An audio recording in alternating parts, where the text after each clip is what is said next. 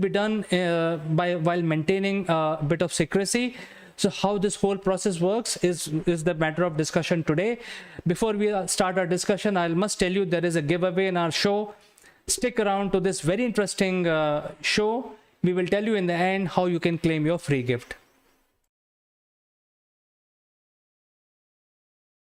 Welcome back, friends. And in today's discussion, we want to basically touch upon the very important subject about therapy for senior executives. And to discuss this particular important subject, I have a very special guest in the studios. His name is Mr. Mike Bradley. He is a group CISO of RHF and Scale Up Arena, and he's joining us from UK. So without further ado, let me present Mike to you. Good afternoon, Chandra. How are you? Just enjoyed your lunch? Of course, Mike, all is well. This wretched virus has also started reducing a little bit in India, and we have just started the great Indian summer. The temperature is almost touching 40, so we're in heat. Right. Yeah, very nice. So you don't need to cook on an oven. You can just cook on the bonnet of your car now. All we have to do is just step out of the house. There you go. So I think the subject is quite interesting, and that is the related to the mental health of the senior executives, and how we all can be therapeutic to our own lifestyle, and how we can improve our mental health attitude towards others. So over to you, Mike. What do you want to say on this subject? Yeah, well, not just mental health, mental and corporate health. I've been running this session for executives, board members. I tend to do it one-on-one because it's quite a, I also call it the executive therapist chair. It's sort of taking a couple of hours out to take stock. And I think we can get so intent on our concerns in the business that we actually forget to sort out the wood from the trees, as we say. So take stock of where we're at. What are the key things we need to be focusing on? Are we focusing on the right things, etc., etc.? So for me, and I found I've had very good responses to this. And the nice thing is you can do it over the virtual meetings as well.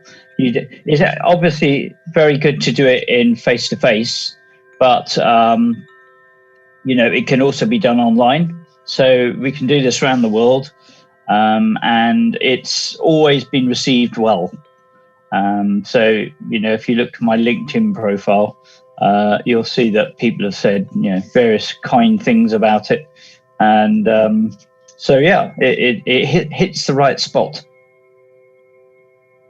Very interesting, Mike. So can you tell us how does this work? It requires a booking of some time with you, or is it a repetitive process where you have to keep visiting and talking to you for half an hour, maybe once a week or twice a week? How does this work?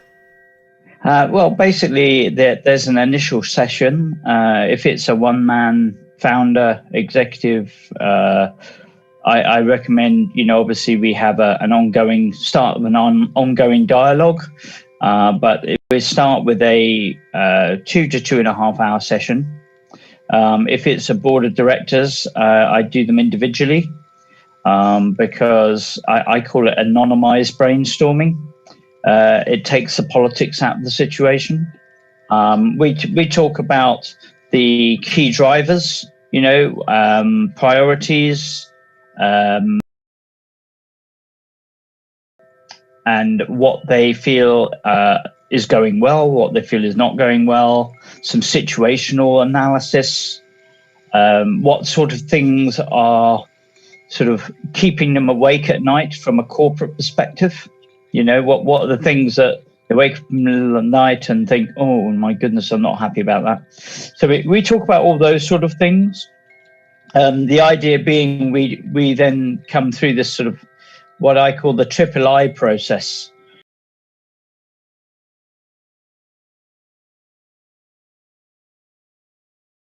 Which is ideation, thinking of ideas, incubation, and implementation. After the session with each of the individuals, if it's a team, you've got a number of key ideas and thoughts and options, and then we bring it together for a group feedback session if it's a board, and all the answers are anonymized, so nobody can tell.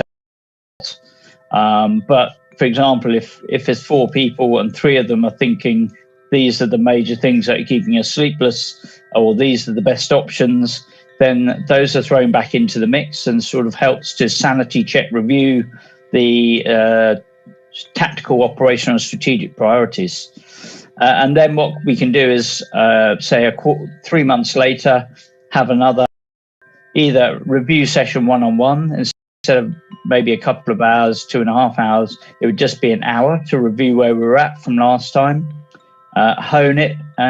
So yes, it basically is booked. It's a book session as a per head fee. And like I say, it can be done face-to-face or remotely. Remotely is more efficient on all sorts of ways. Obviously, it's much as it would be nice to travel to India. It's not possible to do that at the moment, but the session can be run remotely with a quarterly update review. It becomes very much a therapist chair type environment, because once you start talking, you start to get interested and involved in what the person's thinking, what they're doing. You then want to become, get better involved with it. Come to think of it, Chandra, I should do it with you.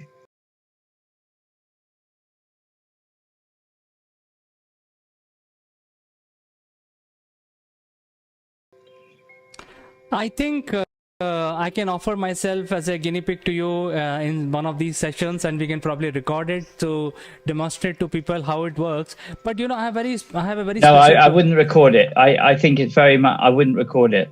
No, because I think the information that comes out of there is what we call Chatham House rules. So you can say whatever you want in there. It doesn't go anywhere else.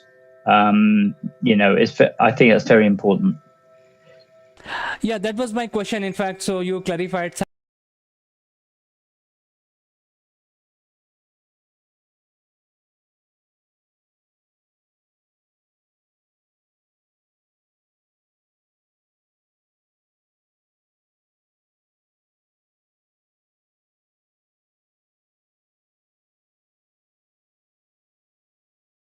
Clarifying it. And I have another question, which is related to how people start opening up. I think that is the biggest challenge we face today, that people don't open.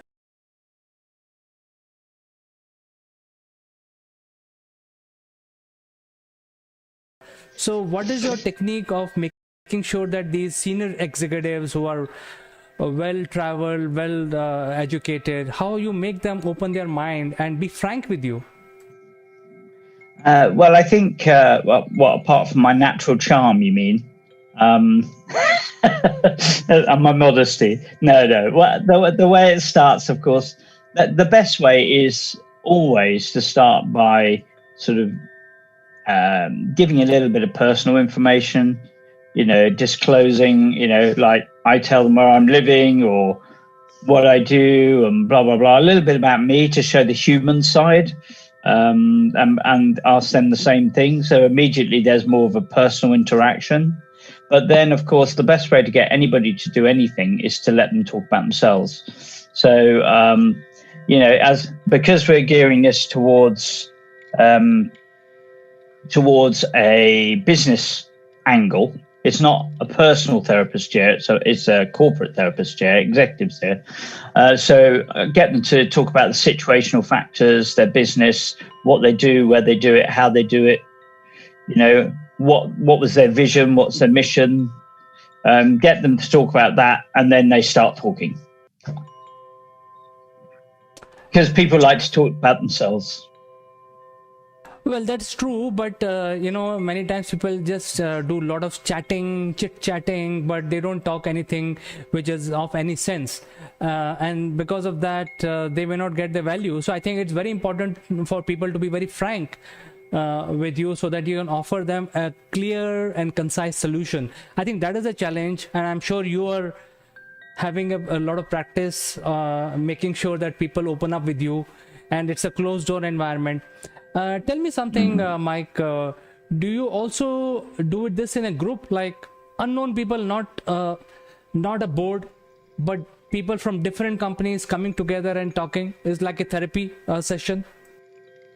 Well, what we can do, and what I have done, is have the same sort of approach, but talk around a particular subject. So, maybe it would be implementation of IoT in manufacturing. And we can have people to go through a session with a similar structure, but talking about the challenges of that particular environment. And the idea being, again, to ideate, incubate, and implement around that particular focused subject. So that's another way that it can be done on a group basis with lots of different companies. Maybe it's, horizon gazers, maybe it's product specific. You can also do it within a division. So it could be a subsidiary or a particular line of business. It doesn't have to be just the executives or the board. It could be a divisional team. It could be a global team. It could be a product team. You can work it this ways, and it's a structure that I've put together after years of sort of living this and having the bruises from working in corporate life, to say, well, how, because at the end of the day, what we need to do is find a good way forward. And some subjects are too sensitive to deal with face to face.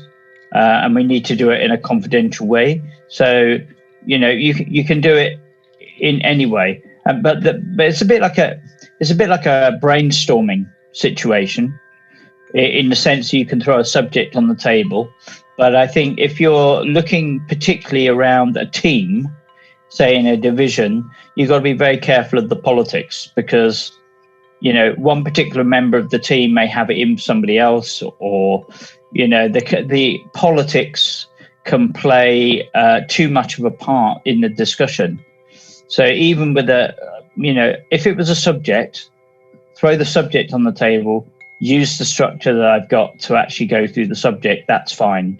But I think if it's a division, if it's a team, I still believe it's better to do the one-on-one sessions and then bring it back with a collective review of what has been said.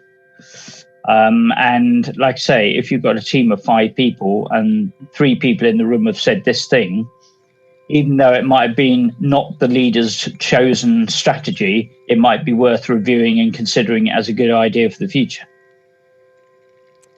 Fantastic. So that brings me to the last question, which is how people reach out to you. Is there a web services based appointment system, or they just call you? How does it work?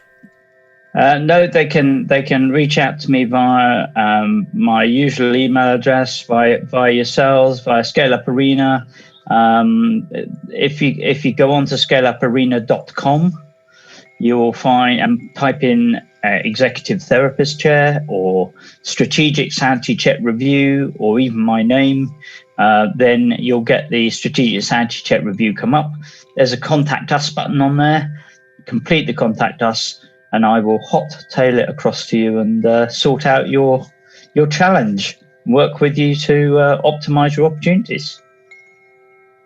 Excellent, Mike. I think this is one side of your offerings I came to know today, and it was very pleasing to hear the methodology and kind of work, which is very very important and more relevant in today's environment. So I think people who are listening can reach out to us, Akulmach, or they can directly reach out to Mike, or they can go to scaleuparena.com and reach out to Mike through that route. So and what I will say as well, Chandra, is if somebody comes through and says that they've come via Akulmach, I will give a 20% discount on the pricing.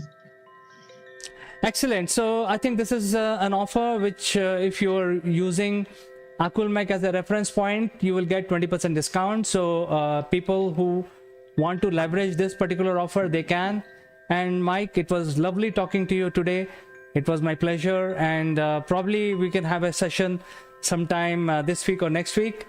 But Yep. I'll catch up on our shows at the same time, same Yep. subject. We'll schedule a 90-minute, and I'll go through it with you.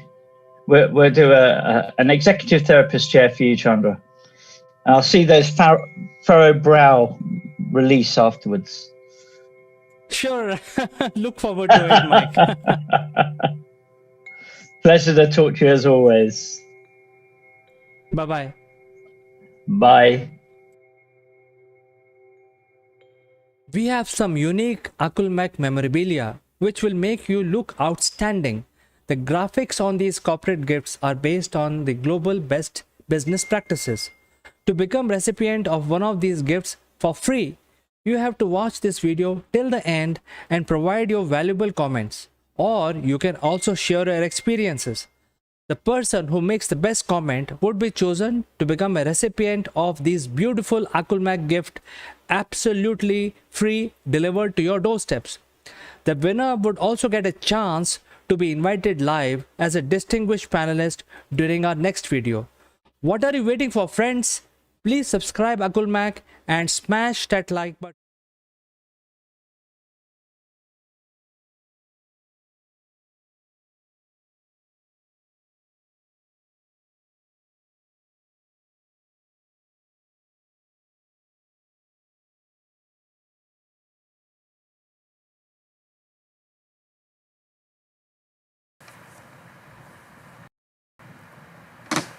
Hello friends, this is Chandra from Akulmach Technologies. Welcome to Top Brass.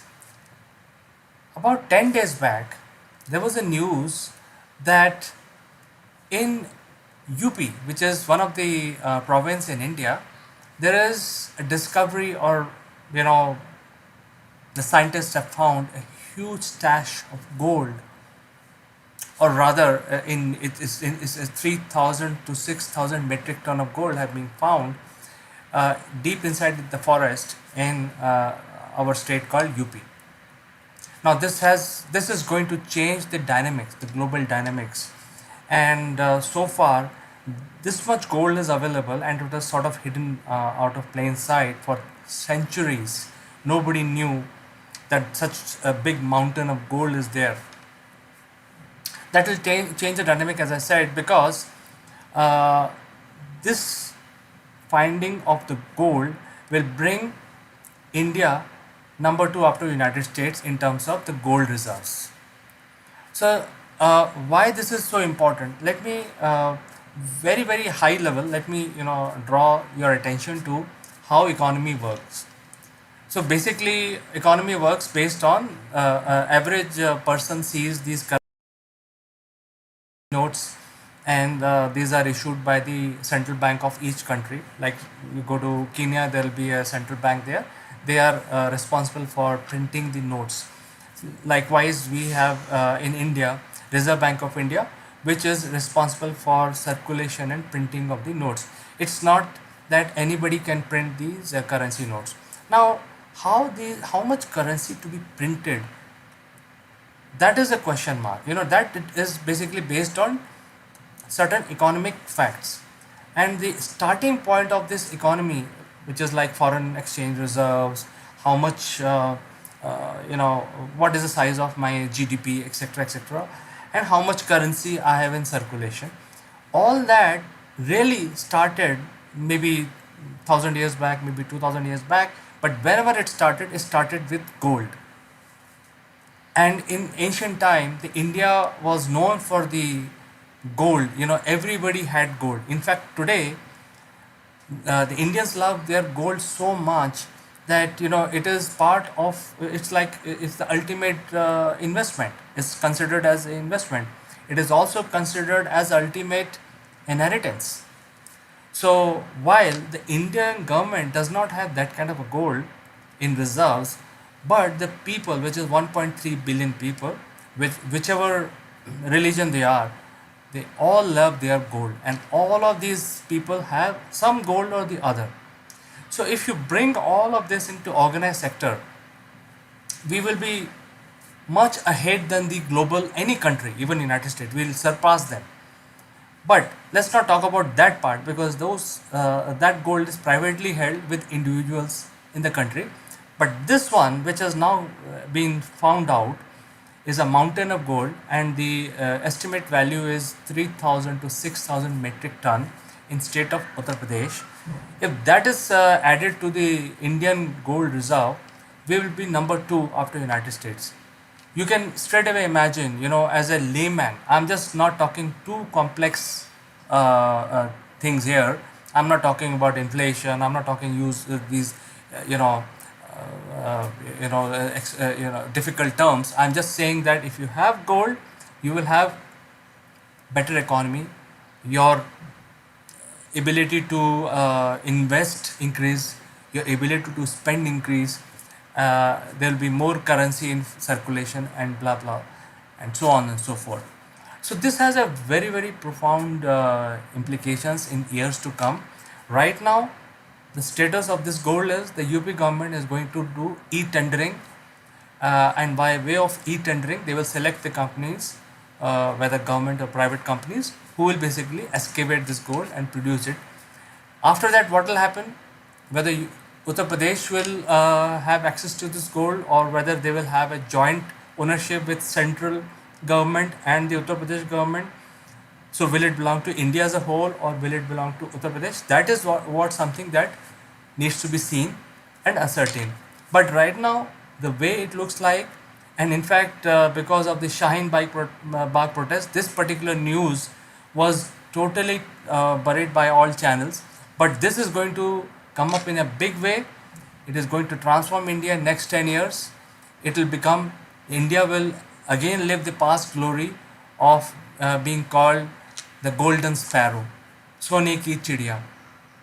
So with this, I will end this video, but I will meet you tomorrow with some more interesting facts. Until then, bye bye.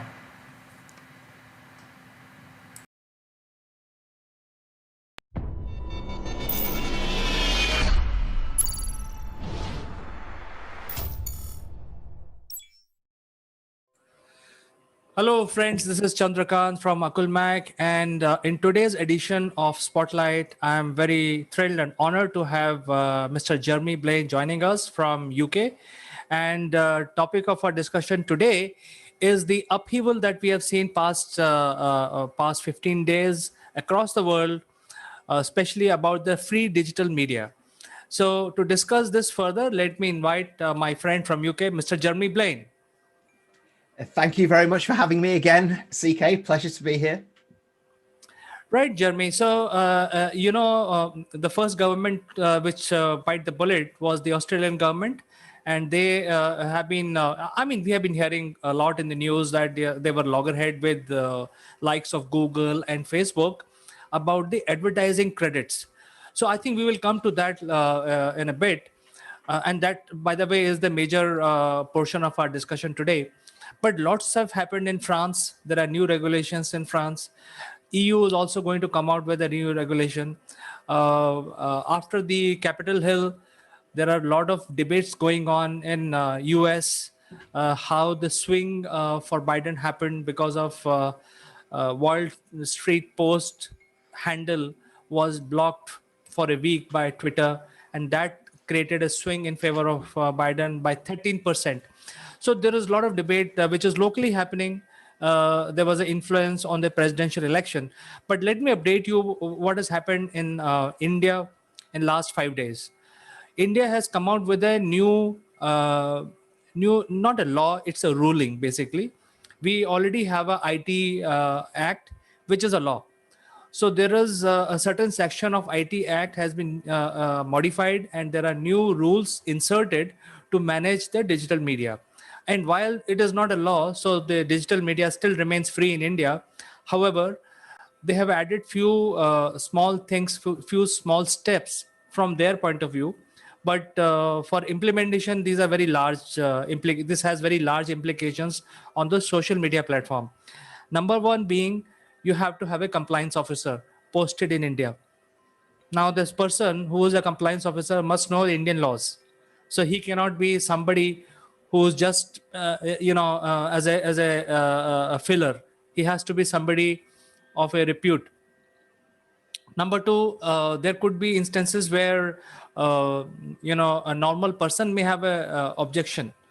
Some morphed picture has been used, or a clipping of video has been used by somebody to create a narrative or a fake news, whatever you call it. So to prevent that, there has to be a grievance cell headed by a grievance officer locally present in India. And number three is, whenever government asks for the handle details, I mean, who started the mischievous post, those details must be shared with the government. And the social media platforms cannot hide behind the curtain of privacy laws or privacy use policy that they have. Now, the number four thing, which is sort of an umbrella, Indian government, unlike the Australian government, they have included the social media platforms and also the OTT platform, because from government point of view, a lot of unwanted things are happening on Netflix and Prime and those kind of platforms as well. So the law or the new rule has been changed to encompass the entire social and digital platforms and media. So I think this is something new.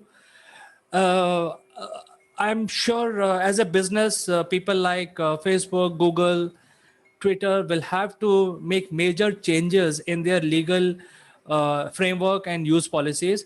And also with Australia, where there is an arbitration. So I think you can talk more about it. So over to you, Jeremy. Yeah, well, it's a very interesting point, isn't it, CK? And it does stem from the increase of power that many of these media outlets, social outlets, digital outlets have, and the unfiltered stream of news, be it fake, be it part truths, be it full truths. So be it in the public interest or outside of the public interest. And I think that actually is really at the heart of it, is public interest journalism and what is in the public interest, and the power that comes from some of these mainstream medias that are able to do, as you said, with the election in the US, and how Trump before Biden had used that, and is continuing to use it even though he's banned, just shows you the frightening power and the sense of influence that it can have on others. And that's really at the core of probably, before everybody else, it is going through Parliament in Australia, and they're saying, look, it goes into, first of all, the public interest and public interest journalism. So a way to start to manage the news that is filtered through, but also critically, it's about the use of data. And we know that Google and Facebook and other big platforms like that, are building a business on data and selling data or selling information and insight through that data to drive advertising revenues, to drive very specific and personalized content to people. I'll be looking on the screen here. I'll be shopping for, I don't know, I'll be shopping for some running shoes, let's say, for example, and all of a sudden, like an hour later, I'm seeing adverts for no apparent reason. I'm thinking in my head, for running shoes for other sites, and I'm like, oh, that's interesting. That's coincidence. I was just looking, so let me click on that. The power and the influence that is there is key. Now that data is being sold, or if you like, that kind of that power of data is being sold by these social platforms to all of their customers as a way of getting direct marketing, personalized marketing, and for paying for brands or for individuals to raise their profile.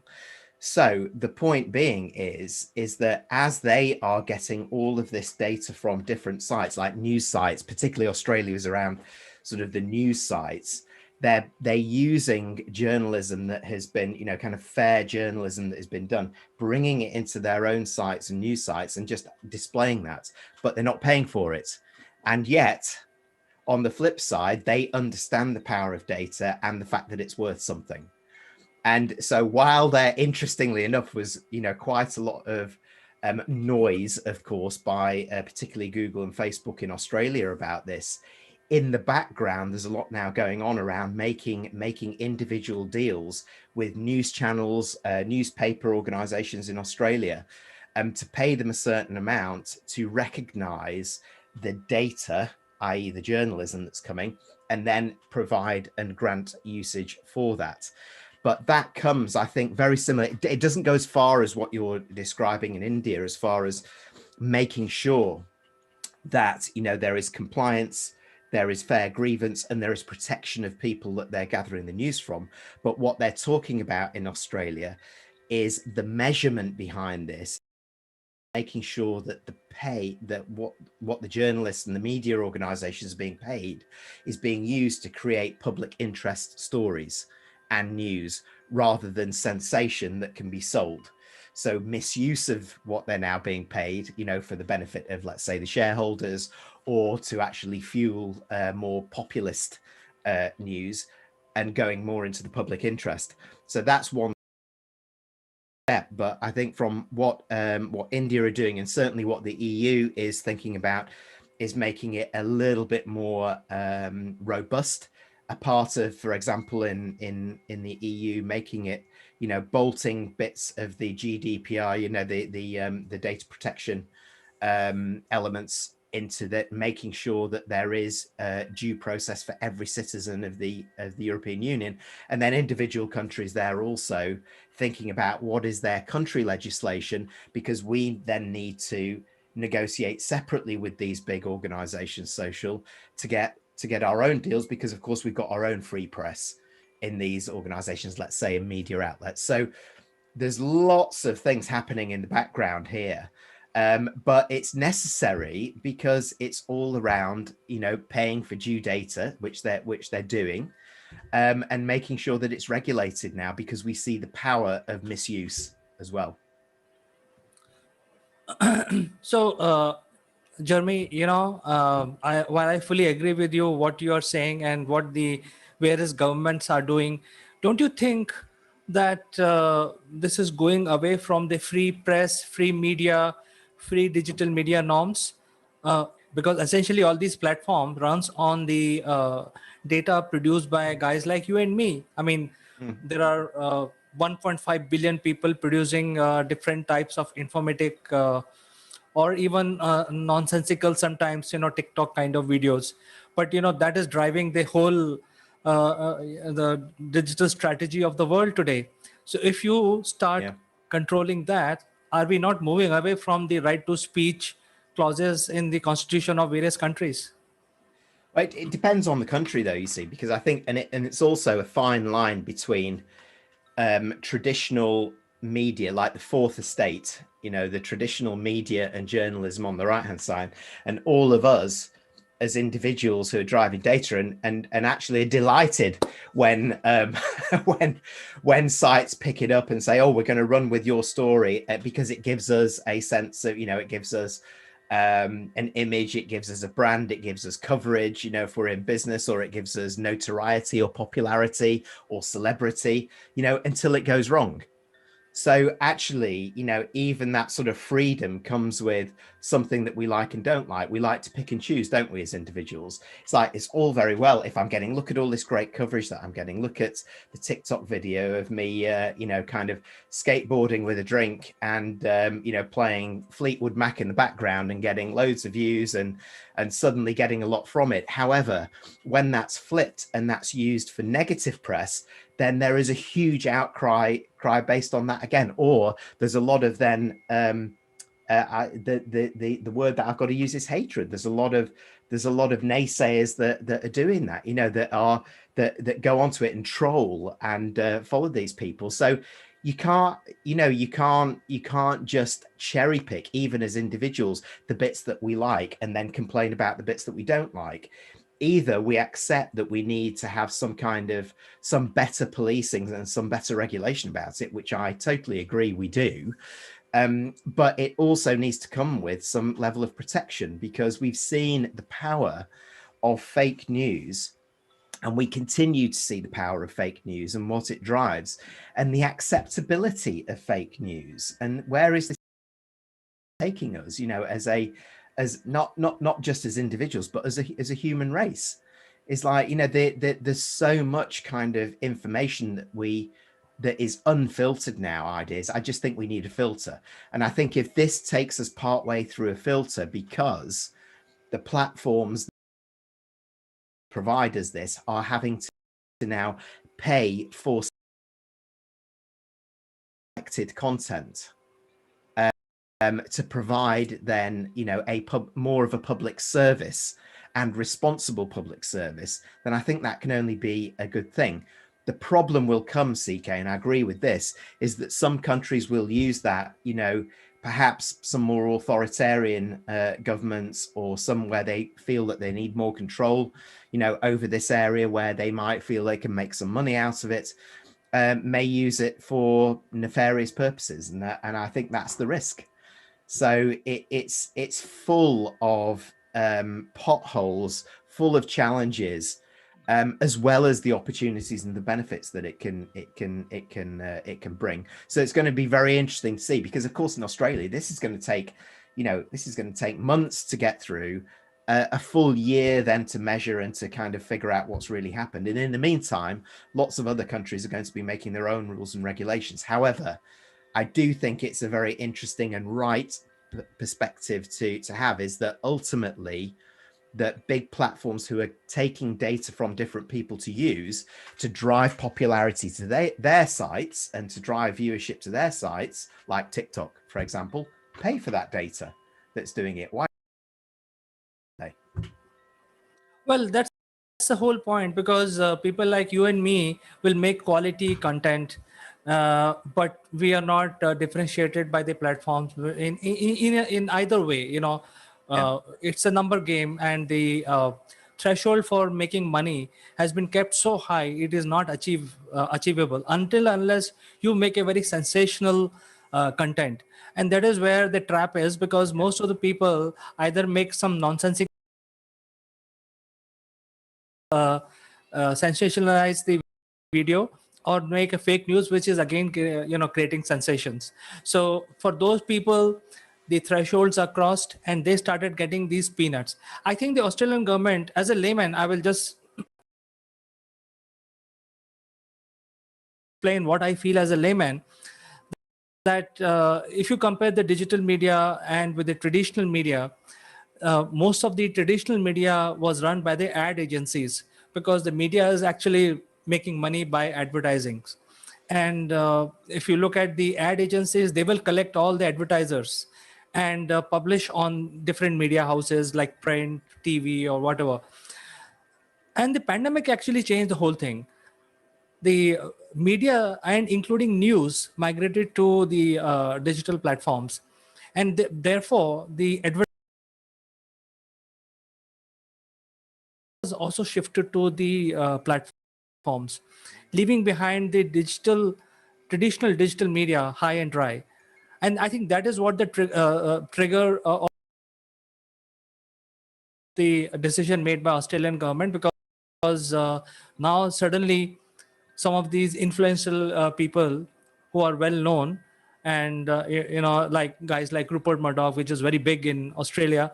My question again, I have given this all background because don't you think that the government may be under influence of these media moguls and trying to create a control on digital platforms? Well, I think there's a balance though. I think that's right. But I mean, ultimately it's about, the question is journalism properly funded? Because what we've seen, exactly as you say it, what we've seen is that as the digital agencies and large digital companies have come in, they've taken the big chunk of the advertising revenue away from the traditional media, and yet they're using the data from the traditional media to do so. So yes, there will always be the big conglomerates and news organizations which will have their own self-interest at heart, and we've seen that. We see how that plays out, and the power of and the decisions that they make around that. Look at Fox News as part of that, that kind of empire in the US, for example, and how that continues to drive a very different narrative, through there. And there's a rise also of, the problem is there's a rise of news organizations apart from traditional media that are now growing up here in the UK. There's two new news channels that have been raised, but the fear is that they become more right wing and more nationalist and more protectionist in their focus. So the fact is that you've got traditional media, you've got the digital giants, and then you've got this new pocket that is feeding on the fuel and the need and for sensationalism. And I think it's got into a real mess. And so if it, for me, this is why I think that while there's lots of different nuance in this, it can only be a good thing that responsible government and responsible legislation is looking at this to think, how can this be made a fairer process, so we protect right and just journalism and public interest journalism, at the same time as recognizing that there are things out of our control around the sensationalism, the fake news and whatever. But if we can actually shore up traditional journalism and those that are still standing up for the free press, and responsible journalism that is in the public interest and for the public interest, then we will always retain the balance. Otherwise, the danger and the risk here is that traditional journalism and traditional media companies are just going to lose out, and then the power is in the hands of even fewer, who have self-interest at heart and who are using data in a really powerful, questionable way that we've seen, more recently, and that will continue to manipulate, not just in a positive way, but also potentially in a negative way, what news is filtered to certain people and how people view news. So I think we need that balance, and in order to get that balance, we need some level of protection for the traditional media and press. There is one more issue, Jeremy. Any production costs money, any good production, because you need, script writers, you need a crew, and you need editors and stuff like that. And all of that cost money. So if you look at the traditional media, that money is paid for because there's an input and there is an output, and the advertisers basically pay per second, and these usually the advertising credits are pretty high. um, Unlike the digital media where the platforms get the content for free. Absolutely, I mean, they have created a platform, they spend a lot of decades in building it up, that is given for sure. But in order to make money on the platform, there is no incentive for a quality production house, because the cost is theirs. And after incurring all this cost, when they bring their digital content to the platform, there is no money back. And when the advertisers are paying these platforms, the return or ROI to the production houses is like 2% or even lesser. So what people get out of digital platforms as advertising credit is kind of very low today. So I think there has to be some regulation around that also, because they have kept the thresholds of monetization so high, which are not achievable if you just follow the traditional method. And hence it promotes sort of fake news. What is your opinion on this? Well, yes, I do. I mean, I think that's the case. I think this whole, this kind of unfiltered deluge that we can get, that is, because essentially, anybody now in the world, the billions of people in the world can be a journalist, or can send something that suddenly becomes viral that they will pick up and use on these platforms. They want to do that so that they can curate a lot of that free news that's around there. But what's quite interesting is that there is a recognition, even though, from these big giants, that there is a need to filter this down, particularly the more reputable ones, like Google and Facebook, that want to be seen to be doing the right things, while in the background making sure that their algorithms are absolutely evolving at the rate that they have been evolving at, so that they can go to the people that are advertising with them and say, here is the data that we can give you that will give you exactly what you need for your target audience. But the fact that Google in Australia, for example, kind of stepped back from the edge, and launched its news showcase product just last month, actually, and has started to discuss this, and actually done a deal with Seven West Media already in Australia, which is it's not been confirmed, but it's been reported to be around a 30 million a year deal. And what the traditional media is saying, this is fair payment for responsible journalism.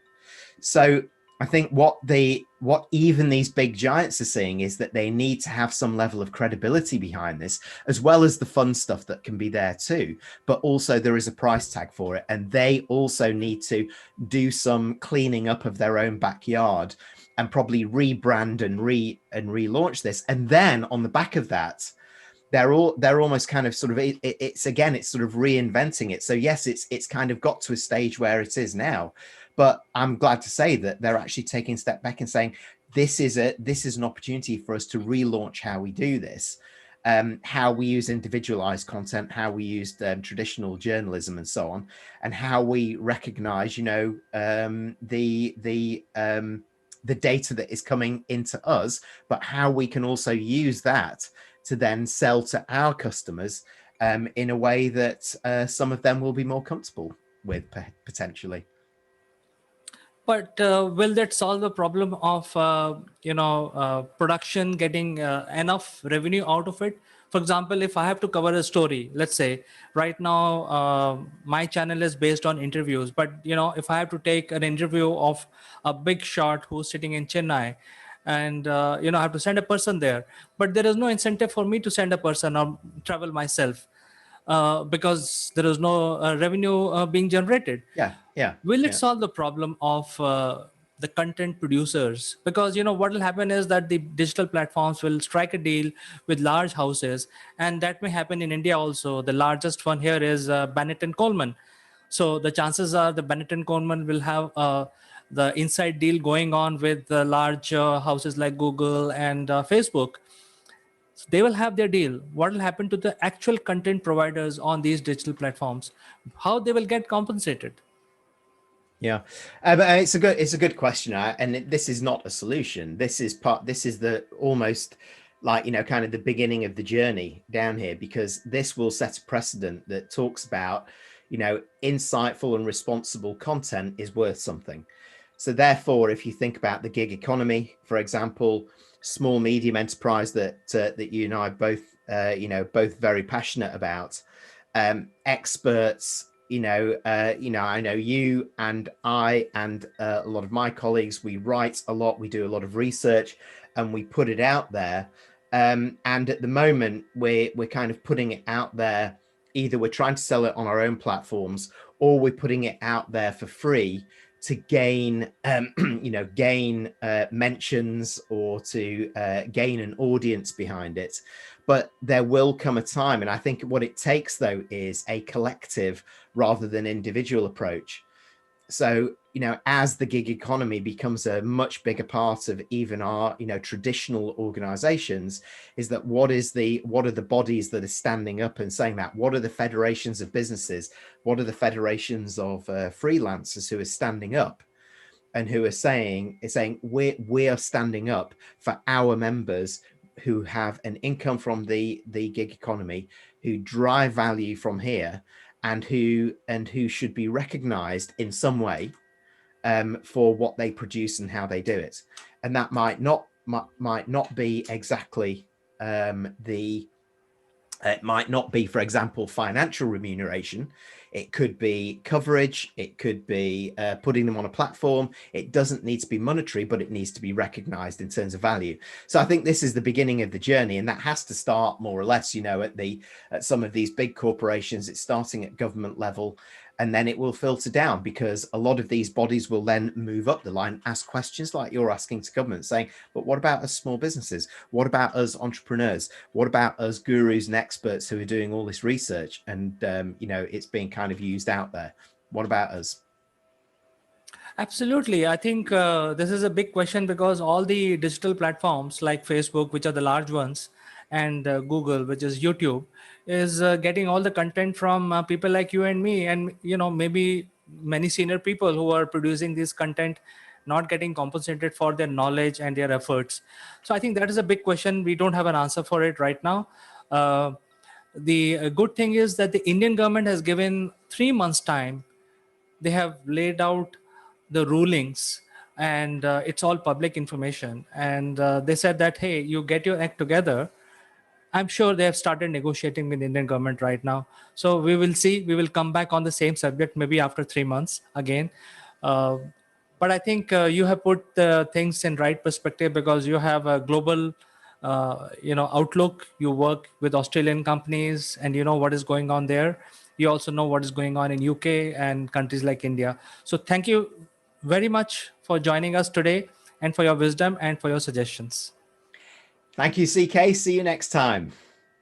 See you next time, Jeremy, and take care. And wish you all the best for your ventures and your research which you are doing. Thank you. Bye bye.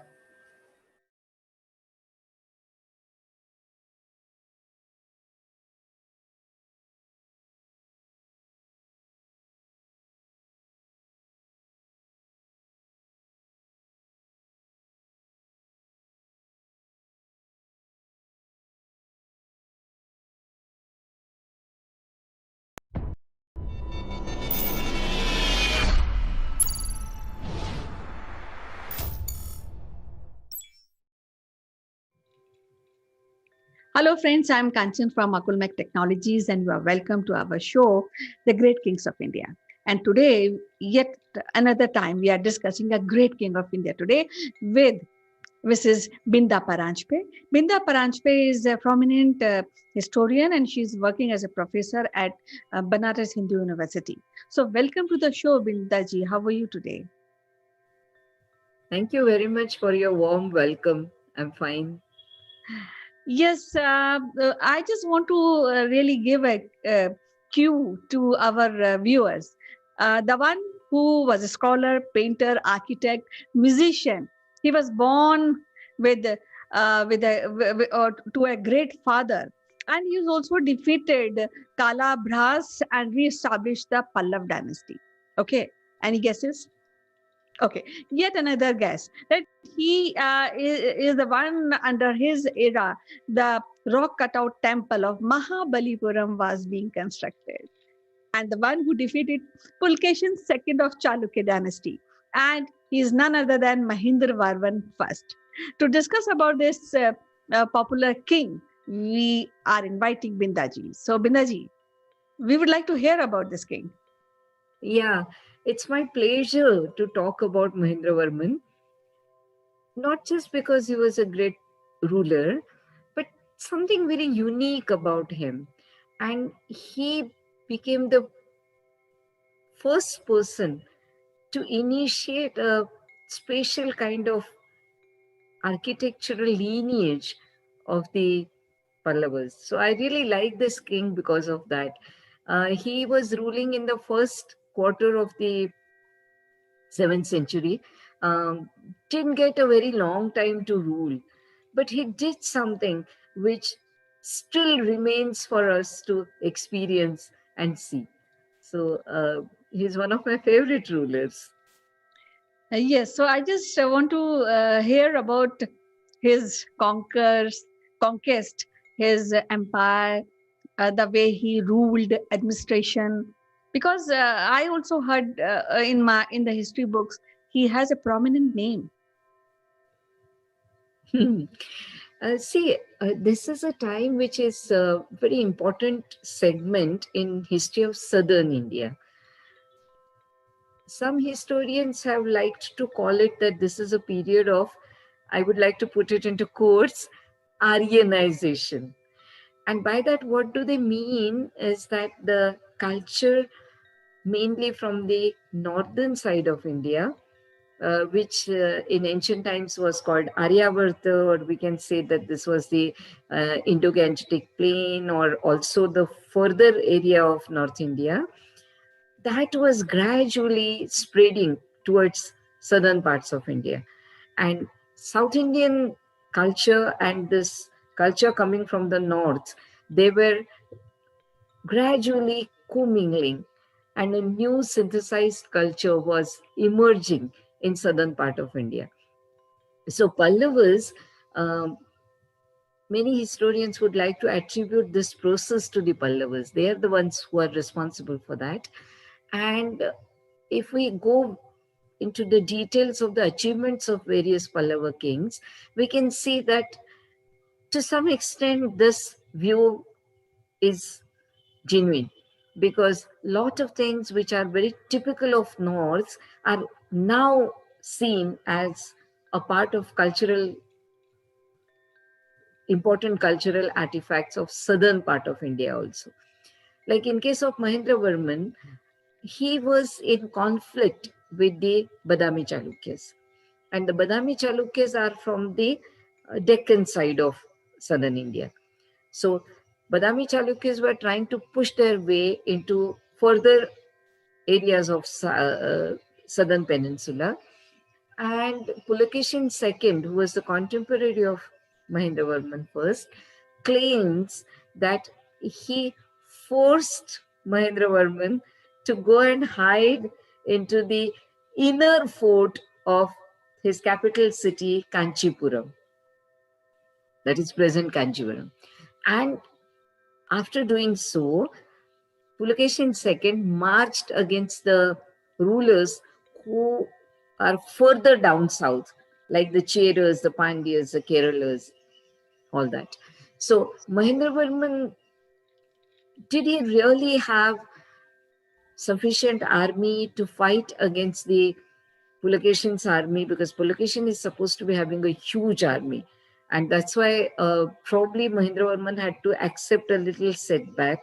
And subsequently, probably, he at least could regain a part of that territory which was conquered by Pulkeshin II. But we can't call it as a great achievement to the credit of Mahendravarman. Okay, so what I feel is that the great achievement is art and architecture at that era. Because Mahabalipuram, the great monument, is being so fabulous and so marvelous to really look around. And of course, I heard that Kanchipuram temple is also being built by this particular king.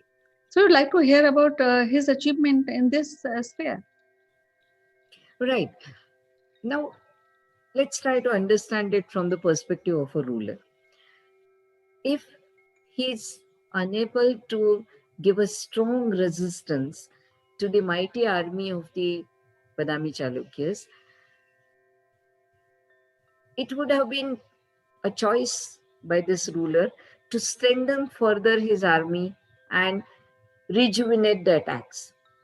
Or, on the second thought, probably what he could have done is paid more attention into improving the quality of life of his subjects. And it appears that Mahendravarman took this wise decision, that if militarily he cannot probably compete with the Badami Chalukyas, and he also is not probably very strategic in having alliances with his neighbors and have a combined force to resist the onslaught of the Badami Chalukyas, he paid more attention towards cultural sophistication within his limited kingdom. And that something I feel that the military achievements are always short lived, because like in case of Pallavas also it happened that Pulakeshin II's victory was short-lived because Mahendravarman's son avenged the defeat at the hands of Badami Chalukyas of the Pallavas and almost returned back in the same coin to the Badami Chalukyas. Then subsequently we saw the Badami Chalukyan ruler Vikramaditya II, about whom we have already talked.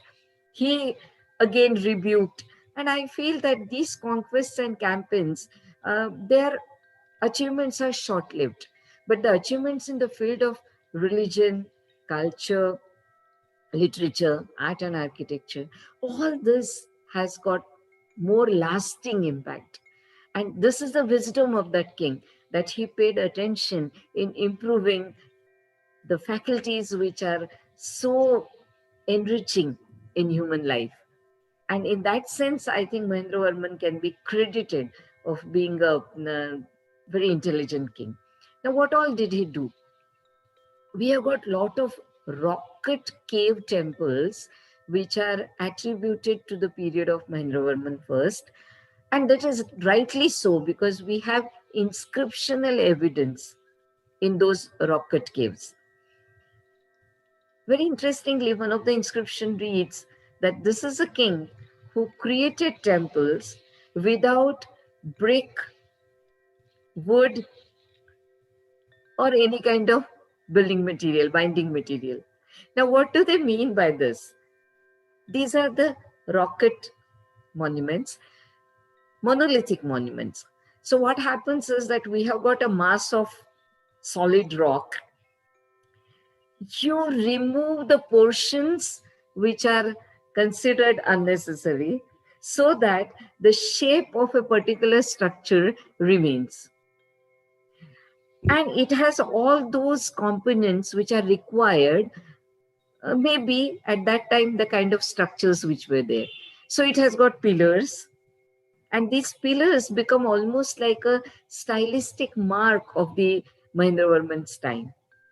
So the pillars are there, and some sculptural decoration is there. Paintings are there, which is very, very important. And also, as I said, to put it all into a historical context and give a more reliable date for it, we have got inscriptions. So all that put together, then we can see that this king was creating a great treasure of history. I don't mean to say that he was creating it as a treasure of history, but today when we look back, we certainly have that as a treasure of history. Now, what is very important here to note is that was it something new that was happening in southern part of India? If it was not so, why this kind of a description that the king is getting a temple made without brick and wood and metal and binding material? Now that is something which gives us a clue that probably this king, who was introduced to these kinds of rocket monuments from the northern side of India maybe, or from at least the Deccan region, because we have started seeing the caves in the Deccan region right in the Satavahana period. So from that tradition is brought to the southern part of India, and Mahendravarman must have got impressed with it, and he encouraged different artists to have these cave temples in his territory. Interestingly, we also get in the inscriptions the names sometimes of the architects who designed these. What are we can call them as pillared halls or mandapas, and they're dedicated to different gods. So all this, if we see in the time of 7th century, the beginning of 7th century in southern India, this was something new and novel that was happening in that region. Now, does that mean that he didn't go for structural monuments? He must have.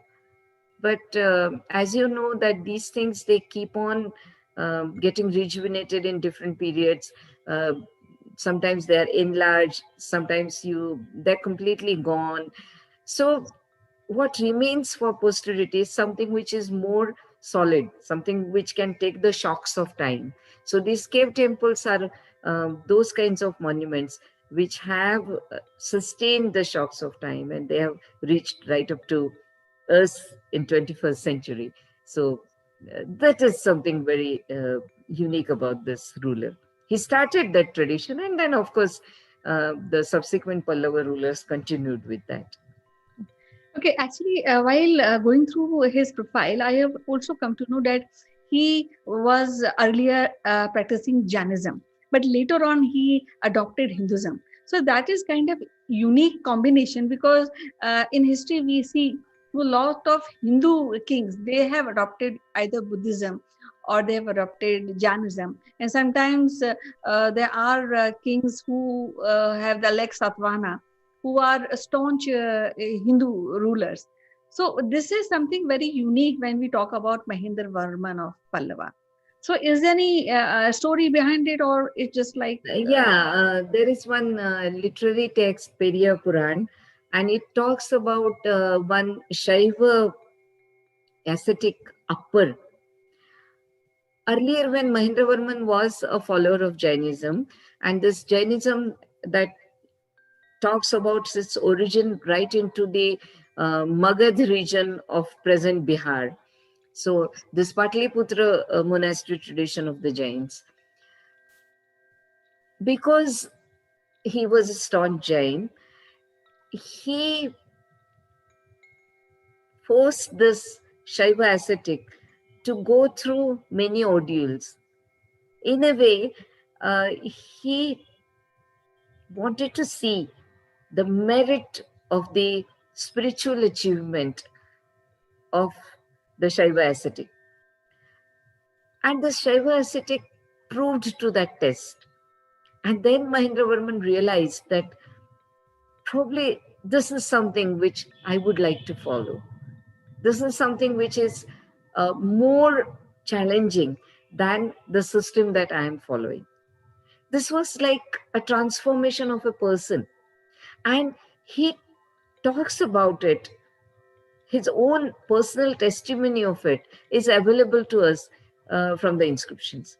Now, this reminds us of Ashok, the famous Mauryan king, how he realized the transformation from within, and from being a follower of some other faith, maybe Shaivite, we do not know for certain, for good, but he became the follower of Buddhism. So how these rulers, they were honest before his probably their own subjects, and they're telling about their own transformations.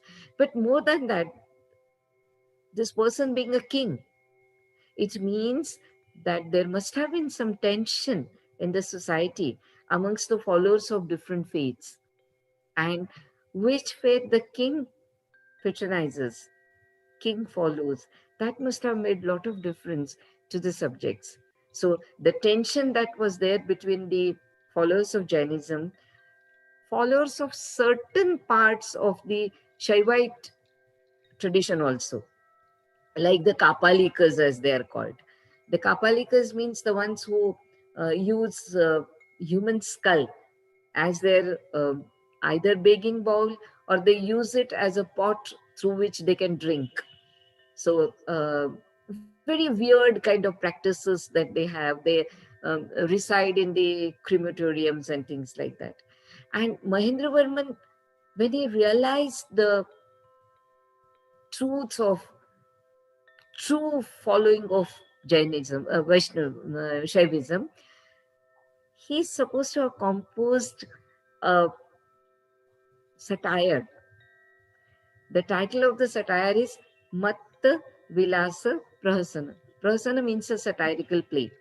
And in that play, he shows that how these certain sects, the Jains, certain variety of Buddhists, certain weird sects like Kapalikas, they practice things which are not really considered good for the moral standing and strength of the society.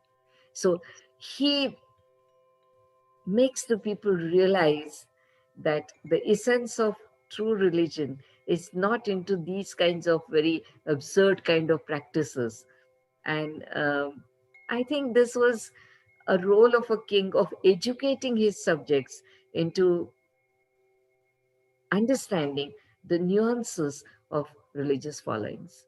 So it's very interesting to see the drama that he has written, the satirical play that he has written.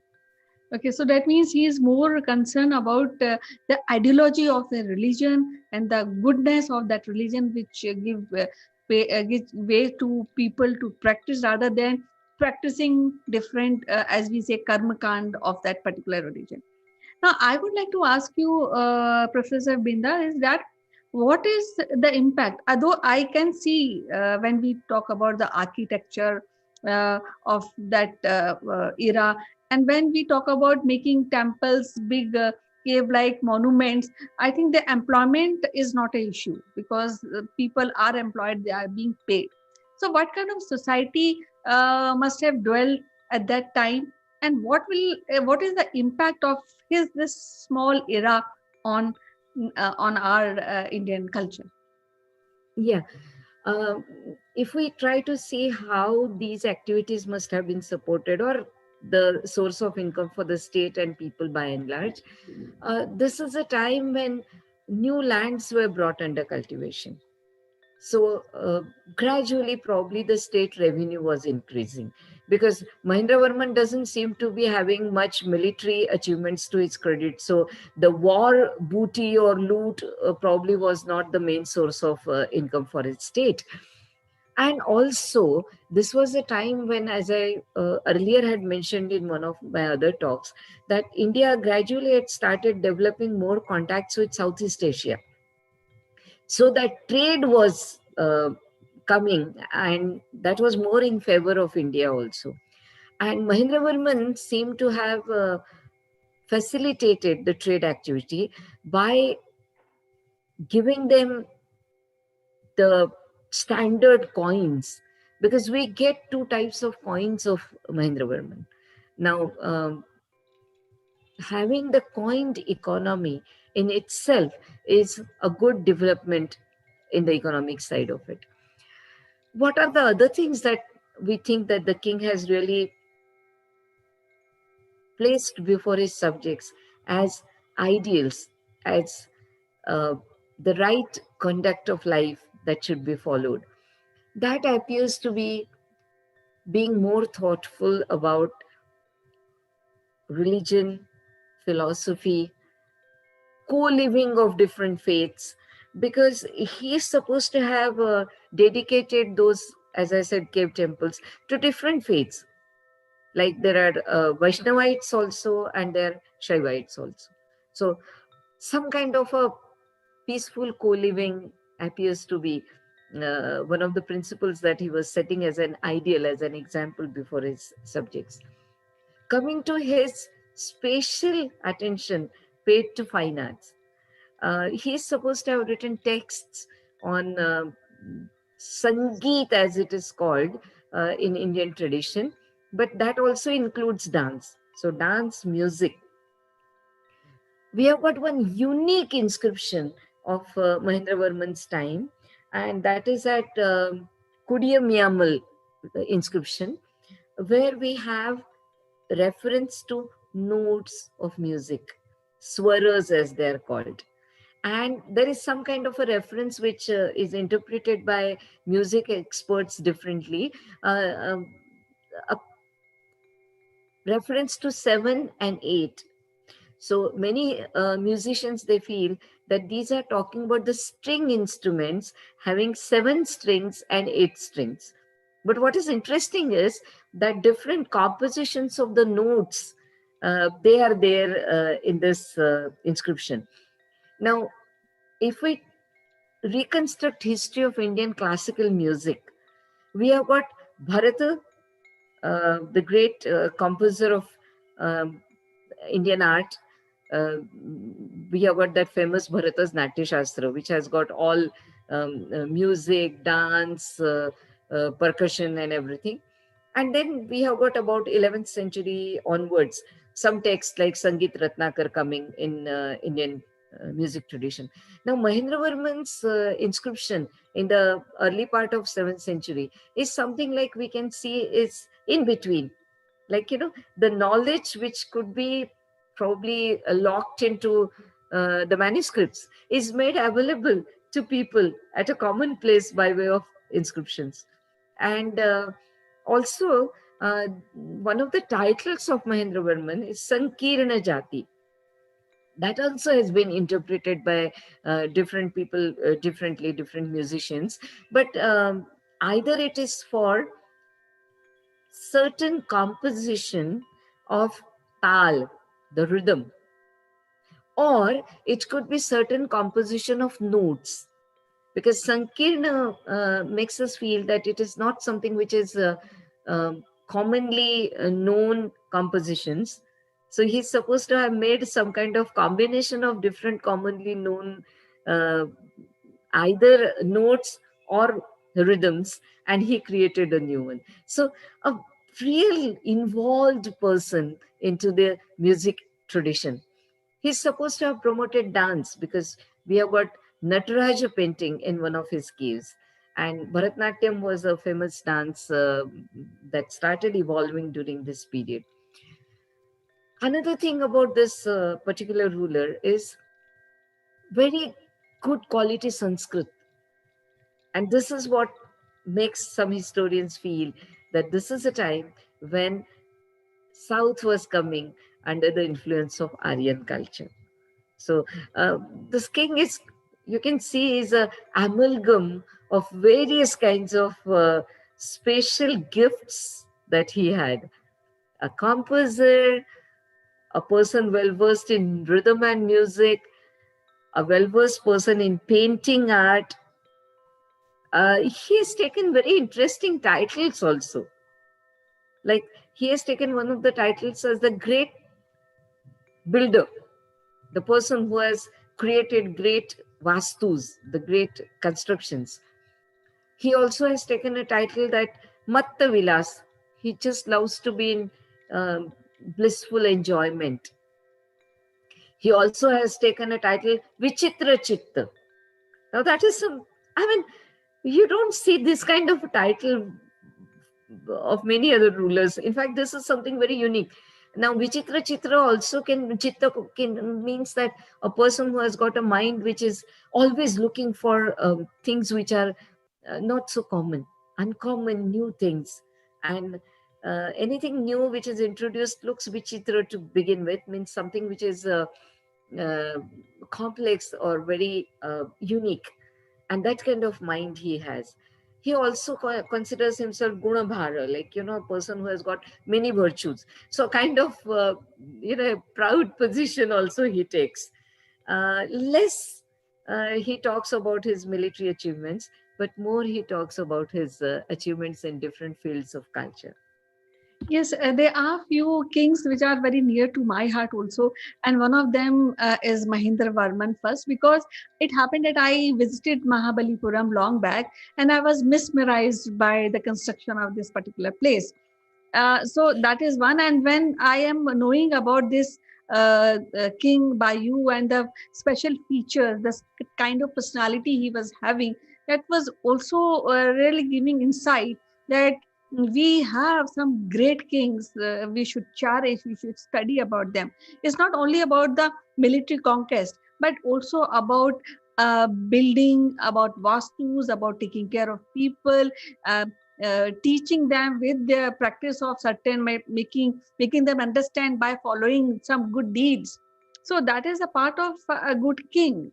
And if we talk about Lalita Deth, who as a person I consider is one of the greatest king, is greater than Alexander. We really ask for Alexander all the time, but I feel Lalita Deth was one of the greatest kings. Likewise, Mahendra Varun I. He is a great king, and I think we should study more about the art and architecture. And I think that is also demand of the time, because we are in making of real vastus currently. in this modern era. So that is one thing. It's so wonderful to talk to you, Bindaji, today, and to know Just about last this. one, I want Yes. to say that two of the great Sanskrit scholars, one is Dandin, who has written Dashakumar Charit, and one is Bharavi, who has written Kiratarjuni. And Kiratarjuni is a very typically Vaishnav text, uh, great poetry. In fact, the Sanskrit poetic tradition mentions five great poets.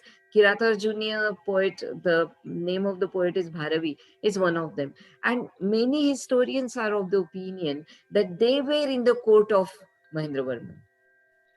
So, as we have seen in case of Kalyani Chalukya ruler Vikramaditya VI, a person who himself has got good knowledge of poetry, drama, music, obviously will be like a refuge for many of these uh, people in the field of fine art and music and literature and poetry and all that. And they would take pride in being in his court. So Mahendravarman first appears to be a patron to all these kinds of achievements. So as you To told the that he people with also written abilities. music and dance book actually. So these are very refined attribute of any personality. And if it is if these personality belongs to a king, that must be having a great impact on the subject. So it was so wonderful to talk to you, Bindaji, and know about this important king of our history. So we'll be discussing another great king of India in our next episode. Till then, bye bye. Take care. Bye. Namaste.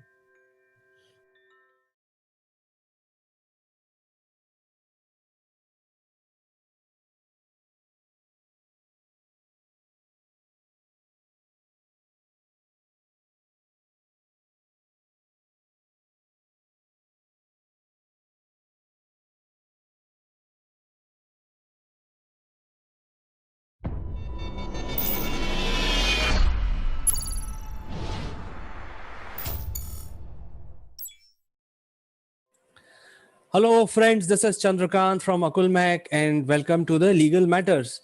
And in today's session, we would like to discuss about one of the recent order from Supreme Court about how to appoint election commissioner for state elections.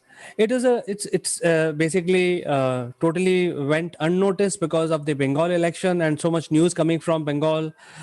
This particular order is very important for our democracy. And to discuss this further, let me invite my friend from Ahmedabad, Mr. Jeet Bhatt. Thank you, Chandrakant, for inviting me and for allowing me to speak on this topic. Yes, it's a very important judgment delivered on 12th of March by the Supreme Court in the matter of State of Goa versus Fozia Imtiaz Sheikh. And certainly it is very important with respect to the democratic process and the conduct of free and fair elections, which form the bedrock of the democratic country. So certainly I'm looking forward for the discussion on this judgment. Yes, Jeet. In fact, election commission is a very important aspect of our democracy because during the election, when the elections are being conducted, election commission really is the government. They own everything during those period of a month or so in a particular state or in a particular area where the elections are going on, and election commissioner of that election is the de facto ruler of that particular state for those many days. So Supreme Court has ruled that you cannot have government officials as election commissioner. What is the impact of that, and how it affects us, and what are the long lasting implications of this particular ruling? We would like to know from you. Yes, Chandrakant.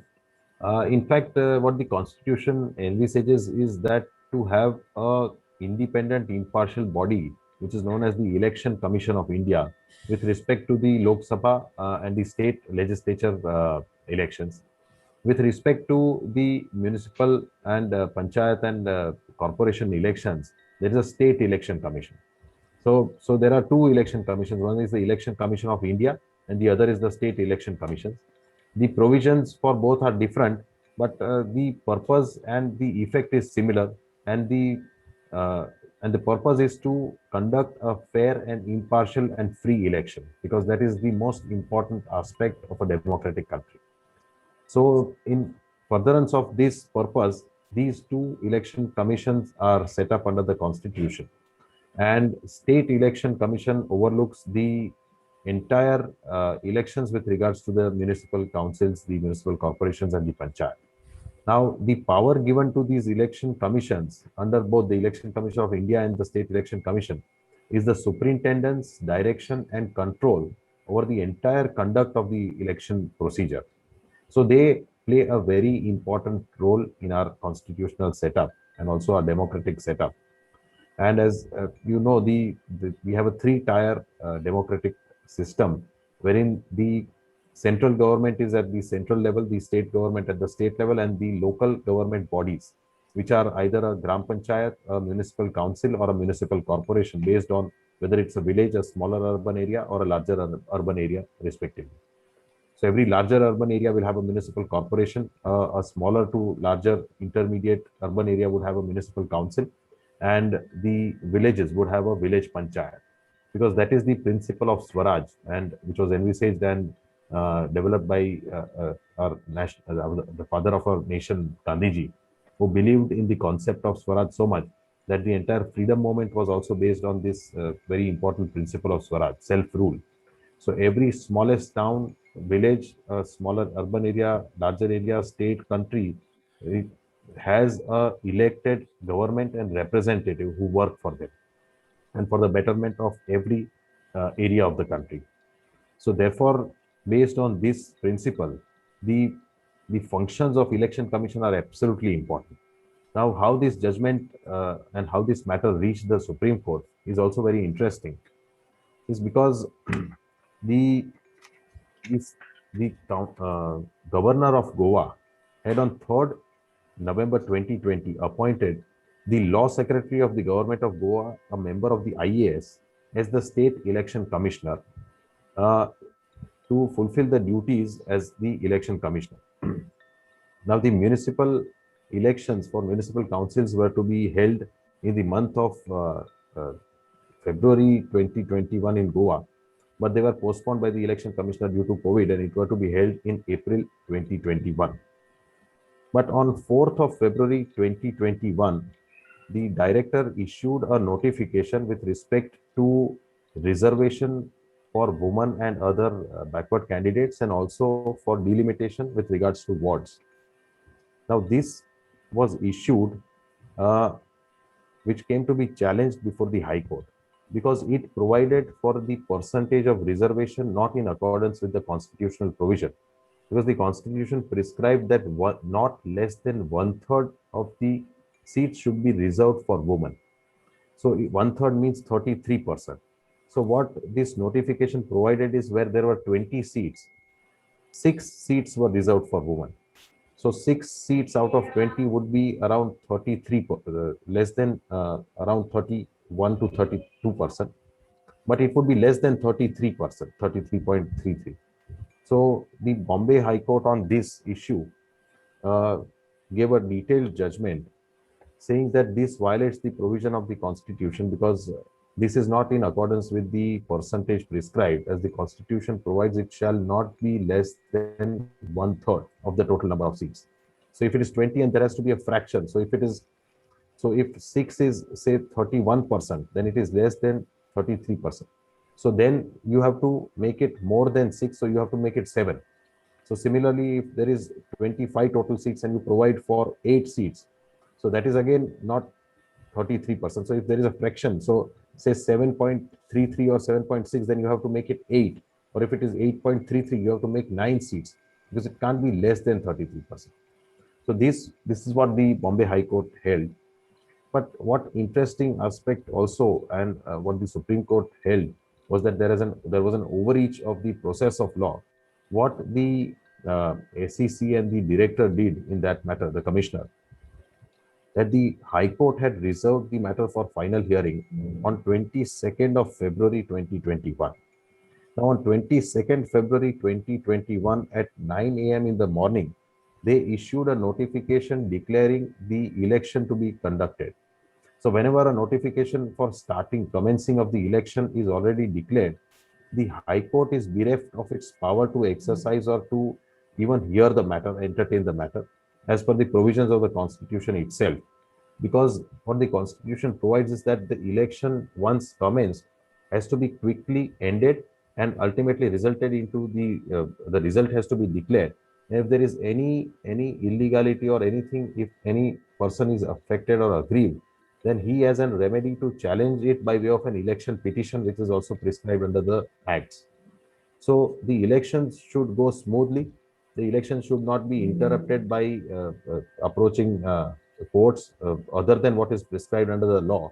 And therefore, an election once completed, only thereafter illegalities can be challenged by way of an election petition. So this was what is provided. So for the High Court not to entertain the SEC and the director on 22nd of February in the morning 9 a.m.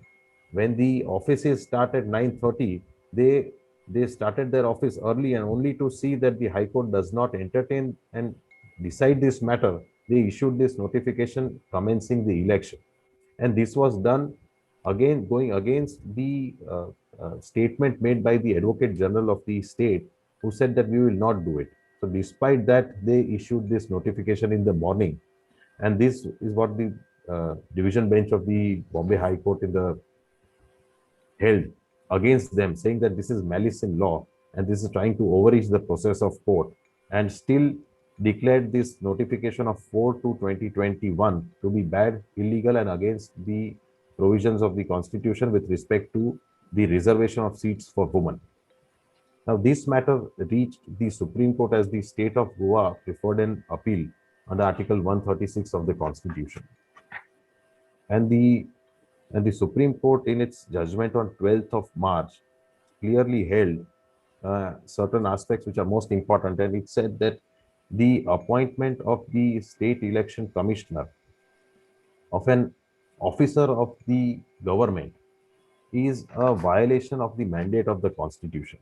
Because a state election commissioner is appointed under Article 243K, and 243K provides that the superintendent's direction and control of the preparation of electoral rolls, the conduct of all elections to the panchayat and to the municipal council shall be vested in the state election commission.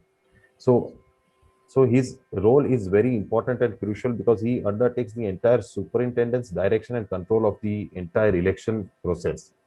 Also, what is the Supreme Court interpreted the provision was that he cannot be removed from his service except in accordance to the procedure which is provided for the removal of a High Court judge.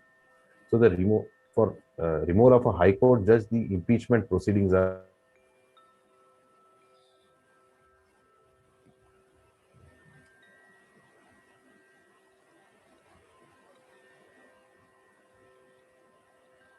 So there should not be any threat on them that they can be removed at the whims. They are not serving um, at the whims and fancies of the government.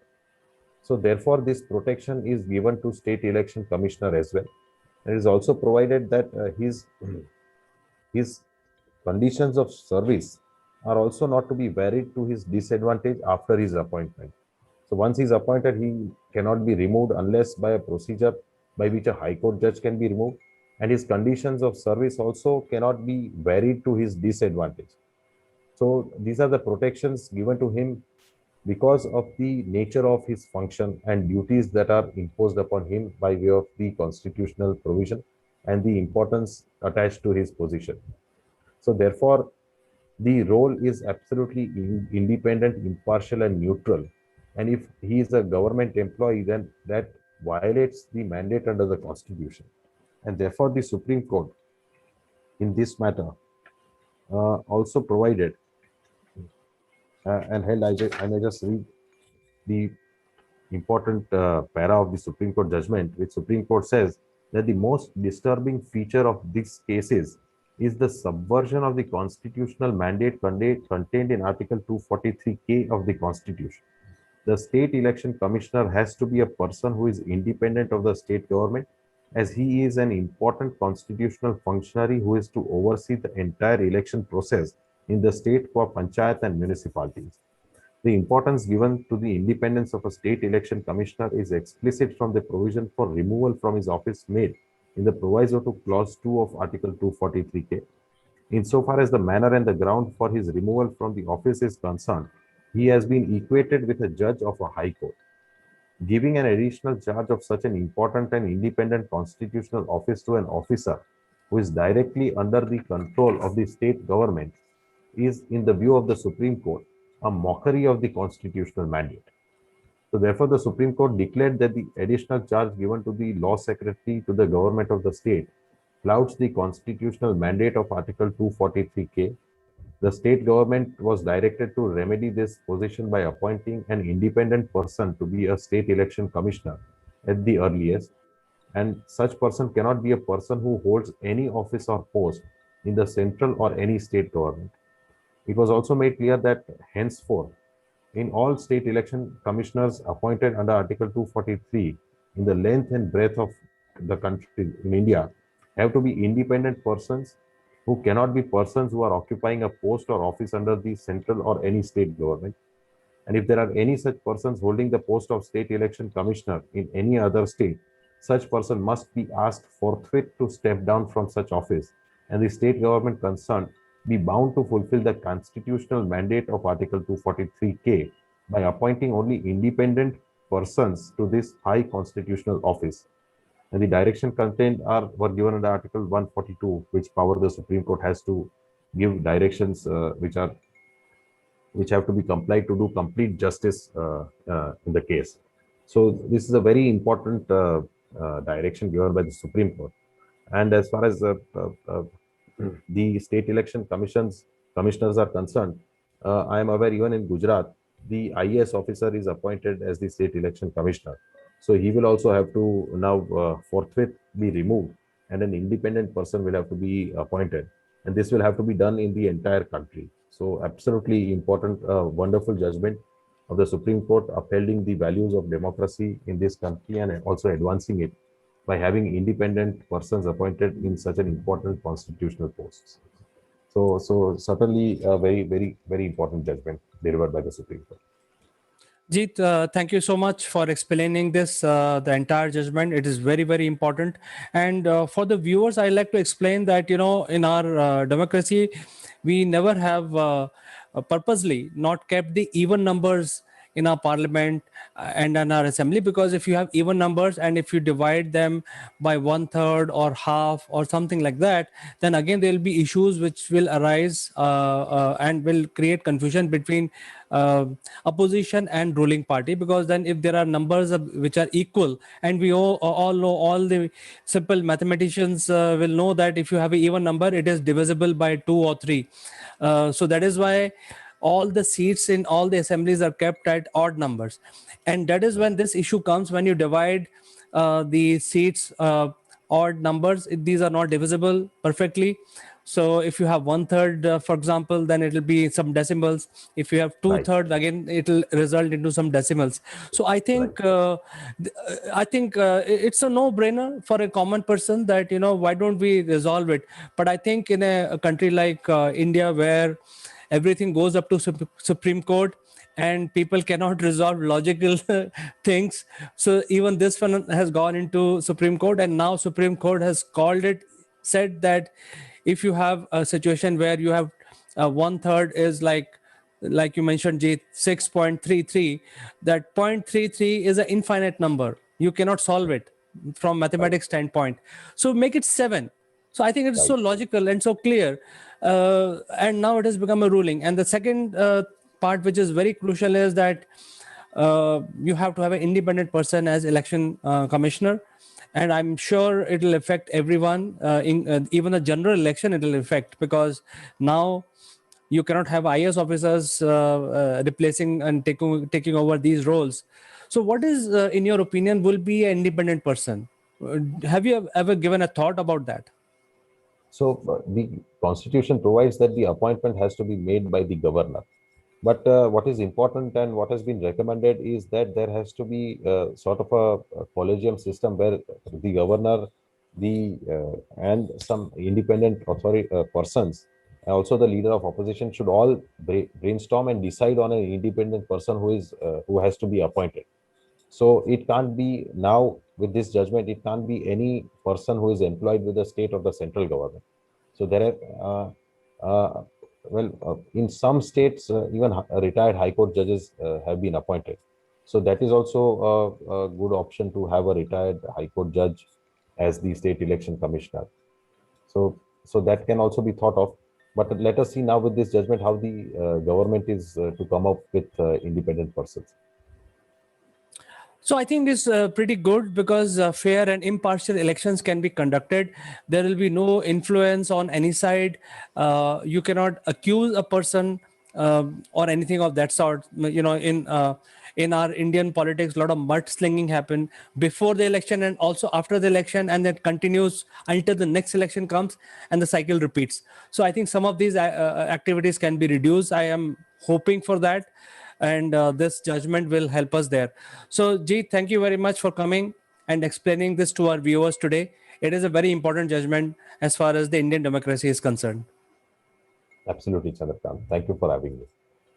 So we will catch up again next week on something more interesting with regard to legal systems and any new ruling which is coming from Supreme Court. I say you have a nice week ahead, and I say goodbye for today, only to catch up next week again. Thank you. Goodbye to you too.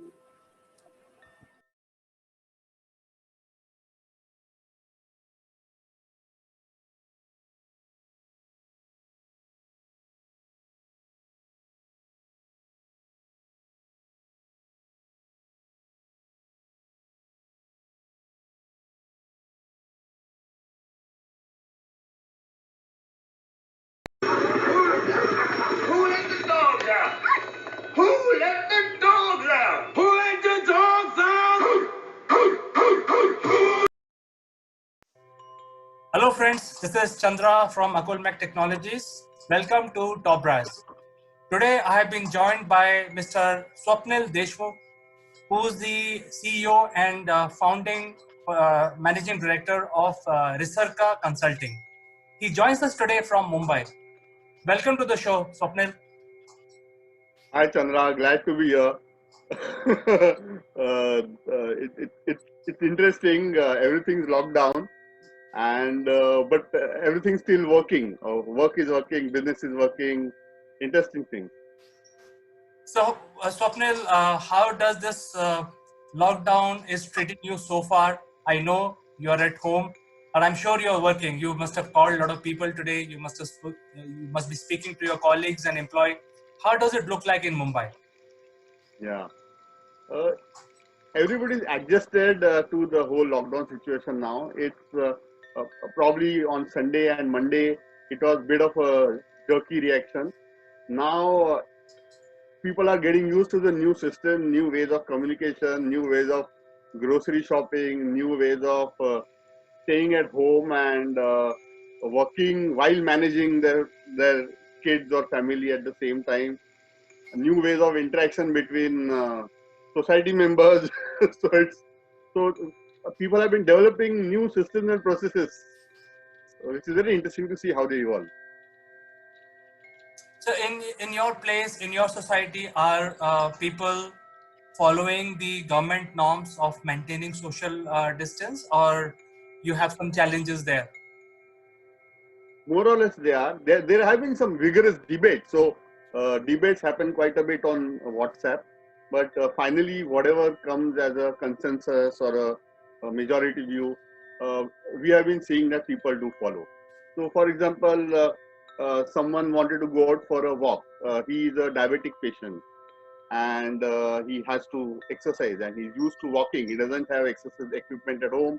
The clubhouse is closed, and someone took a photograph of him at 6 o'clock or some 6:30 in the morning, and said that well, walking is not fine. And then we had a discussion, and we discussed. I also told my Singapore experience, where I lived through the SARS crisis, and Singapore has a citizen army, and it was they have to be people of the fighting age have to be in a fighting condition.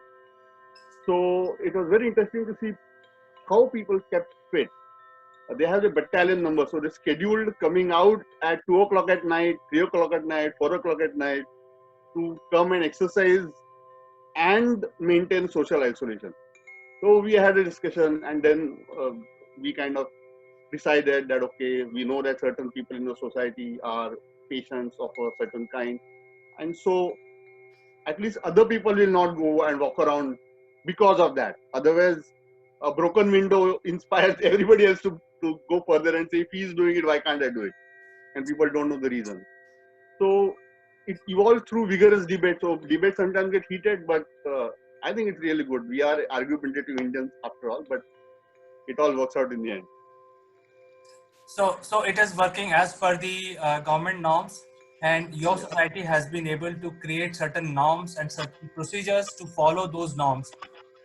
Yes. Very nice, Swapnil. I think you guys as a group has implemented that, uh, the government norms and even the need of the hour to ensure that there is a social distancing between each one of us. Any suggestions you would like to make for people who are still not maintaining social distances?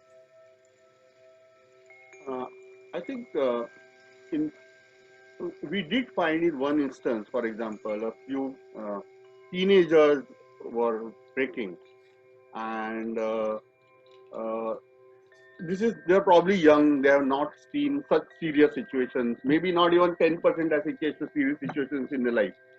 This is once in a century kind of a situation. Uh, and then we had to counsel them. Their parents had to counsel them. Uh, it was uh, uh, the thing is, it's very difficult to understand the impact of this till you see something bad happening very close to you. And in our case also, in uh, society building, couple of 100 meters from us, we found that there was a corona patient, and at that time the municipal corporation came and literally washed down the entire society in chemicals, and the gates were locked, and nobody was allowed to get out or in of the gate. And I think that was the first time people actually realized that this problem is not so far. It's not in the news. It's right outside them. It's just a couple of neighbors down the line. And once I think that realization comes, I don't think it really goes away. You really understand. You probably escaped death by not shaking hands with that person today. You did not know that that person had come from a place where he or she got infected with corona. And I hope that is not what everybody has to go through, but sometimes stories of uh, such nature uh, get you to kind of realize that seriousness. And we I think the entire society had that when we saw that society, we like people wearing those CDC, Center of Disease Control kind of clothes, and with big sprays and cleaning everything, and wow, this is real. So Yeah, I think this issue that has happened this time, uh, I'm sure is going to change the way the people work across the globe, not only in India. yeah. In fact, when you're talking about the patient in the next door society, there were two suspects in my block itself. Oh, oh my God. And, but they were actually following the government norms of 14 days of home isolation. So they are fine. They have been tested negative, but they are continuing with that. And the spray in our society happened yesterday. So I think in my opinion, it is not going to go away. I think it will change the world order. It will change the way we do things. And I'm sure you, as a senior executive, must be thinking what to do next, because I think you got your social responsibility, you got your commercial responsibility, you got employees with you. So I think the new change will emerge out of this issue. What is your Yes. opinion? I think a lot of changes will happen, and it might look a little harsh at this time to use the word opportunity, but I think as an entrepreneur or as a businessman, uh, you cannot hesitate from thinking that way, uh, even in times of crisis, because end of the day, that kind of thinking helps you create services or products, ideas, which end of the day benefit somebody who is affected by this crisis. So it's while there is charity going on and all other kind of things going on, as a businessman, one should be as hawkish, though not take advantage of people's situations, weaknesses, but their situations are opportunities to, I think, help them and serve them. In this case, for example, many people are sometimes resistant to technology tools. They pick up the phone and talk, and which is where deep work doesn't happen. They keep on disturbing each other, and now it's just not possible to disturb, right? Because I cannot disturb my employee cannot disturb me, because both of us know that we have our family members at home. So using alternative tools other than phone calls is is paramount and kind of forced. But if one uses this as an opportunity to use those tools, it will help in the long term to have remote working, have distributed teams, where people have more patience in checking emails or WhatsApp messages or dealing with each other, which will end of the day help deeper work and productivity of people. So similarly, for example, as simple as gathering information. Previously, in our society, we have a society manager employed, and he would just pick up the phone and he would ask, "Oh, so how many people? Oh, so what is happening in on individual members on the intercom?" Now he's himself not there, and we had the situation that we had to comply with the municipal corporation's instruction that we should know in every house who's staying and when they came and did they have international travel and stuff like that. And uh, I usually did not get involved in the management committee's activity because for my personal reasons I've been a little away from that. And I saw they were facing this problem and they were discussing. And it took me 10 minutes to create a Google form and then send the link to everybody. And within 24 hours, the link spread and every tenant and every owner's data was there. And now I had the secretary calling me, "Can you send me that data?" So it's an opportunity. It just keeps on happening. I think we should look at the next phase and keep thinking solutions as businessmen, as entrepreneurs, as innovators. That is our contribution to the society, and one should not think that only doing charity or only uh, uh, the other things are our contribution. This is our contribution. When this all gets over, we are going to build things from whatever it's there, and we will have to create a new world. The old world will not exist, and we have to take that initiative, even though right now it looks a little hawkish and opportunistic thinking. It's okay. Excellent, Swapnil. I think this is the third day today. We've got 18 more today. Basically 18 more days to go in the lockdown situation. So I'll catch up with you after a few days to check whether there has been change beyond what you have explained today, or what has happened in your place in Mumbai. Until then, I say bye to you for today, but I'll catch up with you in a few more days.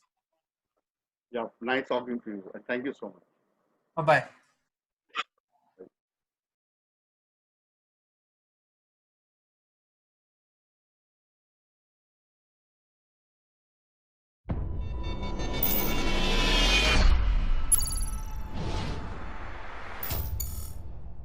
Morning, Neville. Welcome to Top Brass Spotlight. Good morning, CK. Yes, Neville. So, the today trending news in India is investment of Facebook in a Indian telecom operator called Reliance they have a brand called Reliance Jio, and this Reliance group is so big. In the telecom sector, Facebook has picked up only 9.9% stake, which is equal to $5.7 billion. So they have taken up only 9.9% stake in a telecom operator in India. And there is a big plan to integrate WhatsApp with a core telecom platform, and they want to make huge strides using WhatsApp. They want to go to 300 million small shops, provision stores, which are very small. They are not as big as the supermarkets, but they are smaller. They're closer to clients, and they want to enable two things with this acquisition. One, they want to integrate the WhatsApp payment platform for micro payments using the digital platform. And number two, they want to enable local consumers to talk to the local shops and stores by faster communication. So they are going to plan a complete stride, and making sure that the competition between Walmart, Amazon, and now the Geo Mart is going to heat up in India. And the numbers are humongous. If you can see these numbers and appreciate, it's a very big deal. And let me tell you, Naval, this is the first of the large days, mega days, which are waiting to happen for India. The world community is looking at the digital society of India, which is million small businesses using digital platforms which are already present in India, and 1.3 billion digital consumer base. So this is exactly the big news in India, where the Facebook is investing in a large telecom operators. They have picked up only small stake, but look at the numbers. It is deal worth $5.7 billion. That's massive, massive deal. And if you let's look at that just very simply. Why are they doing that? And the simple answer is because communicating with people is the digital arena. How do you get your message out there? How do you put your company in the spotlight, as the program goes? You get to your audience. So it's that communication platform. And Facebook are just demonstrating exactly what all these big platform organizations can do. So Facebook's a platform. Your telecom arena is another platform. Put the two together, and actually it's a very, very powerful arena. In some respects, if you control the airwaves, you control your destiny, as someone might have said in the past. So how do we, the question today we've got for everyone out there that's listening is, how do you control your destiny? So you need to control your message, and you need to put it out there, if that makes sense. Yes, it does. But I'm quite excited because my business is also a small business in India, and I'm figuring in that 600 million small businesses which global cross-border business houses are aiming to address. So I'm also thinking there could be something for us as well. So like me, there are so many other people in India who are waiting for such mega days to happen. And together, I think we can drive the whole digital economy for the world. Oh, you're absolutely right. And it's should be of no surprise to people that Facebook have taken this small stake. It's not a controlling stake. It's not even a declarable stake in the corporate world. 9.9%. It's not a declarable item per se. It certainly isn't a change of control. And for those listening out there, 51% is not a change of control either. 25% might be a change of control, depending on who's holding the 25%. So, yeah, I mean, it's a huge, huge change in your arena. And it won't surprise me that they do this elsewhere. But let's face it, where are they going to do it? They can't do it in China because they're blocked. The Chinese do their own thing, as we know, with WeChat, etc. So where's the next place that they can do it? the biggest population in the world. Ta-da, is India. You know, 1.3, 1.4, maybe 1.7 billion people if you actually had a proper census out there. You know, who knows how many people are actually living in India today. That's right. So this is a trend. In fact, all the media channel, newspapers, tabloid, online, everybody's carrying this major news item. So let me ask you, Neville, what is trending in UK today? Well, apart from that horrible thing called the coronavirus, which tends to hit every tabloid, every broadsheet, every financial paper, news item in the UK and certainly in the Western world, we had a catastrophic event that happened yesterday, and it was a global event. The oil price went negative. Listen to the words, negative. So in other words, this was a globally based commodity that people buy and sell on the open market, and you couldn't give it away yesterday. You had to pay for someone to take it away. It almost became the garbage can of the world. You know, you have to pay people to take this high valued commodity away. Now, it was only in certain parts of the world, to be fair. It was only in America because of just the way markets work. And the reason for it is quite simple. There's no air traffic happening. That uses oil, a particular type of jet fuel. There's not much travel happening. There's lots of cargo moving around, but people are not traveling. So there's no typical ordinary vehicle movement. It's been reduced hugely. We're also coming out of the cold season in America. So there's no requirement for heating oil in the majority of the US. So all of these factors means that no one wants the oil. And this is raw oil. This is not refined oil. They just do not want this raw commodity. And yesterday, on one particular trade, it was minus $37.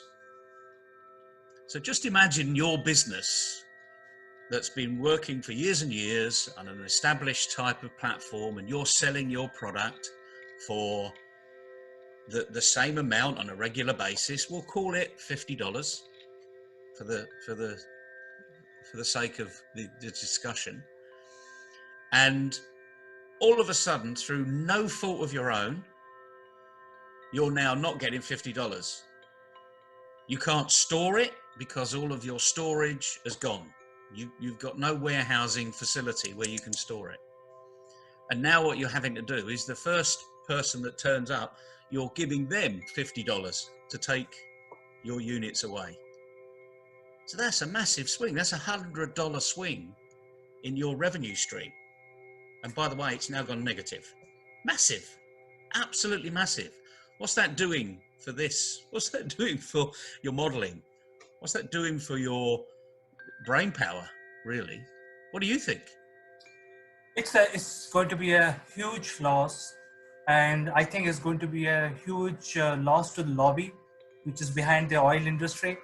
Let me express my feelings by giving you another piece of news which I heard 2-3 days back on a weekend, that Samsung is coming out with a solid state battery, and this is much more efficient and cheaper to produce than the lithium ion. So who knows, when the oil requirement because of coronavirus or COVID-19, people stop traveling, people have more of virtual business, people stop taking flights. Who knows, the battery come and replace this particular source for energy. You never know. Well, you're absolutely right. And the thing about this is that the whole renewable discussion comes up into the forefront of lots of people's minds. Of course, the reality of life is, if oil is so cheap, actually renewables were expensive before, and that makes them even more expensive. So there is this balance we need to look on the world economy, What do we want for our environment going forward?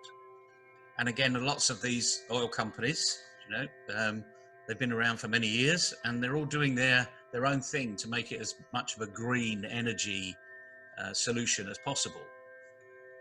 But we've got the issue now is we need to ask that fundamental question: what do we want from the planet?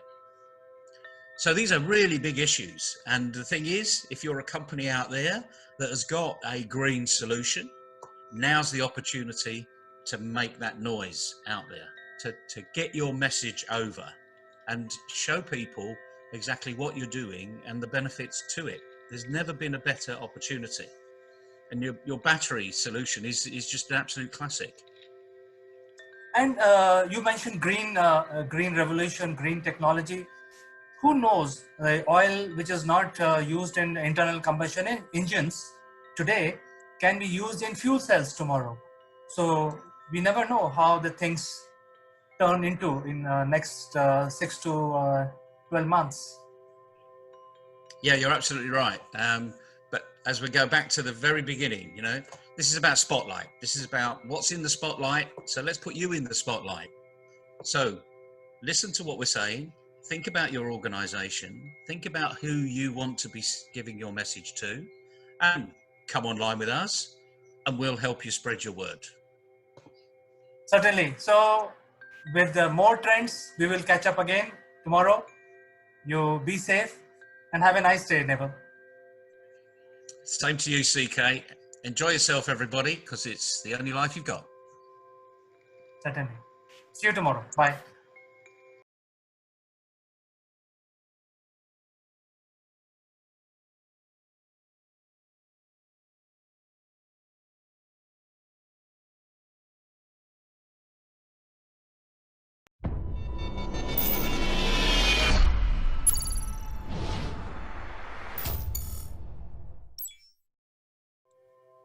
Hello, friends. We would like to discuss something very unique today in our show. And this is about the new platform, actually very popular platform, not new to India. It's called Your Passport to Grow. And we are very privileged to have the chairman of Mindfit Limited, which is the company behind YP2G, as we call it in the short. So let me welcome Mr. Neville Gond, and we will discuss further on this. Good morning, CK. Good morning, everybody. And yes, it's brand new to India, but it's not brand new to Indians, because we're going to be tapping into something that we should all be getting good at. And let me put a little context around that, CK, before we get into one particular subject. We go to school, and certainly in India, the expectation is you go to a good school, then you go to a good secondary school, then you go to a good university, and you get an absolutely brilliant degree. Sometimes one degree is not good enough. You go and do another one because you want to be more qualified. And then you make one expectation that your teachers have told you and your parents have told you all the way through: get a good degree, you'll get a good job. Well, I've got news for everybody out there. And it's not great news if you think that that is the equation, because it is an equation: get a good degree, get a good job, that works, because it doesn't work for many people. And there's a reason for that, CK, and you know the reason. Because it's the interpersonal skills we don't test, it's the attitude we don't test. And yet, if you're hiring somebody, what do you look for in a new recruit? Do you look for the qualifications and then hire the best qualified person? Or do you look for more? Simple question. Well, I think as an employer, I will definitely look for a positive attitude and above all, can-do person. Because, in our business, we want people who will take up the challenge and do it and not give up even before starting. And the thing is, if you take on a new graduate, a newly recruited graduate that has got very little experience, it's always going to be a challenge. But you want them to have that grit, that get up and go, that I can do this attitude, even if this is brand new learning. because the likelihood is it will be brand new learning. But the majority of that learning is learning how to work with other people. And that's the purpose of your passport to grow. It's to fill that big gap in your CV that no one's filled before. So unless you've got this can-do attitude, you can tell if someone's got a can-do attitude by just asking 2 or 3 questions in about a minute. In fact, you can ask one question and you immediately know if that person's got a can-do attitude, because they're open-minded, they're thinking, more importantly, they're listening. And the first topic we want to talk about today, because there are 10 elements of YP2G, the first element is communication. And you and I are long in the tooth, CK. One of the biggest problems in business is people don't know how to communicate. We don't know, the marketing team still struggle to talk to the customer. They're not generating the right information for the customer. They're not giving the customer what the customer wants to hear. They're giving the customer what they think they need to hear. So we're not listening, are we? And that's another fundamental part of being able to communicate. But we all know, and you know, CK, I'm sure, the importance of communication, don't you? Yes, in fact, for the benefit of viewers, the YP2G program, which is now launched in India, is going to take you as a disciple and make changes, incremental changes in your thought process. And within some time, stipulated time, it will change your attitude towards the life, towards the way you actually approach the world. And that is why today we're discussing communication, where by taking small steps, spending 10 minutes a day, you can change your attitude. And that is one of the biggest leadership quality. So I think what are the main features in the communication part, we would like to know from you, Deva. Well, as I say, we split this into 10 parts. We follow something called STEM. I prefer to call it STEAM, which is science, technology, engineering, art, and maths. Now, these are not subjects. These are the characteristics you need to be in that STEAM arena. So we'll call it leadership for want of a simple term that we bring together. And we expect all of our leaders to be good communicators. So there you go. There's the first challenge. This is number 1 of 10.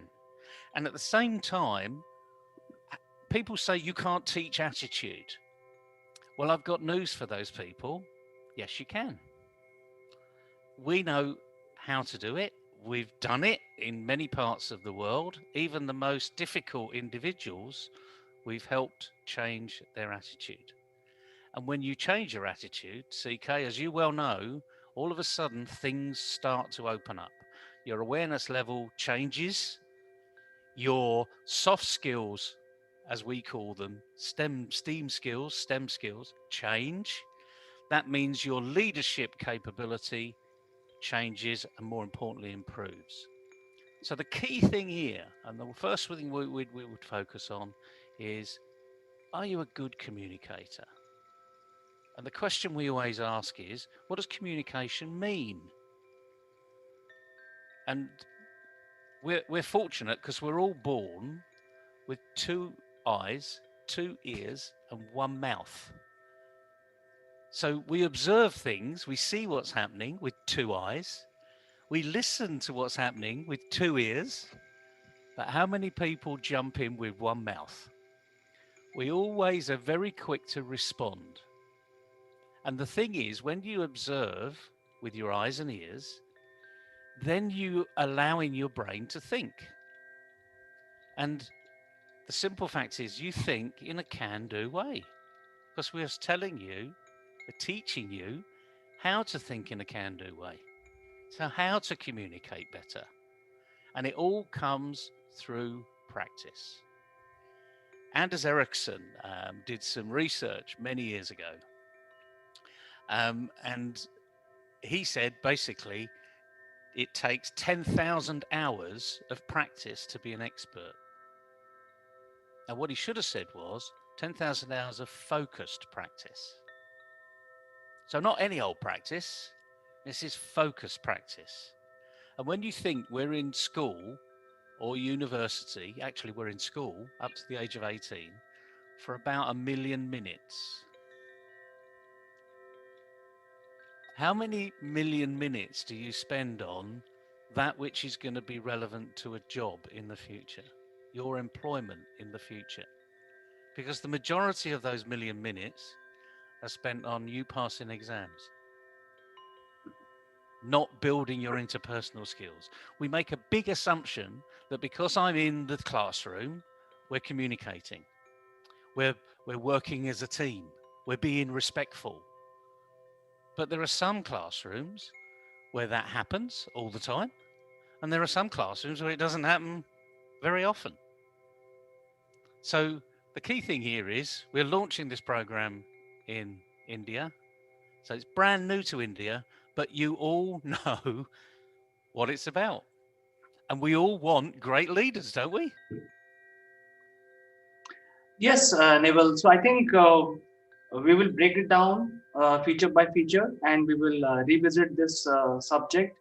And the good news is that people who wants to basically become a great leader, they must join YP2G.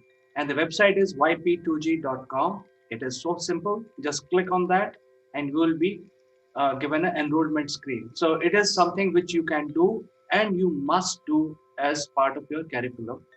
And this is not taught in your university. So this is something very, very essential, especially for Indians, because India would like to drive the global economy now.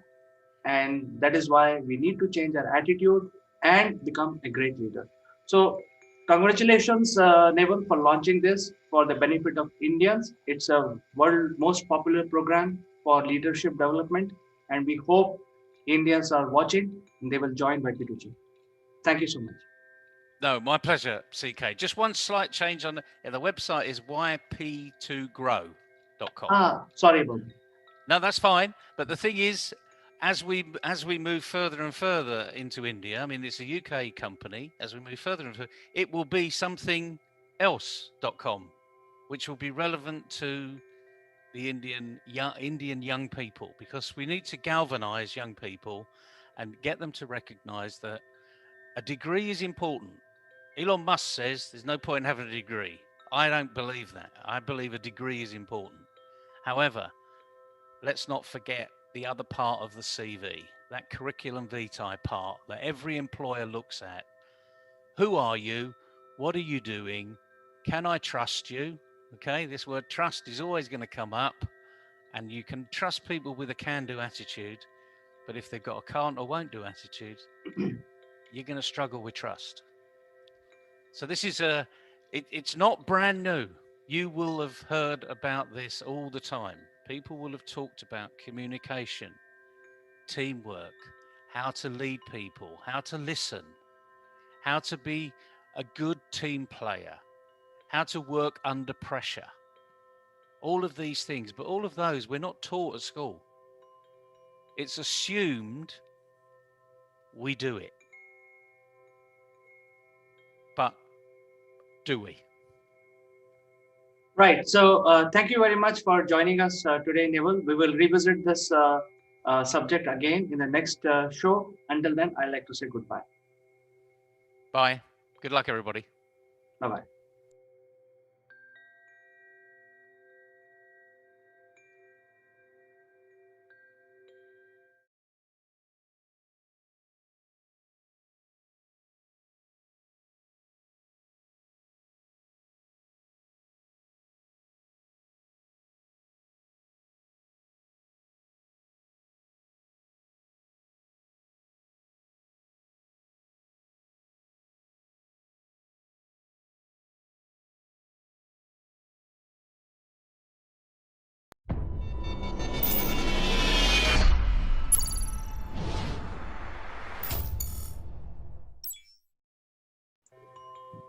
Hello friends, I am Kanchan from Akulmach Technologies and welcome to our famous show, The Great Kings of India. And today we'll be discussing about Sun Group, who was the last great king of Gupta dynasty. To discuss further about this wonderful king, we have notable historian Mrs. Meeta Joshi, who is the head of the department of one of the prestigious college, St. Anne's College and Hyderabad. So welcome to the show, Meeta ji. Namaste, how are you? Sure, Kanchan. I'm fine. How are you? I'm fine, ma'am. How was the festival? All well. Okay, so we are discussing about one very great, awesome king, Skanko, today. Yes, Kanchan. Stan Gupta is not so well known in the pages of history, but if you go little deep and study about him, he was the person who saved India from the Huna invasion. Hunas were the invaders, foreigners, and they were so brutal that China built the Great Wall of China to save China from the Huna invasions. So you can imagine that how brutal invaders they were. And when they heard about the Gupta Empire and Patliputra, so they came to India. That time, Kumar Gupta was the king. Kumar Gupta was Skan Gupta's father, and Skan Gupta was the son of his junior wife. The earlier, with the first wife, Puru Gupta was the son. With the second wife, Skan Gupta was the son. And when Hunas came to India, that time Kumar Gupta was like around 60 years of age, and he thought that it is not good for him to go to the battlefield and fight the Hunas. So he asked his sons. So no one agreed except Skan Gupta. Skan Gupta said that he is going to take the fight with the Hunas. And the Hunas, they were, as I told you, they were very, very brutal. Right. They and the first trait of Hunas were wherever they attacked, they first killed the little children because they didn't want the succession to go on. They would kill the children, they would take women as prisoners and slaves. So, all kinds of brutality. So, that time, all the other kingdoms also, except the Gupta Empire, were very, very terrified by the Huna invasions. But Skan Gupta, because he was a great warrior, he, with his war strategies, he motivated his army against the Hunas, and it is said that before the night, before the Huna invasions, he left the camp and he slept on the floor with the other soldiers to, encourage them. He had a talk with them and he said, we have to save our country from these invasions. And the next day, in the battlefield, this war was fought near the, Ganga and Gomati Doab. Doab is the area between two rivers. So it was fought there, a very, very fierce battle. And finally, Stan Gupta won.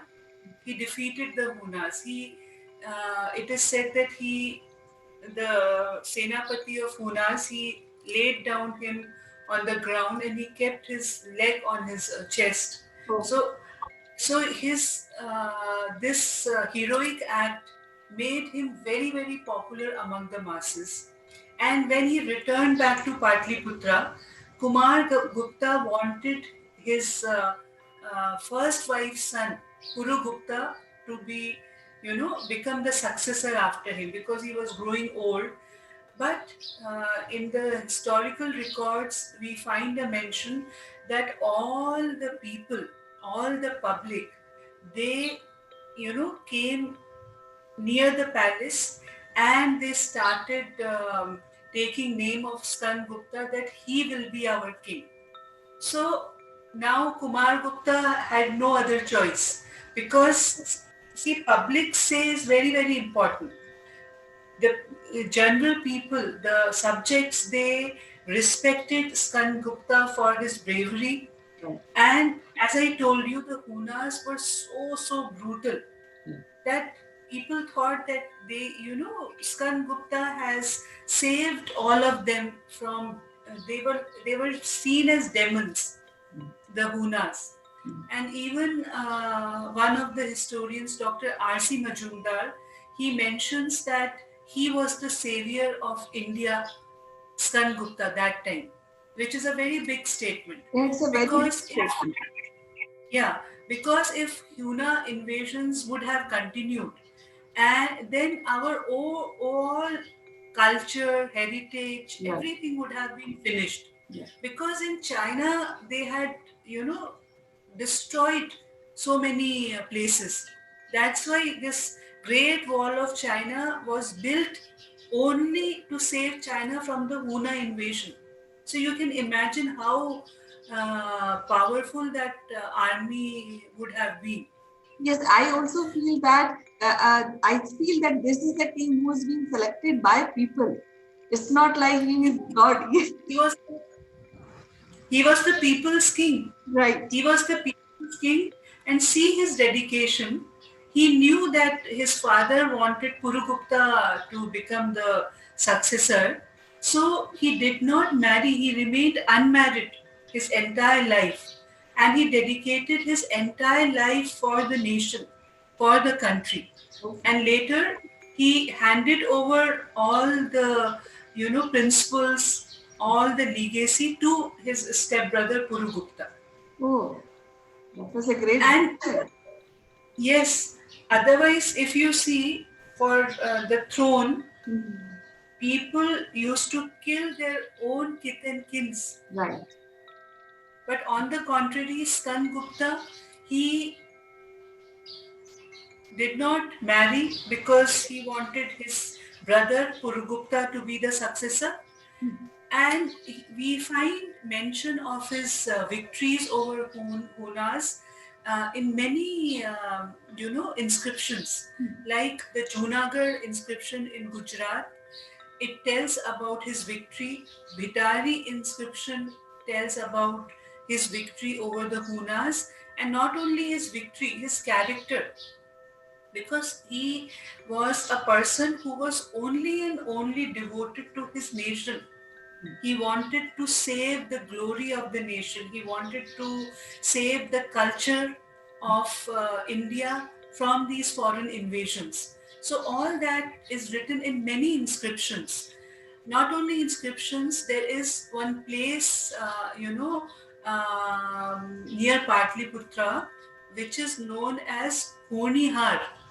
So there was that was the place where this battle was fought. So the name of that place was kept as Hunihar, where Hunas were killed. So still that place exists. And not only as a warrior we should remember Skand Gupta, but as Dr. R.C. Majumdar rightly frames him as the savior of Indian culture. Because see, invaders, the first thing they do is they try to destroy the culture and heritage of a country. That is their main. Money is one thing, wealth is another thing, but because they have this mentality, they want their supremacy. So what they do, they they break the monuments, they try to burn all the records. It is said for Hunas that wherever they went, they turned that place into ashes. They burnt everything after killing people. So they were so brutal. So he was the person, Skand Gupta was the person who saved India from these Huna invasions, and indirectly he saved our culture, heritage, everything. And not only he was a great warrior, he was a great town planner. His coinage is very, very unique, because in his time, we find around 5 types of coins, which are of gold also, 9 grams.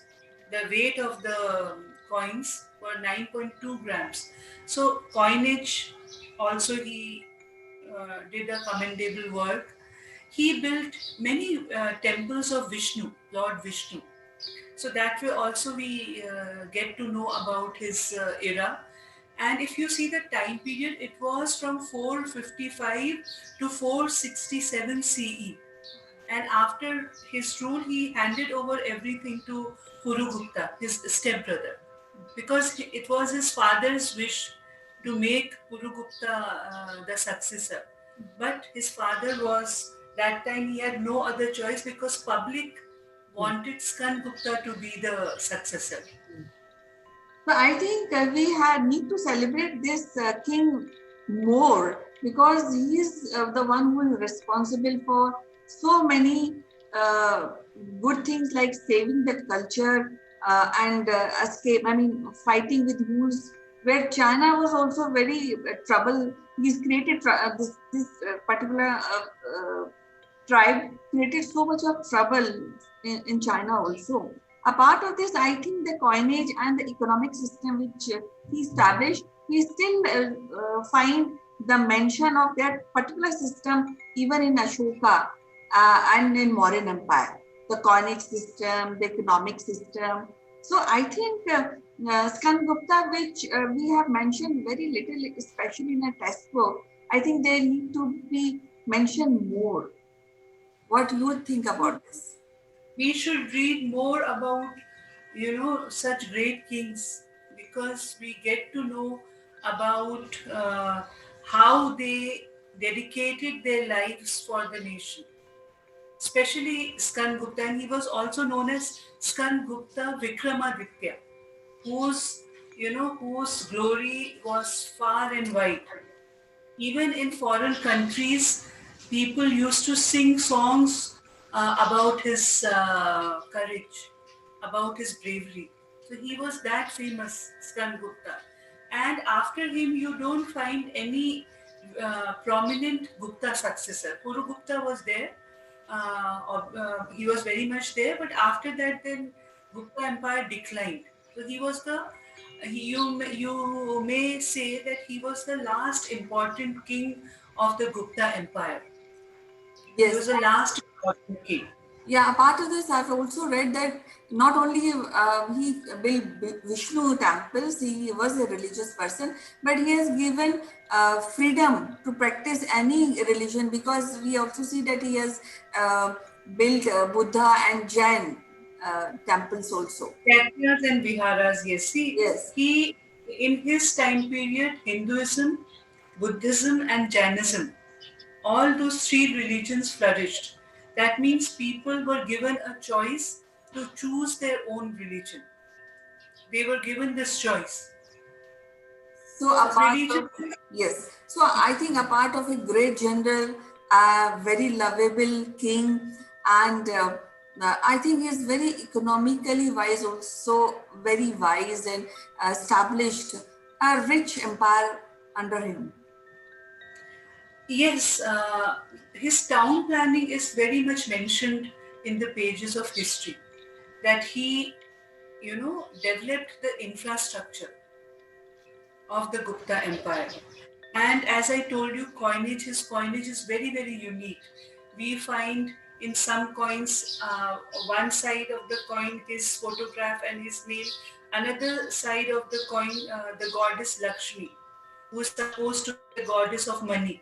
So his coins are very, very unique. You find Garuda photographs also in the coins. So Garuda bird was his kingdom's, this what you say, pratik. Garuda, the bird Emblem. Garuda. Maybe Yes, emblem. Yeah. yes. Okay. So you find many inscriptions like Junagadh inscription in Gujarat, then Ditari inscription, and only praise for him in all the inscriptions. He is being praised for his bravery and courage which he showed against the Huna army. Yeah, I feel that kings like Skangupta, they need to celebrate it more, and I think we should have more stories concerning his profile to be told in schools and to be told by parents. So it's very, very essential. Somebody who stopped Huns. Otherwise, the history of India would be different. It So would not have been the same if Hunas would have, they would have destroyed our all heritage. yes. So it was really wonderful talking to you about this great king Skandgupta. We'll be discussing about more great kings of India in our next episode. Till then, bye bye. Take care. Thank you, Kanchan.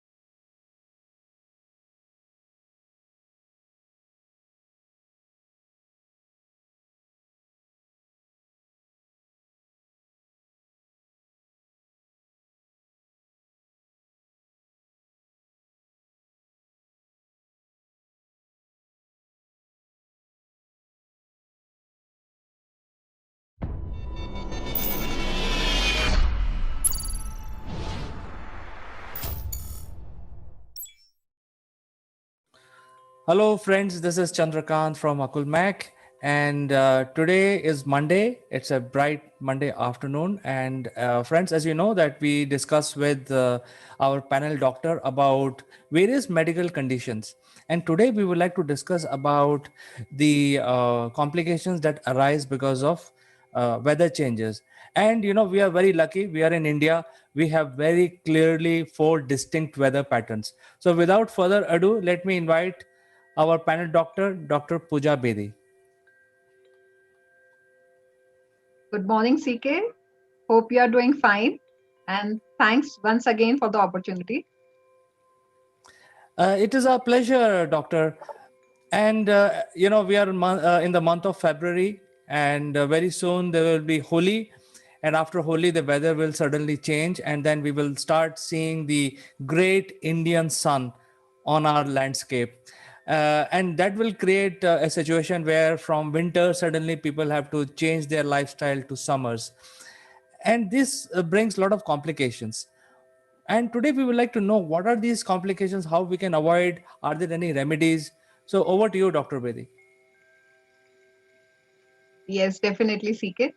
First of all, actually, we all are aware whenever the season changes, it brings a change in the temperature, the humidity factor, and also to the fertility of the pathogens that are causing all kind of disorders, or you can say diseases. So whenever the weather changes from one particular couple of months to the another couple of months, so the in between time period that is available, it is very, very good for the pathogens to grow up. So or the virulence actually grows up. So it depends the kind of disorder or the disease that comes up, like if the weather or the season is changing from summer to winter, from winter to spring, from again the other way around. So if we are talking specifically the weather that is changing from winter to the spring and then followed by the summer, as we all are aware that the flowers or the plants are blooming up these days. So the first thing that is very pre-marked and you can visibly see or sometimes suffer also is the hay fever or the asthmatic allergies or general nasal related allergies, cough, cold, flu, change of weather brings the fever as well, sometimes the stomach disorder that pops up. So these are the very common things that comes up. But along with this, the mental changes also comes up. So it is a very good thing when the weather is changing from winter to summer because the plenty of light is available. So when the light is there, we are less prone to any kind of mental disorders. If we are strong enough, we can definitely fight it out. But people who are already having a comorbidity factor, or you can say pre-existing factors related to the mental health care, So they are more vulnerable to the weather changes. Like last time we discussed about bipolar or BP disorder. So they are more vulnerable, or any kind of mental pre-existing disorders. So particularly talking about the season that you just asked in the question. So it is actually a good friendly weather because plenty of sunlight is available. A good optimum temperature is available for us and for the pathogens as well. So we have to be very careful how we deal with this, the fertile population that is coming up of the pathogens and as well as of the pollen grains, which brings up the allergies. So my recommendation, as far as the treatment or the home management is concerned, sit as much as you can in the light. I'm not saying that you are sweating badly and then again you go ahead and sit in the sun. No. But expose yourself to the maximum light. Take off the curtains, you know, sit in the natural daylight, maybe in the shade if you want to. So exposure to light is very, very good. Suddenly people will find that there's a change in the sleep pattern as well whenever the weather changes. So the exposure to the light, it brings the melatonin level ups and down, which actually directly affects the sleep pattern in humans. Be on a very good diet, and the basic mantra is to maintain a very, very good hygiene. So if we are able to maintain a very good hygiene, we can actually to almost 50 to 70%. So basic hygiene and a good diet is highly recommended for any kind of weather change. And I myself personally like this weather because suddenly the sun that goes down a little early, now the time is delayed, so the daylight is more available, daytime is more available. So this is a good weather. Well, Dr. Pooja, we are in India where we have clearly 3 to 4 clear, transition from winters to summers to rainy season and again to winters. But then there are certain places in the world where the weather never changes. Like, for example, on equators, people have the same weather throughout the year. That means the sun will come up in the sky, and by afternoon it will rain, and very torrential rain every day. So that is a process, and then in the night the temperature dips and it becomes very cool. Even though you are on equator, the temperature can go down up to 9 degrees or 8 degrees in the night. So in one day they see so many transitions. And the whole point is that they, people who are living in these conditions would have immunity towards these pathogens. Yet people suffer from all these ailments. They have common cold, they have mental issues, uh, you know they also have a lot of light in the morning, but they are not able to cope up as the day passes. So I think it's a situation related to a lot of human beings, where they have to adjust to these ailments which are arising because of the temperature or weather change. What is your guidelines to those people who are not immune to these ailments? Right. So, taking the first part of your question, that people who are living next to the equator and people who are living far away, north and south. So, we tend to adapt to the changes. That is a basic nature in the human race. So, we definitely adapt to the change. So, in whatever climatic condition we are living in, we get used to it after a while, especially growing up periods. And these kind of disorders, they majorly affect, if we are talking only about the physical disorders, all the physiological ones, they majorly affects kids under the age of 5. So you can see the mortality rate is more in them. So it is highly recommended that they should be put on a very good diet.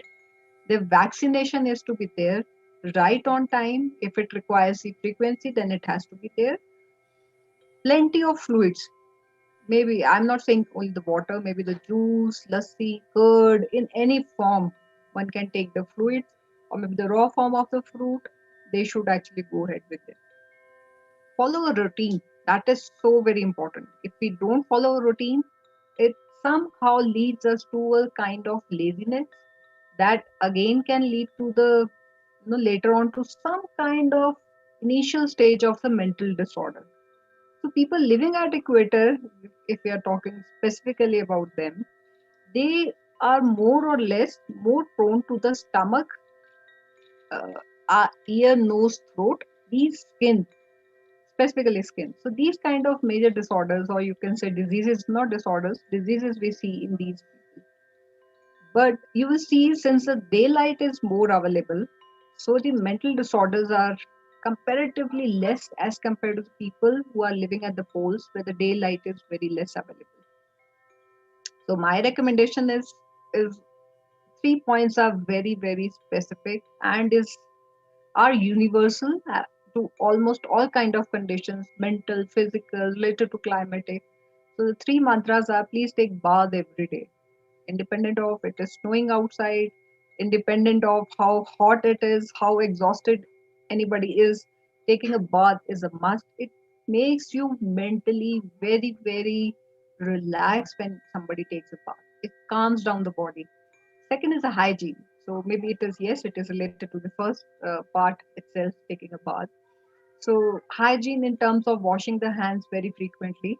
So thank God it has been very nicely highlighted in the era of COVID. But prior to that, there has been, number of deaths that are happening because of the diarrhea and many other infectious disorders or diseases. So it's so important to maintain the basic hygiene. Third is be on a very good diet, which is less in carb, and the fluid intake has to be adequate depending on the climatic conditions and the temperature variability. So, in fact, you mentioned about taking shower regularly.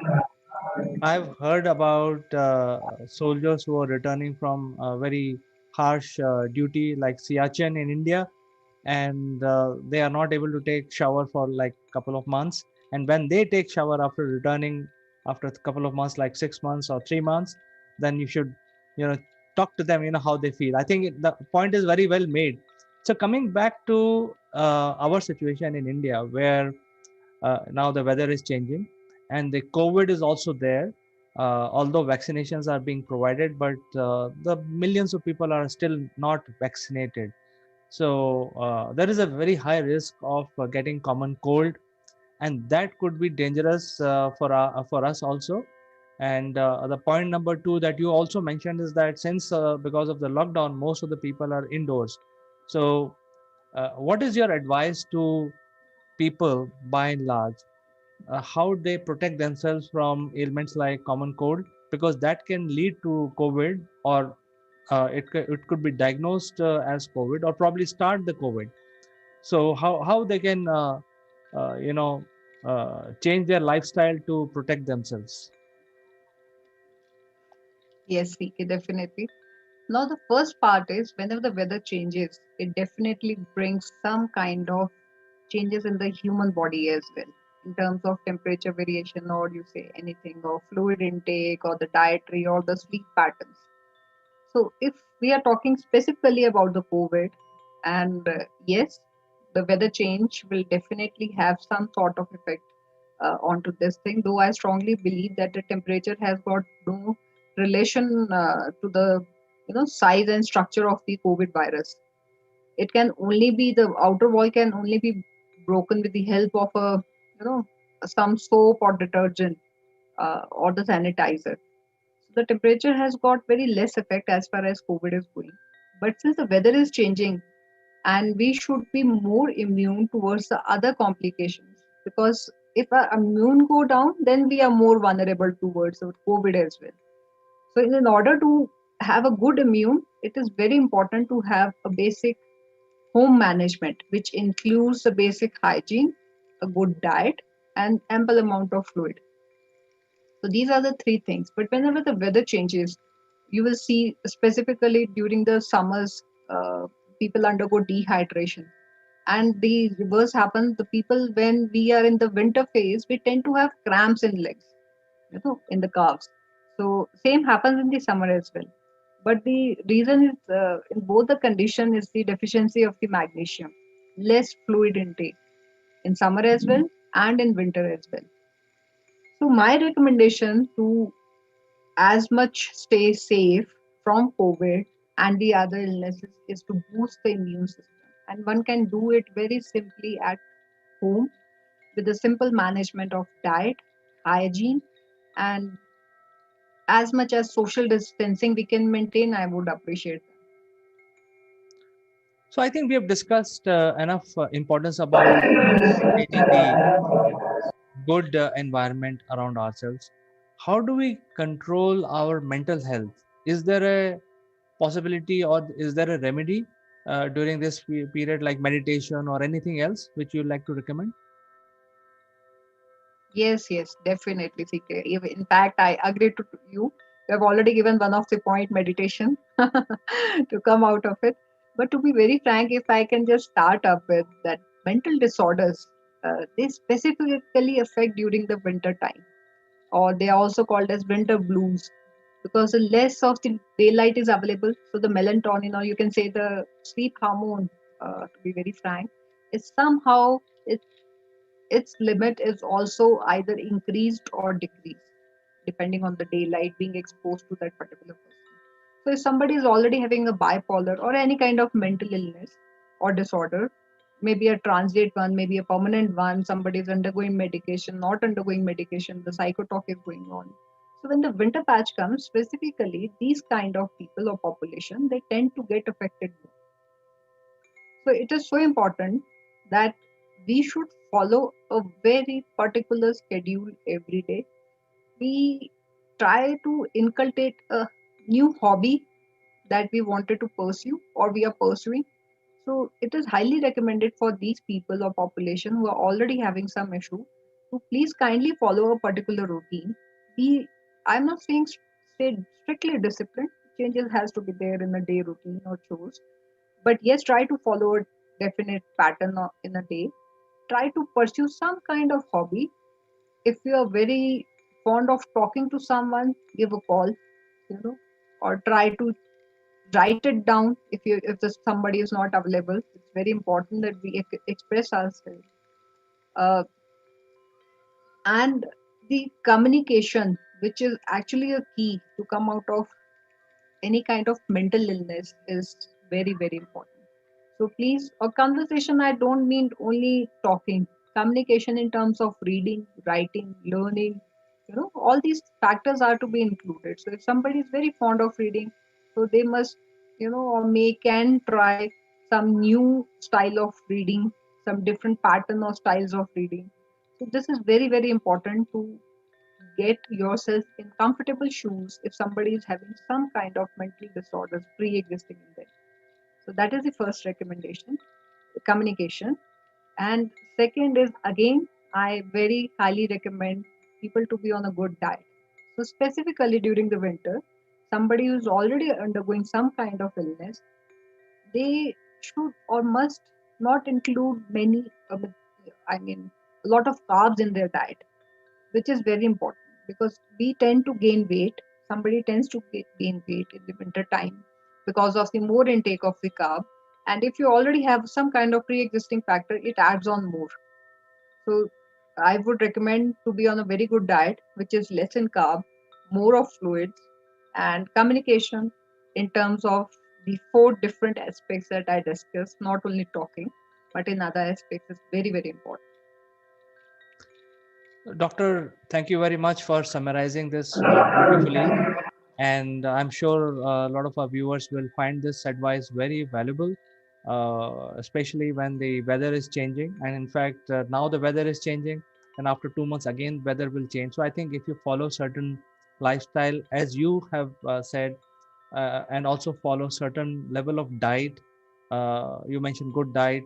It could mean a vegetarian diet or it could be a non-vegetarian diet. It depends on people, but they have to maintain a good diet and keep themselves hydrated and also communication. So I think these are very good advice to make sure that we live healthy and also have a mental health. I mean, good mental health. So with this, I would like to say thank you for today, Dr. Bedi. Your advices are very valuable for us.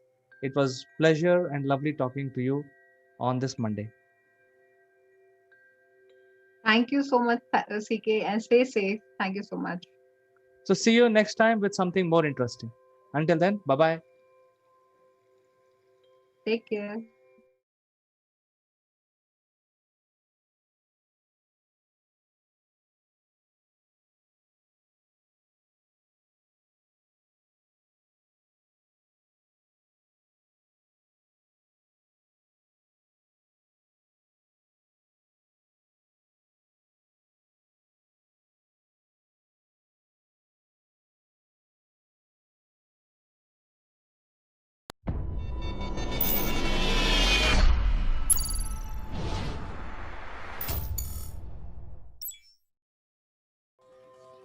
Hello, friends. This is Chandrakant from Akulmach Technologies, and I graciously invite you to Jeremy Blaine Live. And in today's session, we will talk about the mastering sales in the digital era. And for this discussion, let me invite my friend from UK, Mr. Jeremy Blaine. Thank you very much, CK. Great to be back. It's great to see you, and you're back in your castle, Jeremy. I am back in my castle. I know that you'd be very upset if I wasn't back in my castle. So yes, I'm back here. Great. So, Jeremy, I think the discussion is about basically the paradigm shift in the business, where the businesses are struggling in terms of finding new clients. And I think there's a lot to do with how they approach the market in terms of their lead generation exercise, their different marketing campaigns, how they engage with the client.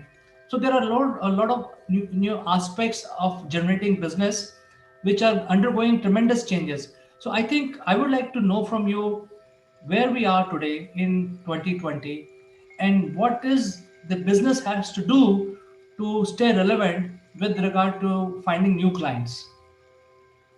Yeah, it's a good question to ask, because before we even hit this year that we've talked about during some of our sessions, is that many organizations, as we know, were struggling with so-called digital transformation, transforming their organizations for the more digital era. We're working more remotely. We were working more remotely. We were doing things in different ways. From a point of view of marketing and sales, we were doing marketing in a different way, digital marketing, more direct and targeted marketing. And then from a selling point of view, we were having to do a lot more, be more analytical, embrace data, also be expert networkers, because that was also how we would grow our business, through prospecting as much as with existing customers. So where we are now in this year that has accelerated a lot of these trends is that many sales organizations have been left behind a little bit, because sales is one of those areas within business that hasn't, in my experience, transformed so much. Now, I work, obviously, and I have a consulting stroke training business, and I have been in learning and development for many years now. And I do criticize my own industry about this, because what I see out there for sales training, let's say, and sales coaching are the same things that we've been doing for years and years and years, just repackaged for now. What we haven't done is make that jump and evolve it forward. In fact, that's something that myself, I really made a strong decision to do and to challenge myself.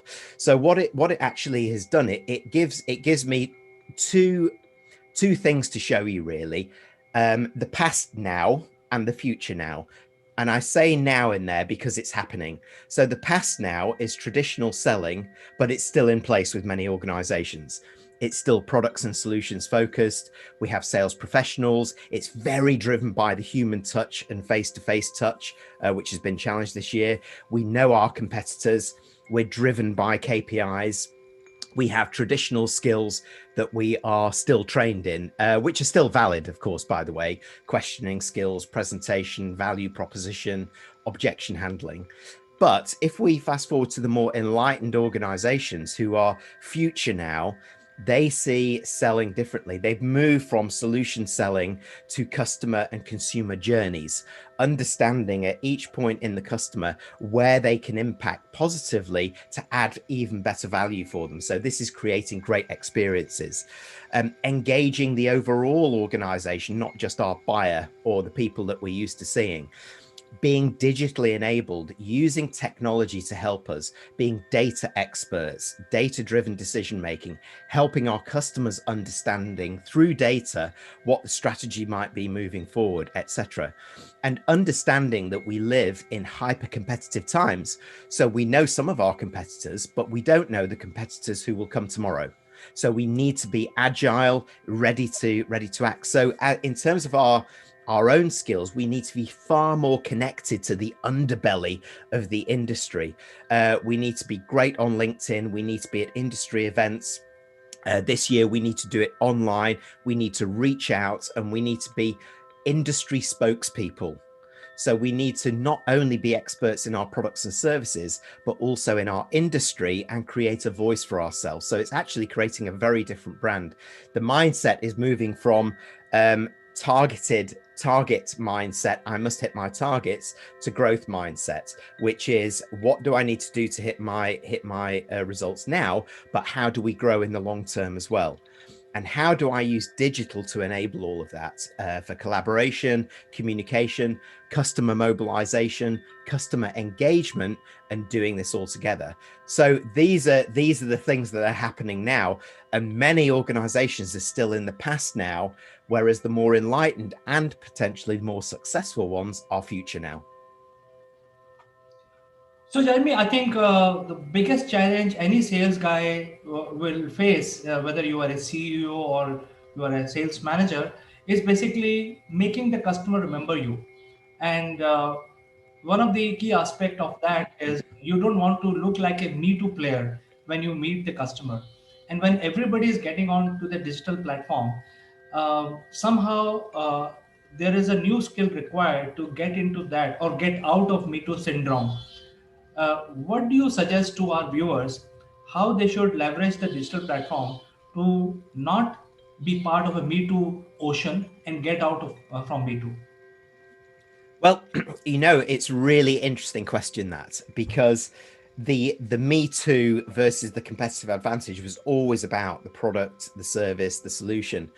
What has emerged this year through this intense period of remote working, remote selling, is that relationships are trumping traditional solutions, services, and so on. So creating very strong human touch relationships, albeit remotely, like we're talking here, helping the customer through this very challenging period as much as working ourselves, is actually giving the very best salespeople out there competitive advantage. So in the digital era, the human touch becomes more important than it ever was. In fact, that you can do more digitally, so you can be more connected.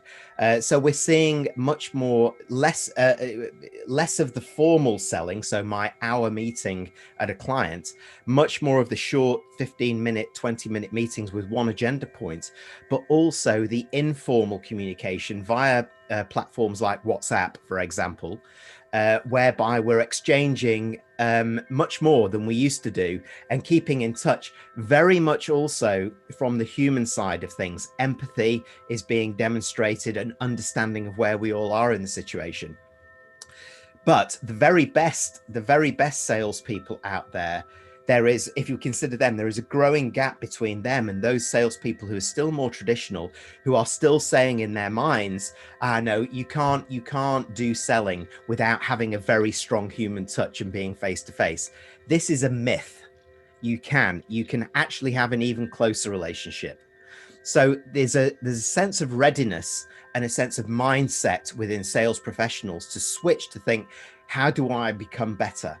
Because actually it's upskilling myself in areas that I haven't been able to work with before, working remotely, the technology, being digitally enabled, being great networkers, all of these things. What's interesting, a piece of data has come out from Spotio that talks about, in the B2B and B2C spaces, buyers who are now buying through trusted referrals to people or companies has increased from 60% to 92% in this era in terms of remote working. So it goes to prove what I'm saying is that the human touch is trumping the traditional services and solutions that we have. Of course, we have to get that right, but actually being able to do digital and create great relationships remotely like this is great, because they'll pick up referrals like that, and over 50% are actively following them up. So that's a prize worth having by getting this right. So I think in nutshell, what you're saying is that you have to up your skill of networking, because now you're not physically visible to the client. You have to do digitally. I think that is one tip, very important tip. And people who are watching this program, they have to get that essence of what Jeremy is saying. That means you have to do networking, and the challenges are that you need to pick up digital skills to be able to become a good marketeer, a good salesperson, or a good network person. In fact, CK, I mean, I have to use you as an example here, don't I, really? Because you're doing exactly what I'm talking about here. So you have your own products and services, but you're doing so much more than that for the industry.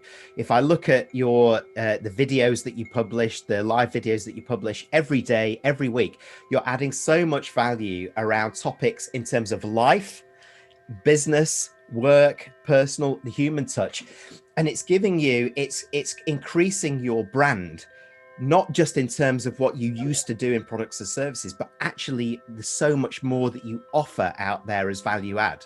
So therefore, you've got people who are far more now willing to have a conversation with you about your business services, because you're actually doing so much more for the community, for the business industry that you're in, and outside it, of course, but also that demonstrating that strong human touch and bringing people in from all over the world. So it's, you know, and we met by doing exactly what we talked about, this networking. It's network to get work, right? So this is what we were doing. And I think you and your company is a fantastic example of this. So, Jeremy, thank you so much for recognizing. I think we are doing our bit, but I think that brings me to the third question, which is very relevant. You see, when we go out and meet the client, we are always judging whether he is the person to target or follow up in future. That means whether he has the money, authority, or need. So every sales guy is looking for these three qualities in the client also. When the client is looking at a salesperson, the salesperson is also making a judgment. So I think in the digital arena, the qualification or the client qualification is becoming a big challenge. Would you like to give some ideas how a qualification can be done using digital platform? Yeah, well, this goes back to my original point, is that sales has not evolved fast enough. So the way for me to describe the challenge that you talk about is the ability to up our game as a sales professional or as a sales rep. So if I go back 10 years, what key account management was yesterday is being a sales professional today. So it's actually, you're having to move from so the thing is that traditionally, when we look at how salespeople have been recruited, and I remember because I was a salesperson, I started my career in Procter and Gamble, and I was recruited into Procter and Gamble. And it was based largely on personality. I had an outgoing personality. I got really excited and passionate about stuff. And this was a really key trait of a salesperson. And it still is. We have to be able to do that. And we have to be able to create good relationships. However, I remember then my analytical skills weren't so good, but that was fine because I was going into sales. Right now, you need great analytical skills and more strategic skills. So the very best salespeople out there who are looking to develop themselves need to understand that in order, let's say, for example, to absolutely penetrate a customer or a prospect in the best way, they need to be prepared to do some research. So they can go onto LinkedIn, they can look at industry papers, they can look at company reports, get in there, look at who the key players are, and start to think about how they grow their network within their company by, first of all, who they know, and then moving forward in terms of not just going directly to call a person, but doing exactly what we said before. Start raising their profile in the industry as an industry spokesperson, so that they can then start to share things. So they can start to tag people in posts, let's say, for on LinkedIn, that they know are key decision makers in their prospects or targeted customers or people that they haven't known. Reach out and say, hello, I work with your company. It's really great. It's an honor to meet you. I'd love to connect. And here's something that I published about the challenges in our industry that I think you might find interesting. So it's starting with the informal and moving up. So it takes far deeper, greater skills as just being a sales rep, in the old language that we used to do. This is about now being a sales professional, and it's what we used to call being a much more experienced key account manager or strategic salesperson. So we need to up our game, or else we're going to fail, CK. In fact, Jeremy, I like to quote your last session, and you very explicitly quoted about having the new skills. And what I see is that many of these standard established leaders are finding it very tough to network in this arena because they had already established name in the physical world, and to replicate that in the digital arena, they have to do the whole thing all over again, and they are finding it very tough to do it, and they are still living in the past and behaving very high-handed in a very high-handed manner while tackling with people digitally, because they are not used to it. So I think it's very clear that people have to get used to digital empathy, as you mentioned in the beginning of our show today. uh, the fourth question really for me is where they can get acquire these skills, because nobody's teaching these skills. I think that is the biggest question we have. Yeah, I'm teaching those skills, CK. That was a very nice segue into that. Thank you very much. Because I, like I said at the beginning, I think it's our duty as learning professionals to challenge ourselves, learn ourselves, and provide those new skill sets on top of the existing skill sets, which is still important because you still need to know how to ask great questions, create great relationships, but you need to do it in the virtual world better, and you need to do it differently. So I spent a lot of time doing that. However, if I look at what's happening more generally out there, then nearly 40% of high growth companies from a sales perspective, they're starting to pivot their sales skills and using inside sales technologies. So in old language, that was call centers. So they were using the skills to boost their selling techniques of how call centers did it. So the call centers know they potentially got 5 to 7 minutes to sell something to a call, maximum, absolute maximum. They've got to create a great first impression. They've got to do this, and they've got to do it repeatedly, time and time again. And they've got to get used to hearing the word no. And they've got to get used to kind of getting up again and going. So what many traditional sales organizations and newer sales organizations are adopting are these skills from inside sales. So those connection skills, and then they're bringing into that. In fact, they're bringing into the new skill sets, and of the new skill sets, 80% of organizations are believing that data analytics expertise is the route to Salesforce competitive advantage. So they're spending a lot of time creating a lot of training around agile working and agile methodologies, data interpretation and analysis, and then therefore to provide insights, and then training on how they actually present that data to a client. So for example, a agile technique like data visualization. So trying to use the least words possible and trying to use pictures to kind of paint the story and tell the story for a client. And storytelling is really at the heart of this, using visuals to help drive a narrative through it. So these are upgraded skills from where we are.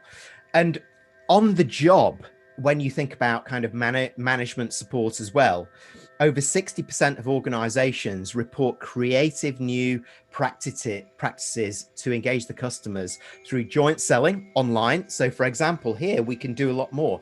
I can bring people in to let's see if this was a selling call, I could bring a special guest in to a prospect, say, here, I instead of providing a customer testimonial on a reference, I've got someone who's just going to come in for 5 minutes, tell you about the experience and answer any of your questions, live. Now it's kind of guest practices live, isn't it? I can do joint selling with my manager. I can do far more by coming onto, let's say, a Zoom call like this, one day before a really important meeting and practicing the meeting with my colleagues or my people. And I can record them and view them and start to look at how I interact in the virtual world. Do I provide great eye contact, for example? Do I look into the camera, into your eyes, or am I looking at what I'm presenting on my screen down here? Which is really key for sales. You've got to keep that eye contact and got to keep your body language very positive. So smile, open your eyes quite wide, and be very open. Use body language, although I'm using too much right now, I know. So don't use too much, but use some of it. And you can start to create these brand new skills and understand also the changes that you need to have. Your meeting now might be 15 minutes. So have 1 or maximum 2 agenda items with the customer. Pre-prepare them, talk about upfront what the the outcome is, so you can get down to it when you're on the call. But one thing that has emerged from 2 or 3 of the customers I've worked with this year, when I've talked to them about what's really worked, they've said spending 5 minutes, even though we've just got 15 to 30 minutes on the meeting, spending 5 minutes just talking at a human level and connecting around how people are feeling, and talking about, demonstrating a bit of empathy and talking about how we are, has made a very, very big difference to engaging and mobilizing customers to be orientated around your products and services and being ready to listen to what you have to say. So a few tips there, I think, CK. These tips are very valuable. I think people who are struggling and try to start their journey in the digital world, I think they can take the cue from here, which is just the tip of the iceberg. I'm sure there are a lot of things which you can bring on the table, and there are a lot of things in digital empathy which people need to really learn. Sit in front of a guru like you and learn, pick up those traits which are very important. And I would like to say one more thing before you speak. One is that people used to meet 100 clients in a year before the digital age happened, Yeah. and now this factor has you simply multiply this by 1,000. So now people have to realize the power of digital platform. They have ability to address 10,000 clients in a year now. So I think the strategy itself has to completely, it's a new strategy. You have to work on a new strategy to be able to talk to 10,000 clients as if you're talking to them face to face, isn't it? You're right. You're absolutely right. And we've gone from here in traditional selling, let's just say just at sales rep, sales professional level, to what a sales rep, sales professional needs to now is up here. The skill gap from where we were to where we need to be now, just to compete on a normal selling and general selling, is really quite big. So these skills that you talk about, we can engage far more. We can engage at industry level. We can use technology. We can leverage data. We can do so much more, but it takes a modified and upgraded skill set to be a super salesperson in the 2020s. So, Jeremy, I think we had a very fruitful discussion today. There is, tremendous amount of learning from you. There is a lot to it, and people who want to reach out to you, they can reach out to you directly, or they can drop an email. The email will be shared at the end of the video, and we will connect you with the people. So, with this, I'd like to thank you for finding time and joining our show. We will catch up next Tuesday. Thank you very much, CK, and thank you everyone for listening. Have a nice day, and bye-bye for today. Bye-bye.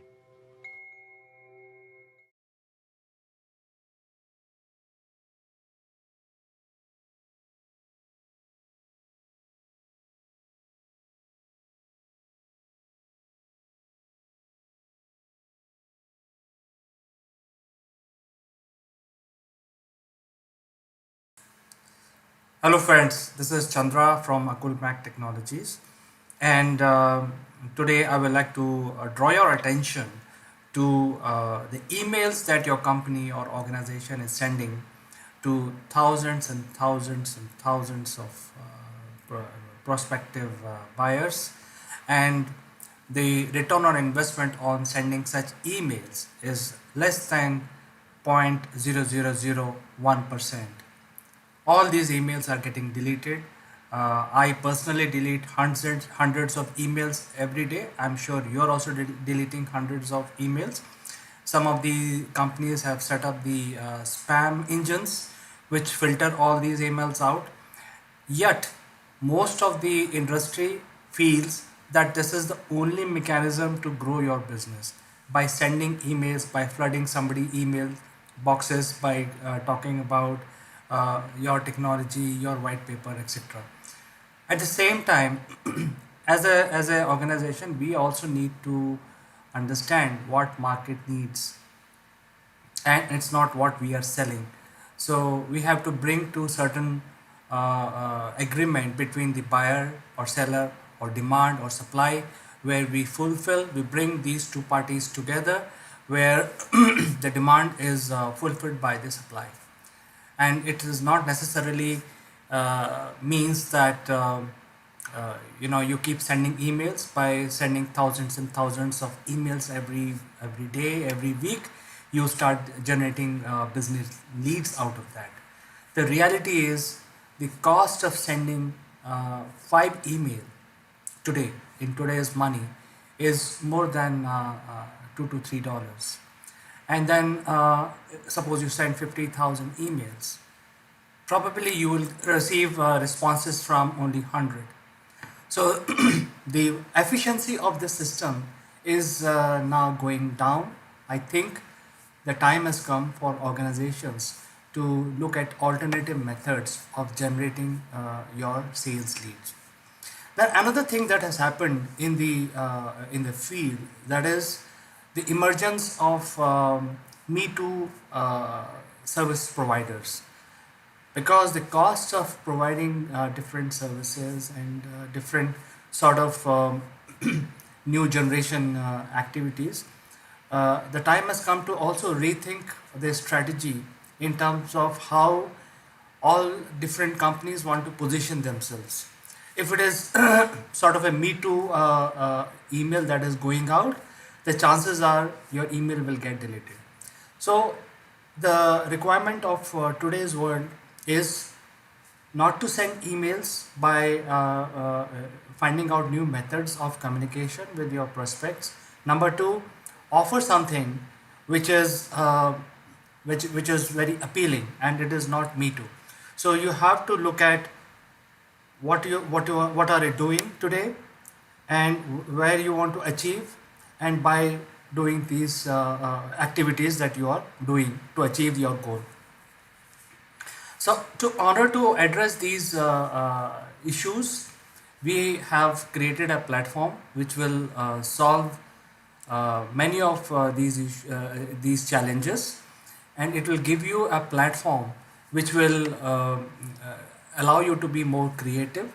You can reach out to your clients without spending a dime.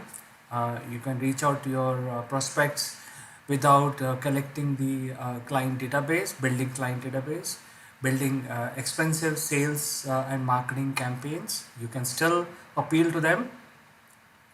The platform website is listed here, as you can see where my finger is.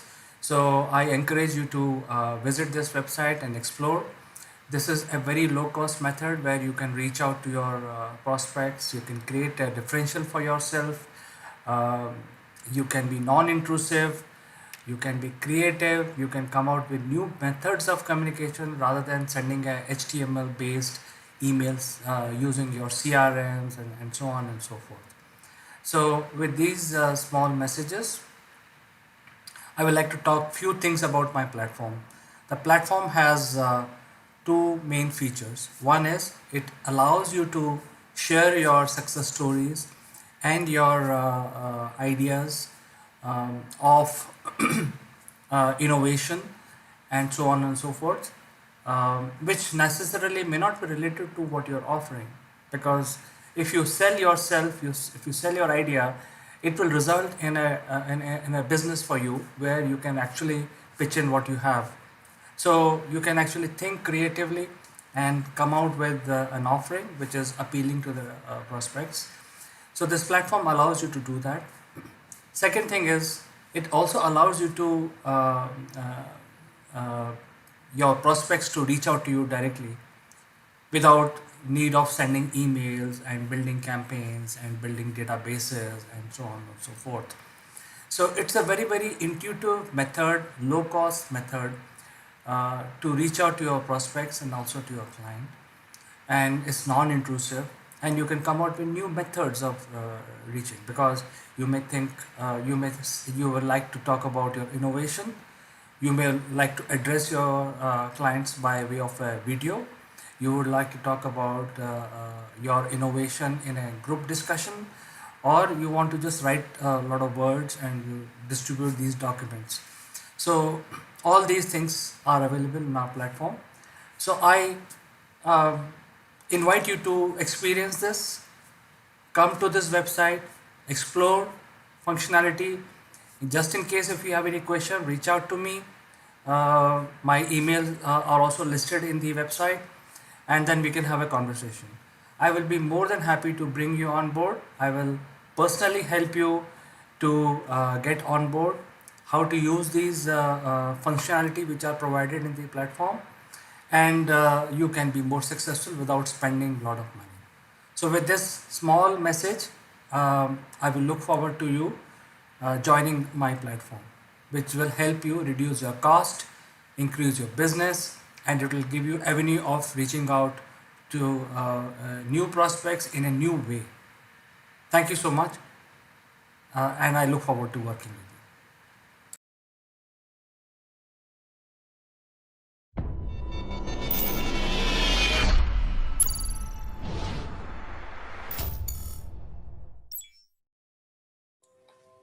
Hello friends, I am Kanchan from Akulmach Technologies and we are welcome to our show. Today we have a very distinguished guest on our show.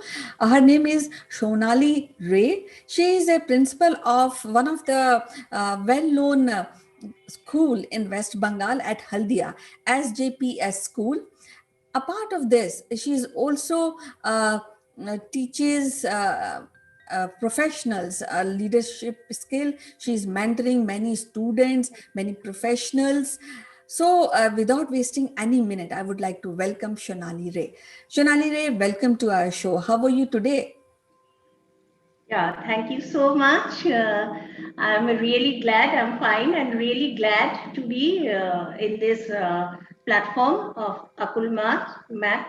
And I'll be happy guiding the students or the viewers regarding some leadership skills and all, so that could motivate them to do their best in their life.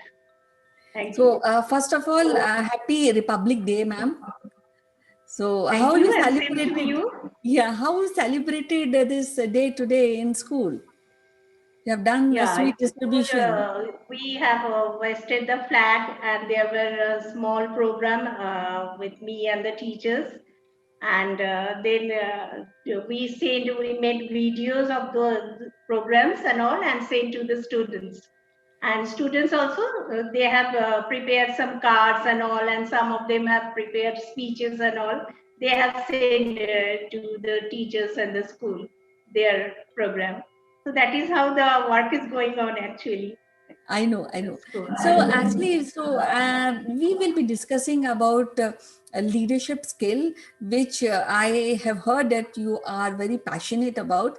So as you know that leadership school includes ability of people to achieve something, maybe achieving a business goal with the team inclination or with a team and drive the change in the company. So do you feel everywhere in students and business in companies, do we require leadership skill?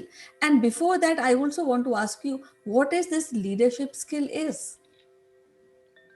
yeah, basically, I will start saying about what is leadership skill is actually.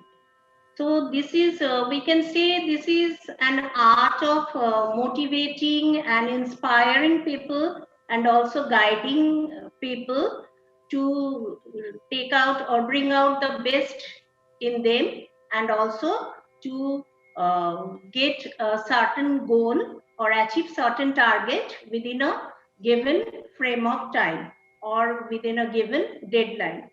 So some people have the ability to motivate and guide and direct people, and these people are called leaders. So in other words, I can say the leaders are people whom other people, ordinary people, see as role model and follow them. And also I can say that a leader is a person who knows the way, goes the way and shows the way. So that is all about leadership. So now come to the next part of the question. That is in today's scenario, as we have seen that in the last year, there was a chaos in all segments, including the education sector also, because of this pandemic influence. So now it is getting over gradually, and the industries are gearing up. In all sectors, there is a changes happening, rapid changes, rather, I can say, happening. And many startups are also coming up. In education sector also, we are thinking about innovative education technology. So in this scenario, more and more leaders are required in all spheres. So basically, because leaders, or we can train some of the employees to be a good leader, because certain traits are there that the leaders possess, which sets them apart from ordinary people. Like they have power of effective communication. That includes both speaking and listening power, and also cross-cultural communication. Yep. And then they have the self-awareness, and they can motivate themselves and also other people, and also inspire other people to reach certain target. Apart from that, the leaders in an organization, it is been in the research has been found that if an organization have good leaders, they boost the productivity of the organization. Whereas in an organization, if there is no such good leaders, often the employees have the tendency to get distracted. So basically what the leaders do in an organization. So suppose in an education sector, as I am in the principal position, I am also in a leadership role. So there are certain role that a leader perform in an organization. First of all, they have that decisive power, and a balance of emotional and logical reasoning, so that they can fix any problem. So that is the first and foremost quality of a leader, that leaders are able to fix any problem and have the critical thinking ability. Next is that leaders are very good team builders. They build the best team, and they know the ability of their each and every team members, and they always try to find out and bring out the best of the team members, and set a clear goal, and help and support also the members to achieve that goal. Yep. Third is leader can, they are boost up the organization in encouraging the innovation, then strategic thinking and creativity, and with proper action. So ultimately, these are the traits a leader should possess. And if more and more employees are given these traits if they are empowered with these traits, so we can get more leaders in the workplace also. And ultimately, that will help in boosting up the organization as well as in the whole industries or this sector, I can say. Okay, it is said that a leadership skill starts with the positive attitude. Somebody who really positive display positive attitude and a self confidence, and somebody who wants to be leader, it always start with themselves. You see, so am I right that leadership skill cannot be taught? Leaders are born. Yeah, see, there are two opinion in that case. Leadership, some are born leaders. It is already said that some are born leaders. That means these certain characteristics they have, and they have the ability to execute these characteristics. But in other case, we can say that not all the leaders are born leaders. We have seen over the few decades that many ordinary people, they are given proper training, and they themselves, that is what I said, The first and foremost, one needs the self-awareness skill.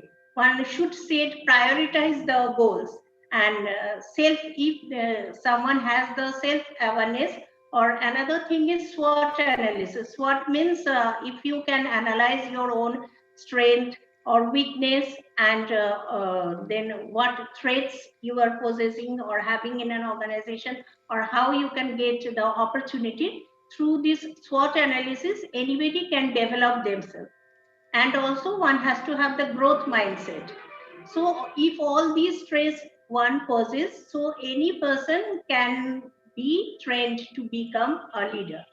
So it's not always true that leaders are only born. They can be trained to become a leader, good leader, actually. So that is how actually I was not a born leader. I have trained myself to come to this position.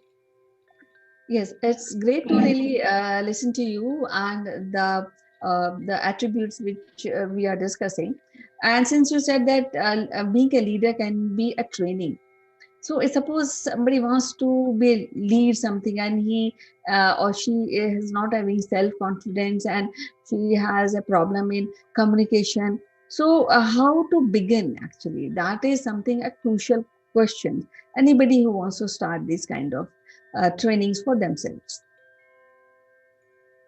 Yeah. So first of all, you have to set a goal of yourself. You have to dream big. Okay. If you do not have a dream, you cannot achieve something in life. So I would say everybody should dream big, actually, and then start. The first thing is one should start from themselves. They should motivate themselves. So for this, that is how there are many motivational leaders and all. They can follow any leader. They can read books. If you increase the power of knowledge, then automatically you can start gaining some wisdom that would ultimately help you to get your goal in life. So if you dream big, and if you think that I have to achieve that dream, then you have to motivate yourself. So by reading books, there are many channels now available on YouTube. Seeing that, basically I have started like that. I started reading books of different leaders and authors, those who have good leadership qualities. Then following I made some of the leaders as my role model, and I start to read about their life story. How I have seen mostly the leaders were ordinary persons, and from there they have grown up to become a leader. So I started to motivate myself. Unless and until I myself has that mind frame that I have to reach certain goal, I cannot improve myself and I cannot reach that level. So everybody should know that we all have that power. So only we need to focus and think about how we can improve ourselves to reach to that power, so that we can give the society or the organization our best, and in return we also get best from the society or any organization. So, Yes. So in nutshell, what I think that good leaders have self motivation. They have a personal sense of drive, and they have a skill which is needed to push change and action forward. So that's great. So I would like to now want to know that who is that one leader you look up to? actually, I have I have gone through many great authors' book, but one thing, being a female, my role model was Indira Gandhi, because though she was born in a aristocrat family, but I have seen she was the first Indian female prime minister, and she has ruled for so many years, and she has traveled and given India a definite, I mean, I can say a distinct place in the world. So I started reading. I started first reading with Jawaharlal Nehru's one book that he wrote some letters to Indira Gandhi while he was in prison. So I started from there, and then I went through the details about how Indira Gandhi was a great leader, because she, being a woman at that time, she was had the ability to motivate others, to delegation of work, and that power of communication, that I mean, others get attracted to her. So I can say she was the first leader whom I started to follow, and after that there are many books and leaders are available. But for my mind, I started with following Indira Gandhi's path. Yes, true. She's whole personality was combination of when we talk about leadership skill. She got communication skill. She can motivate. She can delegate. And she has flexibility. And I think these are the traits of a good leader. And she had all. So it was so wonderful to talk to you, Shonali, on this topic. We will be meeting again on some different topic, and we'll be discussing some interesting aspect of that particular topic. It was great talking to you, Shonali. Bye bye. Take care. Thank you. Bye. And it was my pleasure to talking in your platform. Thank you. Pleasure, ma'am. Bye bye. Bye.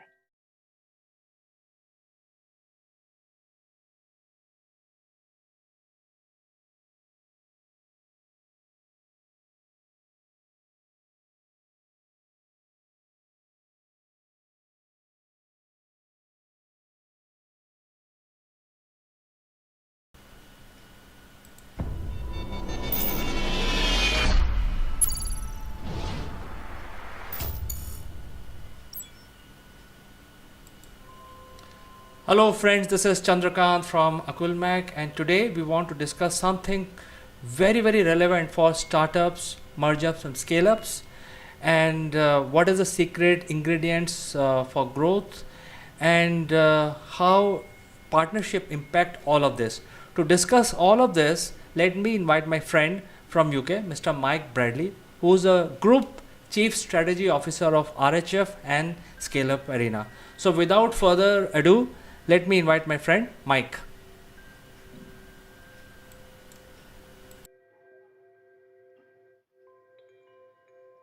Hello, Chandra. How are you?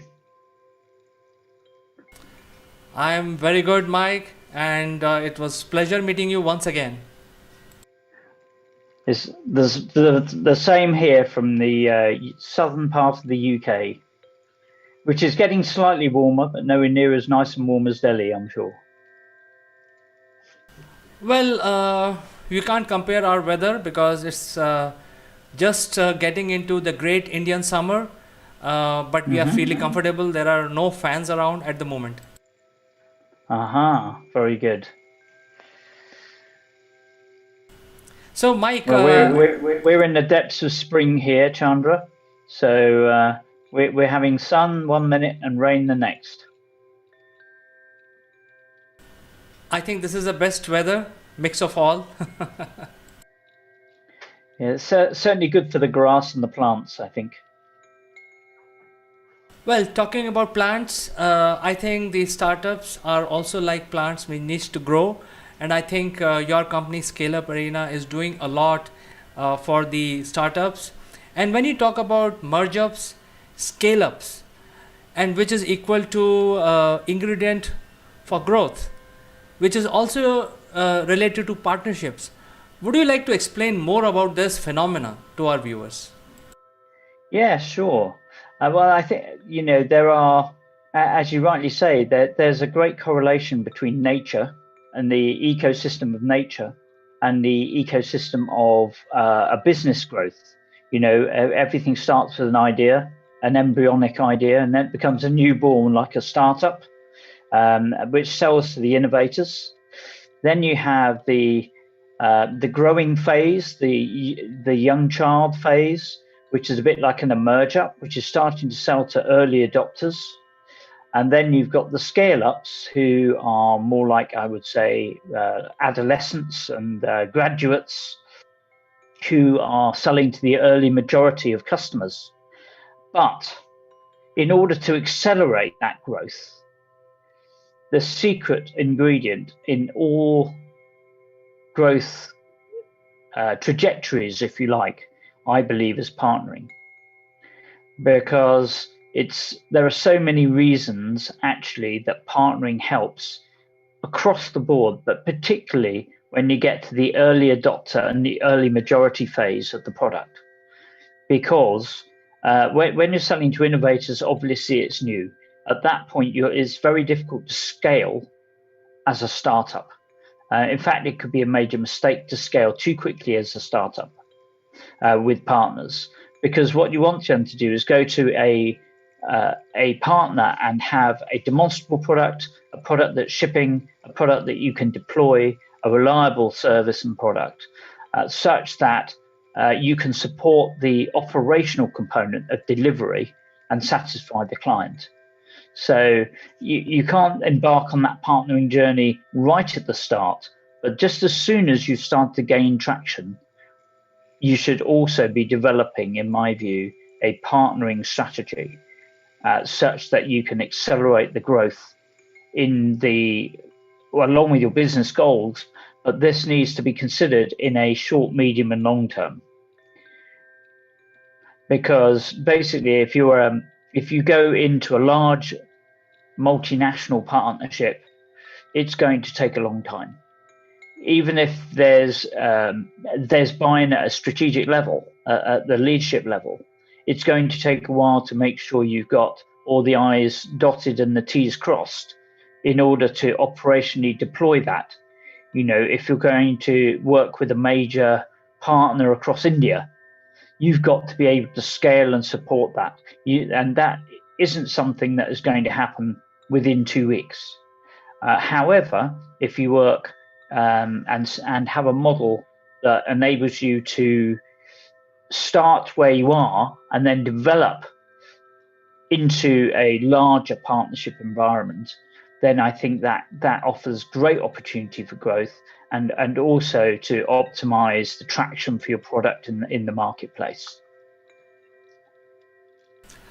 So, Mike, I have a question to ask, and the question is related to exactly the startup arena, where there are many startups, and startups mostly, almost 90% of the startup fold within first year of their operations. So what they should do to stay relevant? I think you're talking about merge-ups. So how scale-up arena will help these startups to stay afloat by a merge-up? That is my specific question. Until there are merge-ups, do you mean? Well, my question is that if they are not able to sell effectively and generate enough revenue within first year of their operations, then they will have to fold their business. So instead of folding their business, they should try and merge up with other startups. And since Scale Up Arena is really doing all that as a service, I think we would like to know how the startups stay relevant by merging up with other startups, maybe in India, maybe in UK, maybe in other parts of the world. How this process will actually happen through Scale Up Arena?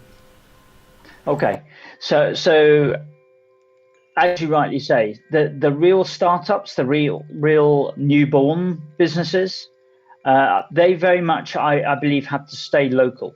Now they may be able to prove their model with local partnerships, with local clients, and that's what they should look to do if they possibly can. And that might mean, instead of the expression trying to boil the ocean, they maybe should start with trying to boil a pot of water or a pot of chai, shall we say.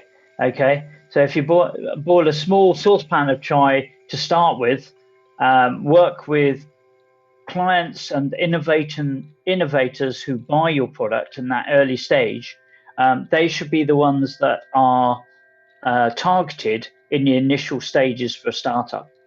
And so when companies have got that initial sale, got that initial case study, have proven their model, then I think they can start to look more at the early adopters and the early majority clients. So start to look further afield, start to look for maybe partners into new niches, into new sectors within their country. They could start to look for international partners by looking at the model that they go to in that space. So for me, there are 4 key categories of breaking into a market with a partner. There's the agent model, which is basically a commission-only sales model, which enables you to work with maybe an individual or a consultant or someone from the gig economy to help you break into a new geography or sector where they get a commission based on the sales that are made. That's the lowest entry point for me within that sort of a partnering model. A startup could do that. It's more likely that's going to happen when they're in a merge up or a scale up, when they've started to get that early traction and proven the model. The next stage is to look for some sort of reseller arrangement.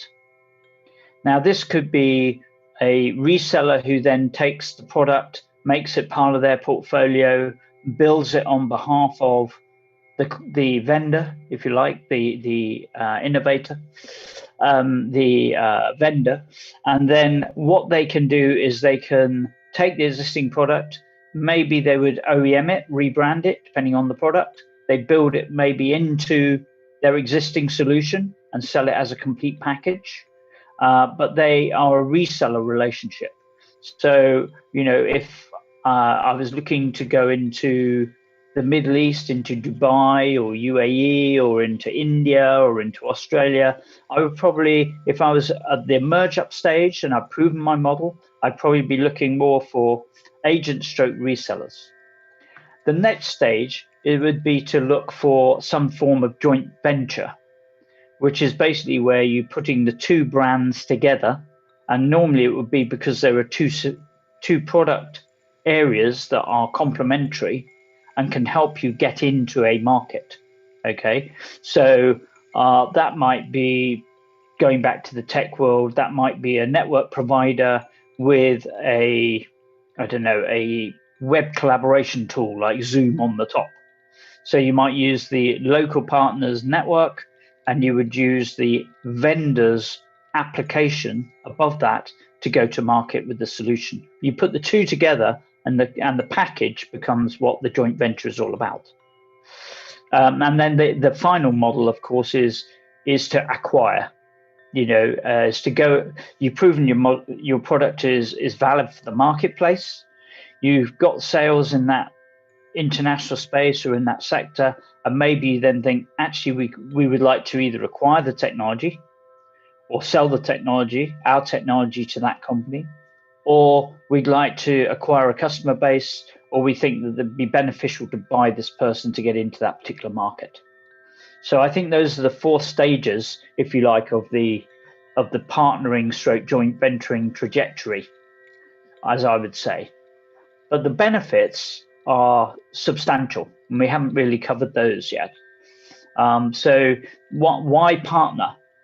Well, there are, in my view, 8 major reasons that principally in a merge up or a scale up, but also maybe a startup can benefit from going for a partnering model. And obviously with Scale Up Arena, what we're doing is we're enabling this component. So we've got an M&A brokering boutique that will help with the acquisition side or the selling side. We have got the ability to do joint venturing and partnering solutions. We've got access to markets. We've got training that can be used in a way to educate a partner or a new market in the solution.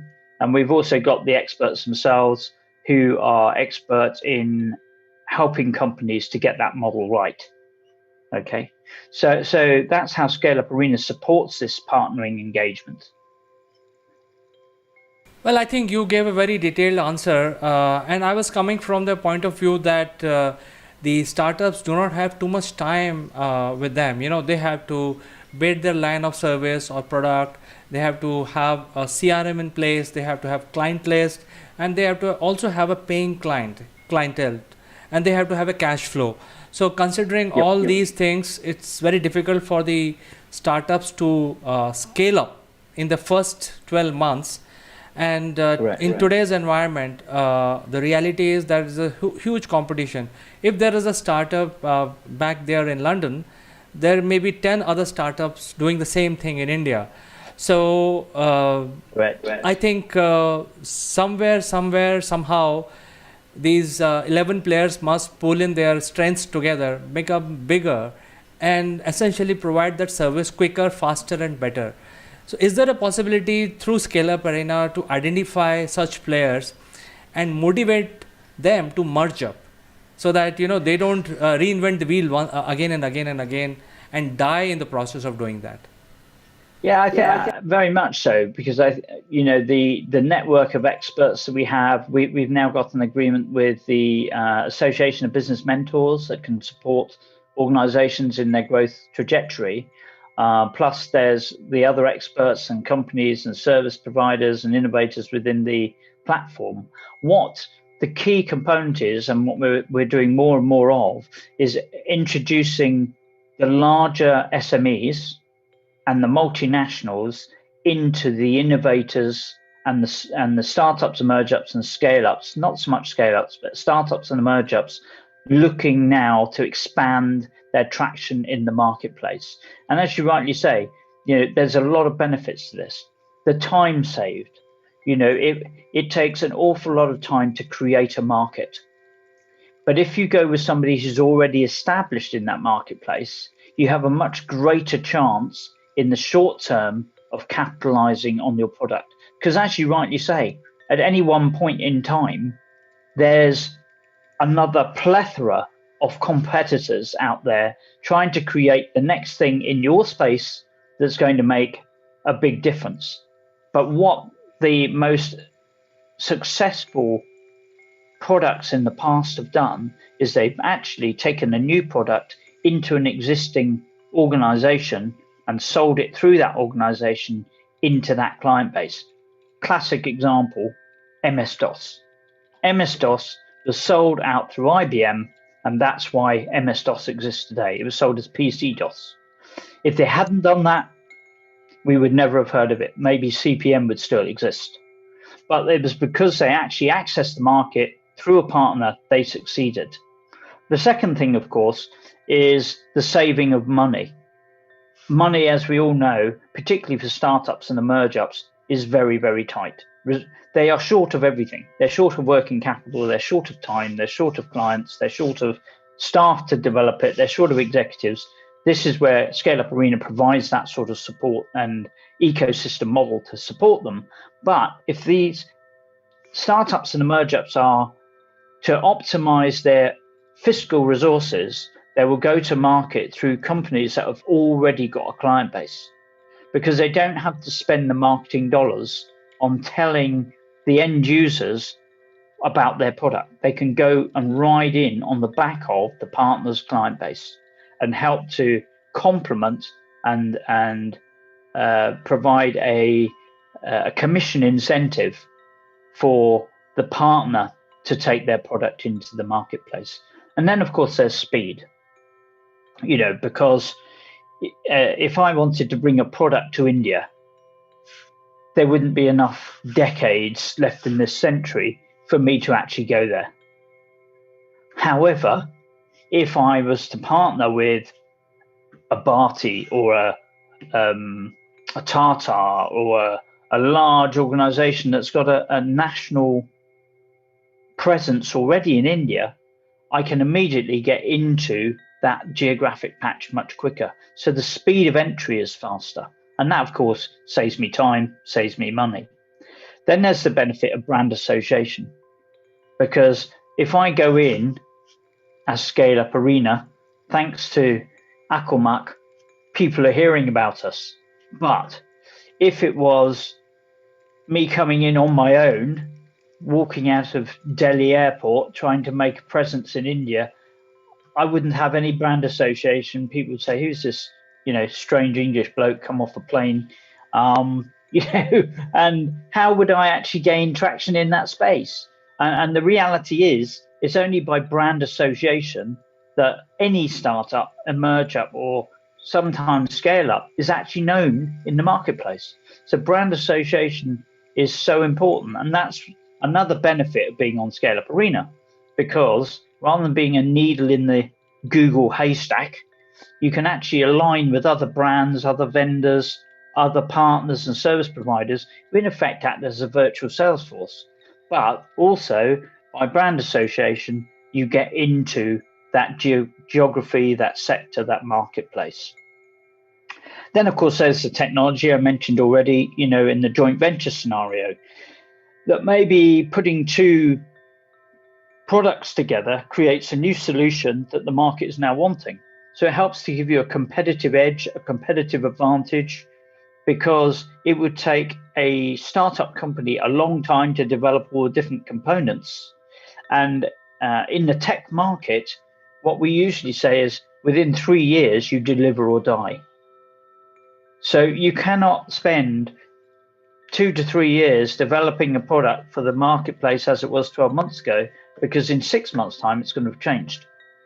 So you've got to be more dynamic. The only way you can do that is by aligning with other organizations, other products, other plugins, bringing the plugins into the software environment to enable you to move quicker and develop faster and provide that dynamic cutting edge. Then, of course, there's the culture and the skills.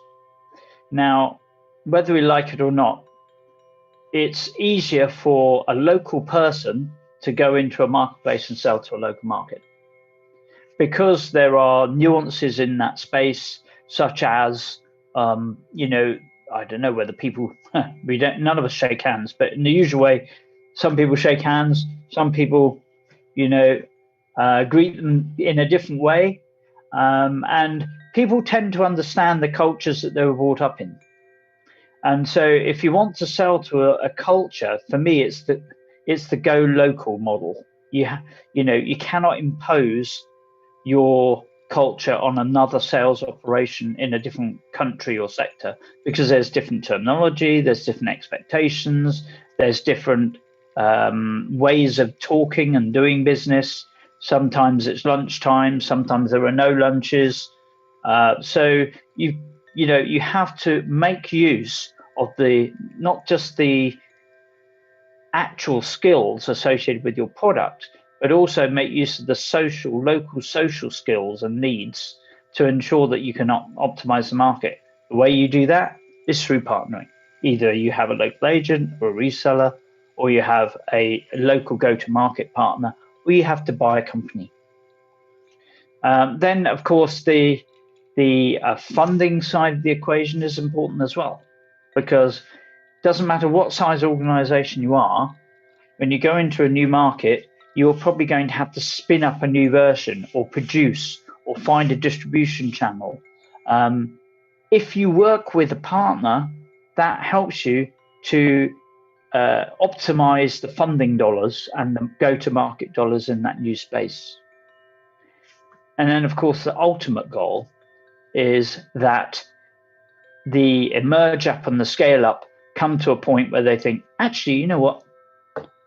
This partner could actually acquire us, and it can be an exit strategy, because ultimately none of us are going to last forever. And we may decide, actually, the wave is breaking, we're hitting the early majority. When is the time to sell? The time to sell is when everybody wants your product. Because if you wait until people are saying, there's a new product coming, you disappear. We can all think of the names of products that have disappeared from the horizon because they've been surpassed by new technology. I won't mention them, but we all know them. They were technologies that we thought were going to be here forever, brands, there was social media, many of the social media platforms that existed in the beginning have now disappeared altogether. So, you know, that you've got to have an eye for the exit, and it's a disappointed entrepreneur who waits forever thinking I'm always going to be making this money, particularly in tech. Not so true in traditional products, because there's always been a market for a hydraulic product. However, in the tech marketplace, I can guarantee you 90% of the solutions and the companies out there today who are creating a product will have sold it and moved on within 3 years. Mike, lately we have also seen a different model in the partnering arena, which is the principal giving time to scale up to the partners. For example, if I sign up as a company, a partnership with a global giant, they will give me 6 to 8 months to scale up, and they will give their offerings absolutely free, no charge at all during first 6 months or 8 months. So do you see some sort of incentive for this kind of model also coming up in the startup arena? I think, well, you're talking in terms of the multinational taking the product into their business. Well, let me rephrase my question. It's like this. Say, for example, if I'm a small company and my market is limited to 50 clients near my locality, near my city, etc. I'm in India. Now, if I have to scale up my company, what I need to do is I have to find similar set of clients somewhere through partnership in UK or somewhere in Africa. Now, if I talk to that person in UK that, hey, I will appoint you my partner, and then you sell my services to these type of clientele near your area, the partner is not enthusiastic enough to take that offering unless you roll in some benefits for him, initial sign up benefits. And the benefit could be that I will not charge you for first 6 months, I will give you some freebies for first 6 months, and so on. I've actually, during the pandemic, I have been seeing these models also coming up quite a bit. I think that's it depends on how deep the pockets are for the company, because when you start offering anything for free, of course, startups and emerge ups, as we've already said, are short of everything. Okay, so I think you've got to time the entry to other markets very carefully, because it sounds great to have international exposure, but actually, if you could make much more money by staying local or staying niche, perhaps that's a better strategy. I wouldn't suggest that everybody should try and go global. I think it's a very dangerous strategy to offer anything for free, because unless people have got skin in the game, they won't actually put as much energy into it. If they think oh, it doesn't matter if I sell this or not, I haven't had to pay for it, there's no incentive for the directors of that company to say, actually, we need to sell this product. What I think I'd be more keen to say, what we need in the UK to take this product into the UK, we need case studies, we need examples of what the product is, we need a fixed product line, and we need you to spend marketing dollars to get us into the marketplace for you in the UK. Unless it's a client or a partner who says, as we said before, by associating your product with their product, it actually gives an incremental opportunity. If it doesn't give an incremental opportunity, it's not complementary with the existing business, then you should walk away. But where it's complementary, then it could be cheaper to enter into that marketplace. That's why partnering is good. But giving things away for nothing, I think that very rarely gives you any benefit. I think both parties have got to have skin in the game. I think you made a very valid point. So there are various models available. I think the scale-up arena is at the forefront of providing all permutation combinations for startups, and for also facilitating the merge-ups, so that you can scale up as a businessman. So Mike, thank you so much for finding time and discussing this very important No subject with worries. us today. I've got a quote to finish. I've got a quote to finish, Chandra, on this. Sir Edmund Hillary, I think, sums up partnering very well. The quote is: "Strategic alliances and ecosystems can help individual and organizations accomplish what they cannot achieve on their own." And that's what partnering and Scale Up Arena is all about.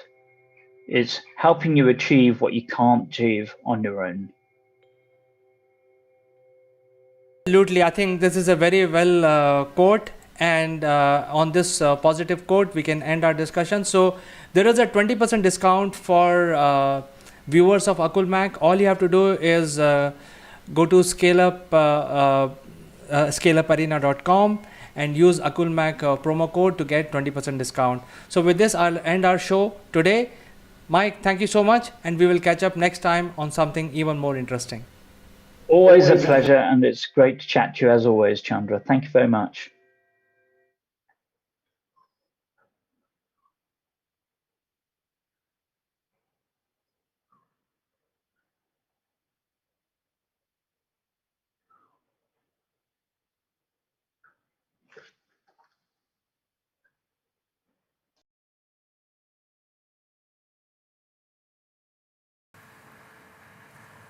Hello friends, this is Chandra from Akulmach Technologies. Welcome to Top Brass. Today we will talk about the relationship between democratic elections which are going to be held in United States and the position of Pakistan in FATF. So for some of my viewers who do not know what is FATF, FATF is a Financial Action Task Force, which is a global organization, and that keeps track of the funding for unlawful activities, and primarily in the terrorist funding. And Pakistan right now is in the grey list. That means they have been diverting a lot of funds to promote terrorism in various parts of the world. And they are on a crossroad at this point in time where Pakistan can be blacklisted. And once they are blacklisted, then their economy, which is already doing very badly, and the current president of current government has started the reforms, economic reforms. So if Pakistan slips down into FATF blacklist, the reforms will also will not be possible, and it will further go down, and it will become an anarchy sort of a situation in Pakistan. However, it is in interest of India to make sure that Pakistan goes into blacklist. At the same time, the President Donald Trump is coming to India, and he is also facing a election this year. Uh, so, as part of his strategy, he has to get his Afghanistan story right in order to win the election there. And it is one of the most critical tasks that the government of United States has to do, is to withdraw troops. So Pakistan plays a very vital role in enabling that situation. In fact, if you look at geographically, Pakistan is in a very strategic location where they can support both east and west. And so Pakistan is not something which you can ignore at this point in time, especially with regard to US withdrawal from Afghanistan. And they are going.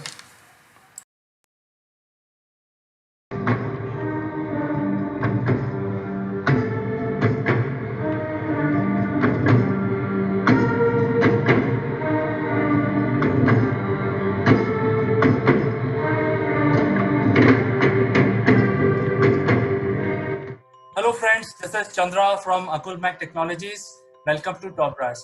Today we have been joined by very eminent leader of the industry, DCF Ventures CEO Lakshmi Putluri. She has been well known in the industry. She is also well known as an angel investor and also former co-founder of Jibong. Welcome to the show, Lakshmi. Hi, CK. Thank you for having me on the show. It is our pleasure, Lakshmi. In fact, today is day 15 and the entire India is under lockdown. In fact, many countries globally are under lockdown. What is the kind of impact you see in your neighborhood and your community that might have caused some sort of problems or issues with the people? Okay. I wouldn't say necessarily problems or issues, but obviously there is, complete silence. You can, imagine it almost seems like, the place has come to a standstill. So that is, for a city like Bombay especially, it's never happened. So that's something which is unusual. Although I'm sure, the communities are all, making the best of, the situation in terms of adhering to all the guidelines, making sure, social and physical distancing is practiced. And also, engaging actively and making sure you spend quality time with your family members. That's one. So from a community perspective, of course, this is something unavoidable. But the good thing is, of course, I think, and we've been seeing a lot of these posts, like Bombay has seen dolphins emerge near the sea and the parks, are seeing a lot of the wildlife that's enjoying this, I think, change. So that's a good thing. And we just have to keep our fingers crossed that slowly we will, find a good balance between keeping in mind, the environment as well as bringing our lives back onto track before this isolation and lockdown. Lakshmi, I think Indians are by and large very innovative, and almost like 99.99% Indians are following the government guidelines. And they have been very innovative in order to follow the guidelines and also solve the problems. But having said that, that's on the personal side. There has been a little bit of a standstill situation where there are certain businesses which are not able to take any further decisions. So do you see from your point of view any adverse sentiment which is creeping up into the business? See, I feel like the more positive conversations are always going to be good. Absolutely. I'm sure at the back of everyone's mind, this is an ongoing thought process. There are probably, every business is going to be impacted. There is no doubt. We're talking about, 1 month of complete lockdown, and then post 1 month of lockdown, there's going to be things that have to come to normalcy. And it's a full life cycle, right? Like it's going to have ripple effect across from top to bottom. Businesses are going to be impacted, thereby people are going to have different environment in the whole job scenario. Although I hate to use the word downsizing and layoffs, the businesses have to do certain things to survive, and that plays over at all levels, right from a restaurant that's hiring housekeeping staff. There's going to be changes, and so that is going to play on people's sentiment. And I'm sure people are trying to be very positive. Businesses are being for a month right now, I think everyone is mentally prepared, like we'll take this and we'll try to support, ensure that no one faces any serious impact. That said, no guarantees for anyone. And so yes, there is a little bit of sentiment change, and I hope that we'll be able to bring that back as soon as we can. And I think the government has done a phenomenal job already in terms of ensuring, the lockdown is well adhered to, and we do, have hope of coming out of this very quickly, even compared to some of the more so-called developed nations, as we see, are struggling dealing with COVID. So I'm waiting for things to kickstart as soon as we can, and as we, hopefully all our positive sentiments together can, help kickstart along with the support from the government as well. Lakshmi, you are such an experienced person. You are having 2 decades of career behind you. You're well known in the industry. From your point of view, do you have an opinion about what a government of any country, any nation should do after the lockdown is lifted in order to improve the sentiment, in order to improve the business? So I can't speak from perspective of all nations, because every nation has a very different DNA, different kind of setup and all that. But given that right now we can talk perhaps a little bit about India as from ensuring containment. I think we are doing a phenomenal job as a country. Every citizen is playing a role.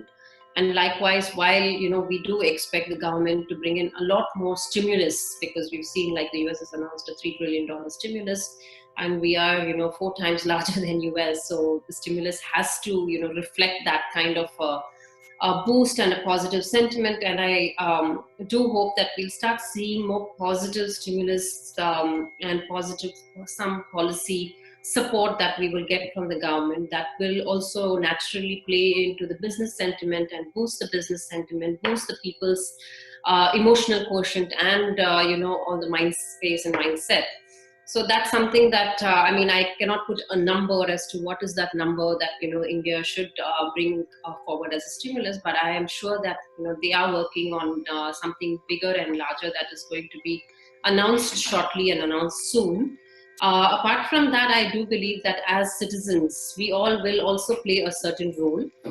For example, encouraging a lot of the small businesses in and around. So, for example, like Singapore right now, and of course, the kind of sanitization levels there and the kind of adherence will probably be different. But Singapore is actually encouraging people to order outside, and asking people to order outside and support restaurants and other businesses there, right? So that's something like maybe we may not choose to order outside, but there are small businesses in and around us where we should support, and right from staff in each of our immediate ecosystems, how can we support them? I think that's a small role as citizens we all can play. And then the government will come in, and I'm very positive that they will come in and play a role which will be very positive to business, positive to small and medium enterprises, which are going to be a little bit far more hit than maybe the larger organizations. Lakshmi, you have raised a very profound question here. So, do you see the change in business process after this lockdown situation is lifted? Do you see a new way of doing business which will emerge after this lockdown is lifted? So, the first part of question was, can you just repeat the first part? Second part I got. So it is just one question. Will the business process will change after this lockdown? Oh, absolutely. We've already seen it change. In fact, I'm part of a few other business, groups where, it's mixed background. Like I come from a digital background. I've seen even when I worked at IBM between 2002 to 2006, IBM was already 50% work from home at that time, right? But a lot of the businesses that don't come maybe from a tech background or come from more traditional businesses, think agri, think, energy companies, even government employees, a lot of them are just experiencing the digital transformation. They're understanding that work from home can be possible. So I think that shift, both from a transformation on the digital front, which is happening in sectors like education. Clearly, we've just seen, all the institutions are quickly ramping up to be more digitally ready.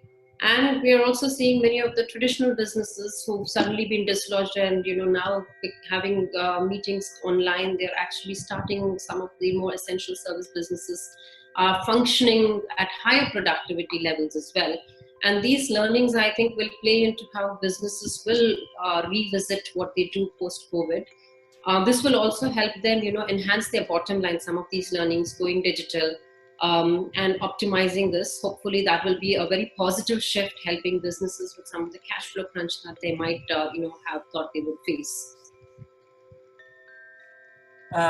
Excellent words of wisdom, Lakshmi. In fact, I personally get a lot of value after talking to you.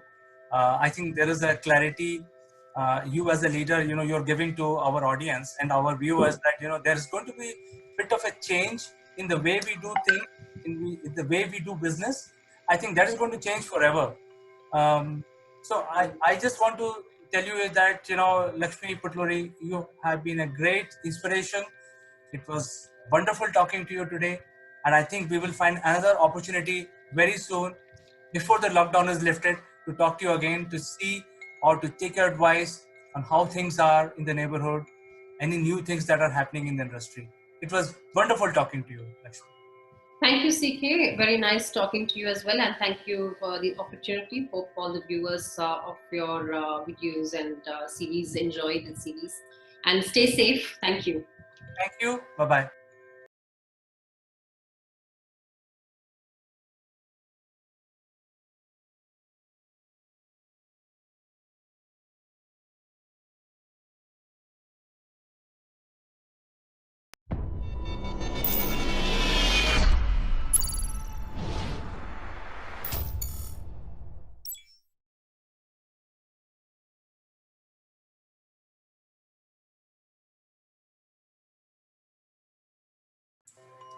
Hello friends, this is Chandrakant from Akulmach Technologies, and in this series we are on the journey of understanding our digital quotient or digital intelligence. So as you know, digital intelligence has become one of the key skill to have, and we have actually done a few chapters and we are going by chapters. This is a chapter dedicated about the personal security. And when we talk about personal security, we are actually trying to say that it's a personal cyber security. It has become very, very important for everyone to know, whether you are an old, middle-aged person, youngsters, to follow the personal security best practices while using your digital space, either on the internet, on your PC, on your mobile. So without waiting any longer, let's get into understanding the personal security aspects of the systems that are available at our disposal today, and how we can be understanding those and be safe. So first thing is to create a strong password. So everyone who's using a PC or a mobile, and by using these different mediums, using different applications, must ensure that all our applications are secured by very strong passwords. The strong password basically means you should not be using something which people can easily guess and identify your password. So you have to use uh, some sort of special characters in your passwords. You have to use combination of small and large characters. The password should not contain your date of birth, etc. So you have to use these strong passwords. To chances are that it is very difficult for people to know your password and then log in into your work area. Now there are a lot of applications today which gives the facility of automatically generate those passwords, which are very, very complex in nature. However, you won't be able to remember those passwords. So what I'm trying to tell you is, make sure that you remember some codes, define some codes, and create those passwords and probably memorize them. You don't have to write those, because if you write those passwords again, there is a chance that somebody can see those passwords, copy them, and misuse your digital identity. So that is the first thing that everyone in today's world should learn and be safe by creating this strong password. But even that is not sufficient. You have to use the number two tip is two-factor authentication. So when we say two-factor authentication, what is two-factor authentication? So first factor is your password. And by merely typing your password, people should not be able to, or you yourself should not be able to enter, because the second factor is important. It's like having two keys in the system. In olden days, the bank safe used to have two keys, and both keys have to be used simultaneously in order to open the safe. So it is similar to that. So ensure that two-factor authentication is enabled not only in your Facebook, but also in your emails, your mobile, your PC, everywhere. That means it is similar to a banking login where you enter your password and the OTP is generated, which is valid for 5 minutes, and OTP is your second factor. So this makes your work area to be misused very, very strong. I mean, in the sense that nobody will be able to penetrate if you have two-factor authentication security enabled. So please go ahead, enable two-factor authentication in your Facebook, in your LinkedIn, because all of these applications today are providing these features for free. So enable that whenever you try to log in into Facebook and LinkedIn or Instagram or your email, the code will be sent on your mobile as an OTP. Enter the OTP, which is very unique, valid for 5 minutes or 10 minutes, and then you will be able to enter your work area. Next is identifying, because we are using all these social media platforms today. We create our accounts and then we use in some way or other. So the chances are that most of us are using all of these which are listed here, but then there are so many others. We create our profile and then we forget about it. However, the advice is to go and check the privacy policies and security settings in all of these different uh, platforms. So if you look at Facebook, there is a facility where you can control who can watch your updates and who can see your credentials, who can see your photographs, and whose update you want to see on your wall, etc. So make sure that these settings are appropriately applied on your individual social media accounts, because your identity will be leaked only through social media, because your social media, if it is not set properly, is open to public and anybody can access to your personal information, your personal pictures and your personal profile, and can be misused. So therefore, make sure that you go and update these security settings as per their policies. Also, ensure that you set up the privacy policies appropriately what you want. These platforms keep coming out with new updates, new stronger security policies. So every time these platforms announce that there is an update in the security policy, you as an individual must log in and check what has changed and make sure that your security policy is up to date as you want it. So if you take these actions, the chances are your personal information will be secured. What is happening today is something called phishing. You must be hearing this in news and also in articles that the phishing has happened and so has lost so many millions of dollars. So what is phishing? Phishing is sort of a copying of your legitimate business. Say for example, if there is a bank through which you deal, you do your banking, the bank website will be fished. When we say fished, it's like when you get an email from these these sources, it will look like your bank web address.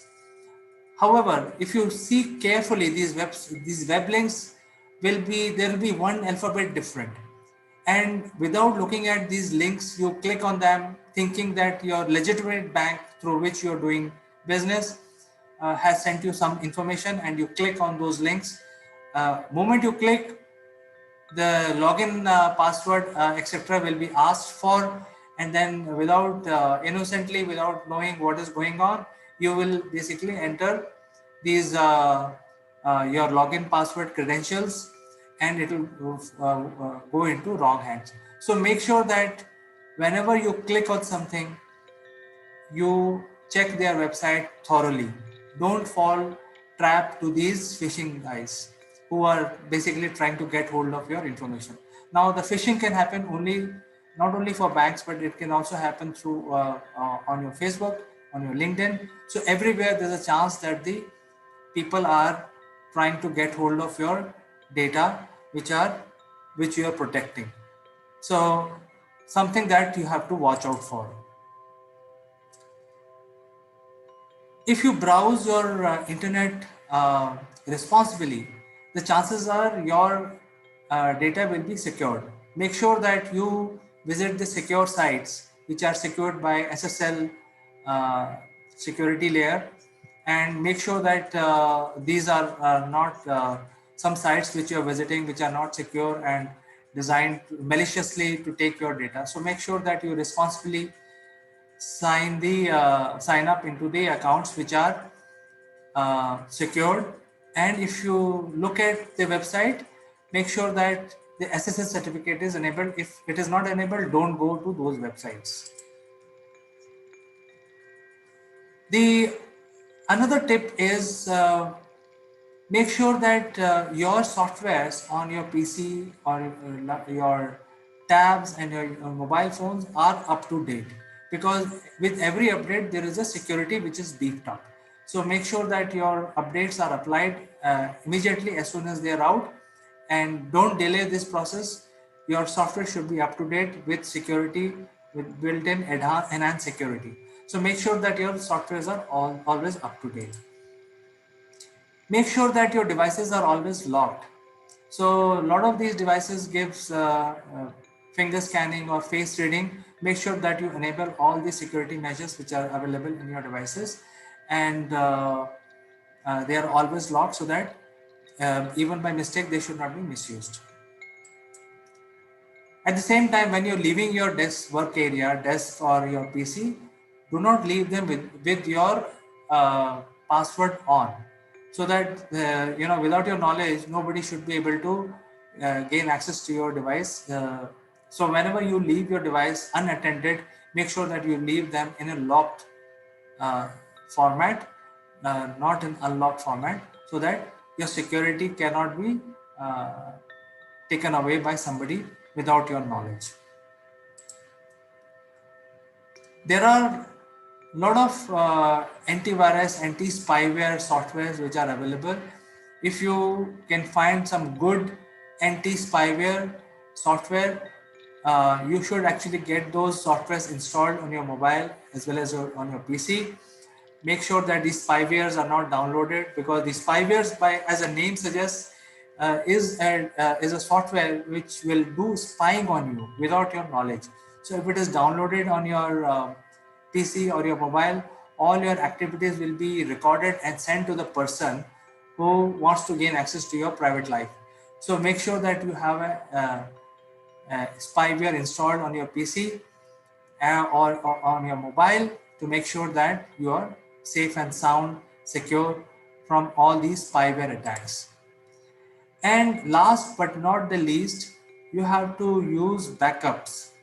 Make sure that you take the backup of your devices, and in the in this way you are able to save your data. Now when we say backup, it's not merely copying all your files. It's basically a backup of your all your files on your device with date. So when you actually do your backup, you will be able to restore your backup with date, and this way, even if your data is stolen or something like that, you will be able to restore your devices in future. So with this, if you take these steps, your life will be much more secure, you will be much safer. And as in post COVID era, everyone is moving on the digital arena, your usage of digital platforms will be much more secure, safer, and you will be able to successfully use all of these devices without losing uh, control on your safety, security, and your personal data. So with this, I will say goodbye. Make sure that you follow these tips. Whoever knows about these tips, good enough. But if you don't know about these tips, these are the simple tips which you can follow in your day-to-day life and be secure. We will meet in the next chapter of DQ. The whole goal of this series is to basically enhance the digital intelligence for everyone, for all citizens of the world. Do write to me if you have any comments, and I will take those comments in the next session. Until then, bye-bye.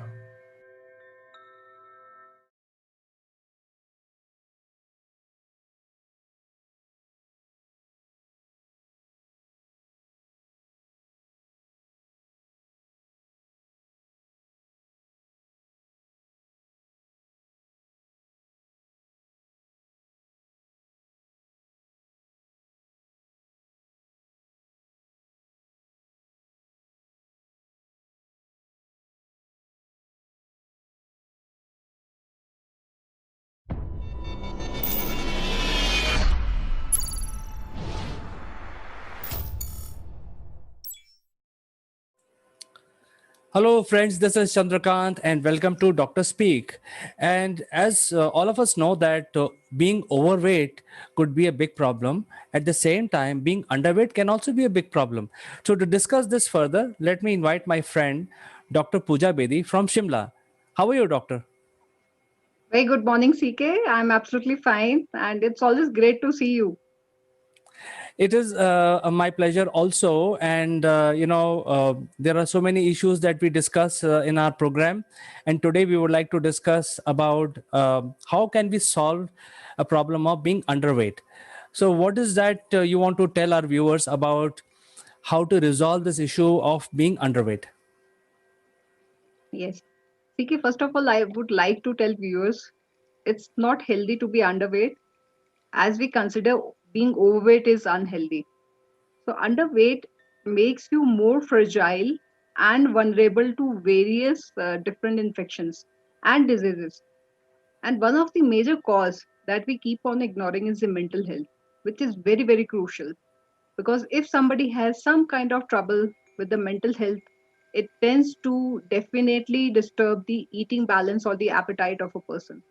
So if it happens, in some cases, we tend to see the people are becoming overweight.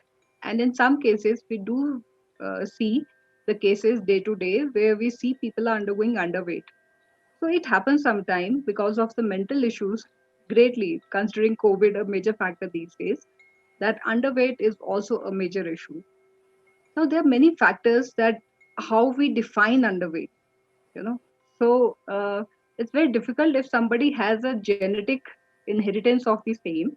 So they will definitely be very lean, thin, and their BMI rate would definitely be, close to 18.5 or maybe a little less than that. So they tend to have some kind of genetic, you can say, leanness, which is in many cases is absolutely fine, because if that particular child or individual is able to carry out their day-to-day activities and their mental activities also apt for the requirement. But we have to consider certain cases, like in chronic cases.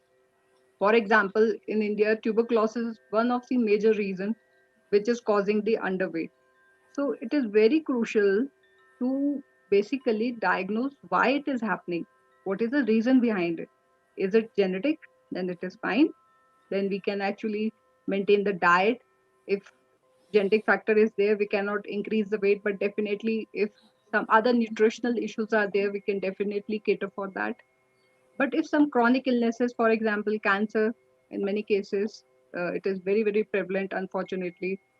But like some cases in tuberculosis, where many people tend to, you know, uh, lose their weight.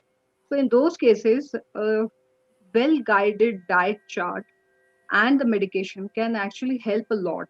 And I've seen it myself, where a person had come to me with the abdominal tuberculosis, bubble tuberculosis, and this particular child was 12 years old, and she improved dramatically after the medication of 6 months with a very, detailed diet chart that we had planned for her. So it's so highly recommended that chronic disorders are to be ruled out. Uh, if somebody has a physical activity to a greater extent, they tend not to gain weight, which is absolutely fine if the dietary intake is fine. And if they are doing athletic activity, we should not much be concerned. But these are the reasons that why the underweight situation comes. Now, what happens when it happens? So, if there is sudden weight loss, like in tuberculosis cases, or anything to do with the intestinal disorders, so we tend to see that people tend to lose weight.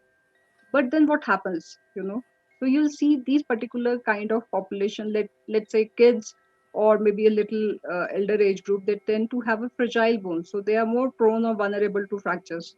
So this is the one of the things that can indicate that we have to cater for the weight issue in these cases. You'll see they tend to fall sick very easily, the hair loss is very prevalent. So, and there are many other factors, but just to mention few which are very much prevalent. So one can see if the weight is very much less for the age, height, and many other factors. And along with these symptoms that are and the signs that I have mentioned. So they definitely need to cater for the underweight for sure. Well, being lower in weight is not a bad thing actually, and now people are so aware that they keep watching their BMI. And in our previous program, also we mentioned about how to check your BMI. Uh, but at the same time, there could be little ignorance among people. Do you have a advice when they should feel worrisome about weight loss? Because if you are very happy, for example, if I'm losing my weight, I should be very happy that I'm maintaining my weight and I continuously keep losing. But when is the time when I crosses a threshold, I should be worried? That's a very apt question, CK, I must say.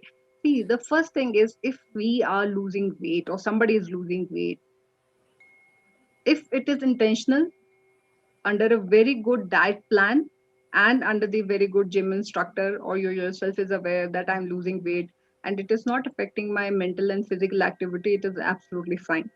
But I don't highly recommend people to go into size zero or become so thin that you become prone to diseases. So that is not recommended at all. So when a person should be seeing a doctor, this is a question. The first is when you feel like I'm very tired after going to a gym for 2 hours, having the six packs, but you feel very tired. And in other cases also, otherwise also, people who are not into much of physical activity, they tend to feel tired. They avoid socialization. That is a very clear indicator for mental illness, which can be cause of one of the reasons for the weight loss. So uh, if somebody is feeling fatigue, is not able to carry the physical activity, and is not responding as mentally active as he or she should be responding or was responding earlier, so these are few indicators. They can be changed in the sleep pattern as well. The socialization you will see will decrease a lot. So these are all the indicators that we should be seeing a doctor. And if I have to just raise a very common indicator is the hair loss, to be very frank. So people who are actually undergoing this issue of hair loss and their weight loss is also there along with it, or they're on a thinner side, they must see a doctor or a good dietitian. Great, doctor. In fact, there is also a big confusion being among the people, by and large, at least 50 to 60% people that they sort of correlate weight loss with being anemic.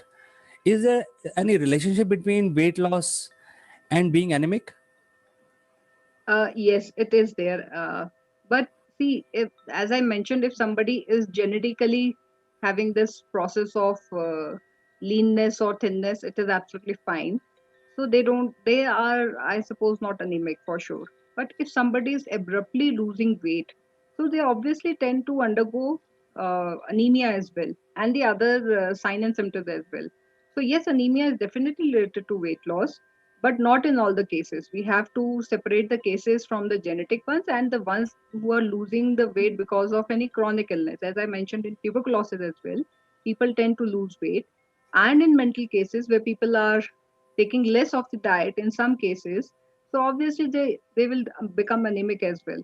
So yes, it is related, but you have to cater for different set of population in a different manner. And in some cases, weight loss may not be related to anemia at all. So, having identified that some individual is losing weight, are there any natural therapies available if somebody is not comfortable going to a doctor but they want to be at home, and especially now in COVID time, is there something they can do at home to improve their situation? Yes, it's a very good question. How to overcome it? So ultimately, if somebody is looking for weight gain, so I would like to add one point, CK, prior to it. If you look at the younger generation, they are into drugs habit, steroid intake, and all these kind of things are provided in certain gyms as well, just to gain the weight. So this is really bad. There might be some instant weight gain, but ultimately it is going to end up in a you know in some other drastic disease, which is bad. So I'll highly recommend to youngsters specifically who are on the leaner side and want to gain weight to please not to go for the shortcuts. Okay, for example, steroids and drugs, they are really bad. So please don't go for it. Now, coming to the main part of the question, how to improve. First is you have to calculate your BMI. So go for a BMI calculator. Please calculate BMI. Check where you're standing. If it is on a very thinner side, then yes, diet portion is to be maintained in a very smart manner. One is required to undergo frequent diets. I'm not saying have a fleshed meal every 5 times. No, it is not recommended. But have a frequent small portions of meal, which are rich in carbs as well as in protein. So the muscle mass is also increasing gradually. So diet is definitely one of the factors. And one of the easy way is to actually, and very hygienic, just to have bananas with a glass of milk. It helps a lot. And I, as always recommend to have a fistful of nuts. So in weight loss cases, they can have more of almonds with a glass of milk. It really helps, you know. And with diet, specifically during the COVID time where we are more into stink, style. So I'll not recommend to go for fried food, you know, or fat is not bad for lean person, but if the intake is too much, they will definitely end up in some trouble. So go for a diet which is balanced diet and has to be a nutritional diet. So it can help any individual to gain little bit of weight, but do counter the other parameters that, like I already mentioned, are you able to cope up with the activities? Then it is perfectly fine. Go with the same diet for some time. And third is very important thing is, in case it is happening after all the efforts, one is not able to gain the weight, please consult a good dietitian so that your all the previous parameters or the medical parameters can be checked, and accordingly a diet plan or maybe some medication which can do cater for the chronic disorders, and people tend to gain weight after that. Well, doctor, there are so many different friends I have, and both men and women, and some of them are very thin and slim. And when we meet and socialize, we always say, "Hey, you are so slim and you don't need anything."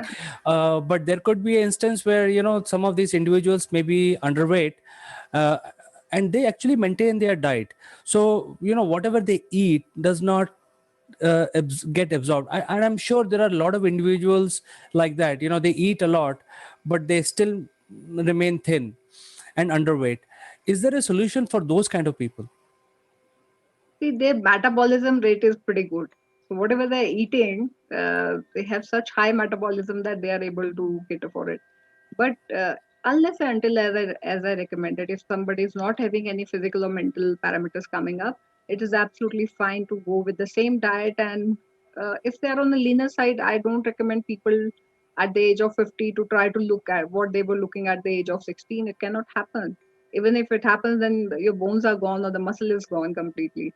So it all depends on the person's capability, how they're catering for it. But yes, in case somebody is underweight and still is not having any indicators, it is fine. But if they are having indicators, then they should definitely consult a good dietitian. But I think it can be resolved on their own. It's not a very major issue which cannot be resolved on their own. All you have to do is to please check for your BMI. Where are you standing exactly? Try to monitor the diet. Have a good protein and carb rich diet. And thirdly, don't forget not to do the physical activity. Some people are required to do physical activity in order to gain weight as well. So I highly recommend to go for a very simple, mild physical activity, monitor it nicely, have plenty of fluids.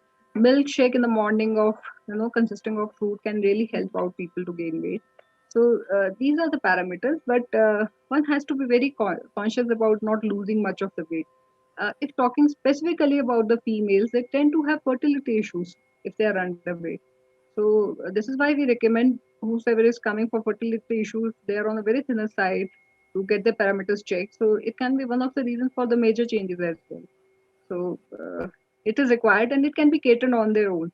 In case it happens, the individual is not able to cater this particular thing on their own, then I would highly recommend to consult a dietitian because they are the perfect people to guide you how to maintain the weight. And considering the COVID time, it's not required to go to a dietitian. You can always have an online consultation as well. Yes, doctor. In fact, I have come to my last question, and it is related to the diet itself. See, what happens is there is limited food you can eat. Suppose you're having lunch. There is limited quantity anyone can eat. You can't keep stuffing yourself in. So, is there any other method of consuming your food? For example, somebody says that, hey, don't eat a very heavy lunch, dinner, or breakfast, but keep having something every 2 hours. Keep nibbling something. There could be other methods. So what is the best method in your opinion to gain weight? Yes, that's a very good question. See, I just noted down your question, and the viewers can see I made a graph also. This is the graph we show to the people who are having the malaria fever. So there's a peak of hunger, or the peak of fever in malaria case, and then it just steeps down. So the same thing is there, but if you're feeling peak of hunger, please have your small meal. Don't have a very fulfilling meal. Please have a little small portion of the regular diet you are having, and then do some physical activity. So it will bring down you again to a stage where you are digesting it. Again, the hunger will go up. So it has to be definitely in proportion with the physical activity as well as the diet portion. Don't fool yourself every time with the regular meal. Have a smaller portion of the regular meal, and you will develop this reflex after, say, a couple of weeks, that people don't feel like actually having a fulfilled meal. So they'll definitely go for a shorter portion of meals at short intervals. So that's one of the way how you can maintain your hunger chart or the appetite chart. It is such a valuable advice, Dr. Pooja, you have given us, and I'm sure a lot of people who are watching this program would benefit from these advices, especially when they are underweight. And we will do another program of being overweight, but not today. Today, I think I'd like to say goodbye for you, and thank you so much for coming to our show and talking to our viewers. Thank you so much, CK. I would like just to end this conversation on one little note. A special message for the youngsters: please don't go for the shortcuts in order to gain weight, to have six packs or a very nice body. It is not required. It is very important to have a healthy body. Just look at Akshay Kumar. He doesn't have six packs, you know. So you are not required to have six packs every time, where people are really getting into mental illnesses also. So please don't go for drugs. It's very unfortunate when you witness such cases in your own clinic. So it's very unfortunate thing. So please don't go for shortcuts. Don't take drugs. Don't take steroids. Go for a gradual method of weight gain with the diet. It is highly recommended with a good complement mix of the exercise or the physical activity. Stay healthy, and thank you so much, CK. Thank you, Dr. Pooja. Have a nice week ahead. We will catch up again next week. Bye bye. Thank you. Thank you. Bye bye.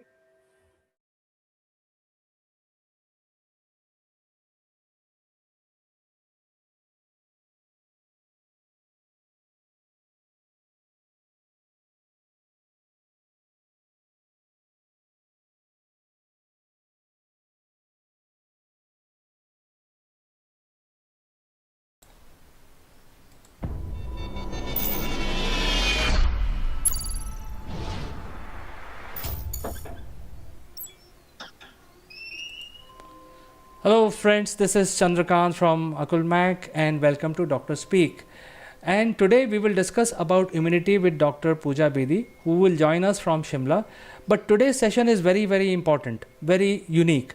We are actually announcing a giveaway. So, how you can claim your giveaway? Please stick around till the end of the video, where we will tell you how you can claim your giveaway. So, without further ado, let me present Dr. Pooja Bedi, who joins us from Shimla.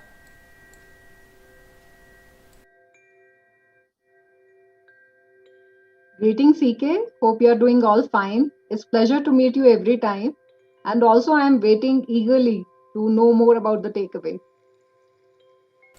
Absolutely, doctor. So today's subject is about the immunity, and it is very relevant today because most of us are battling the COVID. Entire world is battling COVID, and one of the major issue is that the people who are not so immune are getting affected with it in normal circumstances. So I think it's a big debate today that how we can increase our immunity. Would you like to talk about that and give us some tricks and tips on improving our immunity? Yes, CK, you are absolutely right that that is such an apt topic, especially when the COVID time is going on, or I must say COVID era that is going to last at least for maybe couple of more years. So yes, it is a very, very apt topic. Now, what exactly is immunity? We all are aware prior to COVID and during COVID, and we should be very, very cautious how it is going to play a major role post COVID as well. So immunity basically is how the body is actually, or the body's defense mechanism is acting against the various disease causing agents.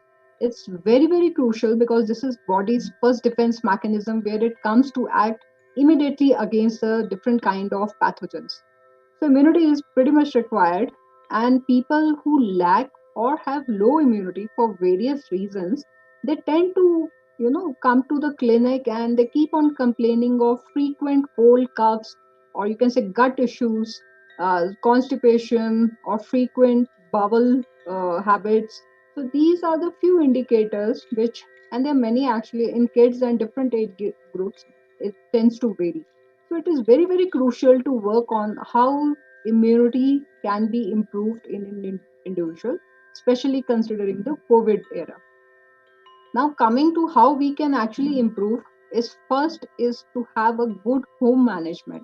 With that, I mean that we should actually have very good hygiene schedules that or the routines that we must be following every single day.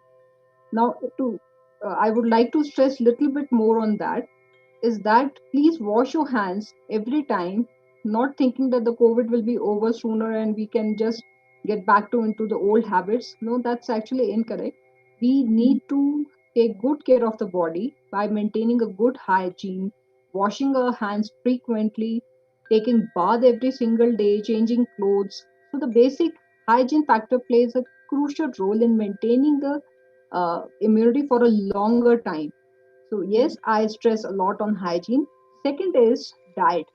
Now we cannot rule out that today's generation they are more into the junk food. We can't stop it abruptly, and we can't tell them that you have to stop all this. So yes, they can be taken, but then I highly recommend it should be followed by the healthy diet pattern as well, which should include immune boosters. For example, orange juice, amla juice, and many, many other more foods which are rich more in antioxidants.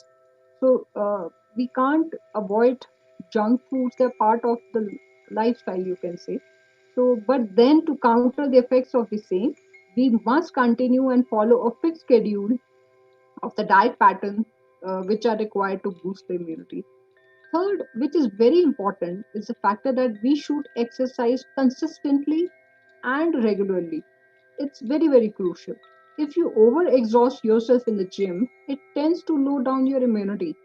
So it's so crucial that the amount of exercise, kind of exercise, must depend on the comorbidity factors, on the age of the individual, on the place the individual is residing, and many other factors. So it's very crucial to have a good exercise regime that we should be following consistently. It's very important to be consistent about this particular factor. Exercise tends to improve the body's immunity by improving the circulation. We many of us are aware of this fact. So I highly recommend to go for a moderate amount of exercise. And in the elderly age group or the older age group who are not able to move around, or you can say can do the moderate exercise because of factors like osteoarthritis. So maybe a mild yoga can definitely help them out in order to increase the immunity level. So it's very important to focus on to all these factors. I highly recommend that 5 L's in boosting the immunity. First is to laugh a lot. Matlab, if you laugh a lot, it definitely increases the circulation. The moment the circulation of the blood is increased or improved, the automatic improvement in the circulation of lymphatics is also noticed. So that's a scientific logic behind it. So the more you laugh, the more you stay happy, it tends to improve the immunity of that particular individual because it just basically improves the circulation. And the more minerals and the vitamins are reachable now to the different parts of the cells. So it's very crucial to have a good laughter therapy every single day, whenever, depending upon the comfort of that particular individual, according to the time. Sleep like a log. I tell it several times to many people. Sleep is also a very, very crucial factor in inducing a very high amount of or a better amount of immunity. So you should ideally be sleeping for 6 to 8 hours, and a good sound sleep. The quality is more important than quantity. So please focus on that. The sleep should and the sleep pattern, the fixed time of sleeping every single day, waking up at a fixed timetable. So the scheduling of the sleep pattern is also very much required. And lymph nodes. So these are also very, very important. Now, how to make your lymph nodes active? So this is, or the lymphatics active, to be very precise, is the simple massage. If somebody can afford to get massage from somebody, it's excellent. It tends to improve the circulation, and automatically it definitely tends to improve the lymphatic circulation, which in itself will cater for the different lymphatic requirements of the body. But the simple ones are, if you can just tilt your head, if you can just move your ears, if you can just take little bit of oil and put it in your armpits and groin region, if the ladies can give little bit of massage to their breast. So these kind of simple lymphatic exercise can be so crucial. I highly recommend to people who are into standing job to move on their toes again to their ankle as frequently as they can, and it improves the lymphatic circulation to such an extent that they feel less tired. The swelling in the lower extremity is tremendously seen to be low down, and it definitely improves the immunity. So these are very crucial factors. And last and the most important is the kind of the diet we are taking. It can include junk food considering the today's lifestyle, but not so often. This is how I recommend. But then to include the kind of more of the, alkaline food, which is very crucial, and they help to tend to increase the immunity level of an individual. So food like orange juice, you can say, and amla juice, aloe vera, plenty of citrus fruits and food can definitely help to increase the immunity of the individual. There's one point that I specifically want to discuss, CK, is that people are using apple cider vinegar, and there has been quite a research regarding the same, that it tends to improve the immunity of the individual. Yes, it tends to improve, though it is acidic in nature. It normally says that it directly acts on the, you can say, unwanted toxins or the particles that are there in the lymphatic system. This acids tend to wash it away, and if it get washed, then automatically the circulation is improved, the lymphocytes are more available, and immunity is enhanced. So yes, apple cider vinegar, it really helps a lot to immune people from various different pathogens. Great, doctor. I think these are very good advices that you have given us today, and I think there is a big confusion about immunity itself, because we don't know what is immunity. Some people say that it's the white blood cells that will have immunity, or is it something, a special superpower you have in your body which will make you immune from all diseases, so you become a superhuman. So I think you can also explain to our viewers what is the meaning of immunity. I think many people don't understand that as well.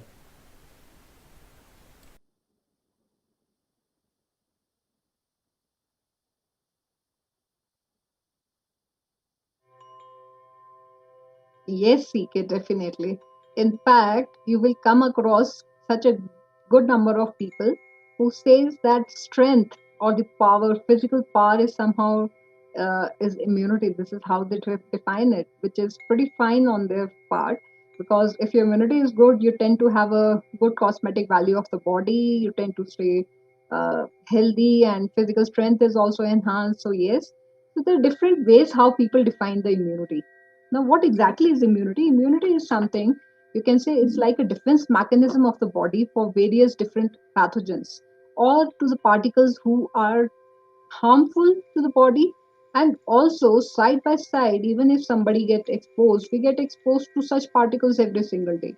So whenever the exposure is there, so this first line of defense that is there in the body itself, it tends to cater for it. So immunity, in simple language, is the defense mechanism of the body. Whenever one individual get exposed to such unwanted toxins, particles, pathogens, bacteria, viruses, it tends to heal on its own. So that is the first defense of mechanism. This is how we define it. But yes, immunity actually comes in two forms. One is acquired, and one what we get from our parents in inheritance. But a very simple example we have to go for is like whenever a mother delivers a child. So the first milk that comes out is so rich in antibodies that is highly recommended that the mother, in whatever condition she is in, she should ideally be feeding the baby the first part of the milk for at least for initial 4 to 5 days. So it is highly recommended. That kind of immunity is something which is inbuilt, which is there inside. In fact, I also include certain reflexes also part of the immunity as well. If you're not active with your reflexes, your immunity also tends to go down. Now, the second form of immunity that we usually discuss, it comes from the artificial source, like the immunization we do, like the vaccination we are doing these days. So this is the actually artificial form of immunity that we get from the, you can say the lessened power of the antigen pathogen that is introduced into the body, and this is how the body again act against it and make the memory cells. So immunity is nothing but in very simpler form is the body's defense mechanism, and we should work and schedule our lifestyle in a manner so that we have a better immunity. We don't require medication if the immunity is very strong. So this is very, very important. Thank you, doctor, for clarifying this point. And one of the other question that I have is related to you mentioned about apple cider, and I've also heard about chia seeds, flax seeds. And you also mentioned about having citrus fruit, which are basic in nature. So things like these, but some of these things are not tasty at all, and they are not even appealing to eat, so you need to exert a lot of effort to eat these chia seeds and flax seeds, which are good for you. People know that good for you. Like for example, apple cider, it is awful in taste. It's not it is not a great taste, but as you mentioned, so how do you basically ensure that you have good immunity and also a good food for your soul?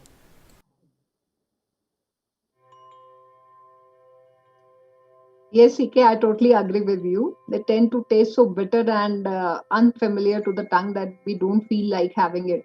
But there is a term called acquired taste. If you keep on having it for some time, your body tends to adapt the natural way of taking it inside. So, acquired tasting is something which takes some time to develop, but once it is developed, it stays and you start enjoying the food. So, my first recommendation is that one has to continue with the kind of the food that is available. But yes, there are so many recipes, and the way they are actually mixing the different forms of the food, alkaline and the acidic, and the results are tremendous. So there has to be some kind of creativity that the individual has to show if they are not comfortable taking the food and they are not liking the taste of the food. But then they have to adapt or either go for some kind of creativity where the intake is more of such ingredients. But in antioxidants are so much required, and they're so readily available in the raw form of the fruits and vegetables that we should actually go for it as much as we can. So my answer to your question is that give your body some time. It will develop the acquired taste and you can see the results. Otherwise, go with the creativity and see how you can blend your different foods in order to make your tongue more adaptable to such changes and taste as well. So great, doctor. I think the last question that I have is related to. I mean, before I ask you the question, let me narrate my own experience. I used to get cough and cold because I was in a public life. I used to travel almost like 20 days in a month. and I used to pick up the easiest infection to get is the flu.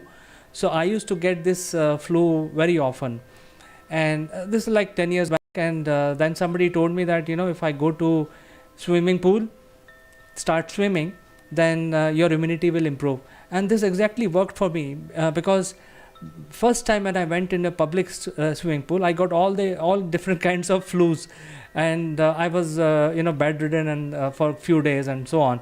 But then I did not give up. I continued going to the pool, and then gradually my immunity improved. I don't get cough and cold very often nowadays. Um, at the same time, there is a role of massage.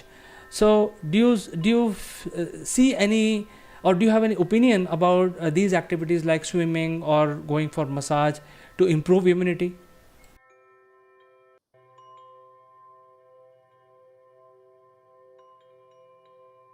Yes, CK, absolutely. I definitely see swimming is a form of a exercise. So I highly recommend to go for any form of exercise that is affordable in terms of money and time, and any kind of food you want to go, again considering the immunity as a major factor.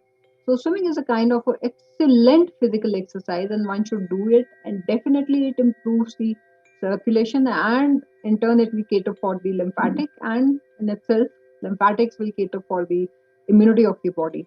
So yes, you are absolutely right. One should not give up. You have to give your body a little bit of time. In this particular phase, this time that you're giving to your body, in this phase, body tends to develop certain new cells, you can say, which are going to act against the pathogens you are going to get exposed very often. So I would highly recommend such exposures are very good for the body. Now, coming to the second part of the question, where you say that massages uh, definitely tends to improve the immunity. And yes, I do endorse, and I personally feel one should uh, take or give self as much massage as you can. Maybe if you don't have time, maybe 3 times in a week, it will just take care of the immunity. For 10 odd minutes every day, if somebody can spare that much of time, then also it is perfectly fine. All I say is to take a little bit of oil of your choice. It's not that you need coconut oil or mustard oil or any specific oil, nothing like it. Take any oil in a very minimal quantity, maybe couple of drops. Please apply them readily uh, in the area in and around the ear, close to the neck, in the armpits, couple of drops in navel, and in the groin region. And please do move if you're standing for a little longer time, even if more than 20 odd minutes. If you are in such a posture, maintain a good pendulum movement of your ankle and the tip of the toes. So yes, I do recommend massages. It definitely helps a lot because it helps to improve the circulation, and the lymphatics, they run next, or you can say parallel to the blood vessels. So in turn it definitely cater for the good lymphatic flow, which in turn will cater for the excellent immunity of the body. But please do consider the other factors which are equally responsible for good immunity are food, regular exercise, good and sound sleep, not to be in too much of worry, and not to be in mental stress all the time. So stress can also lead to poor immunity. So go ahead with a good, happy, lively lifestyle, sleep like a log, and enjoy life. Laugh as much as you can whenever you can spare some time. This is what we say these days. So it helps to improve the immunity a lot. It was great learning from you, Dr. Pooja. I think a lot of information was given by you today in the session, where it will help us to improve our immunity. So this will help a lot of viewers, and maybe they can practice some of these things like massage, and change the eating habits, and pick up these things like apple cider, flax seeds, etc. It was lovely talking to you, Dr. Pooja, and we will catch up next time in Dr. Speak with something more interesting. Pleasure, CK. Thank you so much. Pleasure. So Now, the most important part of our discussion today is how you can claim the giveaway. I think the best way to claim your giveaway is, providing your inputs on how did you improve your immunity during the COVID time, because all of us have gone through almost a year of staying at home, working from home, not having public life, and therefore I'm sure all of us some of us must be having some problem which are related to immunity, and you must have overcome.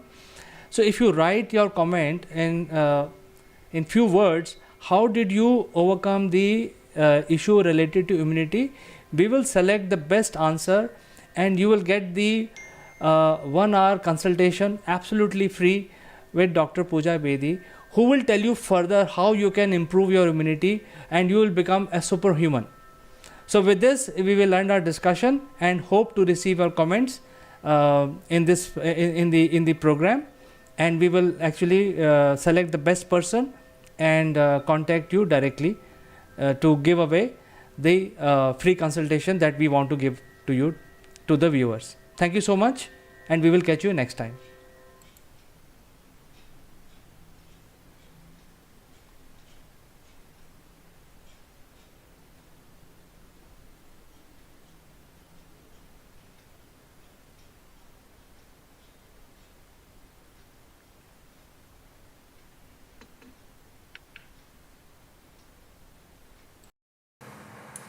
Hello friends, this is Chandra from Akulmach Technologies, and today in the video I would like to give my views about the collaboration, online collaboration tool which are cloud based, and we have launched one such tool for Indian wealth management, financial services, insurance type companies.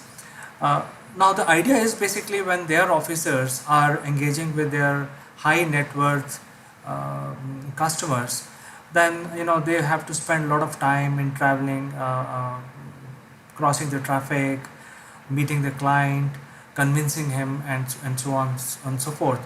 What if they are able to sit in their office and have a secure video session with them? During the video session, they can actually talk about their product in much more length, and there is complete secrecy maintained. There is complete IP secrecy maintained. At the same time, if there is some form to be filled, the client can fill the form, and the financial advisor can guide him step by step on how to fill these forms.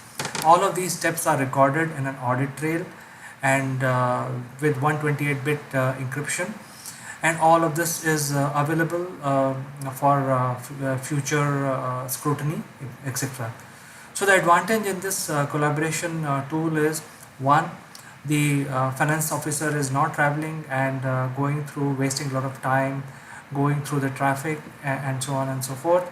At the same time, he can then service more number of clients. For example, if he is traveling from his office to the HNI customer, he will have to considering the time spent in going from one point to the other point, and so on and so forth. On an average, if they can manage 3 to 4 meetings in a day, with our tool, which is called Busy Desk, they can have 10 engagements. So this way, their profitability in terms of utilization of their time can be much better utilized, and they can do a better job in terms of managing their client. At the same time, client need not wait or plan a specific meeting with his finance advisor. He can take the call as and when he is free in his own leisure time. So these are some salient feature of Busy Desk, which we have launched in India, and we feel there is a huge potential for adaptation of this particular tool, specifically with insurance agent, insurance aggregators, banks, wealth managers, and similar companies like this, even brokers who have the customer dealings.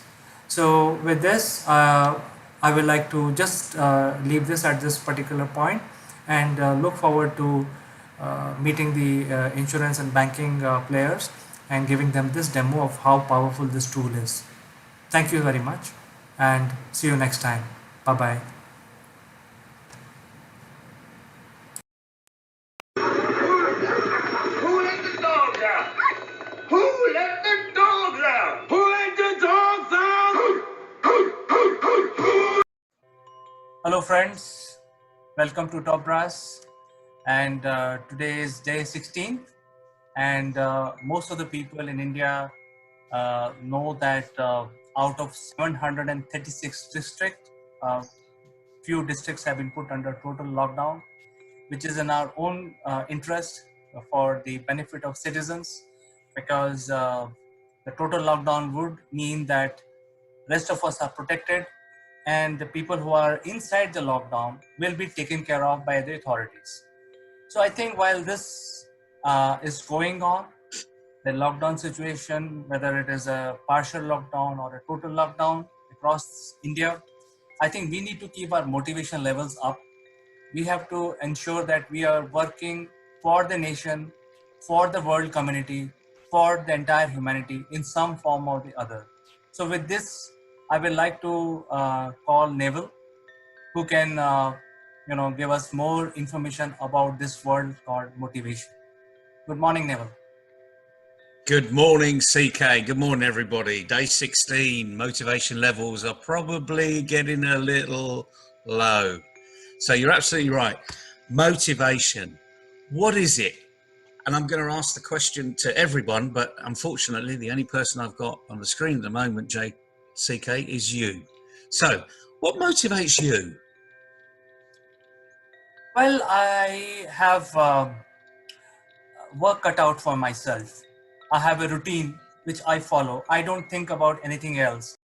Well, I want to be aware of what is going on, but awareness is good, but I need to carry on with my routine, so which motivates me. So that's good. So as part of that routine, there are elements in that routine that give you a little smile, make you feel good inside, get you into that thought process where time flies by because you're so in the zone. You're so focused on what you do. And the problem with all of this is it's difficult to explain because we don't take time to find out what really motivates us. And you can ask this question to anybody, and the answer that a lot of people will give, especially young people, ultimately they will say, well, it's money. The more money I've got, the more I can do. Which is sort of a funny thing, really, because over your life, if you have a good career, you earn more money later on in your life and you've got less to do with it. So in some respects, we should live our life in reverse, so we have all the money we've got at the beginning, and then we live our life to the full when we're quite young, and then we buckle down and we get on with delivering all of that money for someone else to live their life. But unfortunately, that isn't the way the world works. But that might be an interesting thing for governments to think about, wouldn't it? But let's not go there for the moment. So, motivation, it's a real funny one, because if money is at the top of your motivation list, then I'm going to say you've got it really wrong. Because money is just a facilitator.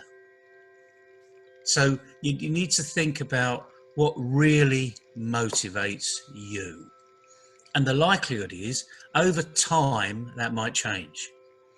So you've got a young family, you've got a dog, that's all out of choice, whether we like it or not, that was a choice. And we find motivation in all of those things that are around us. And I'm sure when your dog comes over to you, for a cuddle, or to say, I need a leak and I do need to go for a walk, there's a bit of motivation going on in there, although we don't really understand what's going on. So here we go. Let's look at motivation. And you and I have done this before, CK. Here's a pen. It's not a particularly special pen. If I look on the side, yep, sure enough. What word do you think is on the side of this pen? It must be a Bic. It must be a Bic, exactly. It looks like a Bic, it must be a Bic. And I'm afraid you can't see it, but it does actually say, if I put it there, you can almost work it out, it says Bic. Anyway, it's pretty synonymous to a Bic. It's been copied by thousands and thousands of other companies, but this is indeed a real Bic. It's got that little person by the side with a little hand, you know. So does that, using that pen, does that make you feel good? Yeah, when I'm not thinking about anything else, if I'm thinking about doing my work, any pen would do. Any pen will do, okay? But now, CK, I'm going to show you a pen that I know you love. You love to use. You know what's coming. We haven't practiced this, but you do know what's coming, don't you? And I'm not going to show you the pen. I'm just going to show you the symbol. You see the symbol? Yes. So here you go. Which pen do you want, CK? Which pen would you like? Both of them. No, I tell you you'd like the Mont Blanc, wouldn't you? You really like the Mont Blanc. I do, but my reason is different. I want to use Mont Blanc when I'm probably in front of you, and I want to show off, because I'm eventually want to show off basically. So I want to not use Bic, but I like to use Mont Blanc. Absolutely. Now, motivation. We can actually start to work out what motivates us. Okay, this is very functional. Doesn't make me feel good at all. This makes me feel good. Motivation comes from what makes you feel good. You know, I've had this pen for best part of 35 years. It has memories. I can think every time I use it, I think back to the time when it was given to me. So those are my motivational things, and I won't pick up that pen every day, by the way, you know, not least to the fact that the refills are a lot more expensive than this one, so I will use this on a far more regular basis. But when I pick this up, my thought processes are perhaps a little different. Okay, so now we're talking about real motivational issues. And I could see the smile on your face, you know. It brings up something inside. You may have thought about a time when you were given your first Mont Blanc pen and how special that felt. You know, I would like to share a real life incident with you on this very subject. Go ahead. When I started my career, I mean, I was a young professional working for a company. I had a colleague of mine. So we didn't have that much of a salary. We were having fun. We were doing a little bit of savings, but we didn't have that much of money to buy, say, a Mercedes or a very good house or stuff like that. So we were having our fun. I used to ride a motorcycle. I had a Royal Enfield with me. So I used to ride all over the place. But there's a friend of mine whom I remember very clearly. So he and his wife saved money, and while we were having fun, spending all our money in various activities, these guys didn't do that because they were motivated by one thing. With just 5 or 6 years in their career, they were able to buy a Mercedes. And then when some of us asked him, "Hey, what are you doing? I mean, you're spending all your money in a Mercedes." In fact, in the beginning of this video, you mentioned about what motivates you. I remember that person because he said something very profound, which I cannot forget. He said, "Look, I want to enjoy today. I want to ride Mercedes today. I don't want to become old when I'm not able to drive and buy expensive Mercedes and give it to my chauffeur. So I don't want that. I want to drive. I want to ride. I want to have fun." So this is amazing. I mean, I think that person, a friend of mine, was so clear very early on in his career. and it's brilliant. And some people are, and they never lose it. And I bet if you go back to that person today, you know, perhaps you do on a regular basis, you know they haven't lost it, and more importantly, they've built on it. So motivation, what you need to do is to work out what really motivates you.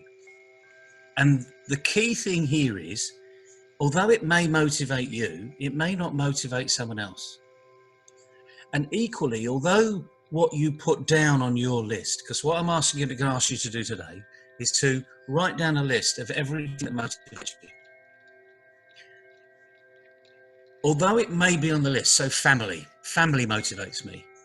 It's not my number one primary motivator, perhaps, but it might be for somebody else. The point is, likely is that we will all have very similar lists. But here's the difference. What you need to do is put your list together and just pick up the 10 main motivators and then write down the reason why. And when you write down the reason why, use the word feel. How does it make me feel? So the Mont Blanc, how does that make me feel? The Bic, how does that make me feel? Because motivation is really how our feelings are affecting us. Now you can see in the background, it's been changing, not much today because the sun is really out and I've left it there quite deliberately. Normally I would shut the flame. You can see the banner behind me. One is bright sunlight. And if you look closely and you know much about pop-up banners, you can actually see down the middle, just along that line there, that's the bar that's holding the banner up. Okay? It's not hidden.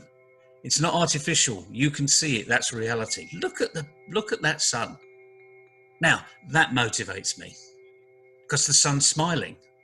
And guess what? Even at night when it's dark, the sun is still smiling. It's just around the other side of the earth. Just not smiling. Exactly. Which is just that we're in darkness, because you know the earth rotates. It comes out. The sun comes out in the morning and goes to bed in the evening. No, it doesn't. It's there permanently at the center of the universe. So write down all those things that motivate you and then put down the reason why and focus on the feelings because feelings really drive us. And then what you can do with your team, do the same thing. Get them to write down what motivates them.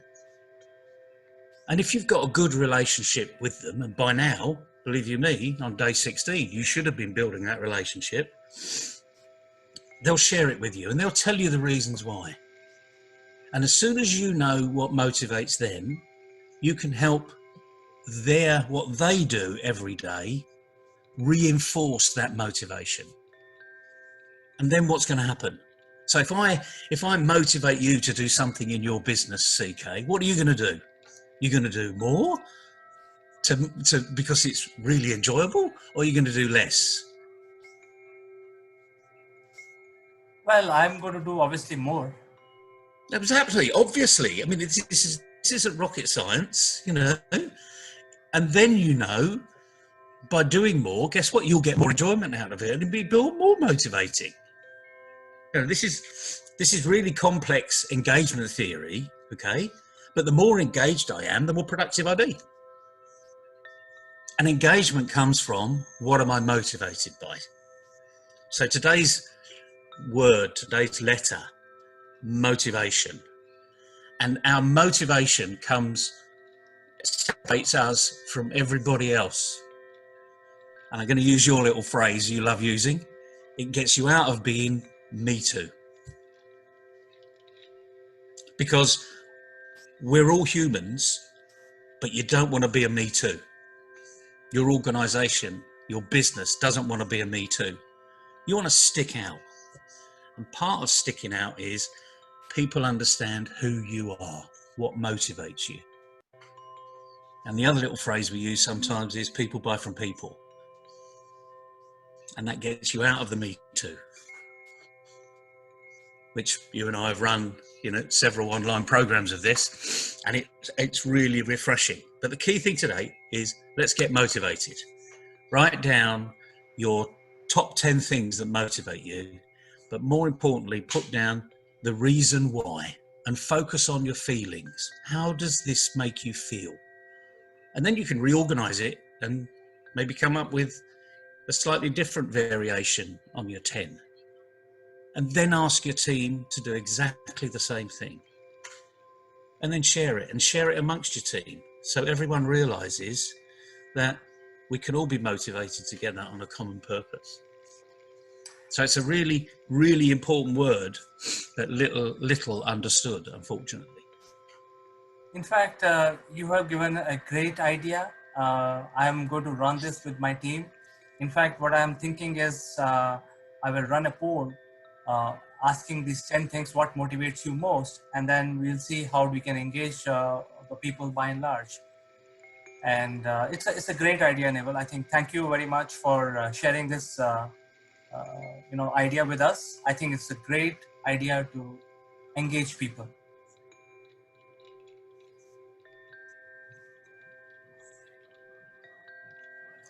And it works.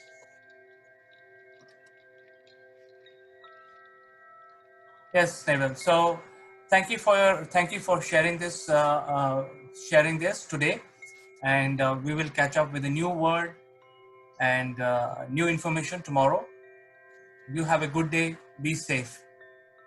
Be safe and enjoy it out there, people, because this is not going to last forever. Certainly.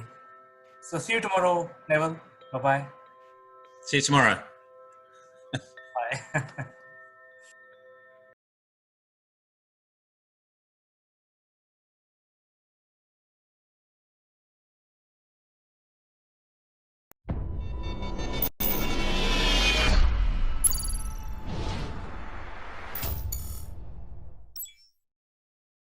Morning, everybody, and welcome to another little version of our little insight with tomorrow's leaders. And today we've got Chandrasen, who is going to give us a nice wave. Give us a wave, Chandrasen.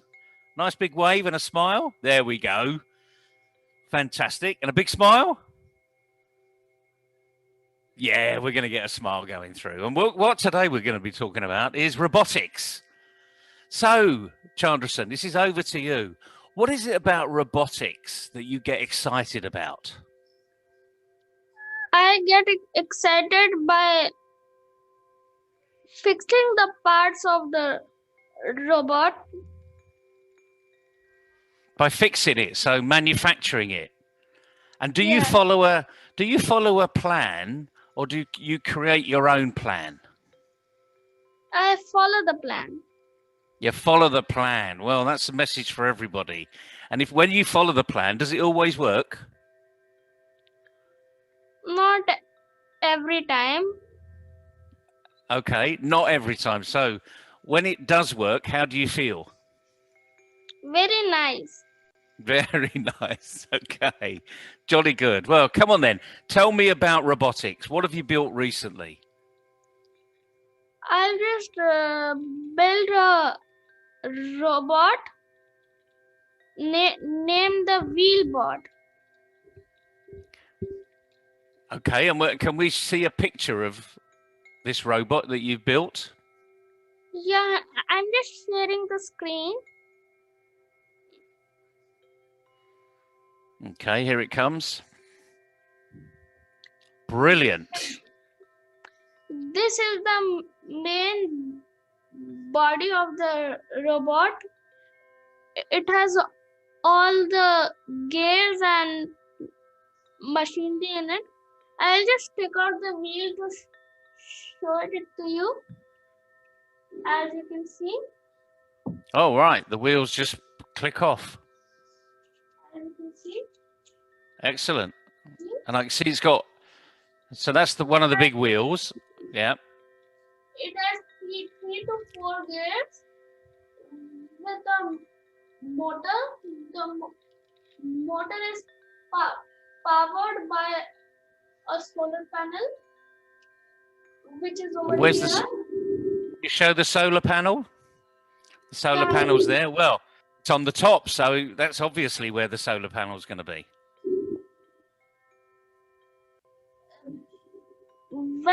when we keep it in the sunlight, it gets powered.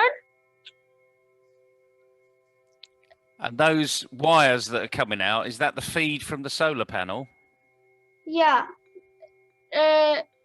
This is negative and this is positive, which transfers energy to the motor,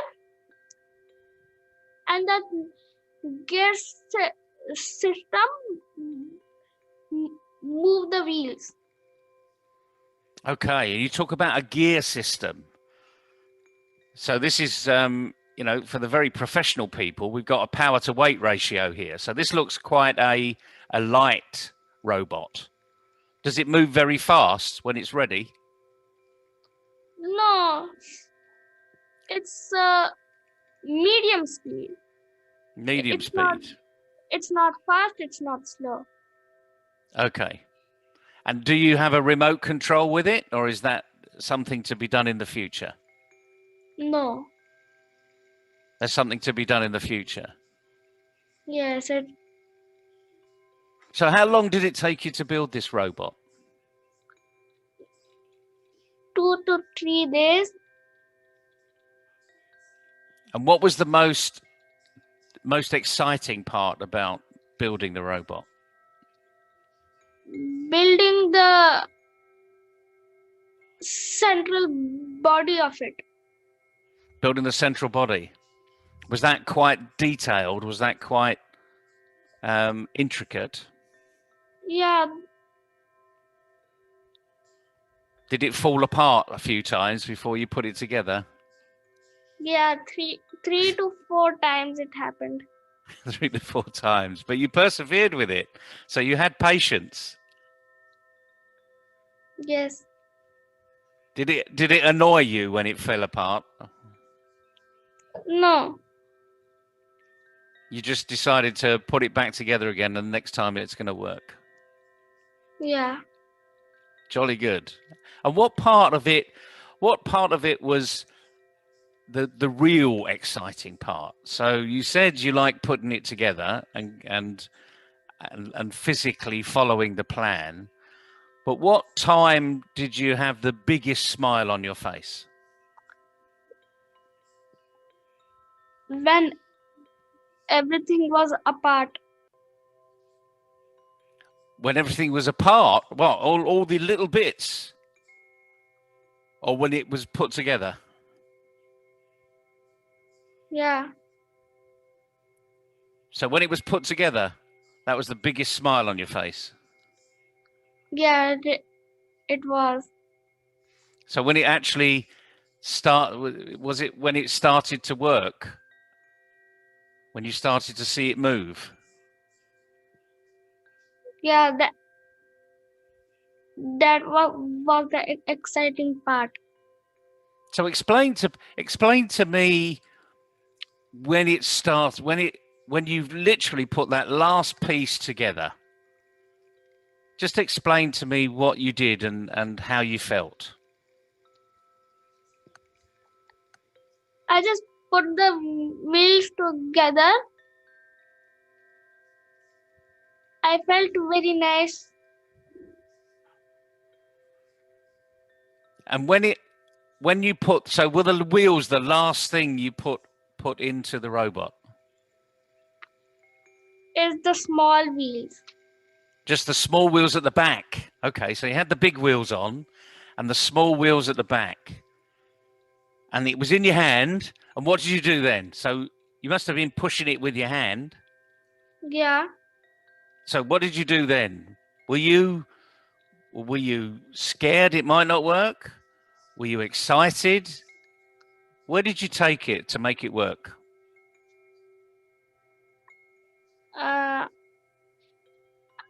I just read the book. Okay, so you read the book. And you've got this little robot in your hand, but how did you know it was going to work? Where did you actually go to make it work? Because you needed sunlight to charge the solar panel. Yeah, I just went to my balcony and it started working. Were the wheels turning in your hand, or did you put it on the floor and then the wheels start to turn? When I put it on the floor. And when you're on your balcony, were you worried it might actually fall off the balcony? No, I was not. No. Okay. And when it started to work on the balcony, were you on your own, or was someone else with you? On my own. On your own. Did you go on your own because you wanted to see it for yourself first? Yes. And how did it make you feel when you saw that? Very exciting. Really exciting. Did you jump up and down? No. Did you smile? Of course I did. Of course you did. Okay, well, put the smile on your face that you did when that started to work. Let's see how big that smile was. Well, that's not a very big smile, is it? But how big a smile was it? Like this. Okay, almost. Were you punching in the air to say, yeah, it works? No, I was not. No? Oh, well, next time you do that, try that and see if you feel any better. Okay? Because, I mean, 2 days' work is a long time, isn't it? So 2 days focus, 2 days patience, putting it all together. Were you thinking about it not working? No. So you knew it was going to work? Yeah, I know it was going to work. You knew it was going to work. So you had faith in what you'd done, what you'd put together. Yeah. I'm working on my second project. It's the boat, as you can see. Yeah, we can see that. We can just take out the central body and fix it here. And take out the wheels and put propellers over here in the boat. It will start working. Excellent. So what you've got is you've got a central control system, as we would call it, and that's got multiple uses. So it's got one use in one arena, and it's got another similar use in a different arena. Yeah. So how are you going to create the propulsion? You mentioned propellers. Have you got a propeller you can show us? Or have you got to make that? It's not with me right now. I can't. Not right now. So you've got to make that propeller? Yeah. Are you going to make that from a kit like you've made those wheels? Yeah. Excellent. And is that's the part that you really like, is it? What is it about creating things that you like? What gives you that? Why is it so exciting when you create things? Because it's the last part of it.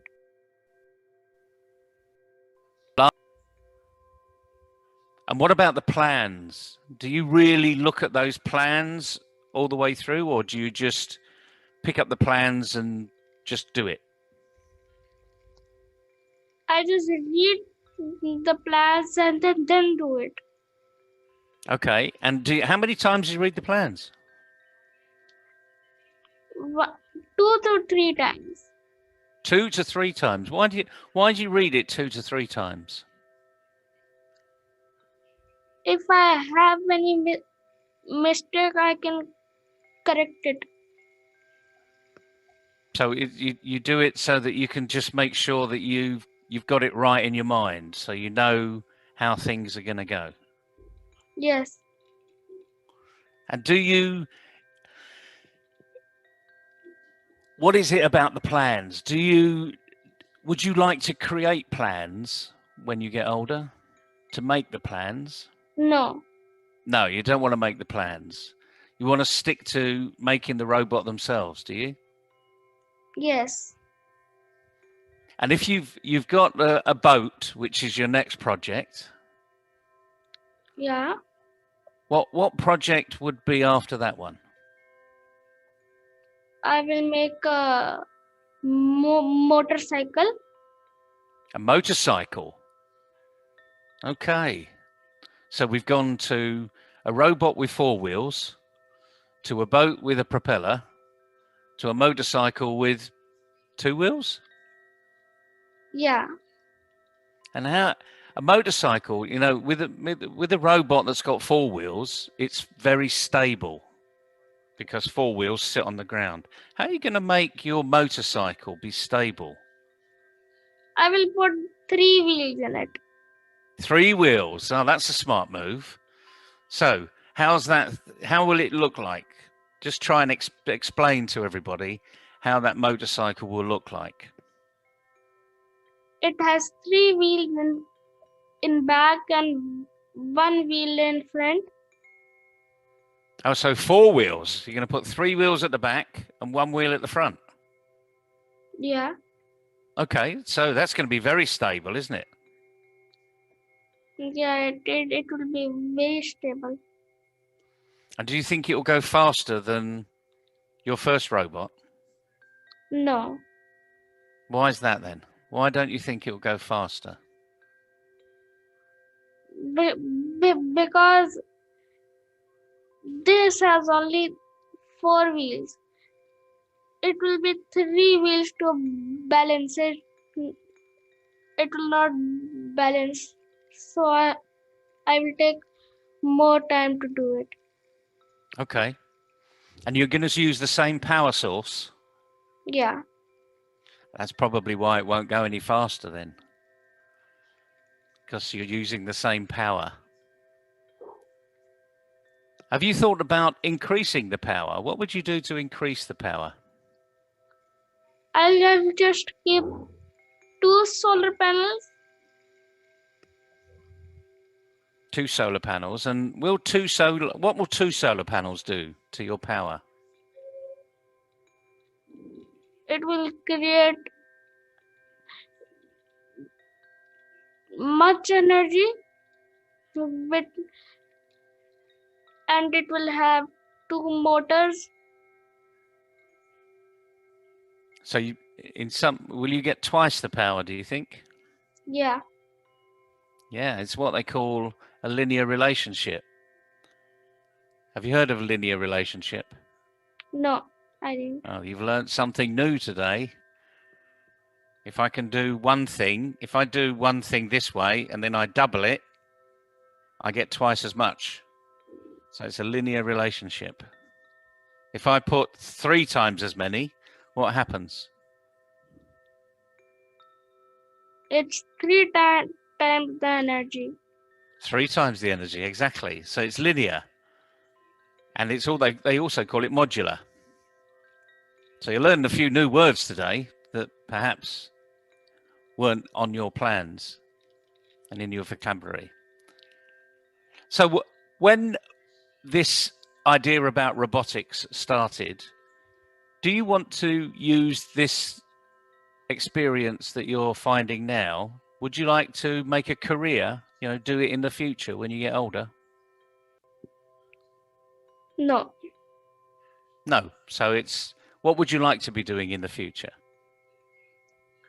I will like to do computeristic. So computer development. And do you see this robotics as being a good step for that? Yeah. Well, it's been really exciting talking with you today. What one thing would you say to young people that are watching out there about what they should be doing? They should build robots. And what would that help them do? It will help them to, in the future, they will help them to make robots.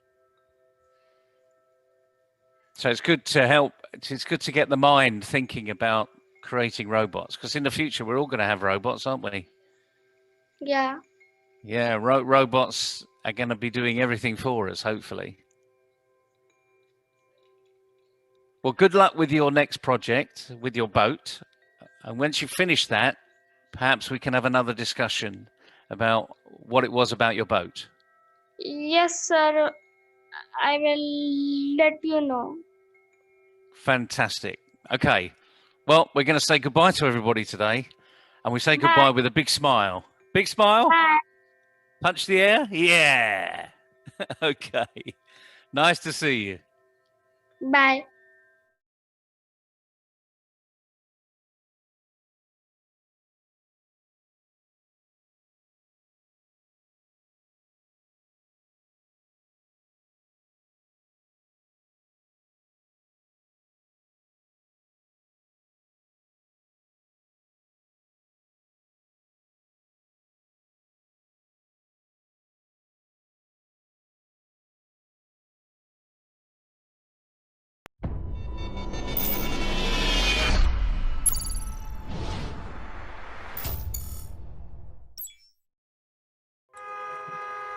Hello, friends. This is Chandrakant from Akulmach Technologies, and I welcome you all on today's edition of Jeremy Blaine's Live. And today is a very special day because we have an exclusive presentation by Mr. Jeremy Blaine about the emerging trend, which may be valid with regard to leadership and the new landscape of business for the decades to come. So without wasting any further moment, let me welcome Mr. Jeremy Blaine. Good morning, CK from the UK. How are you?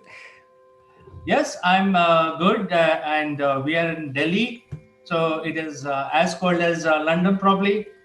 It is. So we don't have frost here, but I think you're going to heat the environment by really talking about what what you're going to present in your report, which you're bringing exclusively for our viewers. That's right. It is an Akulmach exclusive today. I have just, with another business partner, completed a global piece of research on the emerging leadership traits and skills for tomorrow, today, particularly looking at the decade ahead. We've gone through enormous transformation and change. We've talked about this in our discussions over the last few weeks, CK. Digital transformation, workforce transformation, ways of working. That was before the pandemic, and now the pandemic hits. We've got the business imperatives front and center. How do we get back on track? But how do we bring our people along with us when we also still have new competition coming? We're not sure how the economy is. So much hitting leaders, and really it needs something to give leaders a roadmap for the way ahead. And we felt that the time was right to do some research.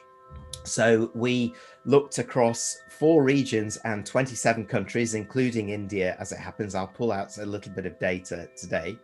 Almost 2,000 leaders, but also within that as well, we interviewed employees.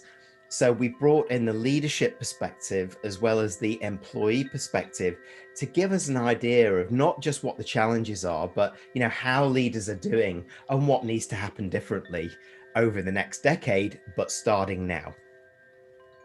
I think this is a very important subject, because there is a lot of confusion in the field. People don't know what steps to take, and especially the leadership. They don't know which direction they have to steer their organization. So I think your work and your assessment would be very, very important and valuable. I mean, if your research can give a little bit directions to the leaders, specifically in Asia Pac, it will be very good. Yeah, well, it's very interesting that you say that, because I will pull out this very first piece of data, is that it is clear that leaders in the Asia Pacific, across Asia Pacific, so if I look from India to the Pacific, are most prepared in the world for tomorrow and are ready to do things differently. And in terms of the top 10 countries in Asia Pacific, India within our survey, we're at number 5. So making progress, getting up there, and more enlightened.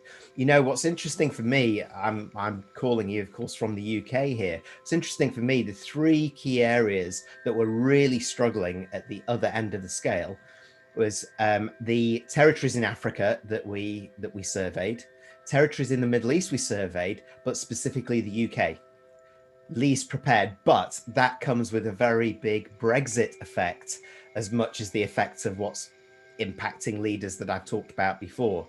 So actually some real challenges for people, but the Asia century has really begun, which was a term coined by the Financial Times last year, and I really subscribe to it. In fact, the top 3 challenges, when we asked leaders in our survey, what are the top 3 sort of 5 challenges that you have over the next decade, particularly as we start in 2021, post pandemic, he said, hopefully, was the first one was keeping up with the pace of change, which is fairly obvious because that is ever accelerating, and the pandemic has been a further accelerator into that. The second was attracting and retaining appropriate talent.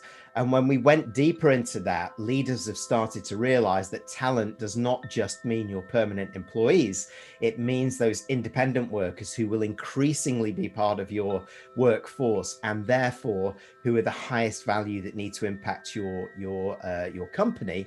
We've not particularly formalized that process. That was the second. The third was enabling the business to operate in the digital era while maintaining the human touch. So what are the tools that we need, the appropriate technologies to fuel the business, to drive greater collaboration and communication across all of our people, whether they be permanent employees, independent employees, stakeholders everywhere in the business, customers, partners, you name it. And then the final 2 really that came out within the top 10 and within actually the top 5 were leaders starting to acknowledge that they needed to upskill for the times that we're in. They recognize that traditional leadership skills, while really valuable, are not just what they need anymore. They need a new suite of skills for tomorrow, which give them the power and understanding of, for example, how to manage data effectively, how to work in more agile ways for them and their organization. And then within all of that, the final piece that came out from the leadership from a key challenges perspective were the balancing needs of all of the different stakeholders, which were now part of the mix that they had to manage, not just shareholders, not just the executive board, but it is customers, partners, it's workers, it's workforce, it's also community, which was a strong part that came out of it. Those were the top challenges, CK, that came through initially. Jimmy, you have put it very nicely. I think to get to the direction in which the entrepreneurs must take the next steps, I think which way the industry is going is, you have to understand very well. So I think you rightly pointed out that the transition is happening, and a lot of industries have to look at transition in a very big way. For example, if there is a hospitality industry, which is a very big industry in the areas where our tourism is the main source of income. There are few pockets in India, there are few pockets everywhere. And I think these entrepreneurs who are very big in this arena have to relook at their strategy, what they have to do. Similarly, entertainment industry. I don't think there is any new movie. Have you seen any new movie lately? I mean, I don't see anyone releasing any movie. So I think that is also one big change people have to look at. I think the biggest change would be in the arena of production, because and the advertising further. How do you promote your items which you are producing? all that is now undergoing a tremendous change, and people have to realize where the industry is going. So my pointed question to you would be specifically to these areas which are very badly affected, like entertainment, hospitality, airlines, tours and travel. What is your specific advice? Maybe you want to give it now, or maybe you want people to come to your report to see it in a complete picture. But if you can throw some light, it will be great. Well, we do have actions that we recommend actually, but I will let people read the white paper, and I've given you the link to our webpage. This is not going to be released until sort of later this week, but I've given you the link where your viewers and network can see it first as an exclusive. And also, I'm going to be doing a web event in about 2 or 3 weeks' time with Paul Marks, who was my partner in this research, where we're going to go into it in a little bit more detail and talk very specifically about the actions. So we can provide that link so people can register. It's just an Eventbrite too. However, I totally agree with you. There are some industries which are really suffering. Some, of course, which have done very well. Let's not forget during this as well. So there's a huge shift with what's happening. And I think at the end of it, you mentioned entertainment. I did actually go and see Tenet at the movie theater, but it was a very eerie experience. There was a whole ring around us of seats, and it was just not the experience that I wanted. And so, what are they going to do? Because they're losing money hand over fist. So from a leadership perspective, there are two key things that are happening here. The first is that they have short-term business imperatives which are driven by survival, which are trumping everything. They have to get back on track. They have to think about what they're doing. Fortunately, some more enlightened governments in the world are putting together schemes whereby they're paying a certain percentage of their workforce's salary for a number of months, often called a furlough scheme. Others are kind of struggling themselves. But the other end of the scale, which really comes straight into our research, is that there's a very, very strong need for a new brand of leadership, because it is not just the leaders who have challenges. It is everybody that works for them who are worried, who don't know if they're going to have a job tomorrow, don't know if they're going back to work. Yes, they may be furloughed and being paid a salary, but they're at home. They've got a balance. You don't know what their home life is like. So we know that there are mental health issues, well-being issues, which are growing as well at the same time. So what was quite interesting that came out of the research was, if there is one big headline that came out, was the need to usher in a new age of human-centered leadership. That was absolutely number one. And at the top of that list was leaders demonstrating far more empathy. So if you track that against what we've just been talking about around some of those industries, leaders have a headache around their business. They don't know what the future looks like. And yet they're having to really, really think about how they interact with their people, because the very best leaders who are coming through this are the ones that have demonstrated the greatest empathy within the greatest challenges as well to their people, and the people will remember it. So this is, if you think about the challenges I talked about for leaders, number 2 was attracting and retaining talent.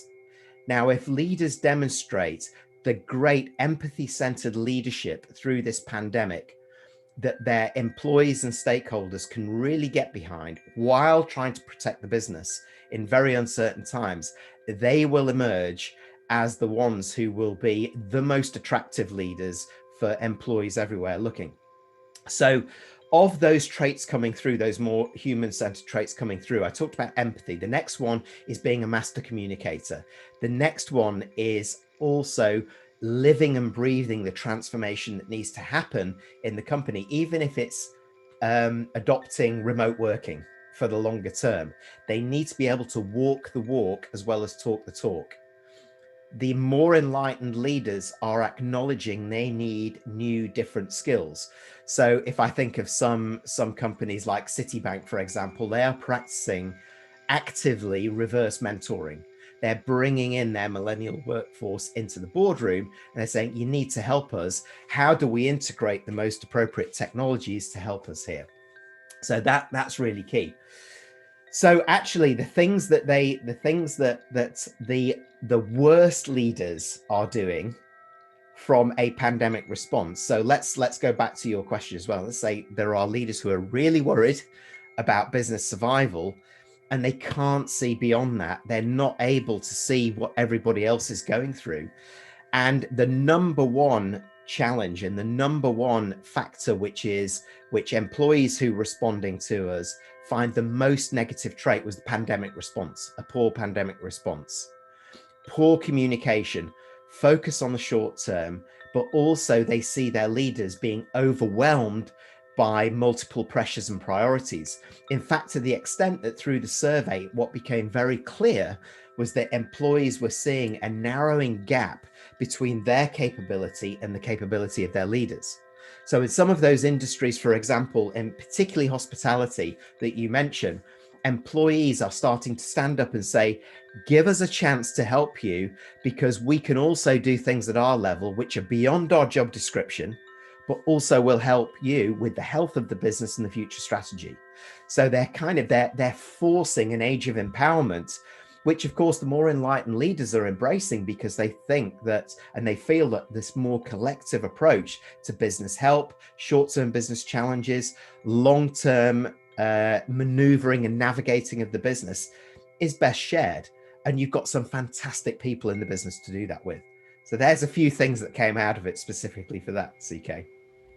I'm sure your report is very, very enlightenment based, and the leaders of today need to access your report and get the ideas driven out from that, because I think you have done a very wide survey. You have studied a lot of variety of businesses in variety of countries. So I think in today's environment, it's really a global village we live in.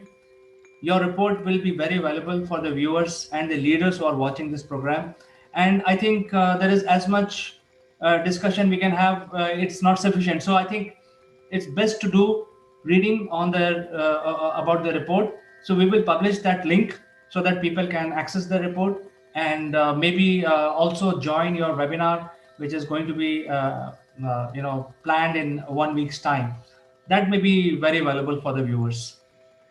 Yes, thank you. And I would say that when you go to my webpage, one thing that I would recommend doing, if you just want a snapshot, any of your viewers, is that just scroll down a little bit of the page and you'll see that there is a press release. That press release is kind of like an executive briefing. The white paper itself that we've produced is a very robust piece of work. We pull in case studies and emerging best practices from companies all around the world, which we put together with the data that have come out to provide kind of a roadmap of the very best things, but also some of the things to avoid. As well as at the end of the report, we have produced a number of actions in a brand new model, the Enlightened Leader model, whereby we bring all of these together. In fact, the three components of this, as I mentioned, it's human-centered leadership as number one, community-centered leadership, which is thinking about your internal community of your people, but also the communities within which you serve, where you're based, and your impact on society as a whole. And the third element, of course, is the business-centered leadership. So these are things like adopting agile, data-driven decision-making, speed of action, technology-enabled, new leadership skills for tomorrow. So it's all there. And in fact, later on today, probably if you give us about an hour, there'll be a video introduction on that page as well from myself and Paul Marks, who's my partner in this. Just 5 minutes explaining what we did and some of these headlines. But thank you, CK, for sharing those links as well. I'm sure your audience will find it very interesting when they start getting into the detail. Certainly, because it's a need of the hour. People are very confused. They have to adapt to the new environment, and a person like you, who's a marketing guru, can tell them, show them the way. It'll be very good. So I will leave the link in the description below. And I will also urge viewers to subscribe to Germany Plane, because in next 1 hour, he's going to come out with a small introductory video with his partner, Mark. So with that, we can end the discussion today, Jeremy. Thank you very much, CK, for having me again. And I trust this is of great insight and interest to your audience. Certainly. So I will catch up with you in the next episode of Germany Playing Live. Until then, bye bye. Thank you. Bye bye.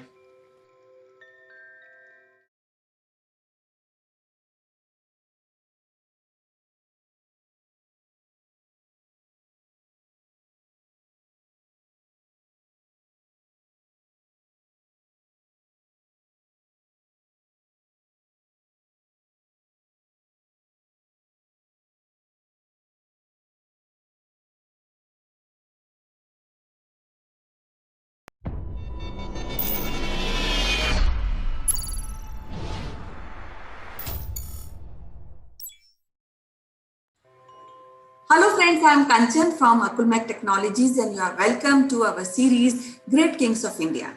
And as you know, we are discussing about the Lalitadit, the great king of India.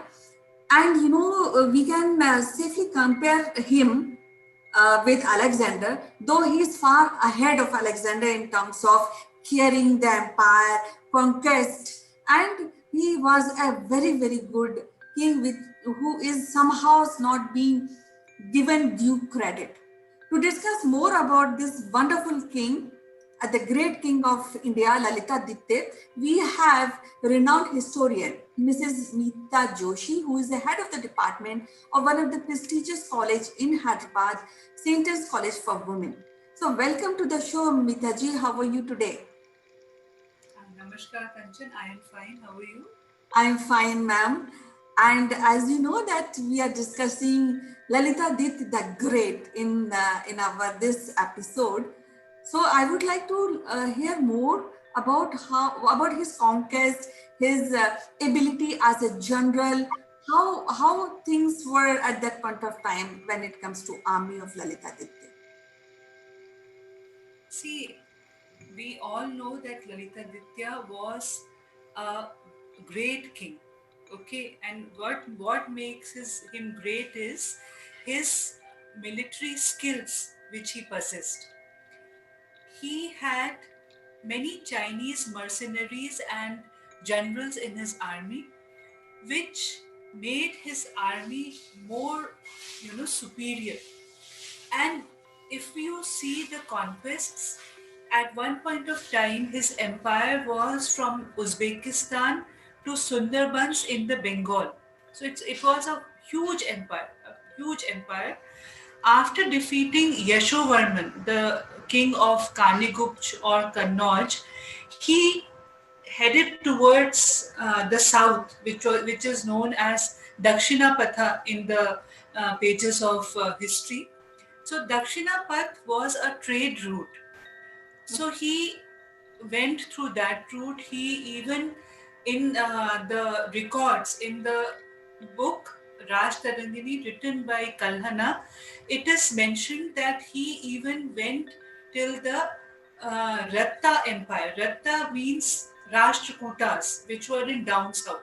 So he had the extent till there. And after Dakshinapath, then north, east, then as I told you yesterday, Central Asia, Afghanistan. So his reach was far and wide.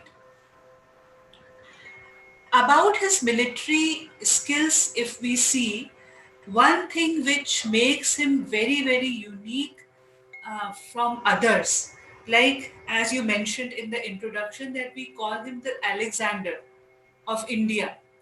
But remember one thing, Kanchan, Alexander was a brutal, king. He killed innocent people, he burned their houses, his army. They took women as slaves. They did all sorts of things which should not be done in a war. They had no war ethics.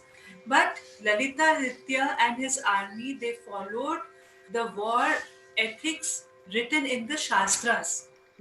There are certain set of rules, you have to follow, like you start from early morning, then after sunset you will not fight. So many rules were laid out by the Shastras.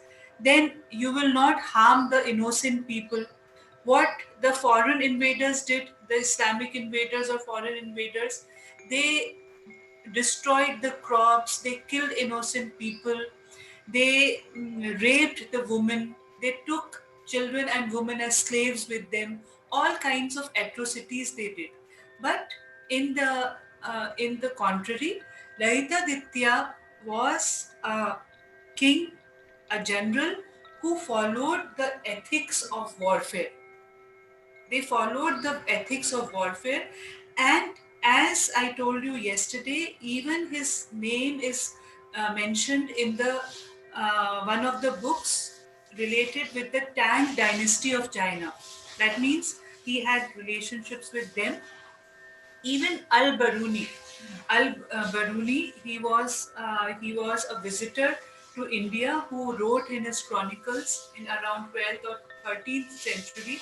He has also mentioned about the greatness, about the valor, courage, his army, because his army had elephants, his army had horses, his army had artillery. So all that is mentioned in various historical evidences which we have, the records, like Kalhana's Raj Tarangini. Then we get in this Albaruni's accounts. Then we get his mention in the Tang dynasty. So his military conquests were far and wide. Apart from this, if you see, where some accounts say that he died fighting, because once he returned to Kashmir and he built many temples and cities, many temples of Vishnu, Shiva, and sun god Martand, many amenities for the people, like as I told you, canals, water channels, and bunds to store the water. So all that he done, but he was, as I told you, he was a great warrior, and some accounts say that he died fighting in the uh, in the battlefield. He Yeah, actually, I also come to know that he has divided his kingdom into five different segments yes, where they yes. were ruled by different princes. So, administration wise, also, he has set up very wisely, apart from being And conquesting. why we should remember him, Kanchan, Laitaditya, but not only because of his administration or because of his warfare, but he was a patriot too. He guarded the boundaries of India from Muslim invasions. Right. Because if you see, the people of Muhammad bin Qasim, after Muhammad bin Qasim, you don't get any foreign invasions for 300 years. Okay. So, because he had that fear, people had that fear of Laitaditya, that no Arab, no Arabian invasion, no other foreign invasion happened in that time period. And because Kashmir, see, Kashmir was known for its richness, because it was a hill station, Kashmir, and because of saffron, so many things Kashmir was known.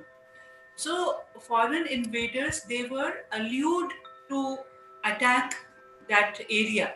But because of Lalita Ditya, because of his might, because of his fear, no foreign invader had the courage to have any invasion on India that time. So 300 years, you don't get any account of any invasions. After Muhammad bin Qasim, there is a gap. And then after Laitaditya, after the death of Laitaditya, again you see that foreign invasions they started, because his time period is like from 724 to 760, or some historians say 765 CE. But again, then you see Muhammad Ghazni, Mahmud Ghazni, 1080 to 1017 AD. 17 times he invaded India. But in between, you don't get any account of any foreign invasion. So that is the greatness. Plus, following the ethics of warfare. It was not, that brutal kind of thing. that if we are going to invade, we are going to kill, we are going to destroy. No, the innocent people were not even harmed that way. So these all things make him great. And the legacy of temples he left, but unfortunately all of them were destroyed by the invaders again, which is very very unfortunate. But he created the temples which he got built. Many cities he got built. Many pillars.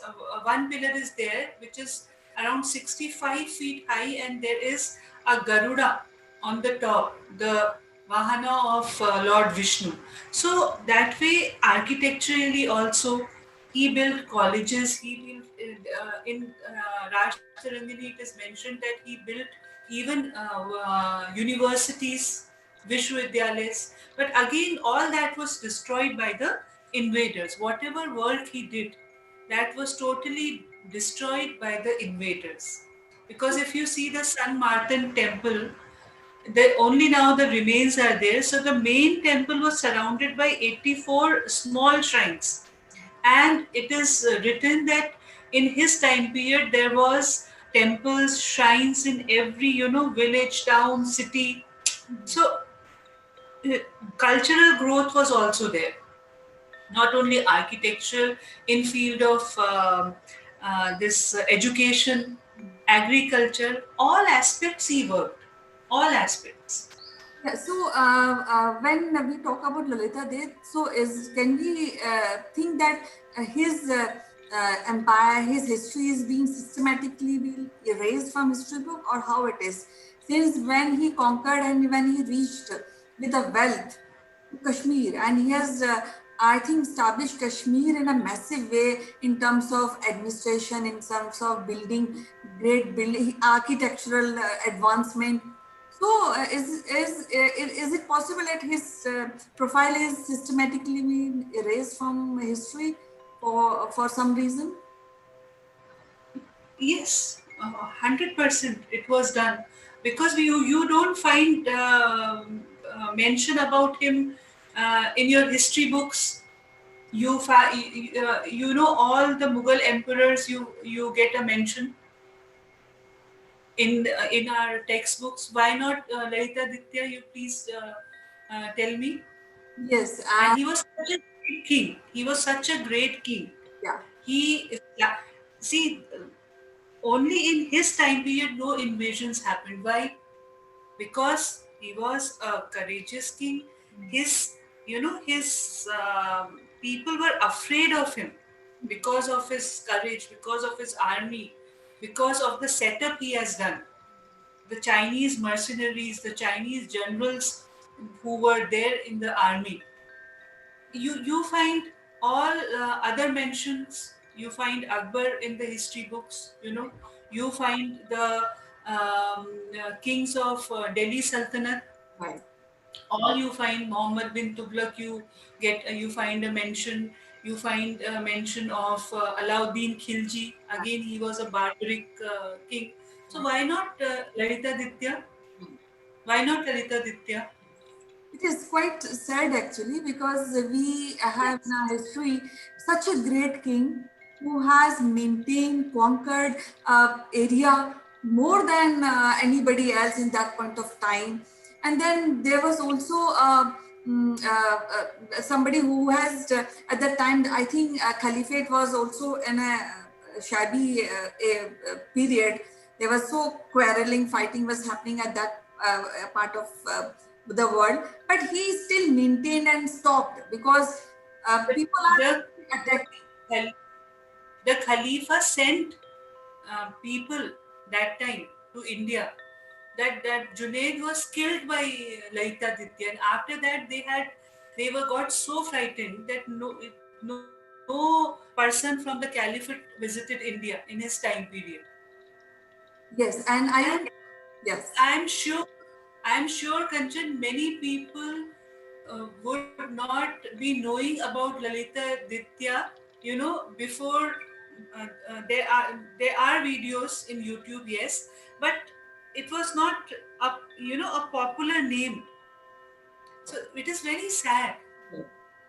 Yes, and I also feel that he, in his army, when we talk about his army, he has cavalry, he has elephant, which is included while attacking Kannauj, that kind of areas. And he has a full-fledged professional army where we have, I think somehow we are not getting full account of his army management because his profile, his achievement has been erased, and it is sad. I really feel that we should revive his history, his history of his period, and that is very, very essential to feel proud for young generation, especially to feel proud that we had so many good things, and we should have that kind of knowledge also, that from where we are coming as a race. And one more sad part is that we always want to validate our history by Western historians. Because when the Western historians like Steen and Goetz, they certified, yes, Lalitaditya was there. He is mentioned as the name Muttai because his full name was Lalitaditya Muktapida. So he is mentioned as Muttai in the records. So why we need validation, I don't understand. Yes. When it is very much there. Till your own historians are telling you, till Kallana has mentioned in Rajtaranjini, Dr. R.C. Majumdar in his book Ancient India has mentioned about Lalita Ditya. And then you want the European historians to validate that. Yes, very It is sad. Right, because I think we still slave from here. Right. Still that slavery has not gone from our minds. Right. So I think historians who are upcoming historians should take initiative to really dig out our old, profound and yes, great history, and they should write in the way so that young people of India should be inspired and should enjoy reading, should know that from where our race is coming from. And yes, that will make all of us proud. It was so lovely talking to you, Mitaji, today, and we'll be discussing more about great kings of India in our next episode. Till then, bye-bye, take care. Thank you, Kanchi.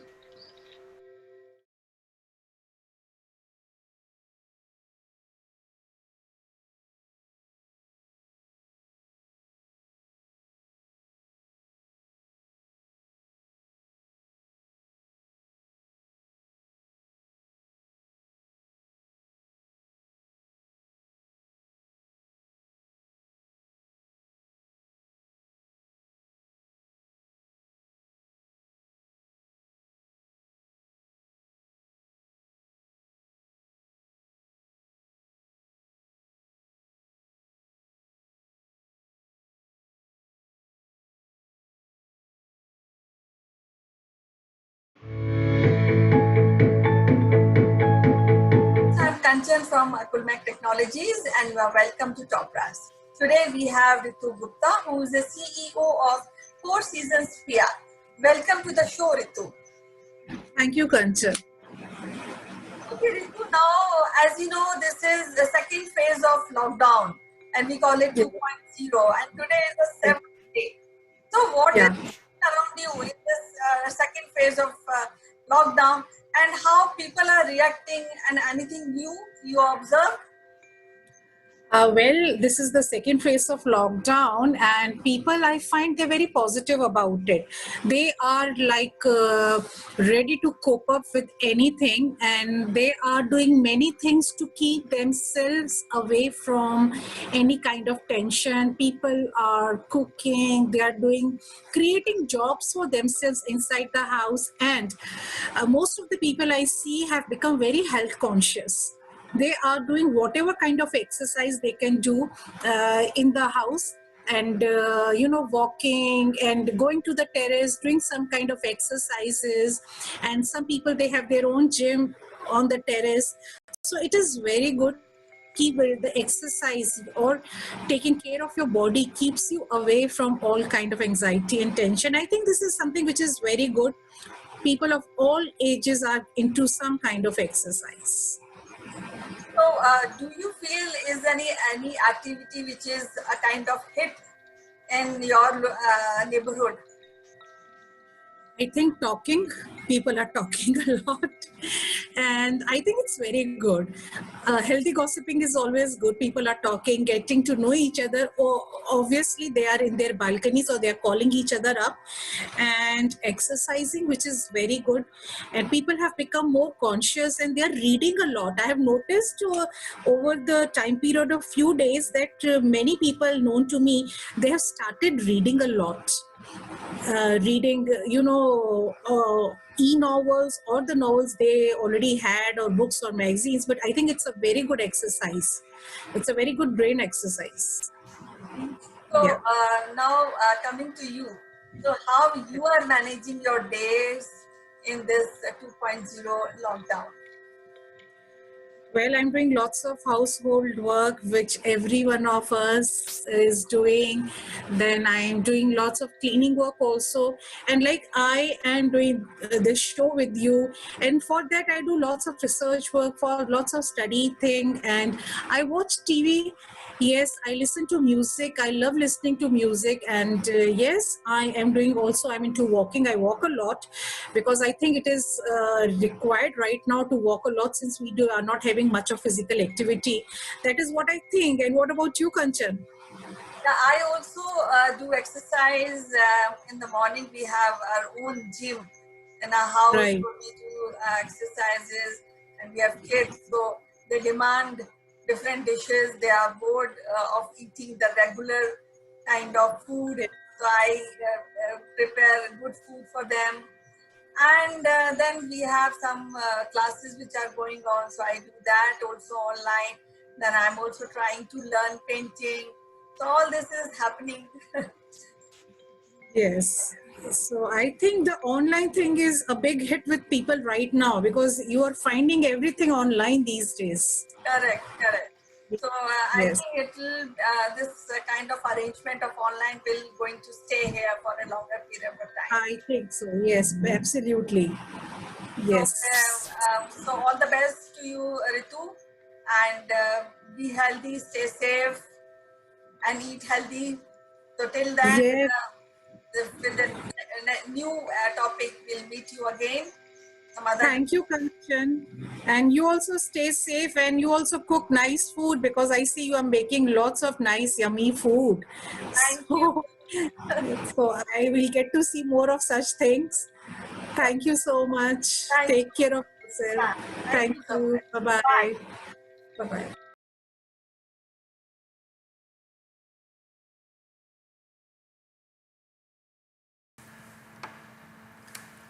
Hello friends, welcome to Top Brass. This week I would like to draw your attention to one of the leading story which happened last week, and in this program we will not talk about the unrest in northeast part of Delhi, but a news which is related to this particular episode, and this is regarding transfer of Justice Muralidharan.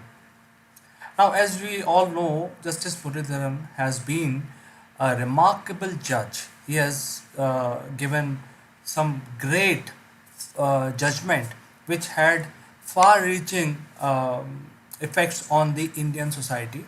He is a remarkable, to the core professional, a legal luminary.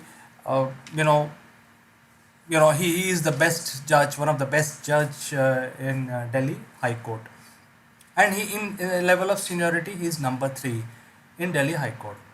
Now what happened is that during the Trump's visit to India there was a little bit unrest in northeast part of Delhi, and there were the rioting going on, and during this period of rioting there was certain area, small area in northeast Delhi was on boil, and there was little bit of law and order situation. Then there is a lawyer who are the sort of a lawyer and the activist, human right activist, and basically Mandars. They are the father and daughter. So the daughter Mandar brought out a petition in Delhi High Court saying that the people are having a lot of problem, and the ambulances and the police and safety and so on is not reaching the people in that area on time. And this was brought out, and it's sort of an emergency. So normally judges sometimes also hear cases in their homes. So this is exactly what Justice Muralidharan did. In the middle of the night at his home, he called his another judge, his fellow brother judge, and then he gave his ruling that hey, Delhi police should provide protection, and that is 1:30 in the middle of the night. And in the morning, what happened? So the next hearing for this particular case was set up at in the afternoon, around 1 o'clock or 12:30. In the meantime, in the morning, when the judge resumed his activities, there was another petition filed by this time the Mandar, the father, who is also a well-known lawyer and also an activist, related to the same incident. So what happened is that now these cases are being sent to Justice Muralidharan's court. Now he has got two petitions filed, and then so he was going through the cases, and it was in the courtroom, and then there was a lunch break in between around 1:30, and by 2:30 the order came out that there are certain things that Delhi police is lacking, and there are certain words which were used like unprofessional and so on and so forth. But so this is what has happened, and this created a little bit of news. However, the news related to the incident, which is the rioting, is much bigger than this one. In between, what happened is, I just want to draw your attention that this has happened in a period of 14 hours, which is 1:30 in the night and 2:30.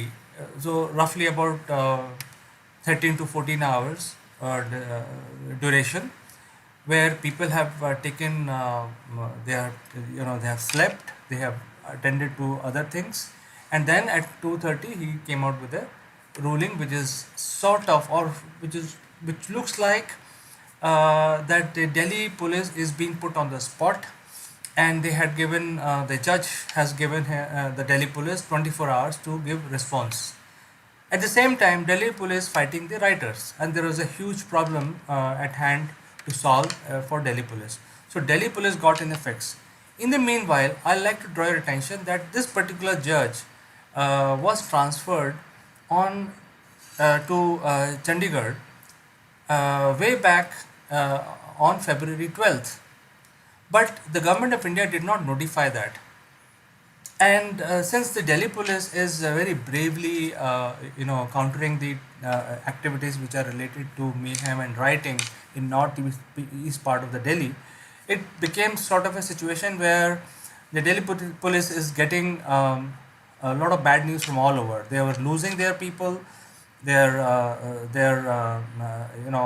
constables and officers were under attack by the rioters, so they were solving that. They were trying to make sure that they don't start shooting or use some aggressive measures to ensure that the rioters will calm down and stop creating mayhem on the street. And at the same time, judiciary is also questioning them. So it looked like too much on their plate at that point in time, and they should have been given some time to respond. However, considering this, the government had to also keep the morale of the police high. They notified the transfer in the evening. So what happens is that whatever judgment this particular judge has given with the follow-up cases stands null and void. So by notifying on the same day, government ensured that whatever Delhi police was given as a negative or sort of come back next day type of judgment by Justice Muralidharan will not be heard next day. So this is exactly what has happened, and so this is a normal process. It happens. This is by the law.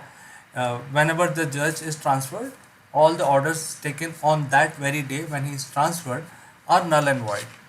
So this is exactly what has happened. However, the political parties had had all the opportunities to talk about it and politicize it, and which they did. They took it to very high level. It was all in the media, but it is not such a big deal because the consent of the judge were also taken before the transfer orders were given. So it was a collegium of the Supreme Court which transferred the judge.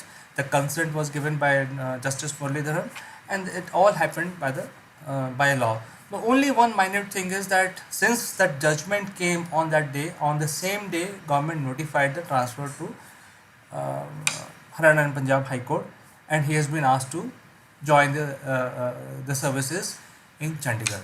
That was the only thing which happened. It coincided with that, but legally there is nothing wrong in this particular event.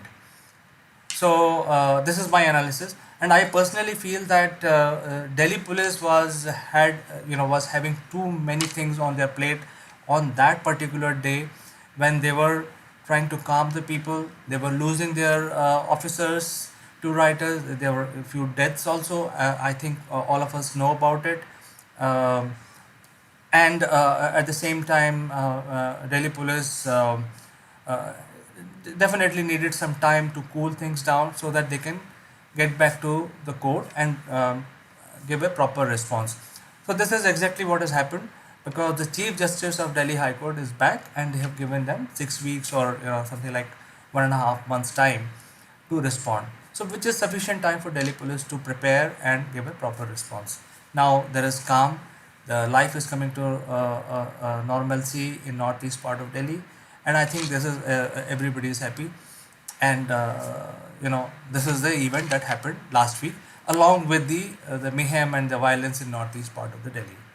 So this is my analysis for this particular event where the judge was transferred within uh, on a day when he gave a judgment to, and asked Delhi police to respond the very next day. So I will meet you tomorrow again with some more analytics about the current affairs. Till then, bye bye.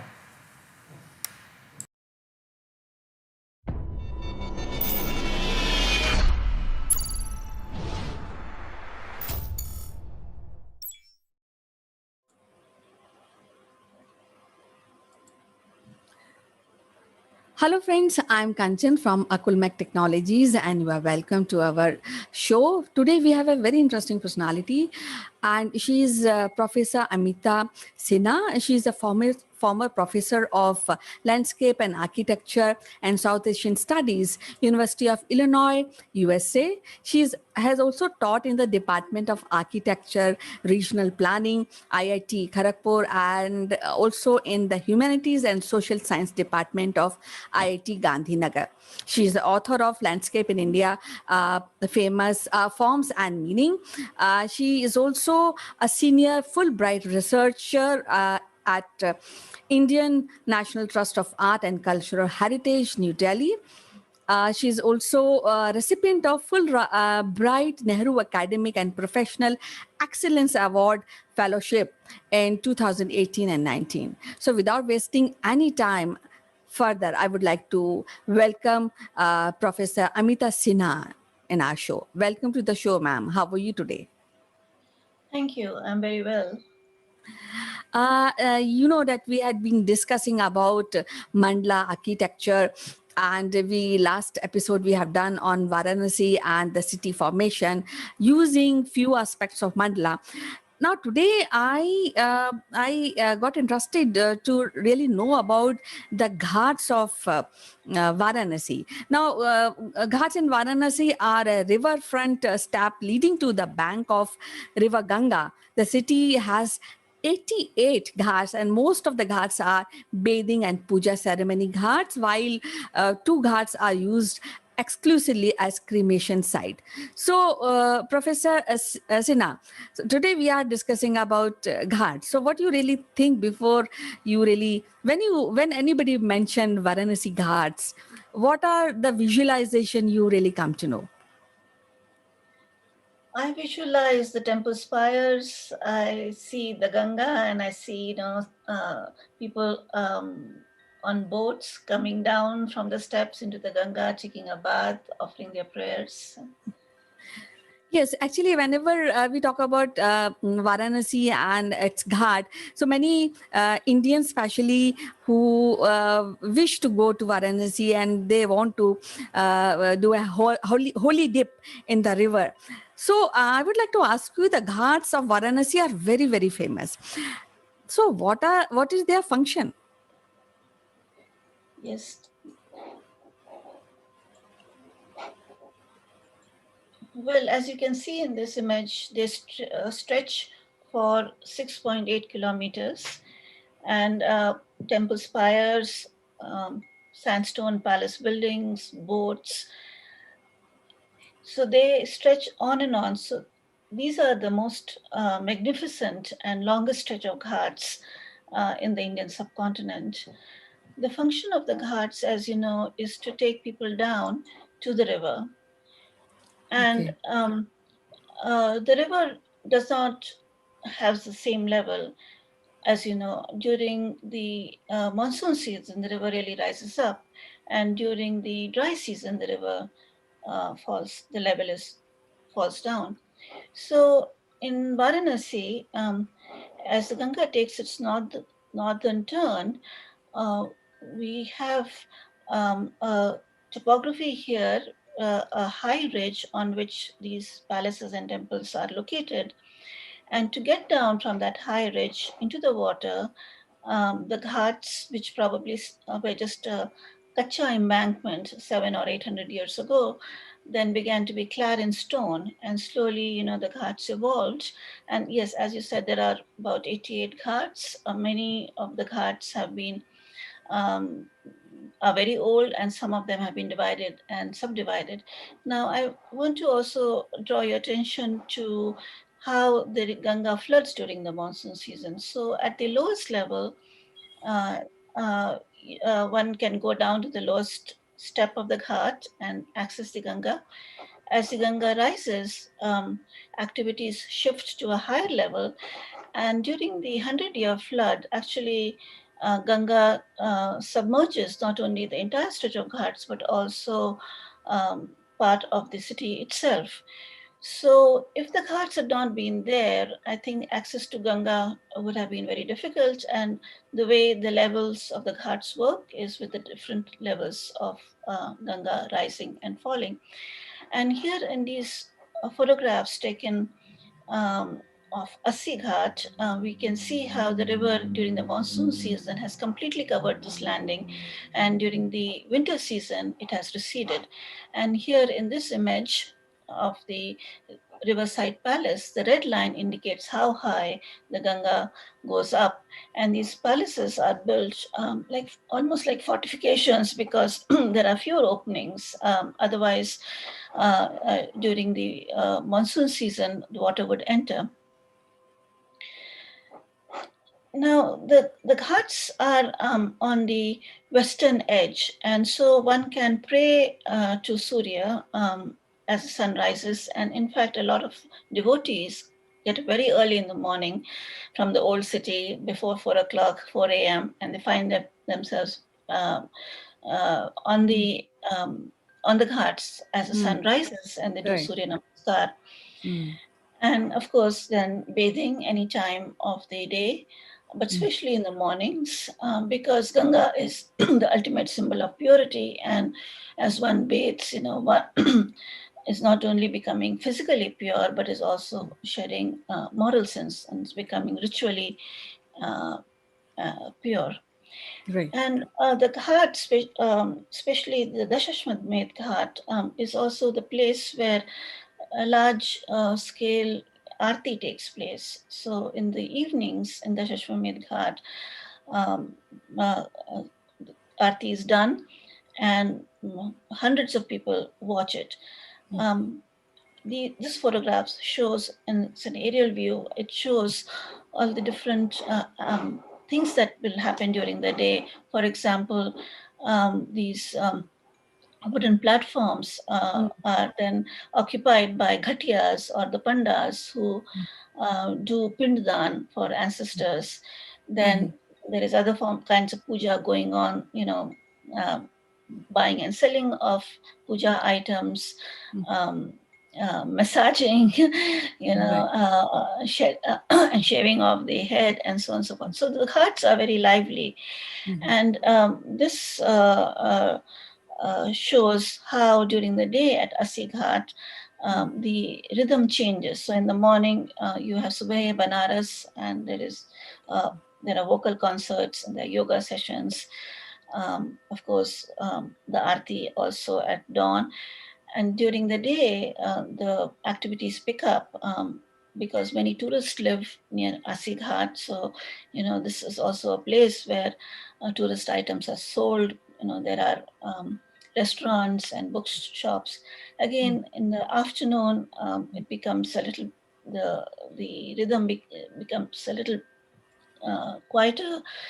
People can be found sleeping on the ghats. Students from PHU come and hang out, and then in the evening time, Aarti. Right. So actually, it was so interesting when you're going through all these slides, and whenever I think of Varanasi or its ghats, I always feel that yes, maybe tomorrow or maybe after a week I will be visiting Varanasi, which is just a stone throw away from here, where I live. But most Varanasi ghats were built in 18th century when the city came under Maratha rule. The patrons of current ghats are Marathas, Sindhyas, Holkar, Bhosles, Peshwas, and many ghats are associated with legend and mythology, as you know. While many ghats are privately owned also, that is so wonderful. And morning boat ride on Ganga across the Ghat is popular visitors attraction, and I know that many people do visit for this attraction quite many times. Now, what are the most popular Ghat, and what is their significance?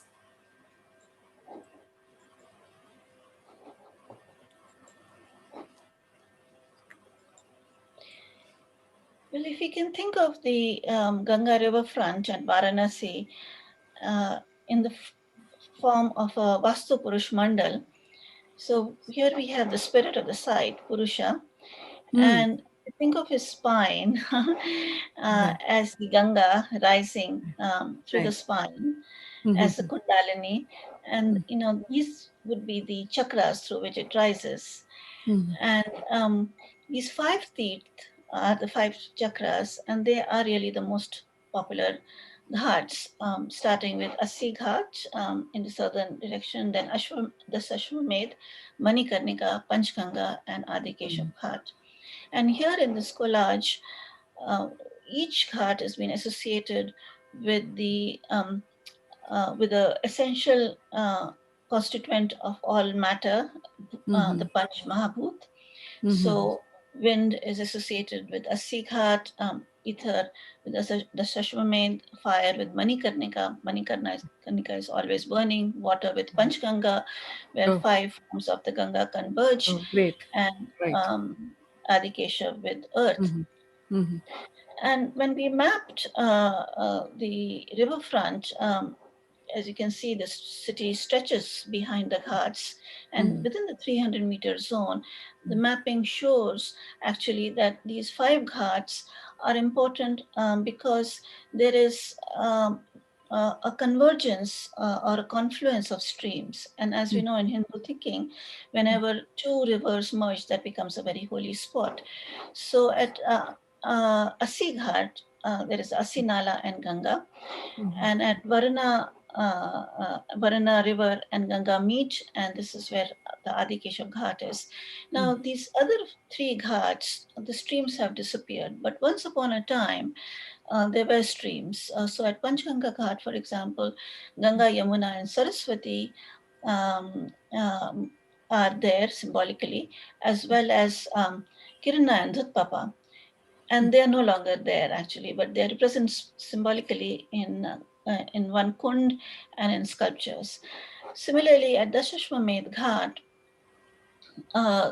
there is no river right now, but once upon a time, there used to be a stream called Godalia stream, which was probably named after river Godavari. And it drained the area from upper Varanasi. And so this convergence of Godalia and river Ganga is then again a very sacred space, and it becomes the Shishwamedh Ghat. And Kedar Ghat, we've not been really able to find any convergence of streams, but I think, as we had discussed last time, there were many water bodies where the city is now. And so these water bodies were the most ancient sites of ashrams and worship.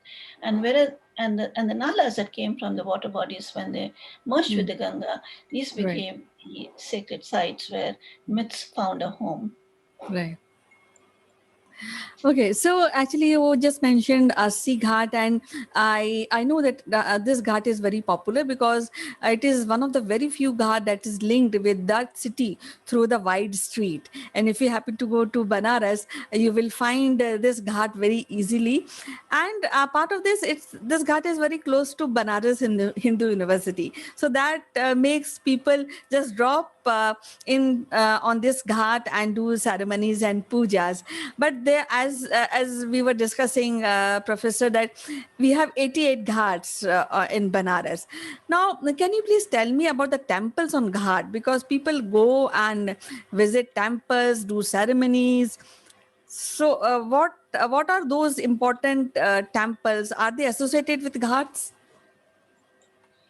Yes, there are many temples, and in our mapping of this 300-meter wide swath on the Ganga River front, we found there were as many as 33 temples, and actually an equal number of palaces and havelis built by the rajas and noblemen from different parts of India.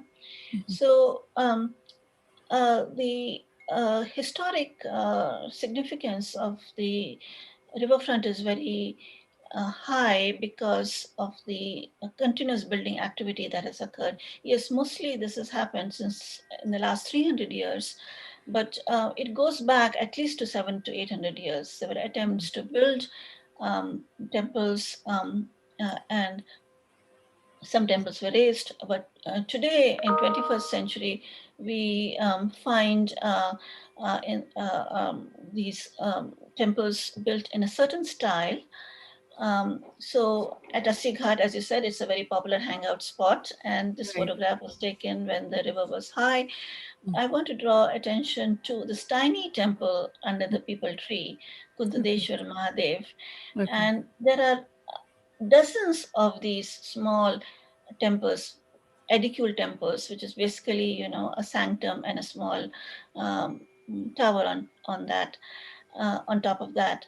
And there are hundreds of them, and they add a lot of vitality and interest because they are mostly devoted to Shiv as in his linga form, and people come, put water, Ganga Jal. The bigger temples are designed in this Shikara style, and they mostly are this pyramidal tower with smaller shikhars, and so we have this effect of clustered effect. And in this Jagannath temple at Assi Ghat, not very far from the peepal tree, we see the Panchayana mandal form. We have the central tower, and then we have smaller 4 towers. By the way, this Jagannath temple is actually modeled after the Jagannath temple in Puri, in Orissa, and this is a temple devoted to Krishna and his brother Balram and Subhadra. And just as in Puri, the deities are taken out on the Rath Yatra. And as we start going northwards, we then come across the Kedar Ghat temple, and this is again a temple which is built, by the Vijayanagar kings, and so you see a little bit of that of that touch here.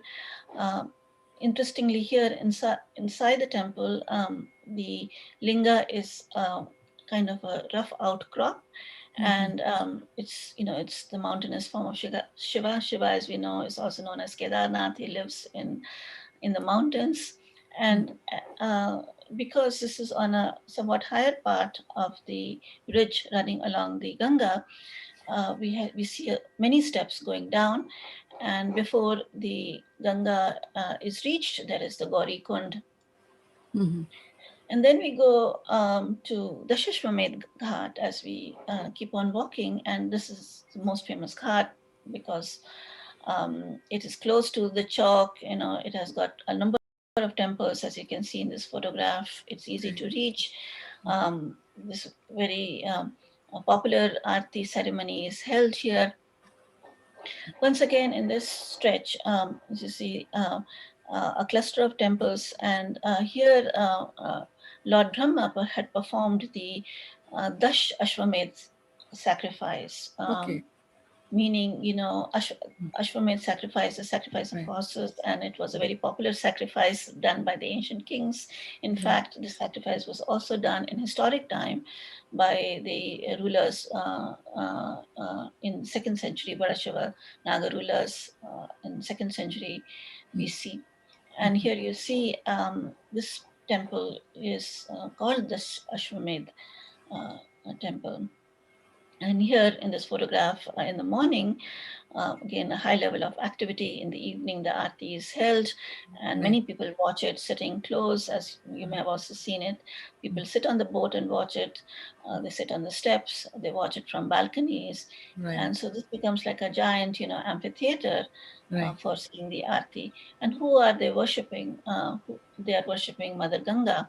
So they're worshipping the phenomenal form of Ganga, Ganga in a liquid form as liquid Shakti, but they're also worshipping Ganga in the anthropomorphic form. This small shrine is located on the steps. As we move further up north, we see Samrajeshwara temple built in 1843 for the Queen of Nepal, and this is a duplication of the Pashupatinath temple. It's a brick temple. It's got timber roof with a sheet with copper and a lot of wooden detailing, carvings. Then we come to Manikarnika Ghat. Manikarnika Ghat was clad in stone, yes, by Bajirao Peshwa and then later by Queen Ahilyabai. And the 1864 photograph actually shows that the steps were the site of cremation. And now in this photograph, actually, the steps are no longer seen. It's all a like big mound of ash. And here we have Tarkeshwar temple, where Shiva is worshipped as Tarkeshwar, the one who whispers the Tarak Mantra. It's also the Shiva Durga temple in 1850. Again, the Panchatna style with the central tower and smaller towers in the four corners. Vishnu is here because he had performed austerities. He wanted Shiva to come, and he dug a kund, with his chakra. And so we have the Manikarnika kund and Vishnu's feet, which are worshipped at the ghat. There is this very interesting temple which kind of got submerged. It's an 18th century temple. It got submerged in the it got tilted, and it's still there, though it tilted at an odd angle. And when the water will recede, one can actually enter the sanctum. Panchkroshi temple is a little away from the ghats. It's on the Gola Gali, and I wanted to draw attention to this temple because it's a three-dimensional mandal. It has these niches all around on all sides of the temple where the gods who are guarding the Panchkroshi Yatra in their various shrines are represented. So here you see 108 shrines which are on the Panchkroshi mark are symbolically represented in the walls of this Panchkroshi temple, and they are in these niches. They range from Vinayak to Shivalingas to Bhairav, and other, guns and Ganeshas. So by going around this temple, one actually in a few minutes can do the whole Panchkroshi Yatra, which takes about 6 days. And then we come to Panchganga Ghat. This was a very famous Bindu Mahadev temple, which was demolished by Aurangzeb. And so we have um, mosque there whose towers have fallen down. But the Bindu Mahadev temple was rebuilt, and it's inside a building. It's not very far away from the Dharahara mosque. And finally, the Adi Keshav temple, which is devoted to Vishnu, but then Shiva is also worshipped as Sangameshwar in a linga shrine inside the temple complex. Right. So, when we are talking about Manikarnika Ghat, and there are many stories which are related to this particular ghat, and few of them you also mentioned, like Shiva and Vishnu stories. But one interesting story which I have read somewhere is that according to the ancient text, the owner of Manikarnika Ghat brought King Harishchandra as a slave and made him work on the Manikarnika Ghat, and it is also sometimes called Harishchandra Ghat. And then Hindu cremations take place at that time, and I think most of the people know about the story of Harishchandra and how he has sacrificed his whole king and became a pauper, or a person who was working for the dead bodies clearance. So that is one thing which I read, so I thought I'll share with my audience.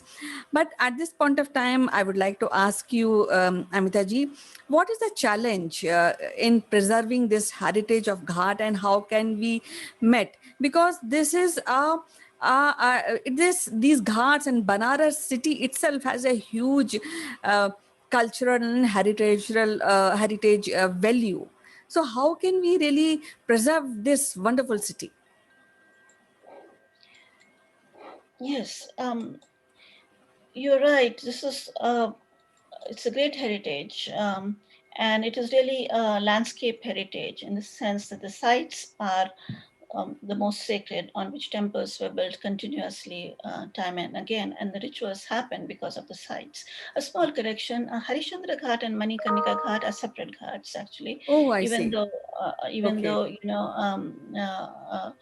Okay. Harishchandra was working in Manikarnika Ghat. Okay. And these are the two cremation ghats. And Harishchandra Ghat has an electric crematorium. Okay. Manikarnika Ghat, however, receives far more cremations. About 28,000 bodies are burnt every year. Oh, okay. So now what has happened is that pilgrimages increase. The number of bodies, that have cremated are quite a lot, and this adds, to Ganga's pollution. For example, as we saw in Manikarnika Ghat, there is so much ash there that the steps have disappeared altogether. Okay. Plus, the pollutants, the wastewater, the grey water from the old city finds itself, into the Ganga. Right. So many pilgrims, as many as 100,000 devotees, Right. are on the ghats on Mahashivratri and at Kartik Purnima. So Right. imagine the amount of waste that is generated as a result of all of these activities, and Right. as also because of the residents of the old city and its lack of sanitary system. So you've asked a very important question. How do we preserve this heritage? We preserve this heritage if we can conserve the ghats, which means that this has to be a resilient landscape. First of all, that is, when the Ganga floods, it should be allowed to spread on the opposite bank also. So which means there should be no sand mining on the opposite bank. So then the Ganga can deposit some of the silt, and that way the force of the Ganga will not be on the ghats, which are about they go back to 700 years, and they're kind of fragile. The second point is that no more buildings should be erected on the ghats. Instead of having, more and more buildings, I think, because the activities are changing from season to season and during the day also.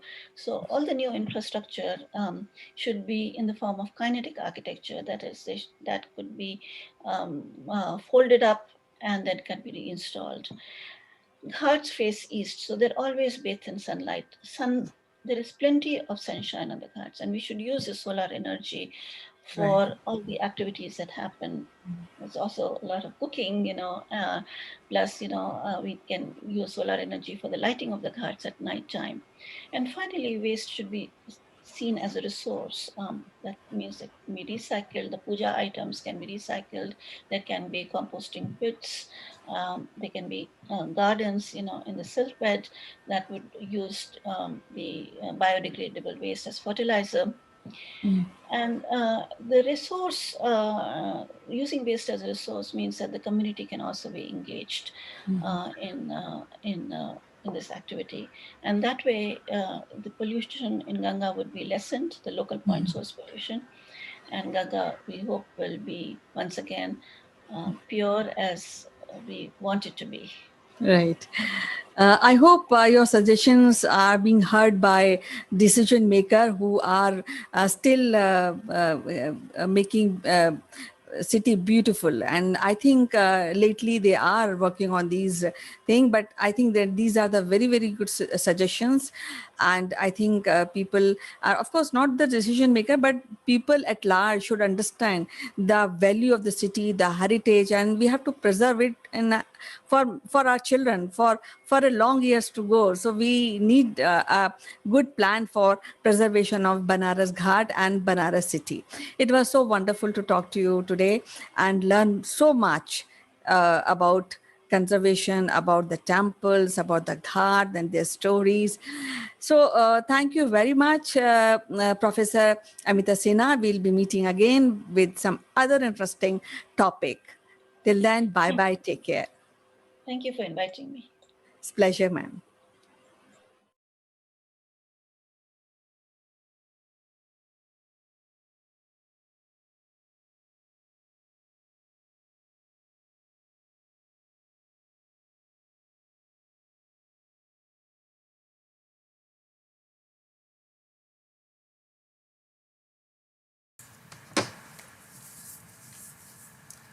Hello friends, this is Chandra from Akulmach Technologies. Welcome to Top Brass. If you had followed my videos a few days back, I had predicted that before coming to India, Trump will put their weight behind, or rather the US government will put their weight behind Pakistan in FATF review of grey list to blacklist for that country. And this is exactly what has happened.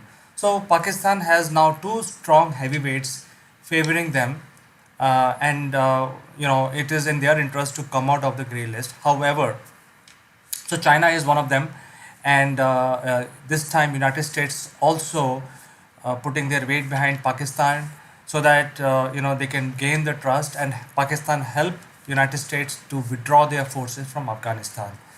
Uh, However, what has happened is this FATF organization is headquartered out of Paris, and out of the 27 points, a list of 27 points on which Pakistan had to demonstrate sort of a progression in terms of coming out and removing terrorism or terrorist activities originating from their country.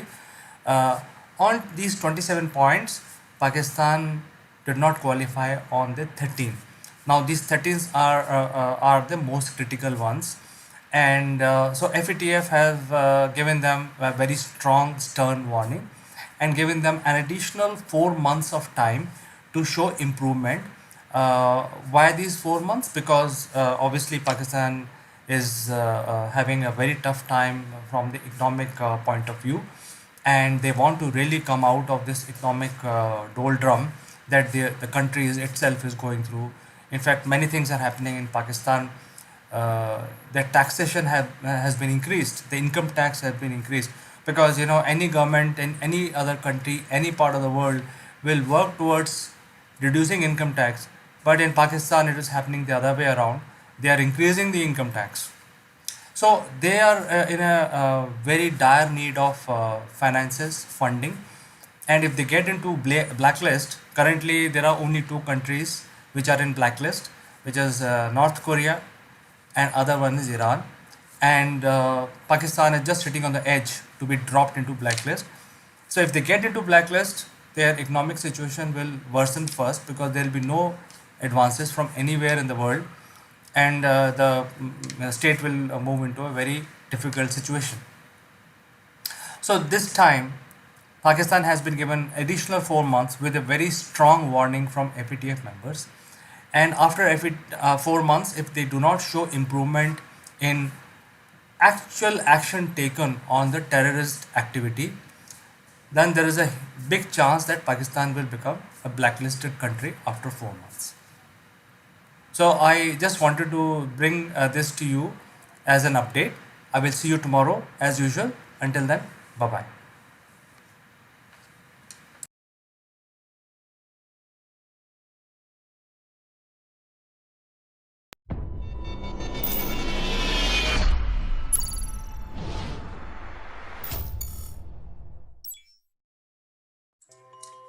Hello friends, this is Chandrakant from Akulmach Technologies, and today is a bright Monday morning here in India.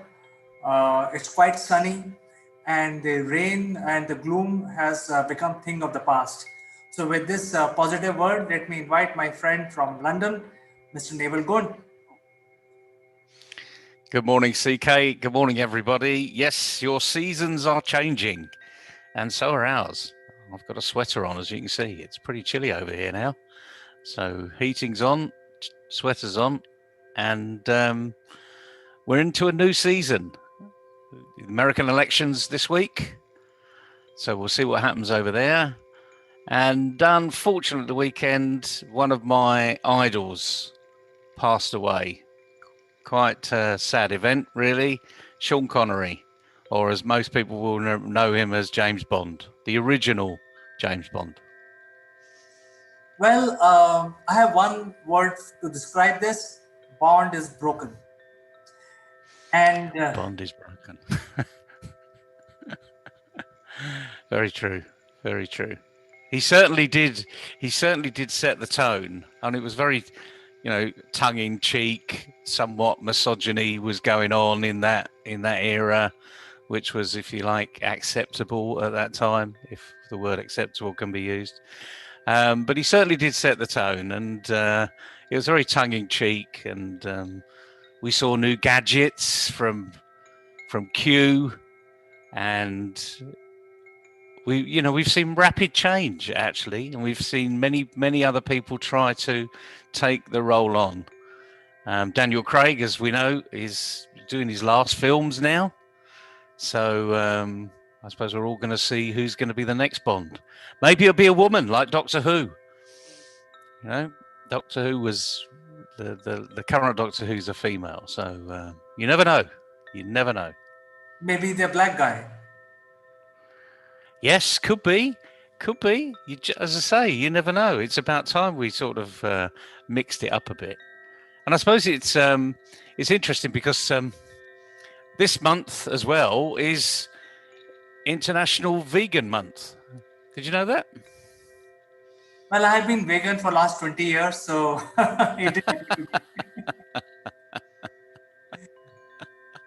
Well, that's another opportunity to, again, change things up.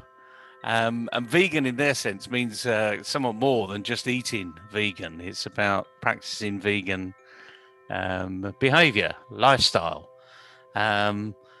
But could be a huge change for people. So the question we've got for people this week is, are you ready for change? Are you prepared to change? We all want change, don't we?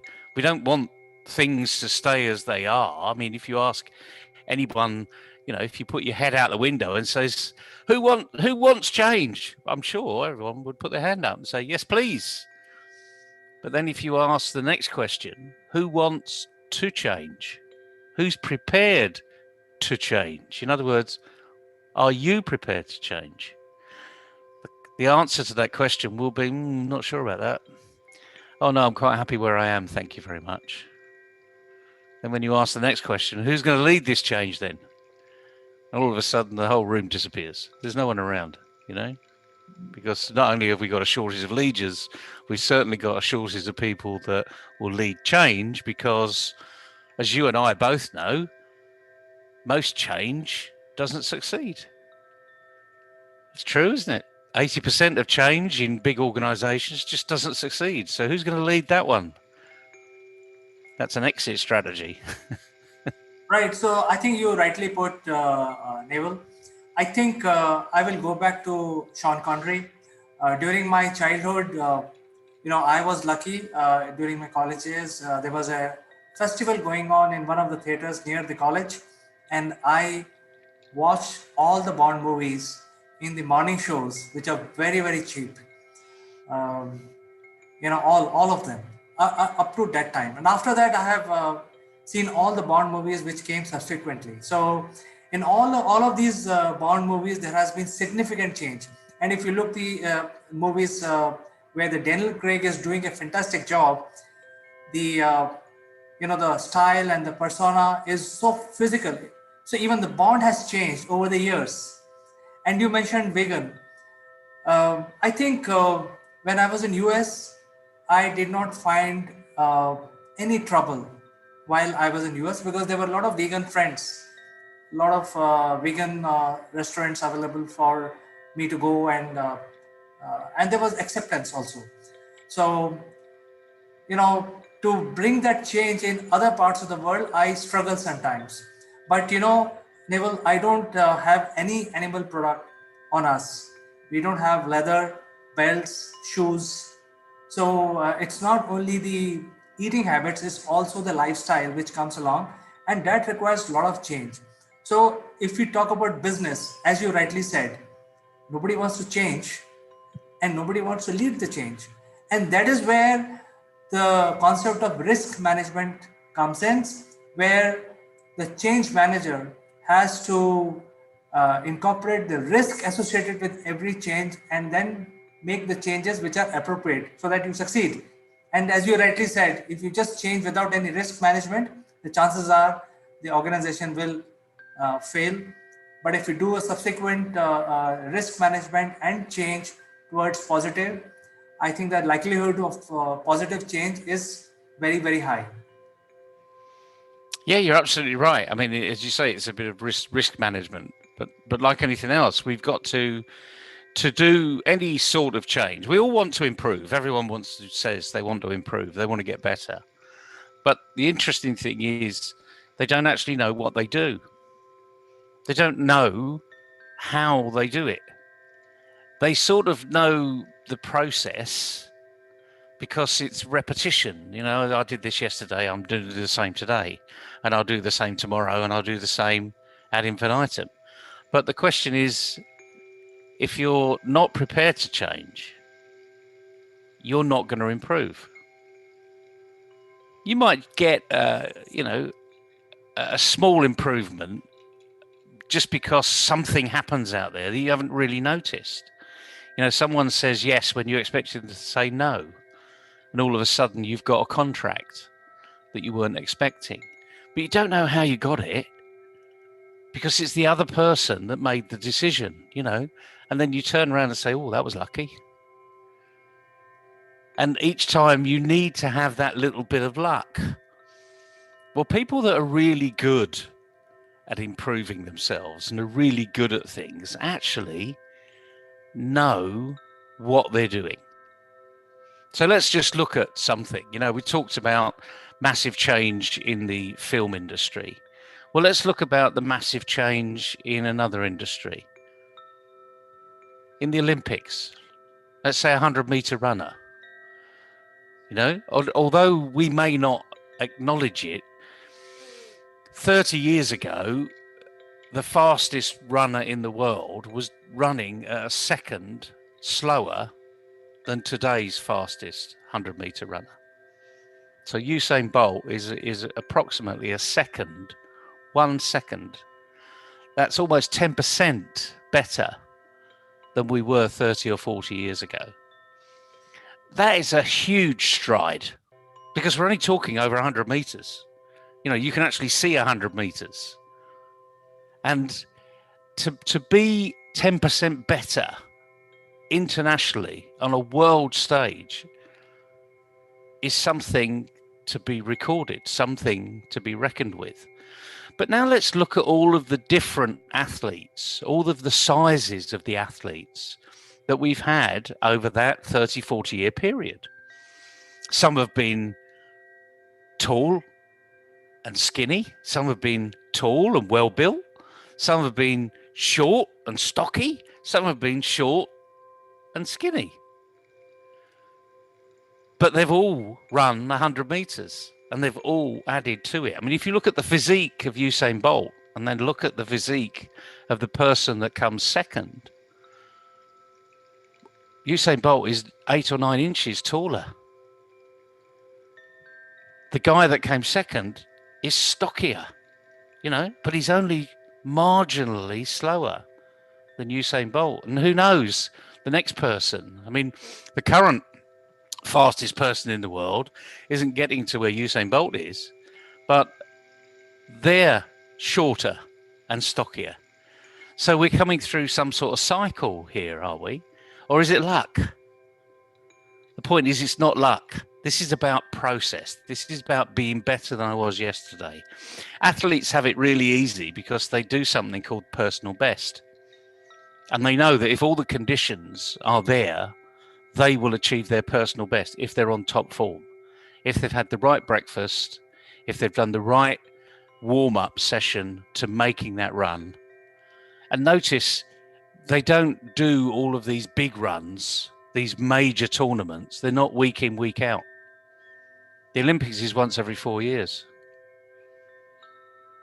World Athletics, again, once every 4 years.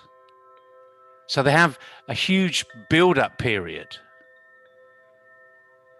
But in business, we don't have once every 4 years. Most SMEs, it's week to week, month to month, day to day. But the thing about this is, the message this week is, if you're not prepared to change, you won't improve. And then the issue is, what are you going to change? Just do something slightly differently. Go and practice, go and experiment. Something that isn't going to make a massive impact in your organization, but something that ultimately could make a big impact if you do things slightly different than what you're doing today. Hope that makes sense. Naval, if I take this learning from you and apply verbatim as it is, I mean, you mentioned about the athletes and the advantage the winner has is only few microseconds. And that is what makes all the difference between gold and silver. So you see, a few advantage in a business also will make a great deal if you're able to change and make those few advantages add to your own business. So I think if I have to apply your teaching today in absolute businesses, the message I can give to my clients and my prospect is that, hey, change is inevitable. And I think as a business, we should be able to change.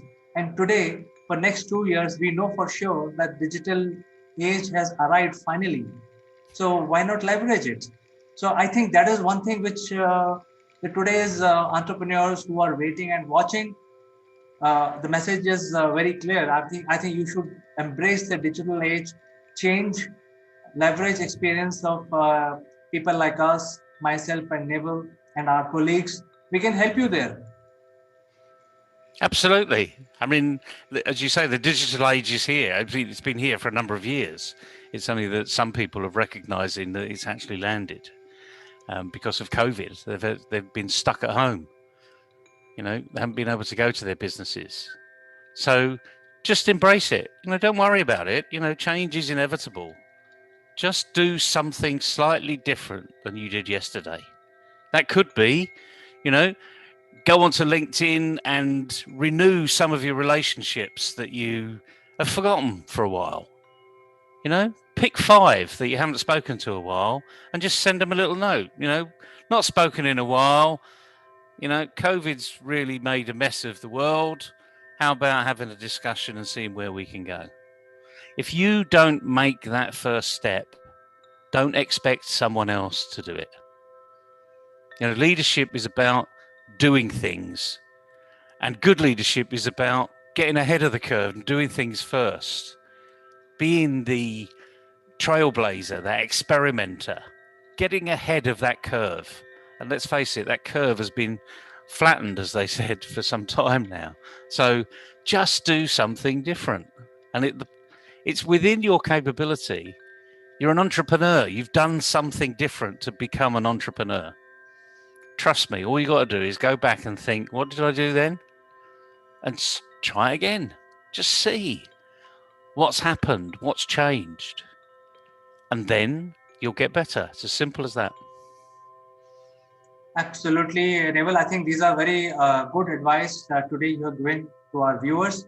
I think they can add little change to their lifestyle, the way they do business, the way they reach out their clients and prospects and employees and investors. So with this, we can end our discussion today. I think it's a good learning for all of us. And I'd like to say thank you to you for today's advice. Pleasure. And tips. Well, let's hope people can go and do it, because let's face it, the world needs leaders. It needs entrepreneurs to get out there and do something. So take this advantage. This is the first Monday in November. Make the change. Thank you so much, Neville. We will catch up again tomorrow. Cheers, CK. Bye, everybody. Bye-bye.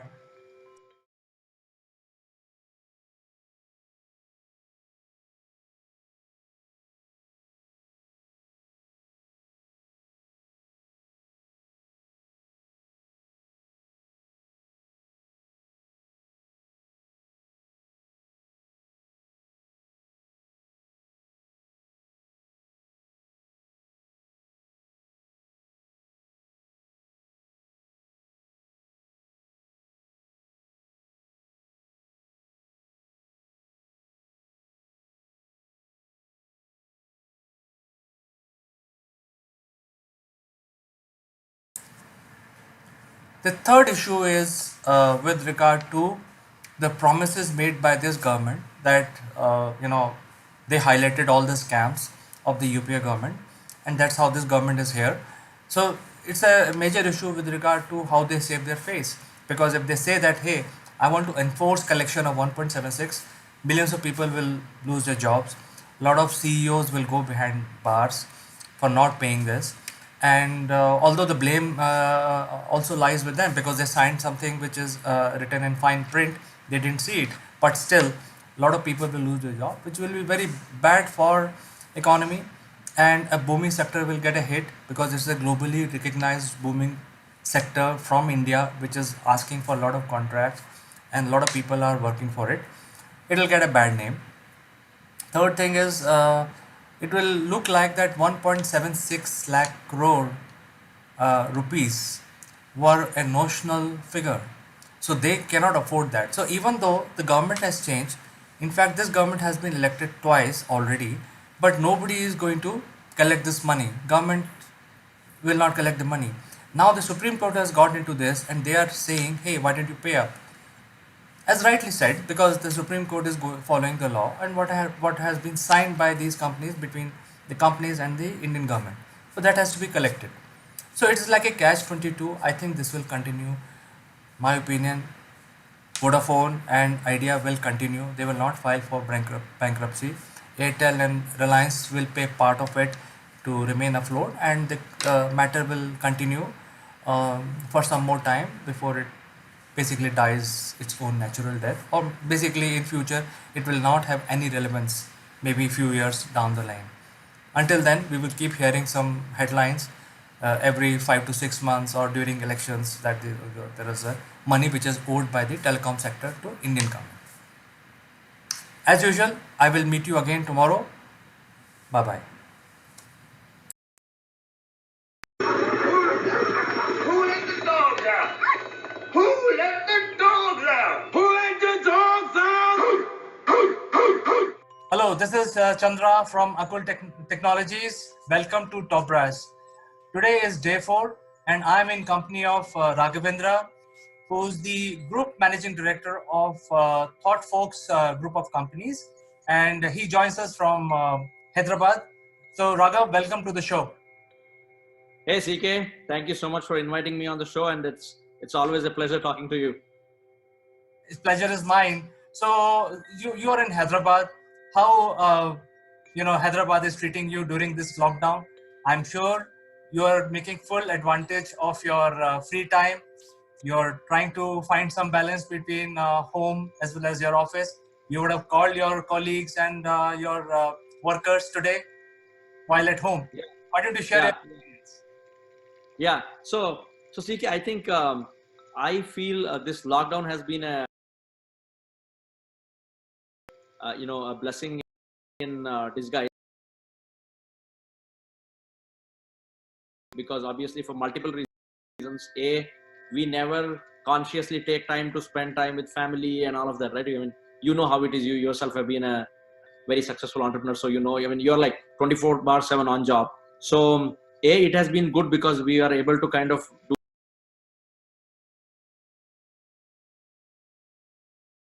a little bit of work-life balance. B, you can focus on a lot of your personal projects.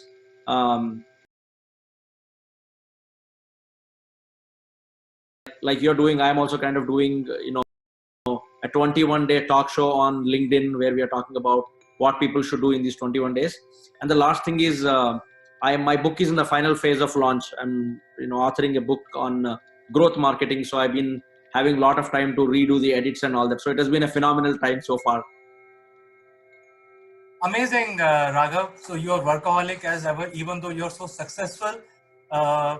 I know you have also you were associated at one point in time with United Nations. So, but the drive is driving you, I think, and you're making use of the lockdown, and the lockdown is not stopping you. Yes. So, what do you think will happen? Because now is day 4, and we got another 18, 17 days to go. Yeah. What do you feel? How people will react? Because last 4 days we have been working. I think people like you and me are working. You are fully dressed up. I'm fully dressed up, suited, booted, even on a weekend, and we are utilizing our time. But what do you think after some days, like 10 days or 15 days? What impact this lockdown will have on the psychology of people? So a couple of things, CK. One is, like you said, people who are in IT fraternity, people like us, people who are, doing a lot of consulting, or people who are working with, customers overseas and all of that, they are somehow able to still juggle with this lockdown. But people who are not into the core IT and people who need to be physically present at work are facing the heat. I think the initial first week is still okay, because, it's like a warm up period where they are still enjoying, spending time with their spouse, their kids, their parents. But I think the real challenge will starting next week. And while it is a great move from our honorable PM in terms of requesting people to lock down, I mean, if you see the curve, it still hasn't taken up. We are in week 4, the curve still remains flat. It has been a great move to control the spread of the pandemic, but unfortunately I think people will start getting a little worked up as we move further in this. So the only thing that probably I would recommend is people who are able to work from home, like yourself, like me, and like all other most of the IT employees, great. And people who cannot can probably utilize these 21 days, to sharpen the saw, or to probably pick up a new skill and learn a new language, things like that. So, what do you think this lockdown or this pandemic, which has created, social distancing, physical social distancing, but we are closer than ever because the internet and the broadband is bringing us together. So, what do you think? Is there going to be a change in the way we do business? Absolutely, CK. So that's a brilliant question. Actually, the whole paradigm or the landscape of the way business is done is going to change, and it will not be same ever.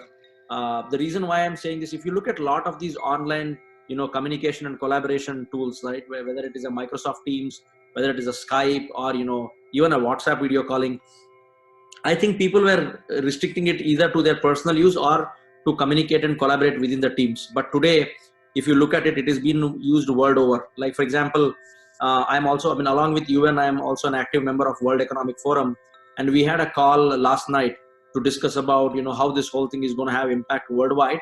We had close to 60 plus, you know, people joining on the teams from almost like, you know, 11 odd countries, and we kind of didn't feel, you know, that we were in a lockdown situation and things like that. And like you rightly said, I think this is going to be the tipping point for technology to take over. And you know, a lot of companies will now realize that, you know, with the right communication and collaboration tools, people can work from any part of the world. So I think there is going to be an opportunity for innovative people, innovative companies to come out with new solutions for office, for schools, for different walks of life. I think I personally believe that 21 days lockout is not sufficient. I think this will proceed for some more time. Yeah, absolutely. So 21 days will not help. If you look at Maharashtra, yesterday announced the lockdown to be continued till end of April. It was till mid of April. Now it has been pushed to end of April. The Telangana state is also contemplating. We have a press meet on Monday, and hopefully we will get to know on, you know, when, to what extent will it be extended. I think, like you rightly predicted, it will be probably extended by another 2 weeks or 3 weeks. So until that time, the entrepreneurs like you and me and many others, you know, our colleagues in the industry, we cannot sit and wait and watch. So I think the innovation has to come forward. New ways of doing things have to be evolved. I think we are at a tipping point where the evolution will take over. Yeah, absolutely, no doubt. I mean, like you rightly said, you know, people just cannot take this lockdown as a holiday. I mean, like you said, I mean, I personally have been working extra hours since the time the lockdown has happened, because now you don't have the hassle of traveling in the traffic, reaching office and doing all that. And whatever extra hours I get, I kind of enjoy doing my personal gigs. Like I'm like working on the book, working on, you know, few other podcasts. You know, this is a great opportunity that I get to talk to you. I mean, I think it's been like, what, 4 years that we met, and look what lockdown did. It brought us together, and we are having a nice chat today. So I think, yeah, it's going to be great. Great, Raghav. I think people in Hyderabad remain indoors and remain safe. I wish you all the best with your book, which is going to be launched very, very soon. And I wish you all the best with your endeavors, which you're running in your group companies. But you know, we have still a lockdown to live through. So I will catch up with you after a few more days to check on you, how things are. Until then, I would like to say goodbye to you for today at least. Thank you so much, CK. Thanks for the opportunity. And, you know, I loved our conversation. And likewise, I mean, I know you're doing a lot of great things and helping a lot of customers with their marketing sales journey, you know, accelerating their growth. So I wish you all the best, and, you know, let the force be with you and do great work. And yeah, I look forward to catching up with you again soon. Take care. Take care, Raghav. Bye-bye. Bye.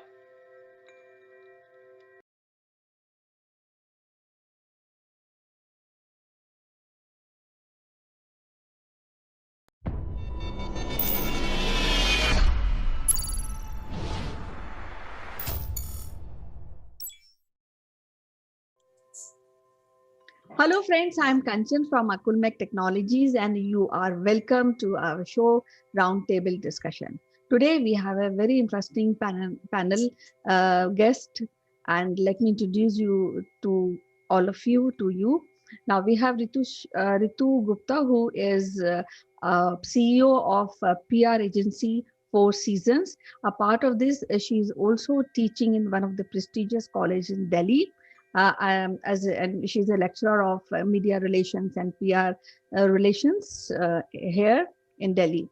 We also have Indra Sharma, who is the head of the department of one of the prestigious school of the subject of physical training. She has been awarded by the government for her contribution in education. Welcome to the show, Indra. Welcome to the show, Ritu. Thank you. We have Sitesh Srivastav, who is an IT professional. A part of this is closely related to radio broadcasting, and he is also he's also having very keen interest in corporate trainings. So welcome to the show, Sitesh. How are you doing today? I'm well, Kanchan. Thanks for inviting, and thanks for the lovely panel that we have. We have Chandrakant, who is a co-founder of Akulmach Technologies, and he has a great interest in aviation and space-related subjects. So welcome to the show, Chandrakant. How are you doing today? I'm fine, Kanchan. Thank you for your invite and looking forward to this very powerful discussion today. Yes. So we have a great subject today, and would like to know your opinion about what we lost in this pandemic. We are just nearing to the March, so that means we are covering 1 year of this pandemic era. Though we have vaccination here, and that's a good news, but I would like to know from any one of you who can start on this topic, what really we lost during this pandemic. So Kanchan, I really want to start with this as we have started 1 year of pandemic, and when I look back, I find that this last 1 year is very strange. Has been very strange year. But like many of you, we started 2020 and also now 2021 with plans, hope, dreams, and desires, many of which had to be rethought, rescaled, scaled differently, and even abandoned also. However, this great reset that was 2020 is not all doom and gloom. We have found many new ways of working that may represent a healthier balance between our work life and our home life. We have also found new tools online, virtual, connected to a webcam that allow us easier access to colleagues, experts, relatives, friends all over the world. As we have all been encouraged to mask up and socially distance from each other, we have found the tools to make the separation and distance irrelevant. So that's what I want to say. Yes, it's a very good point that we have found new ways of communication. But what I feel is that we are lacking a social interaction, which is it's very important because as a human race, it's very essential to have a social interaction, and that is how we grow. So, what your ideas on this subject, Sitesh? Well, Kanchan, let me put it in a very in precise way. I feel what we lost is a little bit of a trust in the science and the research fraternity who could not see this coming, despite having SARS, despite having so many other smaller versions of it, Ebola few years back, and MERS in the Hong Kong, Asia Pacific region. So, despite so much of funding available throughout the world, in all the developed and also in not so developed countries, the science fraternity could not see this thing coming. That is one thing that was lost, I feel. The other thing that was lost is the trust in the media, because there was either no media or too much of media and in between. And therefore, it needs, I think these two were lost. And because these, we are dependent on these two, the media as well as the scientific fraternity, I think little bit of the trust on ourselves and our old ways of living that we have left and moved forward in the name of progress, that was lost. And I think, as Ritu says, after 1 year of this pandemic, we are more than aware of what our grandfathers and fathers and great grandfathers used to do and live. That's what I have to say. Yes, I also want to know your views on this subject, Indraji. When you are closely associated with children and on daily basis you teach children and meet them. So, what we lost exactly when we talk about our children and their growth? Yes, the socialization is very important for children. Like they have been studying, they have improved their computer skills. It has sharpened, but but somewhere they were not interacting with the other children, which is very important at this stage. It's very important for their growth.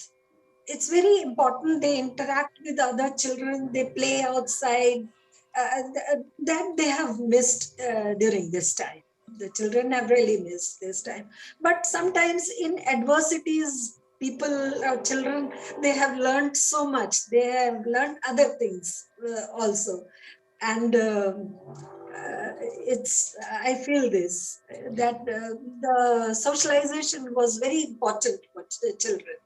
At Yes, this, I feel that for you raised a children. very That's all important I feel. yes.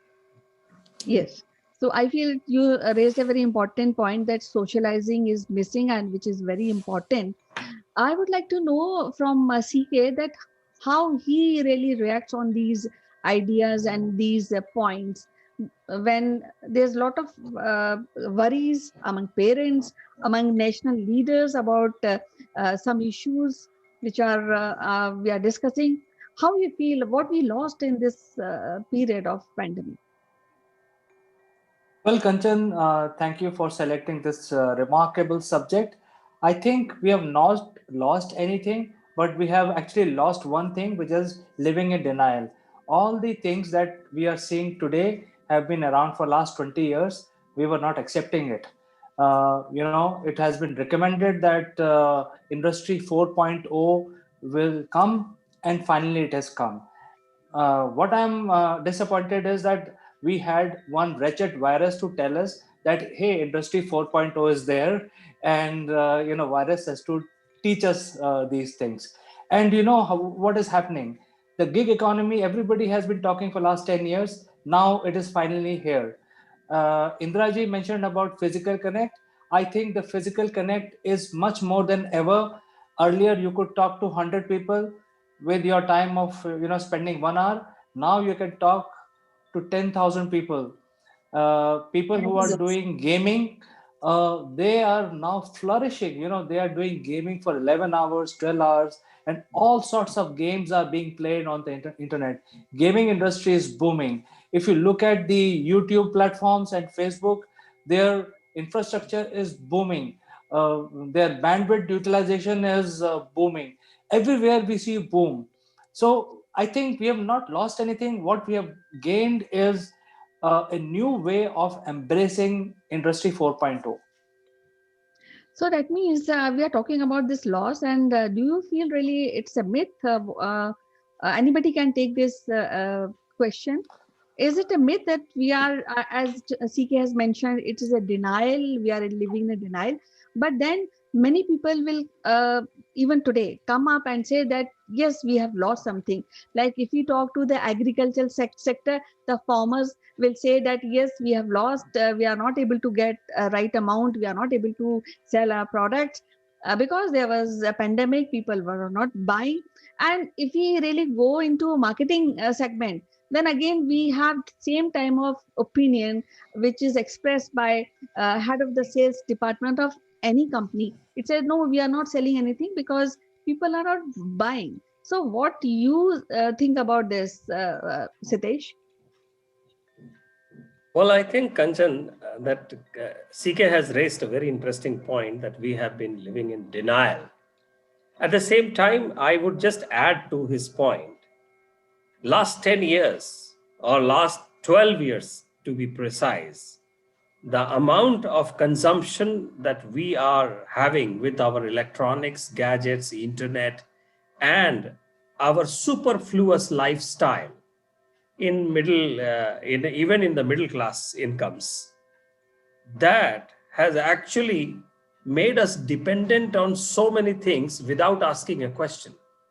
Whether it is electricity, whether it is medicines, whether it is home delivery of food and every essential items, we suddenly started thinking that everything is doable, everything is feasible, and therefore we can overlook the basics, we can overlook the essentials, we can overlook the not so fortunate part of the world. In fact, the virus, the wretched virus, as CK says, comes from one of the biggest economy in the world. And that it was unapprehended, it was uncontrolled, and then when it was released, it was controlled through the World Health Organization for such a long time. So definitely we have lost so many lives. Definitely we have lost the credibility of the scientific fraternity. And definitely we have lost to understand that there are some basic principles of human living that never change. And a global village concept may be as good as it gets, but it may not solve all the problems of this world. That's what I want to say. So, Ritu, you interact with all grown-up children. You go to college and teach pretty smart students at the moment. So, what is your reaction? As CK has mentioned that the technologies were already there at place, but we were so scared to use them. But when pandemic came and we started using more and more, so what has changed in the lives of a student when we pre-pandemic and post, not post as yet, but still we feel that we are just about to be out of this pandemic. But my question is how children react to this. I think what children miss, very frankly, they miss in-person interaction with the teacher. They miss in-person interaction with each other. The freedom to, grab a cup of coffee, meet someone face to face. That thing they are really missing. And also, we have made online teaching, it's getting better and better each day, but one-to-one interaction definitely is not there. And plus you cannot force students to do something. What I personally miss is when I teach, when I take lectures, and even the other teachers also, we see that students are not that reactive. They're not following the discipline which they would have had followed in the one-to-one class, because most of the time students, they are on unmute mode, mute mode, and their cameras are off. So most of the time the classes are is just one-way interaction. So that I personally feel is not right. Even the students, they feel that the discipline, there was a way in living the life, but I'm sure that things are going to get normal each day. Okay, so Indra, actually, a couple of days back, I have heard that children who are studying in 9th and 10th, they started going to the school. And there was a clipping which I happened to see on the social media. And the children were saying there's nothing comparable to online classes, not compared to the classes we are attending, the offline classes.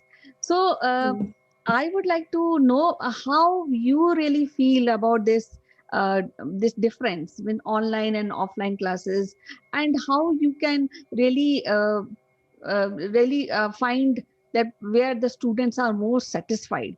You know that online classes are also giving many information. Much of the platform is very advanced, and they a student can learn anything on online. But then again, when I saw the clip in any of these social media platform, I realized that students are longing to go to the school. So what you really advise and how you will react to this statement? Children must be they like to go to school, meet their friends, teachers, their interaction.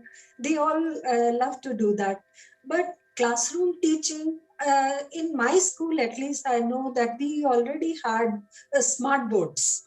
Teachers were teaching the smart boards. No? They were all familiar with all the system.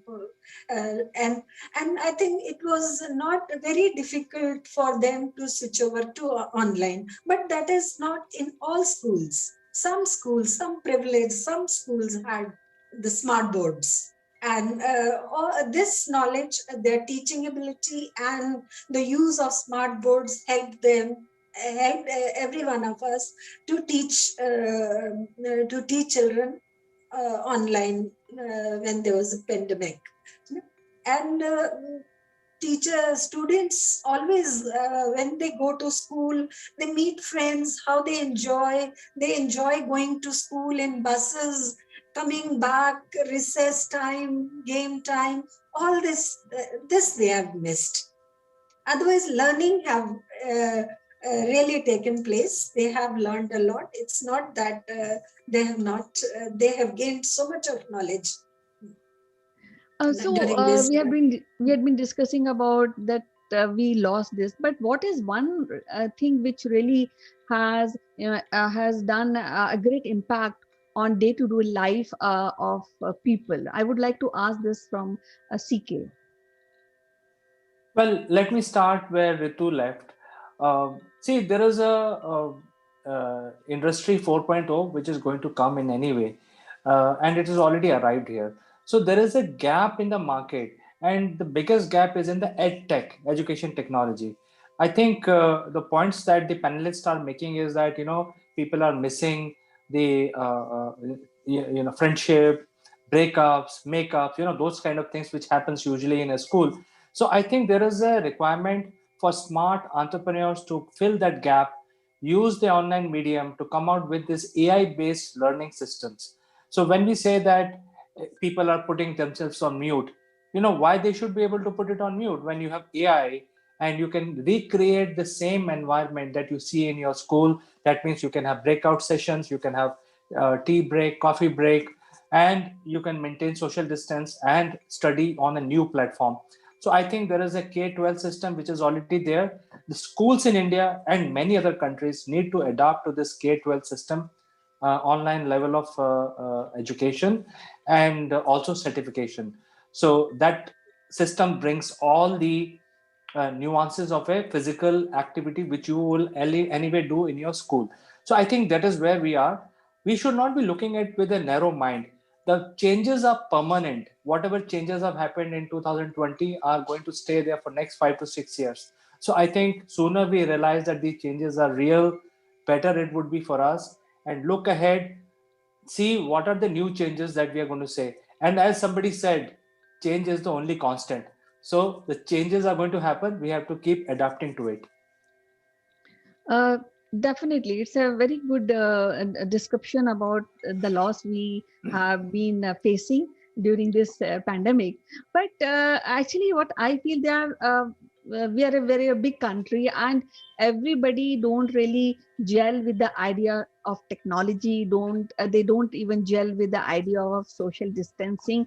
People are taking advantage. They want to go out. Even for marriages also, it is said that only 50 guests can come and come into the venue of a marriage. So my point is that somehow somewhere we have changed our lifestyle, not here in India but all over the world. Now we are still learning how to really cope up with this kind of lifestyle, this kind of mentality, this kind of workflow. So are we ready to really convert this loss into a gain situation, Sitesh? Well, Kanchan, the mask has to become a part of our body. It can be added as a probably 300th organ of our body going forward. That is the interesting part. And this was there always in the Asia Pacific, especially in Japan, where a normal flu would have attracted a mask by people. In India, we have learned it a very, very hard way, but I cannot say that we have learned it in a real way. The other thing is that the lifestyle changes, as CK says, is going to stay, and there is no compromise on that. How much we can compromise and how much we can bring back the great glorious days pre-pandemic times, I really want to see or feel that. What I also understand is the lifestyle of this is not a guarantee for another pandemic. As we are seeing, new strains are coming, and we are also seeing that there could be another more potent, more fatal pandemics, which are generally recurring after every 100 years. So 100 years is far enough for all of us here on this day today. But the new strains are possible. And we really don't know what is happening in those labs, wherever they are, whether it is in any country. Who is looking at the compliance of those? And why the data is not coming out? Why Dr. Fauci from US had to cut away from his government standpoint and make his own channel of communication? That is a great example. Another thing that I really try to despise is one side of people says that this pandemic has taught all of us that the good old days of living, having home food and healthy living, healthy habits, and all such, so much of knowledge or gyan that has passed through last year in 2020. The other side says that, did we really need to go through this kind of a wretched virus to feel this?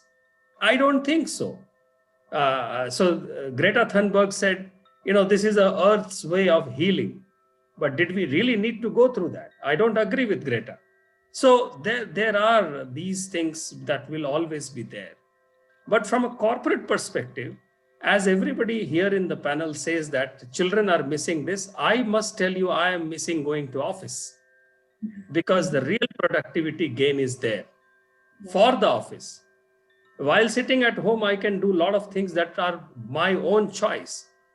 But from a working perspective, it is very important to be in office to feel the culture and to enhance it. That's what I feel. Yes, CK also wants to add something on this comment. Yes, CK. Yes, Satish, I fully agree with you. And when I was in Africa, we had limited transportation. I mean, we had to keep our own cars and drivers, and many times you had to work from your apartments. So, what I used to do is dress up in the morning, wear a suit, because you never know, when you will be called for a meeting, and continue working from your home till the time you're going out. So I think the whole point is that it's in your mind. So what is happening today is that 20 years back I was in an extraordinary situation where I had to dress up and feel like as if I'm working from an office although I'm at home. But right now everybody has to do that, and they have to learn this new way. And Kanchan mentioned about entertainment, joining birthday parties. I think there are enough facility available where you can do karaoke. In fact, many of my friends are celebrating using karaoke's and things like that.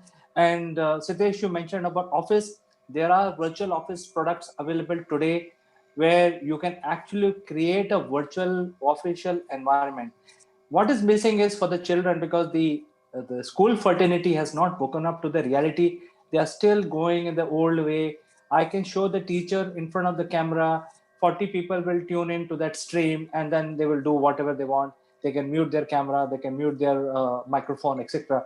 I think the innovation is waiting to happen. I'm sure somebody like Byju's will come up with a very advanced AI based learning system, and all of these schools will be out of the business very soon. So the whole evolution method is either you evolve or you perish. I think this is the biggest learning we have from this pandemic. We need to evolve with the changes because these changes are permanent. It is starting the gig economy. Next 21, 22, 23 will be the year of online workers. 50% of the workforce will be available online. There is no need to go to office. Google has already announced for 3 years they will not be calling their employees to office. So I think it's a reality in front of our own eyes. How can we deny it? Yes, very well said, CK. But the thing is that we have lost something. What we have lost is that we had been living it is like living a pattern of life which we are missing, and we are learning day by day, going through that pattern. I would like to summarize what we have discussed today. First is social distancing, which we are really doing online. We have as Ritu said, that we have some problems like students are not as disciplined as they are in an offline mode. Like Indra said, that social distancing has created a havoc among children, and of course among parents also, because they don't have a free time for themselves. Because earlier children used to go out and they can manage their timetable accordingly. Like Sitesh said, that things were already there. There are some missing aspect of living life, like going to the office. But then CK said we can counter, we have everything available. So I think to summarize this discussion is that yes, pandemic will remain, the effect of pandemic will remain nearly for 3-4 years more, and we have to accustom with the change. And I think that change, whatever we have lost, I think there it should be converted into positive vibes, and we should evolve. This is a great time to evolve ourselves, evolve the way of we are living, and of course, relationship also need a little evolution. So it was lovely talking to you, all of you. Thanks for joining on this important discussion. Till next time we meet. Bye bye. Bye bye. Thank you. Thank you, Kanchan. Thank you, Kanchan. Have a Thank you, great day. Kanchan. Thank you. Thank you. Bye bye. Thank you.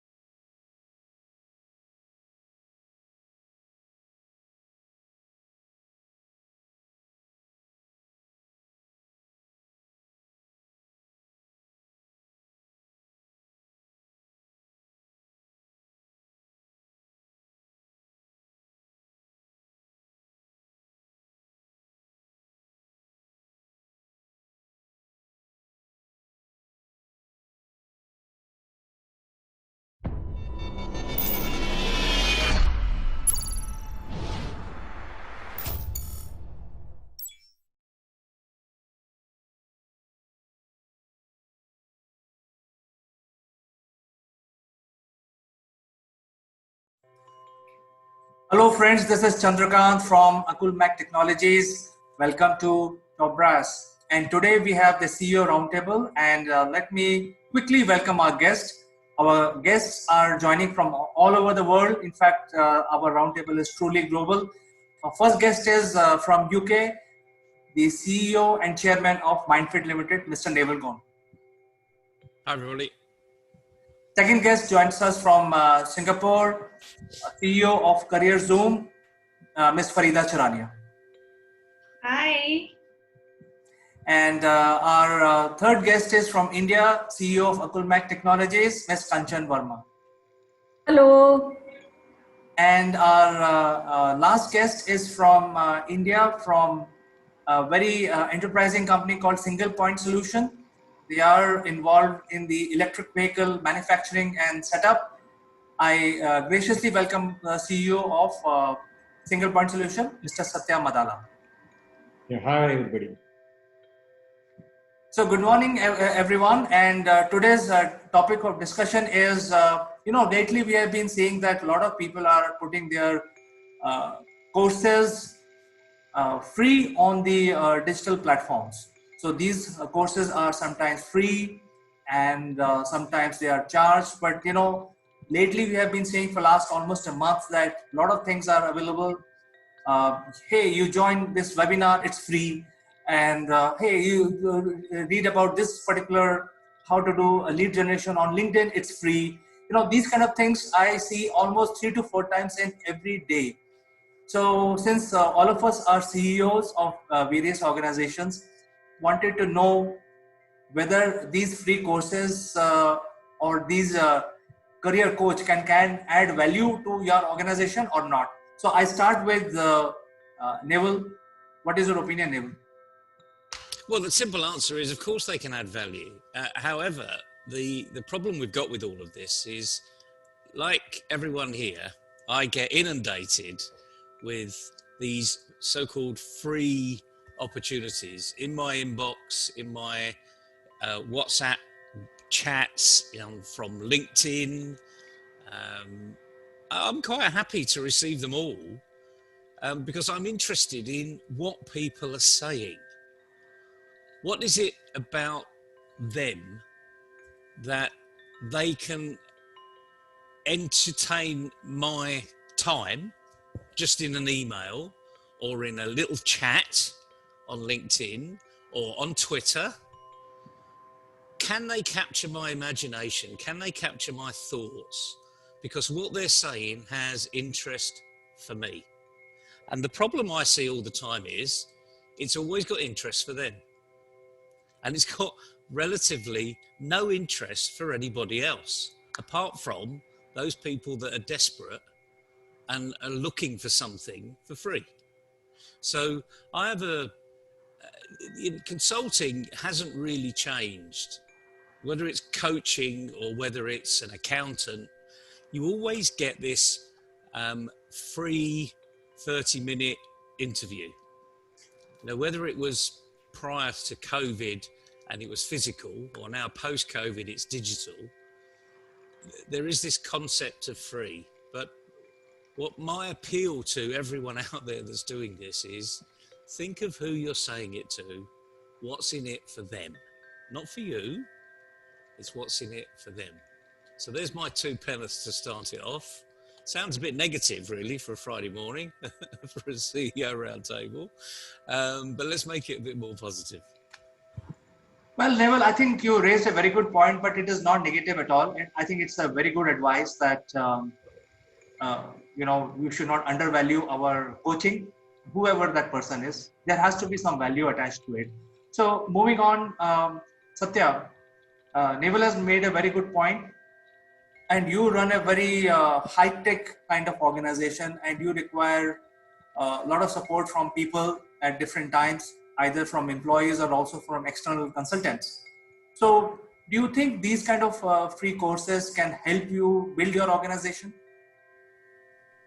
First of all, we need to appreciate the people who is calling for and conducting the webinars and technologies. So actually, I gone through few of the webinars actually on a free and a premium. The thing is, when you are approaching with the free courses, actually, it is not much useful for our industry. So wherein actually, some of the webinars just they're touch base with the technology and moving off. And if the candidate or anybody who is watching that webinar, so simply just they're connecting with the basics and just simply logging out from the webinar. But my view in this case is just the people who is conducting this webinars on a technology, so they need to concentrate and they need to provide a good content, even if it is free also. Just if they can provide a useful content for industry, that would be a much better for the industry and for the person who is attending.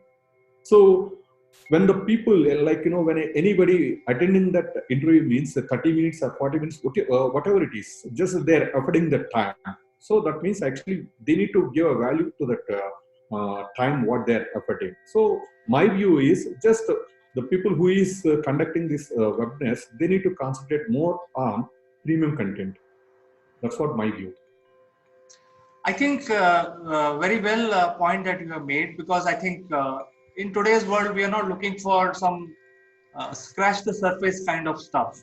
We need some real help as organizations. Yes. So,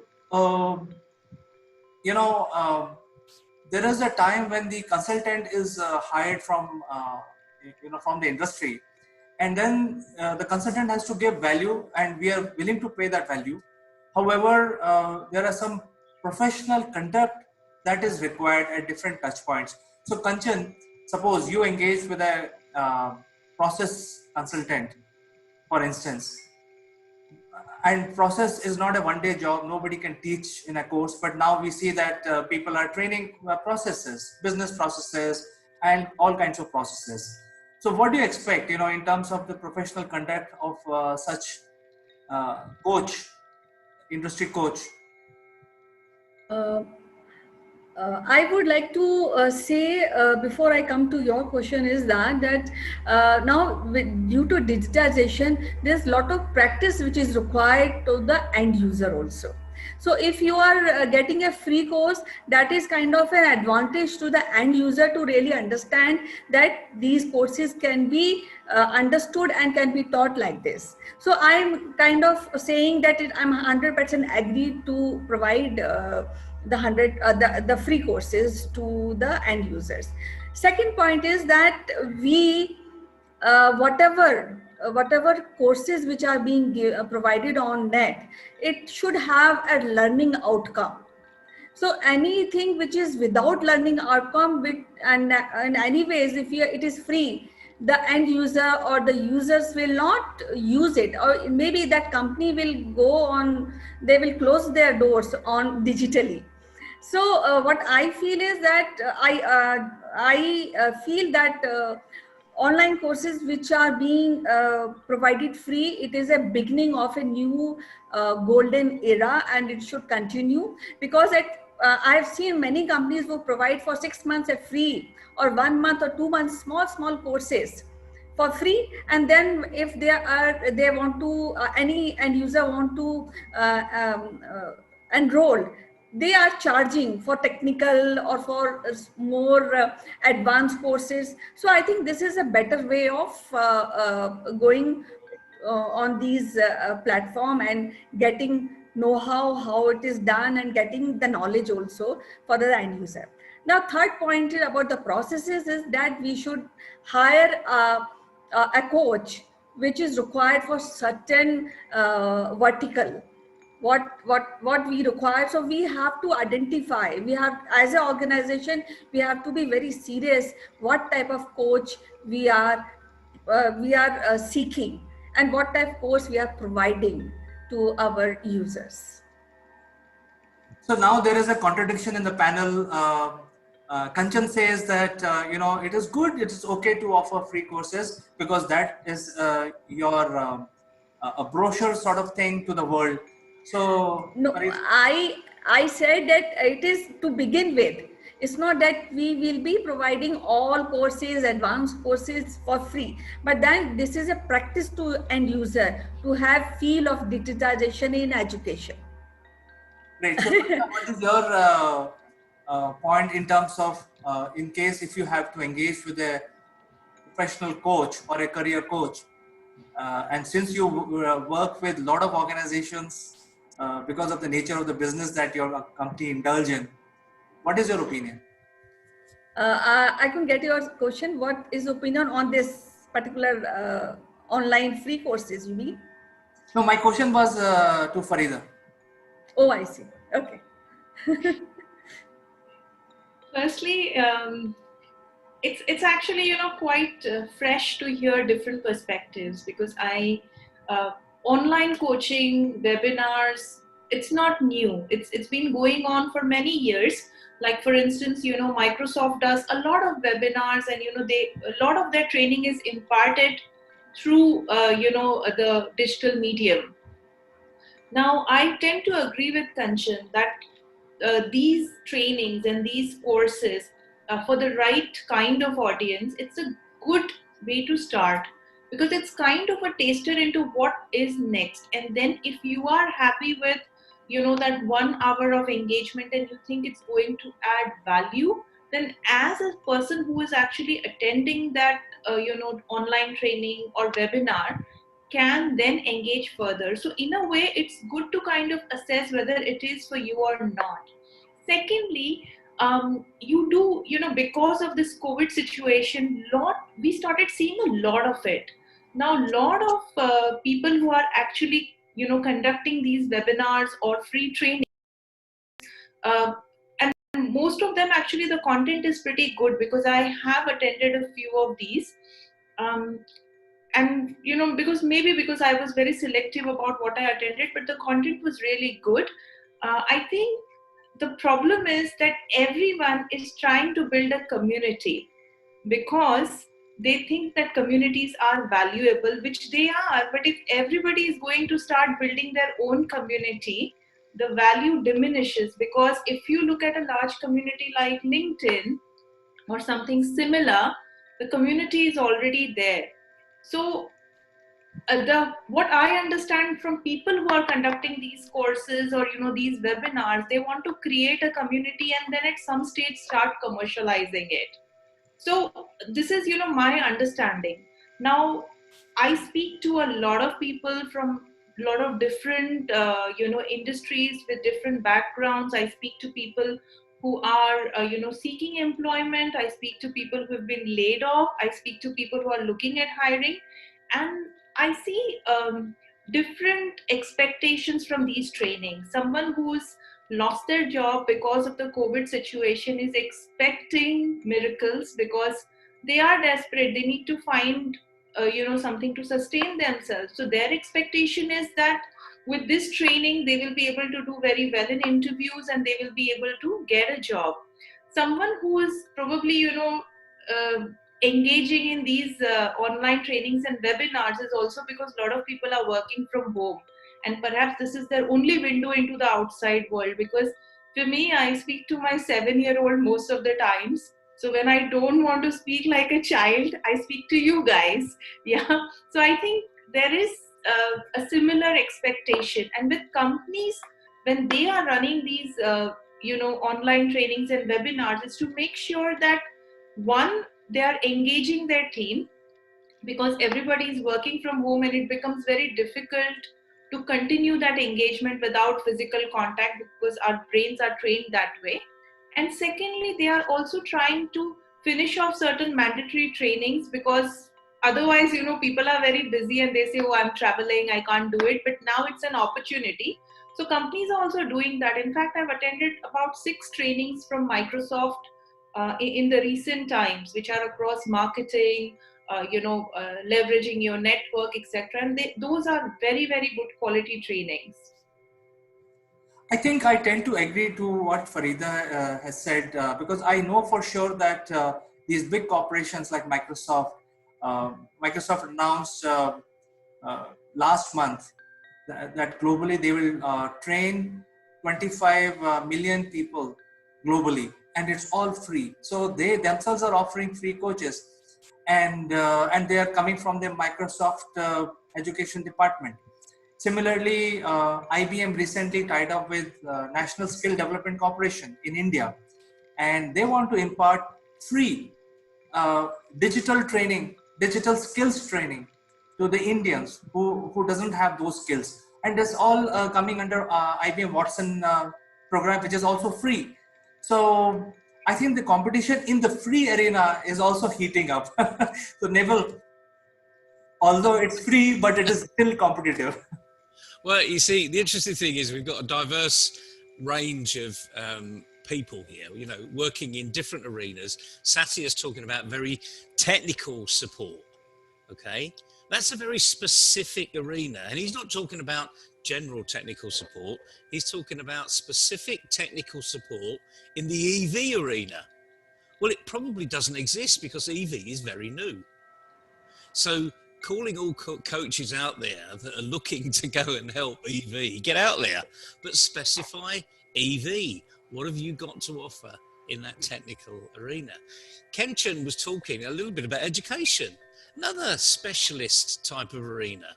But even with education, we've got preschool, we've got junior school, primary school, we've got private school, we've got public school, we've got secondary school, we've got university, we've got college, we've got further education. And again, that's education, and I've only just touched the exterior of the surface here. What we need to be doing is being very specific. And as Farida was saying, I'm a business coach, and I would advise people, create your market, create your niche, create your community. But by the way, look at the communities that are already there. Facebook has got fantastic communities. They're either very local, downtown Singapore, or they're very technical, downtown digital Singapore.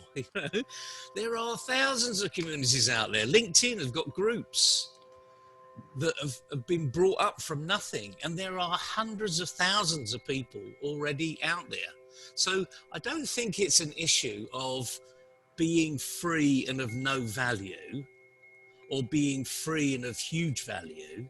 It's actually, who are you talking to? Why have you got something to say?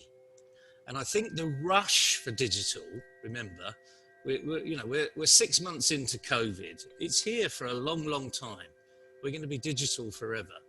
But the rush that I've seen people go onto YouTube through these mediums, through these free, I mean, we're using a free package. Would we pay for it if we had to pay for it? That's a big question, isn't it?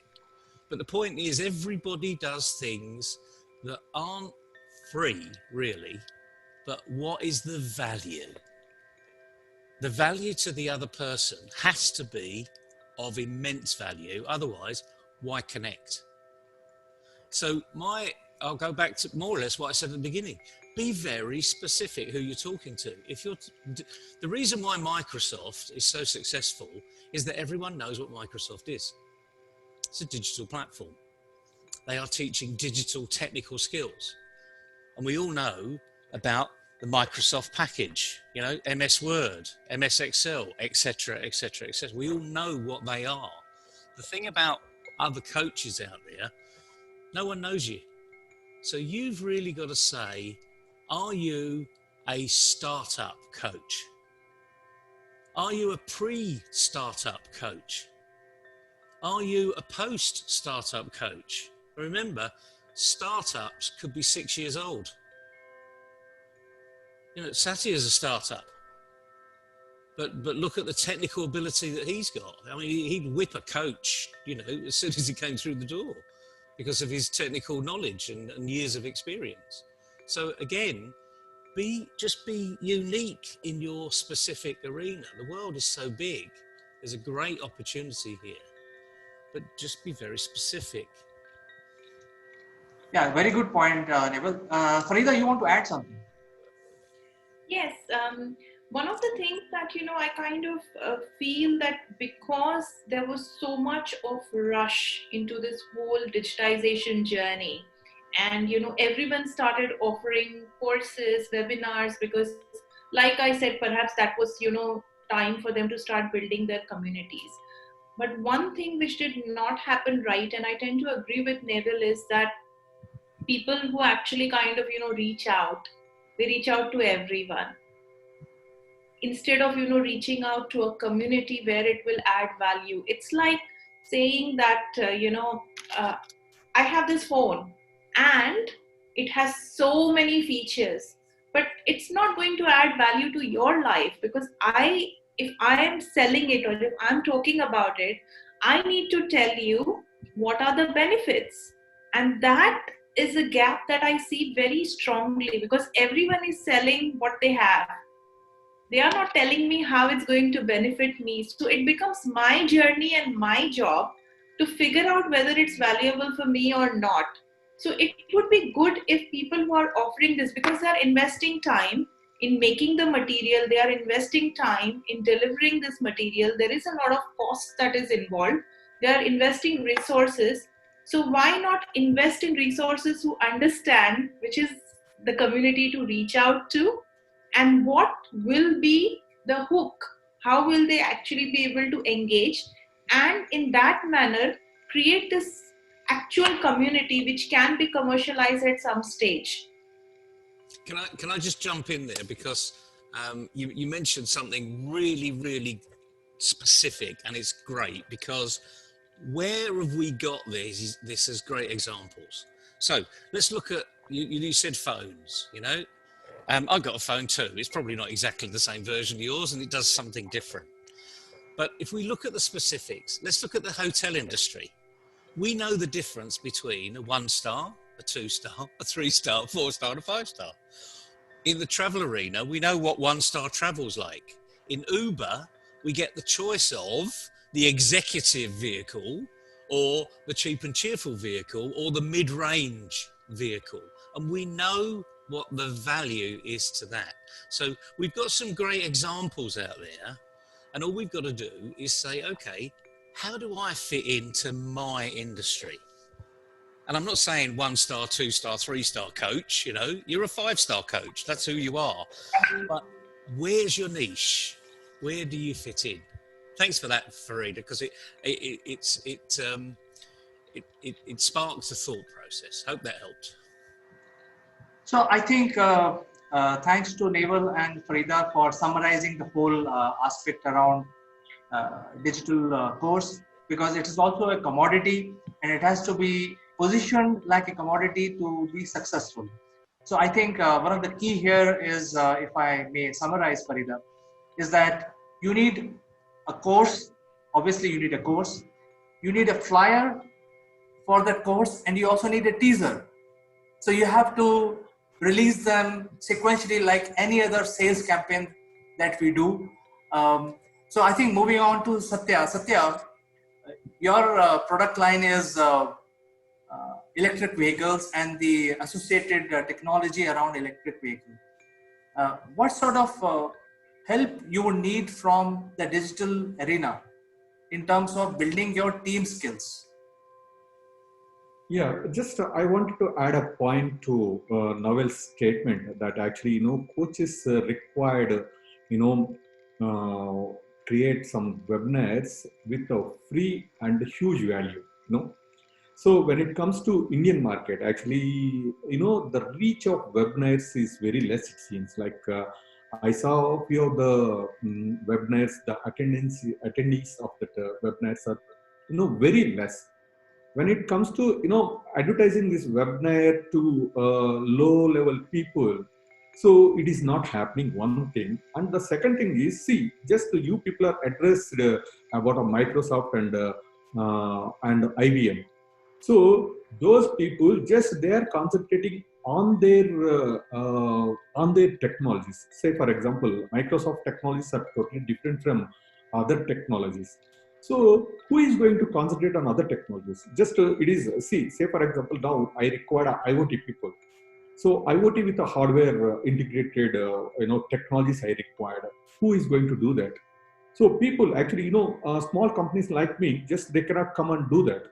So it is required, as Farida told, like there is a lot of orientation material and so much of background work required, and we required to keep a valuable coach for for these webinars.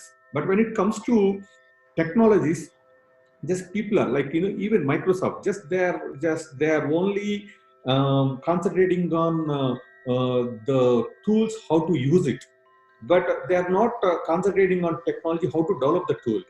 So those things required in India, particularly in India, so people are waiting. So those kind of webinars, because of that, actually people are not attending. Say for example, when it comes to university or college, on a technology aspect, people are not attending because so those lines of webinars are not required for them. So they require the technology sort of webinars, which is high end, and it should give a huge value to them. So then only they can afford their time. So the people that are company are corporates who are concentrating on webinars, they require to go through the high end technologies. Just even right now, so when I go to Amirpet in Hyderabad, so people are interested only for a short term courses, not long term courses. So people are not ready to learn from basic. People are just wanted to complete the whole course, the Java advanced Java courses within a 15 days time. So some sort of webinars is required in that way, and target that technology people or engineers are they need to concentrate on universities and colleges and pick the right people to teach them. And as Naval addressed, actually there is some levels of technologies, and they need to segregate the people and what level they required and what level industry required. So those kind of webinars are required for the market. Yes, I think based on my recent study of the market, especially in India, there are courses which are coming up by professionals in the area of aeronautics, uh, in the area of space exploration, and also machine learning, because machine learning is what Satya is more concerned about, because that straight away translate into his business. But these are the emerging areas, and a lot of agencies are now giving free courses. Like IIT Kanpur is giving a free course on robotics. So, but I think it's such a vast subject, you still need a trainer. So, Kanchan, my question to you is, these are the things which are happening in a large country like India with 1.3 billion people. People are more concerned about machine learning, aeronautics, robotics, space exploration. These are the emerging trends. And when we say that for example, some of the things that being talked about technical in nature, which is coding, let's say. So now these big guys are coming with coding courses, which even 13 plus with little aptitude can start doing coding. So application creation is no longer a skill anymore. So the skills which are required by a country like India these are the skills which are coming up now. What is your opinion on these concentration of these skills which are not available yet in the market? Well, when you're talking about coding, so now the era has come that if you don't know coding, then you're nowhere. So as children they may know coding, the meaning of coding, or they may not know the meaning of coding, but they want to do coding. So that is okay, because that sees the enthusiasm. I come to the point of Neville, where he said that we should have a parameter stars, 1 star, 2 star, 3 star, 5 star coaches. So what I feel is that now it is very early to really segregate these type of coaches, because we have just started doing digitization, and we have started doing training on net. So I think it's too early, but maybe down the line we may have these kind of coaches, like we used to have those coaches when we were going and studying face to face. Now coming to the technologies, I think what Satta is saying, that they require a specific skill, like operation of the machine. So I think that is also we can teach very easily if we have a right type of content for that. So I think it's a good way to start. And what we require is that if we are talking about robotics, we are talking about operation of machine, that everything is possible via webinar or the courses. What we need is a right type of content and a right type of coach. And I think we are moving towards that, and many people who are coming, and it will create a lot of competition to really give more content, good content. And because content is the king, so if we have a good content, you will rule the market. So I think in the end, Kanchan made a very valid point, is that you can offer your training for free or some value, but I think you have to have a meaningful course, and as Farida said, you have to invest time in making sure that what market needs, even if you are offering for free. And as Neville said, you can categorize them into different stars, which I actually Neville is happening already. There is a company in India which is going to rate teachers, so the students will basically be able to. There you go. It's already happening. So I think it's time. The time is not even flying. It is just at light speed. It is going. So within 3 months, you will start seeing the rating system in India at least. And Satya, you said you would need high-end skills. So I think the free or paid, it doesn't matter to you. So it's better. I mean, as a company, you can pay for it if it means something to you. So any passing comments you like to give at the end of the program? So yeah, if anybody wants to, the coaches or anybody required any inputs on a technology side, IoT or EV or MI or AI, whatever it is, we people startups, they are ready to provide a content, and they are ready to, give inputs what market needs. So any coach, they can, even a single star or 5-star coaches, they can, come and work with us, and they can take an input from small companies like us, and they can conduct a good webinars with the technology, and they can even we are ready to just we are ready to promote the content or webinar to low people also, like as small experienced people also. So we know where the gap is, so we know where the resource gap also. So we are ready to provide some sort of help, or we are ready to provide some sort of content which is required for the market. So in the end, I will summarize the learning from today's discussion. One is the teachers should not give free. I mean, they can decide to do something for free, but that's only sales material for your course. And the real course has to have some value. You can decide whether you want to charge for it or not, because the value to the organization, to the end user, has to be there. So I thank you, team, for participating in this discussion. Neville, Satya, Farida, and Kanchan, thank you so much. We will catch up next Friday in another round of CEO Roundtable. Thank you very much, CK. Thank you. Bye-bye. Thank you. Bye-bye. Bye. Bye-bye.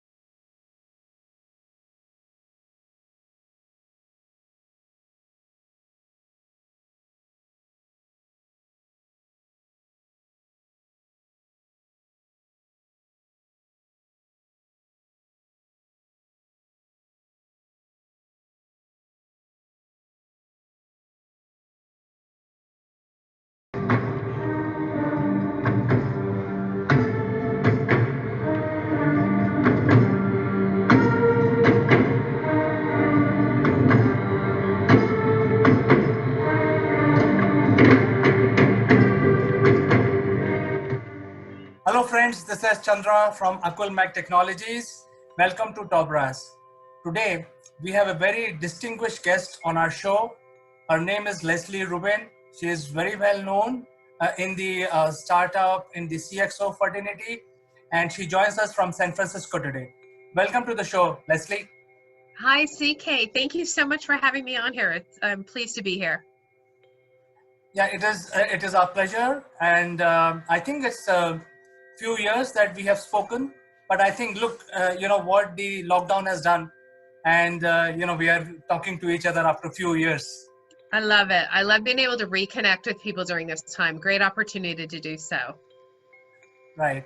So we are on day 14 today, and India is under total lockdown. And as you know, India is a big population, so there are some issues going on with the control and supply chain, etc. How does that look like in San Francisco? Sure. So we're in day, I don't know by day, but this is our third week in the shelter in place in California. People are pretty good as far as adhering to it. I think most of us are trying to get outside and exercise when we can, maintaining our physical and social distance as required.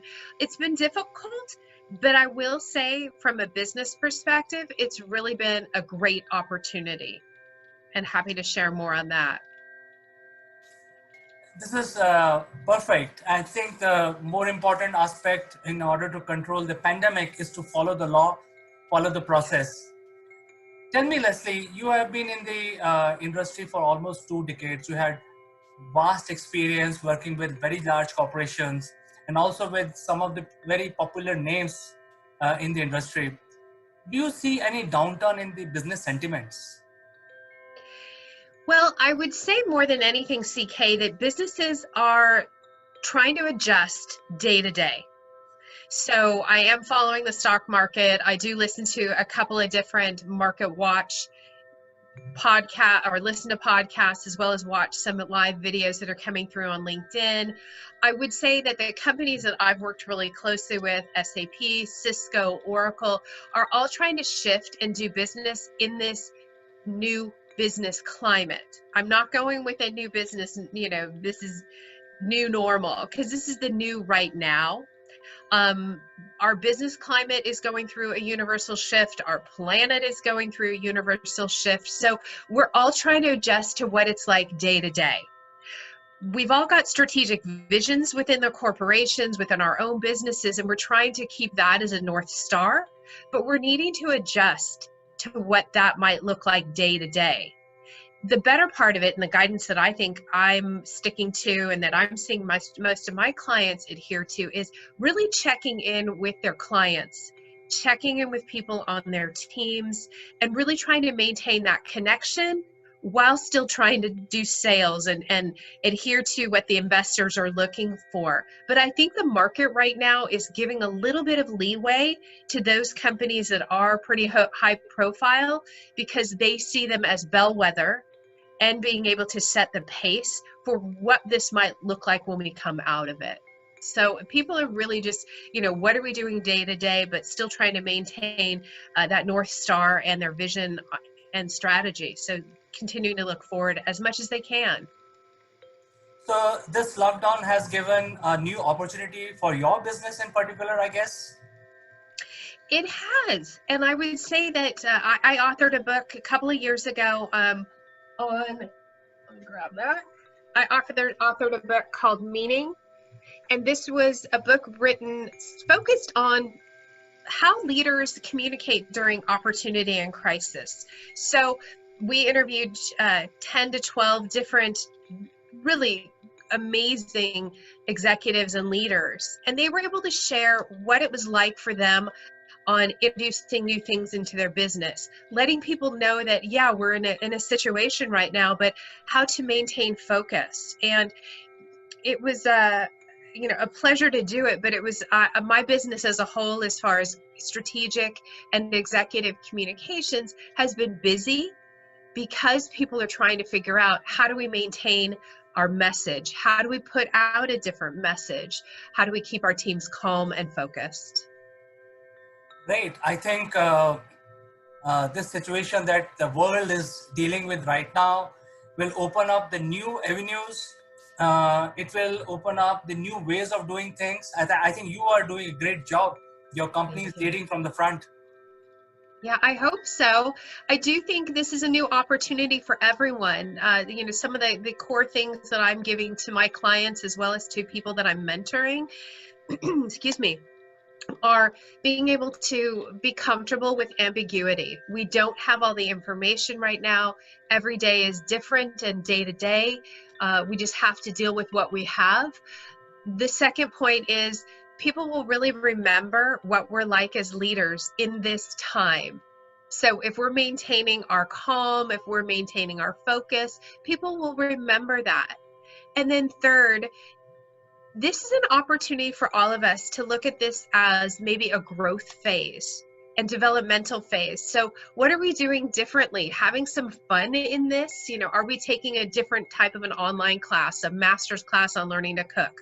Are we doing something different to enhance our brand? Are we taking a brand, personal brand building class? So really looking at this as a different opportunity, and knowing that we will come out of it. We will be different as people. We'll be different as a world. I think I get a very profound message of what you're talking. I think it's a time for all of us to look back and recollect ourselves and see where we are going, re-strategize ourselves, re-strategize our team. I think your message is very profound. Now, having said this, I have one more question. Sure. The question is regarding the non-virtual world. Some of the business can transition to the virtual platforms, but then there are many businesses like manufacturing, farming, and likes of those, which cannot become virtual. So do you see, or you have an opinion on what the governments of various countries should do after this pandemic is in control to revive the business sentiments? Well, I can't speak for what the governments might do, but I do have clients that I speak to. I'll use a company like John Deere. There are clients like Genentech. There are others like Bayer, and currently they are essential businesses. So they're going to be the examples of what companies should do coming out of this. So the examples might be fewer people are going into the workplace right now, but they're still keeping the processes rolling because they have to, and we rely on those businesses. I talked a little bit earlier about opportunity. Companies may need to shift their business strategy. You know, look at a company like Gap or Banana Republic or other designers. They're needing to look at how they can supply for the medical industry when there's shortages of masks. So I kind of shift that question back to, there are companies that will maintain what they're doing now, and they'll have to change some of the processes to continue to be successful, continue to have people come into the office and work. And then there are other companies who will need to look at, what is our business approach? How can we be significant in this current climate? And maybe supply things differently. You know, instead of making denim jeans, I may be able to have to make surgical clothing or surgical masks. So, you know, there's the companies that are keep on moving and doing their thing because they're essential businesses, and then there are those that will have to shift their business strategy to help now and potentially into the future to maintain relevance. I think your words of wisdom are very important, and I think there are a lot of people who are trying to do this, what you're saying. And in fact, your company, which is called Image Matters, is also working with some of these leaders and some of these large organizations to steer in the right direction. But then I see every day there are a lot of other people who are finding it tough to adjust. And you know, I think there will be a huge learning curve for them. So I personally believe that your company and yourself as a leader can bring a lot of difference. Thank you on that. I really appreciate the recognition. And my company, Image Matters Advisors, we do work with C-level executives as well as companies to help them with their strategic communication platforms.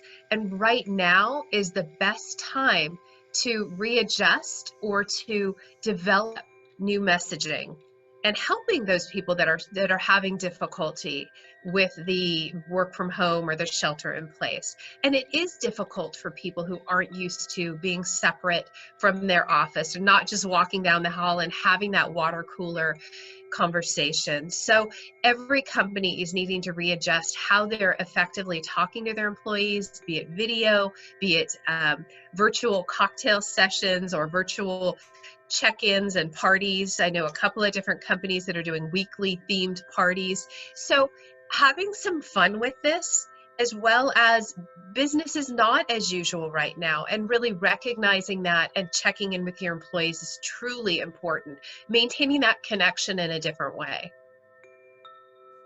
Leslie, it has been my greatest pleasure talking to you, even though it was few years of gap, because I think we were doing different things in different part of the world.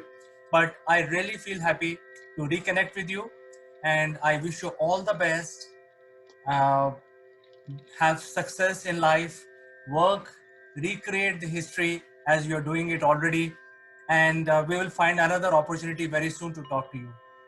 We will. CK, thank you so much for having me on, and all the best to you, and be safe and healthy, and I know we'll connect again. It's like we hadn't spoken in years but picked up where we left off, so I appreciate that.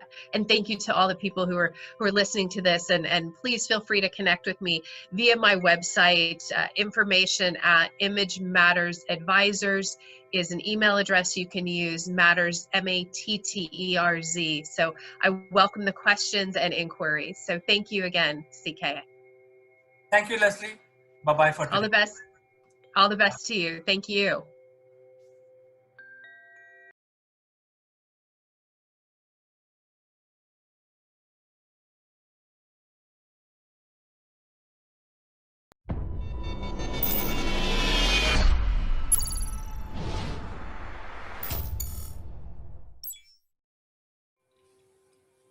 Hello, friends. I'm Kanchan from Akulmach Technologies, and you are welcome to our show, Great Kings of India. Today, we have an eminent historian, Mrs. Meeta Joshi, who is a head of the department of one of the prestigious college, St. Anne's College at Hyderabad. And today, we'll be discussing another interesting king of our history. So, welcome to the show, Meeta ji. How are you today? Namaskar, Kanchan. I'm fine. How are you?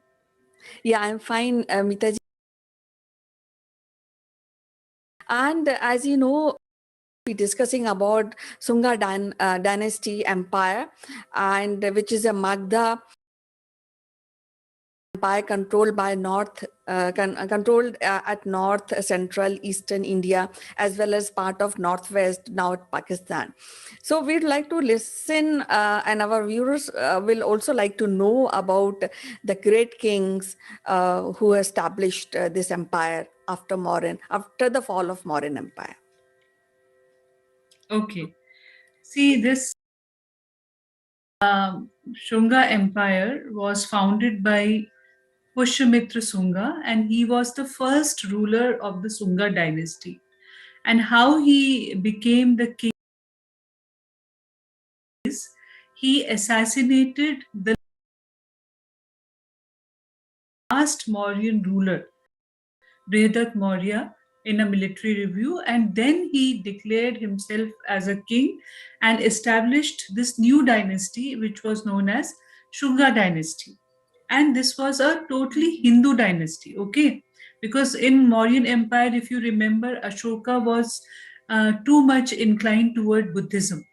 But in this dynasty, Shunga dynasty, Pushyamitra Sunga followed Hinduism, and he was a staunch Hindu.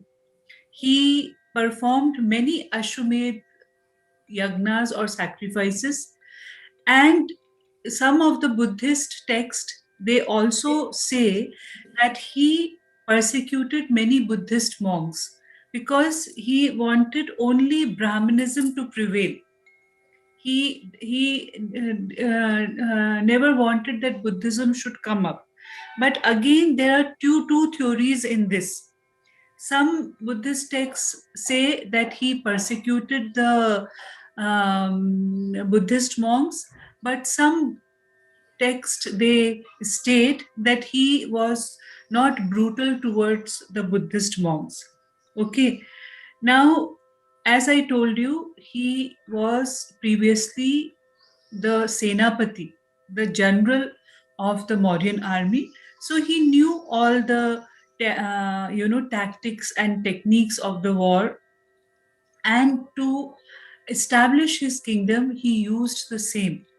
All these war techniques, all whatever he has learned in the Mauryan Empire, he implemented those policies of administration. He implemented the same things in the military expeditions which happened. And many inscriptions which we found of the Sungas, they are found in Ayodhya, in Uttar Pradesh, and it in the even in the Punjab, in the northwest. And in those inscriptions, some of the inscriptions, it is mentioned that he did persecute the Buddhist monks. And he after him, his son Agnimitra, he succeeded the Shunga dynasty after the death of his father Pushyamitra Sunga. In around 148 BC, he came. The 185 BC, Pushyamitra Sunga ascended the throne, and in 148 or 149 BCE, Agnimitra, the son of Pushyamitra Sunga, he ascended the throne. Now, Agnimitra was a very dynamic king, and he was the subject of many works of Kalidas. Kalidas, as you know, was a famous poet of that time. So, in one of his epics known as Malvika Agnimitra, Kalidas has written about the love story of Agnimitra and Malvika. So that way he was also the subject for many poets, Agnimitra for that matter. And the Vayu Purana and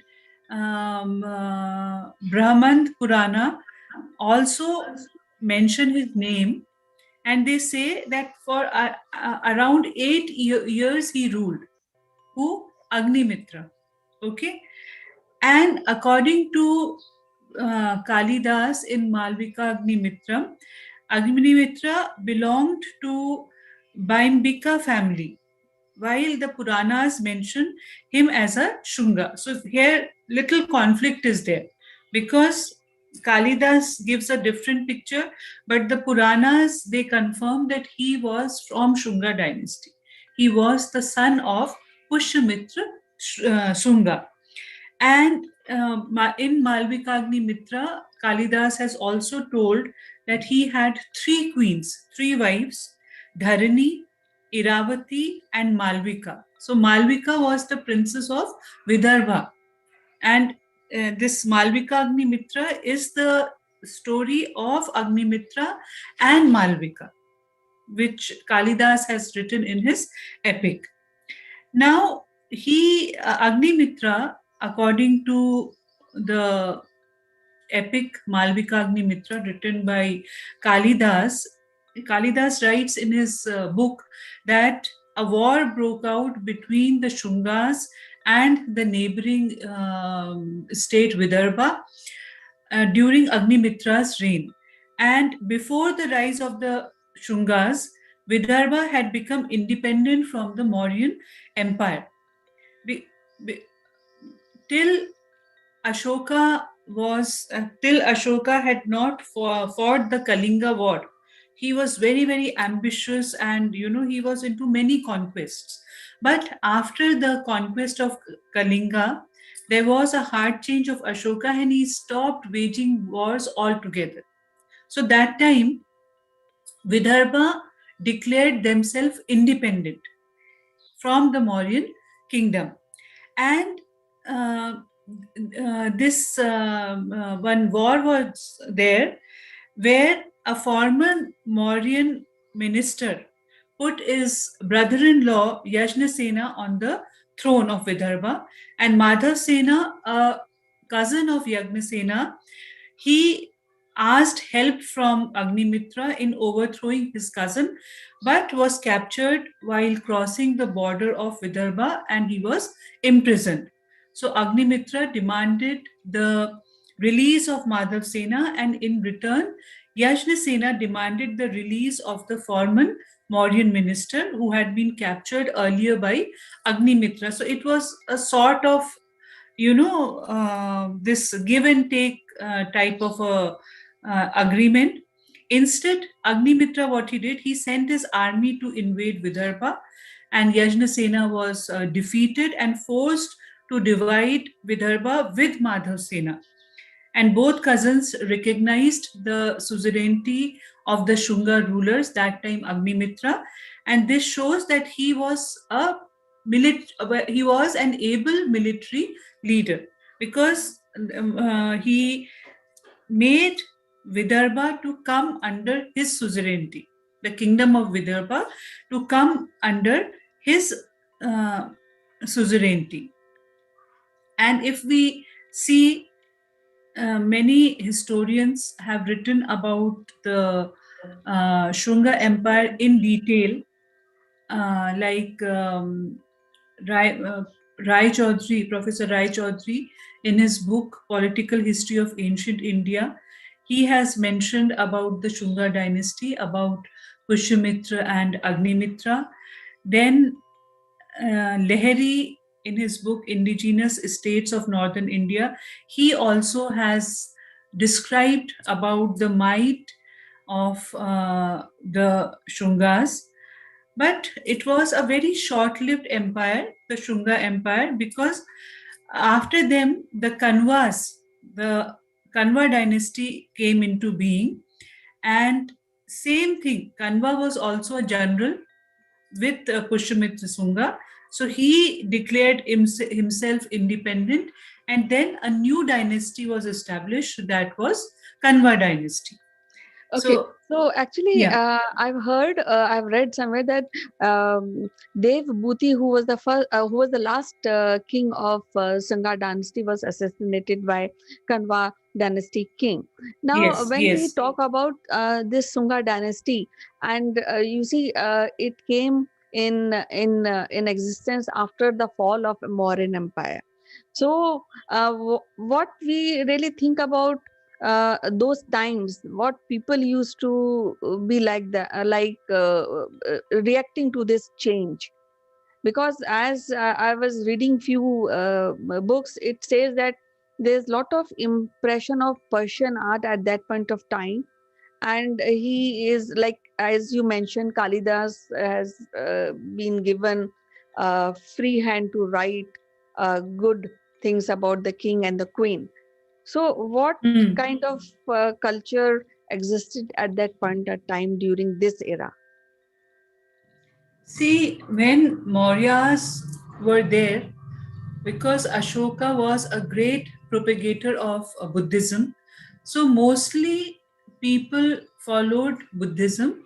But because Ashoka was a very tolerant king, he never forced anyone to convert to Buddhism. So Brahmanism or Hinduism, Jainism, they all existed, contemporarily. But when this Shunga rule came, then the emphasis was more on Hinduism than Buddhism. That's why some of the text they say that he, and one of the inscriptions also says that he persecuted the Buddhist monks who Pushyamitra. So Hinduism was a dominant religion in both dynasties, Sunga and Kanva. Okay, and after that, after Kanva, Satvahanas, they came. So Satvahanas was one of the biggest Hindu kingdoms of India after Vijayanagar Empire. So Brahmanism was on the rise that time, and because the kings, they performed many Ashwamedh sacrifices to confirm their superiority, okay, over the people. So that means the people who were in the empire, they were happy. There was no discontent. Only because whenever these military conquests happened, naturally the public will be disturbed, because they will march towards the fields, and all that destruction, indirect destruction will happen. So that was a very obvious thing to maintain the dignity of the empire. But otherwise, people were happy under the rule of Pushyamitra Sunga and Agnimitra also.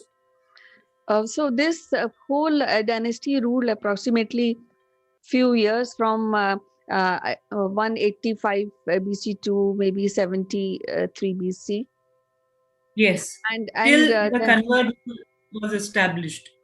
Yeah, so I think this is an era where approximately 10 rulers of Sunga dynasty rule.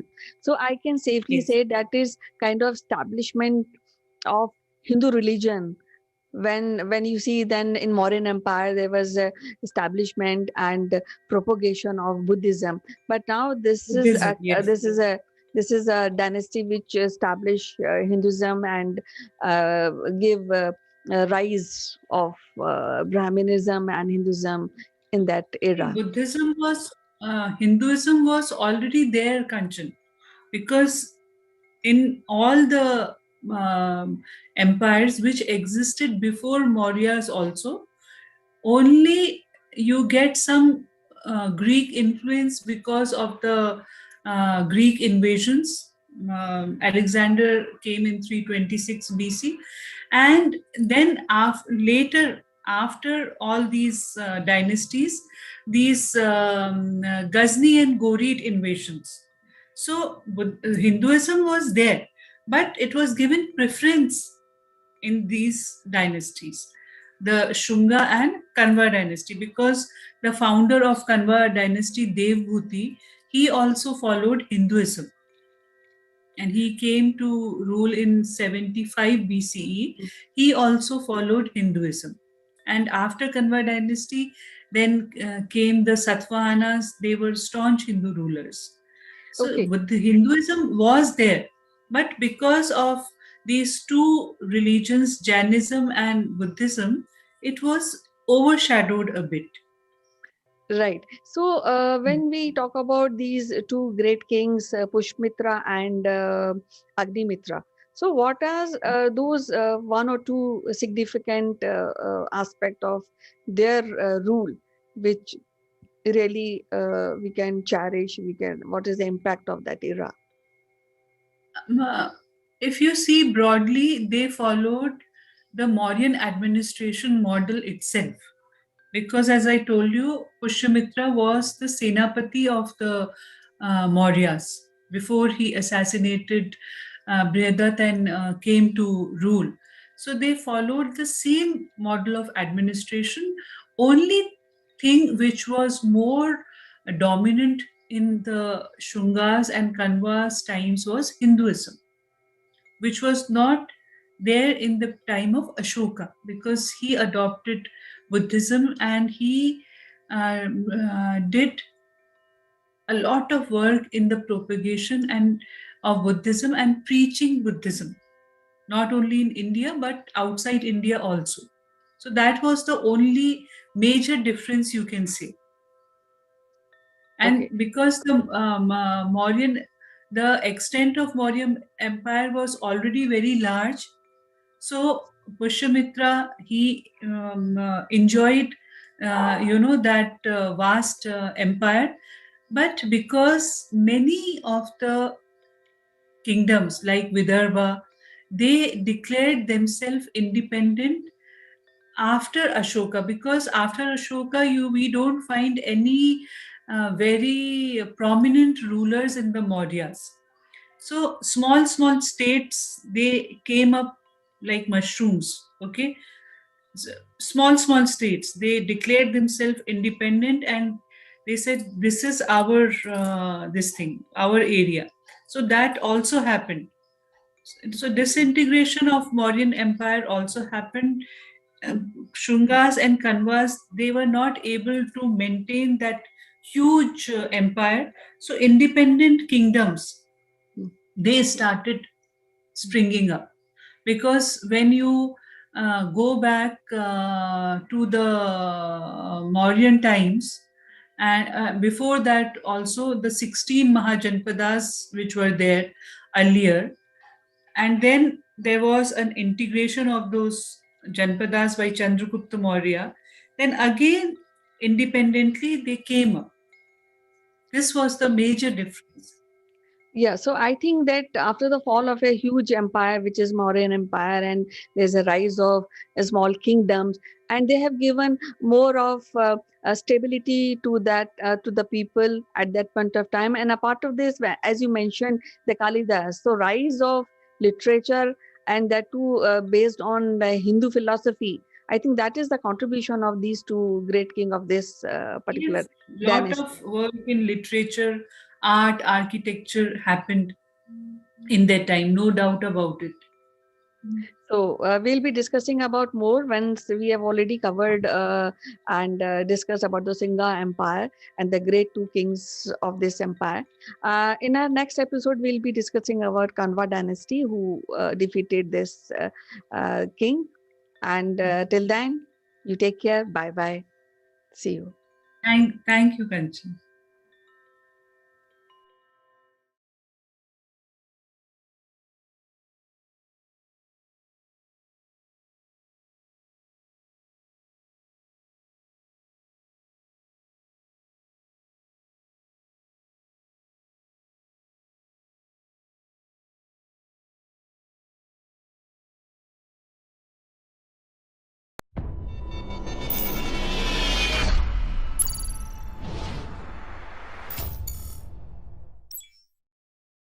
Hello friends, welcome to Akulmach Live. I am Kanchan Verma. Today we'll be discussing about a city, Liverpool, its culture and heritage. But before that, a word on our giveaway. We have some unique Akulmach memorabilia which will make you look outstanding. The graphics on these corporate gifts are based on the global best business practices. To become recipient of one of these gifts for free, you have to watch this video till the end and provide your valuable comments. Or you can also share your experiences. The person who makes the best comment would be chosen to become a recipient of these beautiful Akulmach gift, absolutely free, delivered to your doorsteps. The winner would also get a chance to be invited live as a distinguished panelist during our next video. What are you waiting for, friends? Please subscribe Akulmach and smash that like button. Now let's get back to our discussion.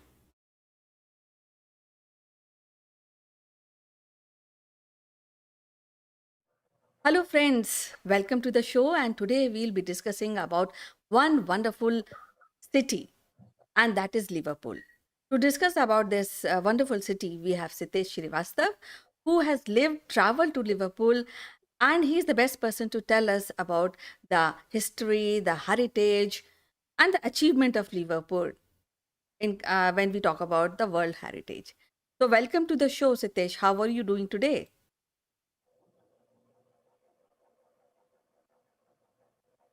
Hey, Kanchan, this is wonderful talking to you. And I remembering Liverpool, I remember the great British city, Liverpool, today. And I want to share my experiences with you. How have you been? I am wonderful and I'm eager to hear about Liverpool. And I am planning to go there maybe after when the good times come after COVID. This is the first traveling. The Liverpool will be in the first list of my traveling. Well, that's very interesting to know, Kanchan. I used to stay 26 miles, or yeah, 16 miles outside Liverpool, a place, a small, scanty, and sleeping town called Warrington. And I used to travel most of my weekends to Liverpool. And I have very fond memories of the city, fond memories of the remembering the historical presence of Liverpool in 1800s and later 1880 when the city got its first official tag of a city. But Liverpool was a bustling Atlantic shore place of the British mainland, and it is connected via the Mersey River and the Irish Sea. And it is a wonderful place to be. And I would like to discuss talk about certain places which have remained with me ever since. That's great. And the Liverpool was actually announced as a city by King John by maybe 1207. And since then, this city is developing. So I would like to know what is the history of this wonderful city? Well, to start in the modern times, where it is located in the Irish Sea, connected with the Mersey River, in 1800s, early 1800s, this was the place which was known for the colonial slavery times of early British times. In fact, there is an international slavery museum also there. And that's where we had certain big traders' names who were on the slavery trade. It was also called the Atlantic slavery trade, where the Africans were put onto the ships and sent to the American mainland. Later on, this city became a big trade city, not just for the slavery, but also for bringing around traffic, trade, people, culture, food, and whatnot. And a lot of literature, poetry, music, architecture of this city starts showing up after 1850. And I would like to talk about a couple of them, namely Albert Dock, Liverpool Cathedral, and the topmost and known all over the world is the Beatles Story Museum, about those four great musicians. And that's where I want to remember my journey with Liverpool all the time. And I maybe when you go, I will join you, Kanchan. Sure, you are welcome, and I am looking forward for the good times to come. And it became a port, and it remained a very very progressive city till 1851. So I would like to know the place which you like most during your stay at Liverpool. Well, Kanchan, I was mostly attracted for the, uh, out of all these places, the museums, especially the Beatles, because Beatle always has been very popular in India. Growing up in India in late 70s and 80s, Beatles was a staple music in our homes, in our friends' places, and the parties, of course. So the Beatles Story Museum is something which is one of its kind of a museum in Liverpool. It tells the story of the four lads from the Liverpool who went on to become the most successful bands in the world, from their small and all over the Liverpool city. You can hear the hums and the twists and the foot tapping music of the Beatles in the taverns, in the restaurants, in the malls, in the sideways, in the street walks. This city is full of music, and Beatles were the ambassadors. Beatles had a great connection with India also, Kanchan. They had traveled to India in the 60s, 68, I believe, 1968, where they had all four or five of them had come to India. And so that is something, the Beatles Museum, Story Museum, I would like to go. In fact, that is the only few of the songs of Beatles are the only English songs that I can sing very naturally. Other English songs, I am literally, I am a connoisseur on those. Then comes the Albert Dock, Kanchan. It is one of the most aesthetically pleasing attractions. It is a World Heritage Site of that waterfront, and it is also a collection of several grade one listed buildings in the country. And most of the, a number of Liverpool's popular attractions can be found in the Albert Dock. So, I mean, I have a very vivid memories of walking around Albert Dock and going to Beatles Story Museum. I never mind, paying around £4 of ticket by the from Warrington to Liverpool. And many Saturdays, many weekends, I have traveled and I have been to Liverpool. And I always was wondering, and when I heard about the Titanic's start point, the registry point was Liverpool, it adds to the aura of that city, right? Yeah, it is a place of innovation, invention, as you know, and it is also a place, or I can say a site of first airport, which was built in Britain.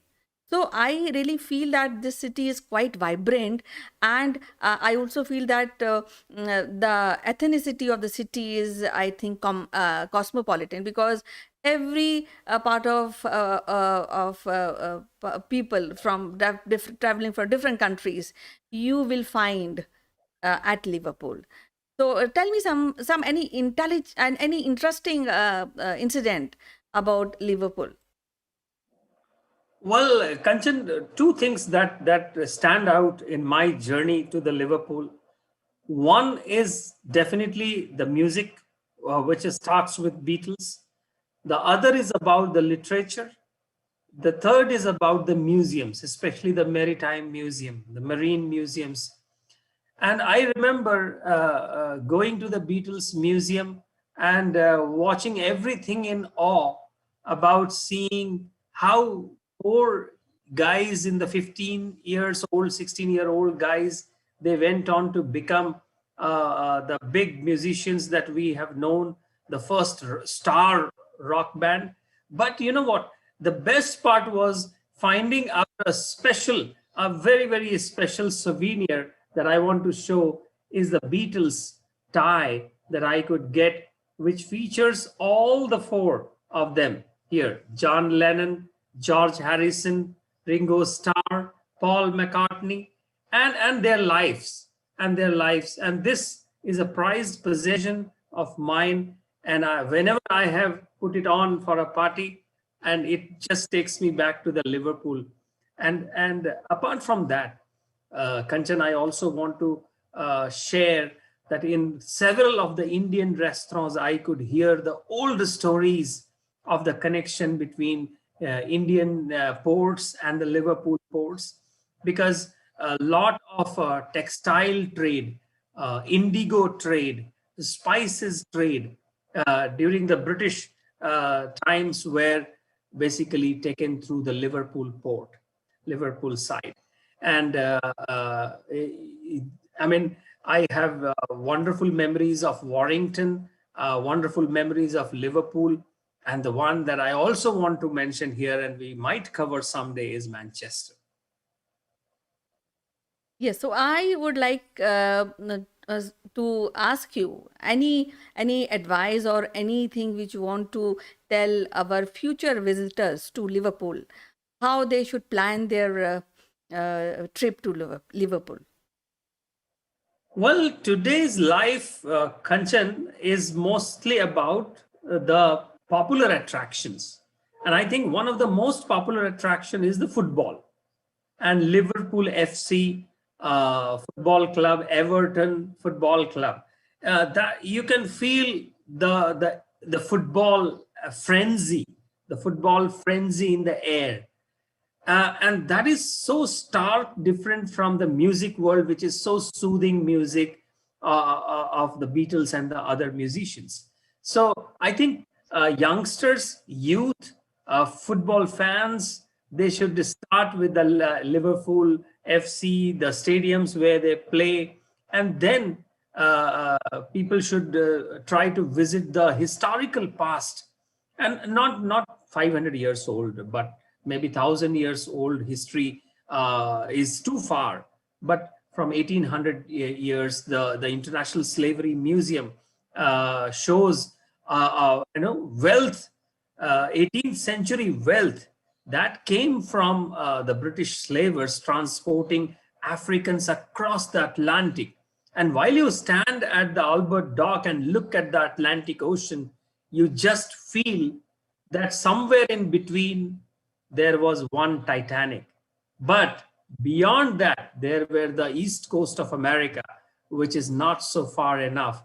But the icy waters of Atlantic, they are a real challenge. Every city is attached one with one story. If we think about Paris, then we also think about Paris the Prince. We also think about Helen of Troy. Likewise, if we think about Delhi, we think about Mughals, the attachment, the stories, the building, the architecture. And we think about Marathas and conquest. How you would summarize Liverpool in one sentence? Charles Dickens, the great writer Charles Dickens. I have read stories of Charles Dickens from my childhood days, and he has written some very interesting stories. David Copperfield comes to my mind right now, and A Tale of Two Cities, Great Expectations. So for me, Liverpool, though it has a very vibrant, wonderful nightlife, for me, any day, Liverpool is going and is spending a peaceful walk around the Albert Dock idling around in the sun and just humming the music and reading Charles Dickens. Now let's talk about the cuisine of Liverpool. And of course, I also want your advice for the people who are vegetarian. So you have to tell us the vegetarian cuisine and non-vegetarian cuisine where people can go and pull their belly. Well, Kanchan, it is interesting to note that the staple British food is fish and chips. So all over the Britain, you can find fish and chips as the uh, go-to food. But in Liverpool, there is a very interesting fusion of food available. One, because of it has been a port city, so a lot of fusion, lot of fusion of foods from Indian cuisine to the African cuisine to the British cuisine, and uh, Ireland, Irish cuisine. So and there's a big Chinatown also. So a lot of Chinese food. But again, we know, I mean, Chinese food mixed with British flavors. So from a vegetarian point of view, there are some interesting Indian joints. Opens Liverpool city center is a great place where you can get a nice and varied variety of foods. So food is actually, you can say, it's a taste buds delight. It's very, very interesting, and some flavors are so well mixed. You sometimes you feel that you are not in Britain, you are in a international melting cuisine city.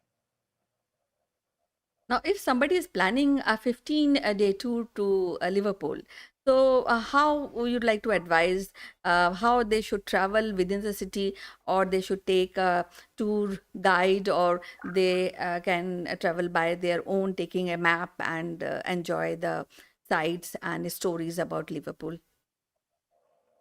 So there are, Kanchan, like any international hotspot, Liverpool has got a lot of opportunities for the city tour, city outskirt tour, hop on, hop off buses.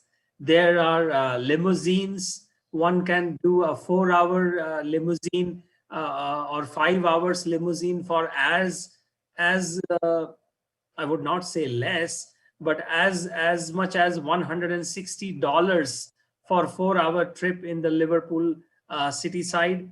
And that particular, it's a kind of a big car which can house almost like a 6 people in one shot. But my favorite always has been by foot. I have always enjoyed, I have always enjoyed by foot. I reach to the city and then I have taken by foot, because when you do the foot tapping on the road, you are actually getting the feel through the feet, and you are getting the sense of the town. And some cartographer had told me this. But I have also enjoyed the hop on and hop off bus. So for a £5 ticket or a £7 ticket a day, unlimited stops, unlimited rides. And one thing not to miss is the ferries on the Merseyside ferry, which takes to some of the very interesting attractions of Liverpool, from the old houses, colonial houses, Gothic structures, and also some of the very modern joints, food joints around the Merseyside ferry ride. So ferry ride is one. I would say hop on, hop off bus is one, but my favorite is by foot. By foot, Liverpool by foot. Great. Now, I just want a piece of advice from you. Suppose if I am planning a trip to Liverpool, how many days should I plan for Liverpool? What will be the exact timing where I can stay there and have a satisfactory visit to this particular and beautiful city? Well, if you are traveling to Britain, Liverpool is a must. Liverpool is a must to get the feel, get the fragrance of the great English aristocracy. And I think 3 days, 4 nights is something that you can really enjoy by foot, by hop on, hop off bus, and by doing something very personal of visiting a special museum or trying to participate in some local event. So I think 3 days, 4 nights. But yeah, I have seen tourists coming from London and just staying for 2 nights and 3 days, or sometimes even 1 night and 2 days kind of thing. There are plenty number of buses and trains between London and Liverpool.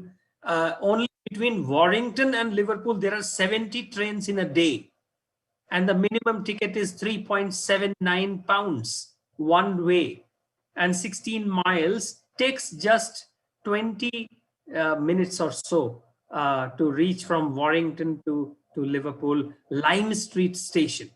That station itself is quite a Gothic and quite a interesting architecture it has. But I must say, if you are going there, and since I know you for some time now, you would enjoy a 3 days, 3 nights, 4 days trip. Now, let me ask you about the art and culture aspect of Liverpool, because I have read that in Liverpool you will find mosque, you will find cathedral, you will find a place for worship for African people. I don't know about any Hindu temple, but I would like to ask you, what is the art and culture or painting? What is the influence on those aspect of Liverpool art and architecture? It is more inclined to European art, or it's more inclined to African. So that I want to really understand. So while I'm not a expert on the world architectures, but moving around Liverpool, I felt it had a great influence of the people or the traders who were touching its port. So one is the very Victorian style buildings in the British Victorian style buildings, but then there are modern architectures as well. I even, I visited one museum where they were showing that at one point of time when the slave trade was in big peak, they were also trying to build some structures which look more familiar to the people coming from other places of the world. So suddenly, once you reach there, whether you see Charles Dickens' house or you see the Cunard building or the Albert Dock, there is something also a triangle, Baltic Triangle. If you see that Baltic Triangle, that is something you will feel that this city has got a great balance of modern versus the medieval kind of architectures. It is sometimes it feels lonely in the city, but the night time, if you take a stroll around, let's say in the evening times, the kind of streets lit up with lights, lamps, and the music and the ambience, and then the breeze from the Atlantic, it makes for a perfect evening. Even single, it makes a perfect evening. I have also read that Chinese were the very few settler who settled at Liverpool very early, maybe in 18th century. And there is a very good intermingling of culture of Chinese and English or Irish, and we can find that kind of culture in Liverpool. So tell us about Chinatown. You just mentioned a few minutes before. Yes, Kanchan, thanks that you asked about it. And I have seen Chinatowns across my travels. And suddenly I have now realized that Chinatown is a very nice way of promoting any country's culture. In fact, we should have something like an India town across the world in all the countries. But talking about the Chinatown, it is in the Liverpool city center, and the gate of the Chinatown is basically brought from Shanghai when it was opened, and it dates back to the 19th century. Uh, and now it is the most visible. Chinese people are the most visible ethnic minority group in the city, and almost I don't know the numbers. And there are so many Chinese-owned supermarkets, restaurants, community groups spread across, Liverpool's Chinatown. In fact, there is a Liverpool Chinese Gospel Church and the Liverpool Chinese Christian Disciples Church. And as I said, the arch located at the gateway of Chinatown. It is also one of the largest of its kind outside China. One full day, if you just take into the hop on, hop off bus, I think it takes you to the West Tower, the Beetham Tower, the Unity Residential, New Hall Place, Metropolitan House, the Plaza, Silk House Court, and the commercial district of Liverpool. And I am sure that you will never for a moment be bored about this. Well, after listening you, I really feel like going to Liverpool, and I think when the travel will start, the first city I will be visiting Liverpool. It was so wonderful to talk to you, Sitesh, today and know about the city where you lived, you have worked. So we'll be taking up any other city in our next episode. Till then, bye bye. Take care. Thank you, Kanchan. Have a great day for bringing up the memories of Liverpool. Bye, Sitesh.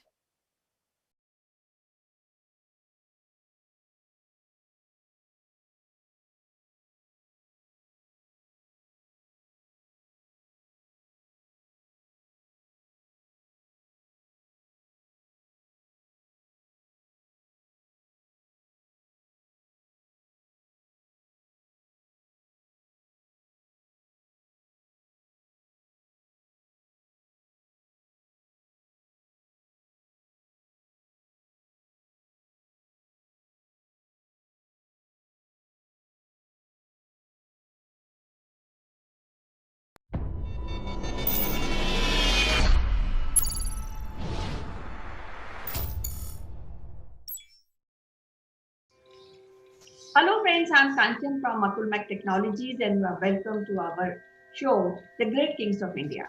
And today we'll be discussing about Bindisar and Ajatashatru, the great kings of Magadha. And to discuss about these wonderful kings, we have uh, uh, Shrimati Meeta Joshi, who is the head of the department at St. Anne's College in Hyderabad. So welcome to the show, Meeta ji. How are you today? Sure, Kanchan, how are you? I'm fine, thank you. So yet again, we are discussing the great king, Ajatashatru and Bimbisar. So I'm eager to really listen to you and what is in store about these great kings. Okay. I will give you a little political backdrop before I start about Bimbisar and Ajatashatru. If you see in the 6th century BC, it saw the rise of Mahajanpads, districts. 16 Mahajanpads came into existence and some republics also. And this all happened in the 6th century BC, in which these Mahajanpads were fighting with each other for power. Okay, and this time the Magadha Empire, it rose. And that's why they say rise of Magadha. And we don't know about the previous rulers because there is no mention in the accounts. But we get a mention about Bimbisar and Ajatashatru. So Bimbisar was the fourth successor. He was the fourth king of the Pradyota dynasty or Haranyaka dynasty, and he was a contemporary of Lord Buddha. So these two things are going parallelly, okay? Buddhism and rise of Magadha. Now, Bimbisar, when he came into power, he wanted to expand his empire. He wanted to expand his Magadha empire, and for that he waged wars with some kingdoms, with some Mahajanpads, with some he entered matrimonial alliances, so that peace be there and they accept his suzerainty also. In this, imperialist policy which Bimbisar followed, he set up a very good administration in which he appointed some officers which were known as Rajbhatas. And if you see broadly, they were divided into four categories, like someone for justice, someone for administration, someone for army. So like that, the categorization was done. Apart from having a set of officers, what Bimbisar did was he gave autonomy to all his small kingdoms which were under him. So they were like, Bimbisar was the head. Then there were these Mahajanpads and republics, but they enjoyed their autonomy. They were free to take their own decisions with the consent of the king. So this was the So something like setup. it's like a separate state, I mean, small state, and something like today when we have a federal system, small state, they are reporting to central. I think something like that. Yes. Okay. So this type of setup was there, and because Bimbisar was a contemporary of Buddha, so he some texts they tell that he followed Buddhism. Some texts tell that he followed Jainism, but the Brahmin accounts tell that he was the follower of Brahmanism. After Bimbisar, his son Ajatashatru came to power, but to come into power, Ajatashatru killed his own father. He killed Bimbisar according to the Buddhist tradition. But if you see the Jain philosophy, in the Jain text, it is mentioned that he poisoned himself, he committed suicide because Ajatashatru had imprisoned him. So different theories are there about Bimbisar's death. Now, Ajatashatru, when he came to power, he came to power around 492 BC and he ruled up till 460 BC. And he followed the same imperialist policy which his father followed. He tried to expand his empire. In order to do this, the first war he had with Prasenjit, the king of Kosala kingdom. And after this war, Prasenjit offered the hand of his daughter to Ajatashatru, and Ajatashatru married him. So again, matrimonial alliance. After this Kosala kingdom, he had to wage a war against Lichavis because that time two republics were very, very powerful. They were Lichavis and the Sakyas. So with Lichavis, he had a long war, Ajatashatru, and probably it was the time when he established this city Patliputra. He laid the foundations of Patliputra at that time when he had a war with the Lichavis. After Lichavis, he again had to wage wars with the ruler of Avanti because see, all these small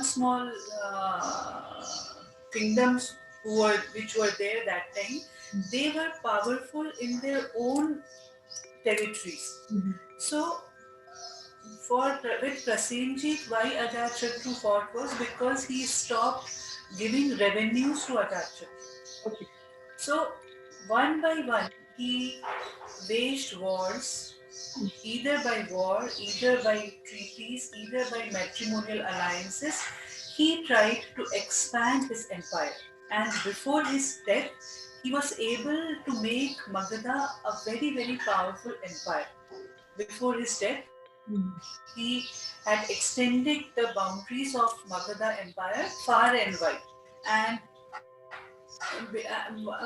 one more thing because of which Ajatashatru is known in the pages of history is that he was the king who convened the first Buddhist council um, at that time.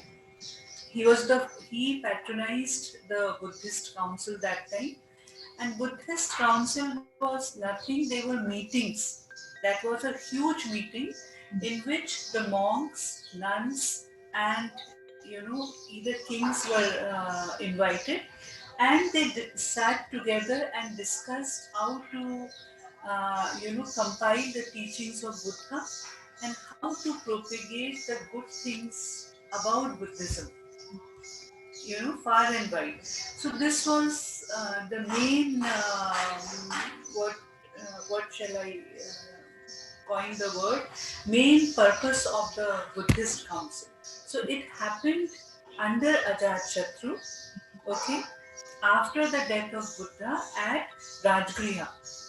Rajgriha was the place, and this council was presided over by Mahakassapa, and they decided that how to give a shape to the teachings of Buddha so that it reaches more and more people. So Ajatashatru, he patronized Buddhism, and with this first Buddhist council which he convened at Rajgriha, he became very, very popular. But only one drawback which you will see in the personality of Ajatashatru was that he killed his father to come to the throne. And not only Ajatashatru, all the rulers of this Pradyuta dynasty, they killed their fathers to come to the throne. After Ajatashatru, his successor Darsaka, he also did the same thing. Then Shishuna did the same thing. So I don't know why this trait was there in these people, but the truth is that they did that. Killing their own fathers and coming to the throne. That's why this dynasty is little infamous because of this trait of killing their own fathers. And after this fall of Shishuna, then came in being the Nanda dynasty.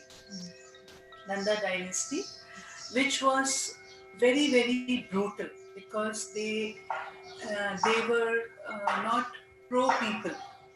They only wanted to take more and more revenues for their own selfish motives. This is all about Bimbisar and Ajatashatru Kanchan. Okay, so I've heard that this Ajatashatru was a very great general, and he's invented few weapons, and one of them is a rod caterpillar, I guess, catapult, I guess. So apart of that, one weapon was also there. Later on, it was used very much by other kings. It was a unique device in which it was a wooden thing in which they used to put the rock and throw the rock to the enemies. If you have watched the film Bahubali has used the same weapon in it. Yes. So this, see the war techniques which they had, the weapons, they were very advanced. That's why they were able to, conquer more territories. That was one of the major reasons. So, apart of his impact on the Buddhist, the recognition of Buddhist council, and he was a great general. Yes, that the trait of killing his father and coming on the throne, this is not known as far as I know, and as far as I have read that any king has done in the past. So I think that is something which is really bad when we talk about Ajatashatru. But we have other very great and profound trait of Ajatashatru. So, what is the impact of Ajatashatru the period politically on India? See, politically, as I told you at that time, these 16 Mahajanpads came into being, and then republics also came into being. So Ajatashatru, he tried to expand the Magadhan Empire. Okay, he wanted to establish his supremacy, and he did that with his imperialist policy number one, with the wars which he waged, and with the matrimonial alliances. And when you are powerful, and then he, with this Buddhist council, became more and more influential because uh, he was the first person who convened the Buddhist council at Rajgriha. Okay. So, because of all these things, he became very, very strong politically. That's why Magadha was, and then he laid the foundations of Patliputra, which has a huge history. Correct. As a city, Patliputra has a huge history. Right. Not only with the Magadhan kings, but later when you will, we will discuss about other dynasties, then also you will find the mention of Patliputra. Yes. So I think contribution of Ajatashatru is immense because he has laid the foundation of Patliputra, who is in our history attained at greater heights. And apart of this, he was a great general. He has invented a weapon which we generally don't know. Most of people don't know and they don't discuss. So I think I can safely say that Ajatashatru as a great general, and we should be discussing about this his profile in schools, and people should know about this great king. It was so lovely to talk to you, Mitaji. We'll meet again in next episode and discuss another great king of India. Thank you so much. Thanks.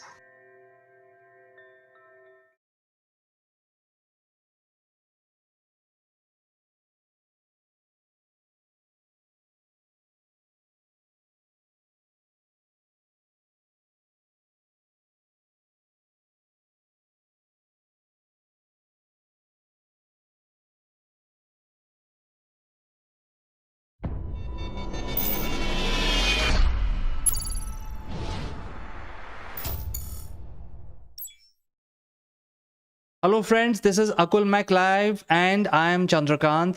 And for past few days, I have been putting daily challenges. These are logical in nature, and I want the viewers of our program to solve those logical puzzles. And fortunately, I am very honored and pleased to have one of the person who actually cracked it in less than 5 seconds, and he was one of the first few people to crack challenge 5. So we will invite him in our show and solve the puzzle together. Before we start this exercise, I must tell you folks that please stick around to this outstanding show, as there is a giveaway, and we will tell you in the end how you can win your free gift.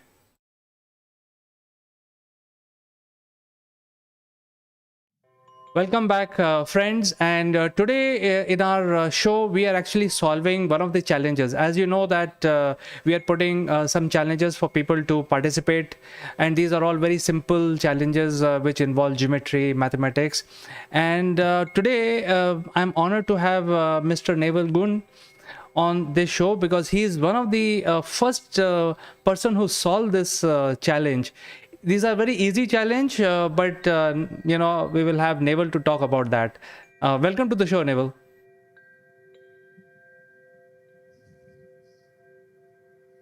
Good morning, CK. Good morning, everybody. Well, I don't know about one of the quickest, but it's basic geometry, isn't it?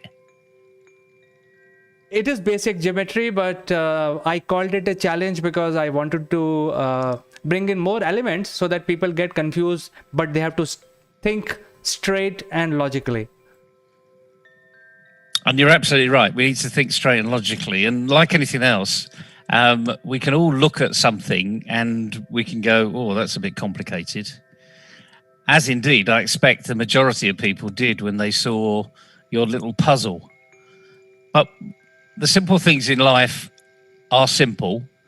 And to get the answer to the puzzle, we need to break it down into component parts.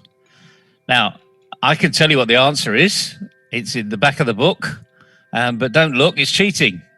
The reason is, so why do we need to know this stuff? So this is the issue that a lot of young people, particularly when they're learning maths, because geometry is maths, okay, they say, oh, it's boring. Oh, why do I have to learn this? You know, it's going to have no impact on me whatsoever. But the answer is there's actually a reason for everything. And basic geometry has got some really good foundations in your practical life. So, for instance, CK, okay? What would be a very practical solution that you're looking for if you need to use geometry in your house? You know, because when you get older, we're all homeowners, and we all like doing a little bit of DIY. Or if we like buying furniture, and we like to see, you know, roughly what things look like. And I know you can go online and you can get apps for all this stuff, but it's a lot easier if you take a tape measure and a piece of paper. So one of the most practical things that I learned from geometry was when I first was told about a rectangle. So when you just draw a rectangle, there you go, there's a rectangle. You imagine a rectangle in your head. It's got equal sides that way, equal sides that way. That's the benefit of a rectangle. And the area of a rectangle is this length times this length. And we learn that from basics. So why is that useful? Why do you think that's useful? Well, because in my opinion, everything is rectangle and we have very few squares. So we need to know, you know, what is the area of my room so that I can fit in this couch or fit in this sofa or get the flooring done. So I think these are the basic requirement. These are life skills which we must have. Yeah, absolutely. And you mentioned a square, and that's a very special rectangle because it's equal sides all the way around. And there are fascinating things that we learn about rectangles. So if we know that the area of a rectangle is one length times another, what's half the area of a rectangle? Well, it's simple. It's half one length times the other. But now draw a rectangle in your mind and split it in half. How many ways can you split a rectangle in half, CK? Well, I think about 3 ways. You can cut them horizontally, vertically, or diagonally. Yeah, I mean, our teachers used to say, you know, put a mirror because you want half and half. So if you put a mirror down the middle, you definitely get half and half. If you put a mirror horizontally across the middle, you definitely get half and half. And if you put a mirror diagonally, I'm not too sure you get half and half because actually it doesn't quite look like a rectangle when you look in the mirror. It looks like a kite. Then all of a sudden you start to think about different areas, different spaces, different objects. But the nice thing is, you now know the answer to the puzzle. So let's have a look at the puzzle, shall we? Well, Neville, the puzzle was like this. I have classified this as circles and tangents. And as you can see, just few minutes I will explain to the viewers. There are 2 tangents which are now, so hopefully people know what is a tangent. It is a line which just touches the perimeter of the circle. And in this example, what is happening is there are 2 tangents coming from both sides of the circle, and then they are at an angle and intersecting each other at certain distance. And then from the where the point the tangent touches the circle, there is a line which connects to the focal point, and that line is called radius. And I asked the viewers, can you solve this area which is you know, surrounded by yellow lines? So that was a puzzle basically, Neville. Excellent. And immediately when people look at the title, Circles and Tangents, they'll go, oh, no, I don't remember that. Oh, that's too difficult. And the interesting thing is, it's got not a great deal to do with the circle. apart from there's a radius, and there are two radiuses, and they're equal. And it's not got a lot to do with a tangent, apart from the tangent forms a right angle with a surface that it's attached by to the radius. So here's the problem. Immediately people go, oh my goodness, circles and tangents, I don't remember that. Well, ladies and gentlemen, it's got nothing to do with circles and tangents, and everything to do with a rectangle, or more importantly, a triangle. Because it's a right-angled triangle. And the beautiful thing about a right-angled triangle is, we're going to go back to our little example earlier of a right-angled triangle is just half a rectangle. So if you can now, I don't know whether you can do this. Can you see, Kate? Can you draw a line from the center of the circle to the point of the radius, of a point of the tangent? I can do that, Neville.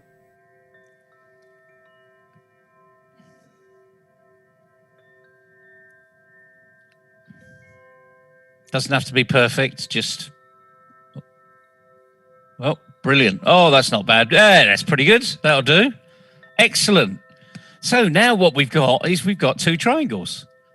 But the beauty thing about that is those two triangles are exactly the same. So all you need to do is know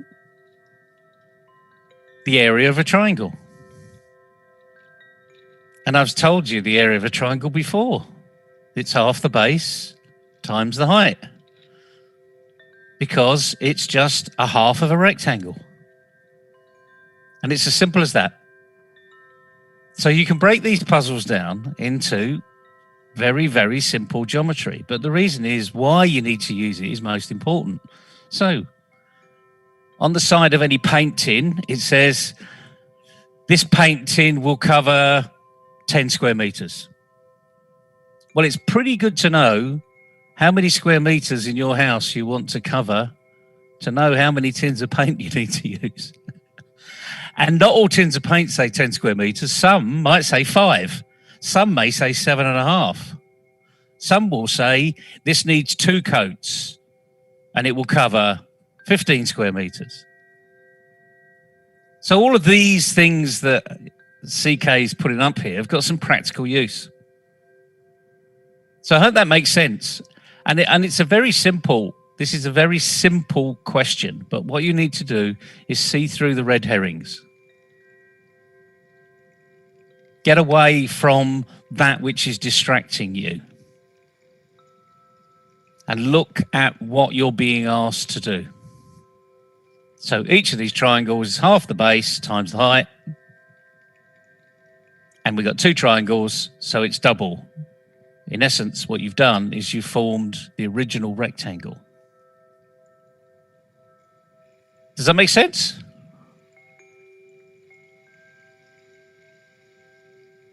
There you go. There's your answer. So what looks as complicated in first thoughts isn't complicated because you can always break it down into component parts. Absolutely, Neville. In fact, I gave the hint, and that was a very big hint. And I have mentioned that it's a 90-degree angle, so it should be straight away clear to the people that it's half of the rectangle. And we are trying to show that in dotted lines here, that had it been a rectangle and we have divided that diagonally, then it will look like this in the blue dotted line. And so the area of a triangle, of a right angle triangle, is basically height into base, and that is half of it because it's half of a rectangle. And since there are 2 rectangles, 2 triangles, or 2 fictitious rectangles, all you have to do is basically multiply by 2, and that means this is basically a quadrilateral, which is height into base. The answer is very, very simple. There's always a simple answer, but you have to just break down the problem. So once you've broken down the problem into its component parts, you get to the answer very quickly. But like anything else in life, you can be confused by the title. circles and tangents.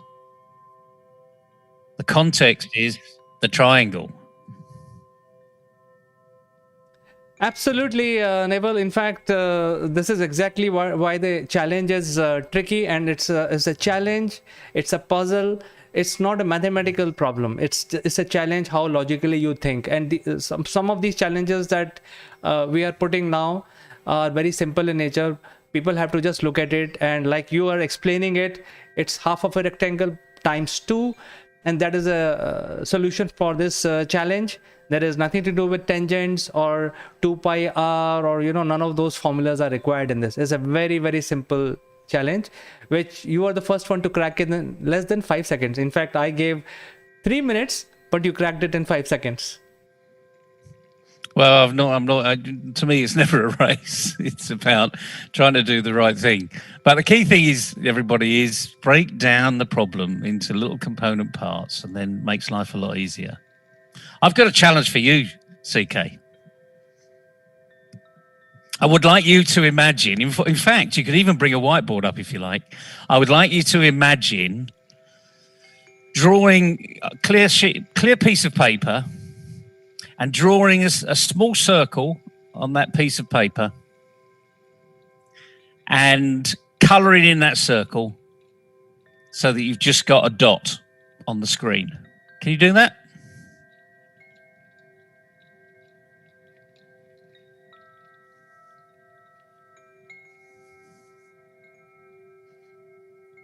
A small circle on the screen.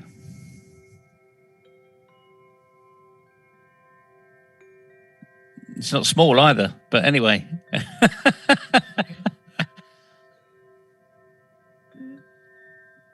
That's better. Right, just colour it in with the same colour.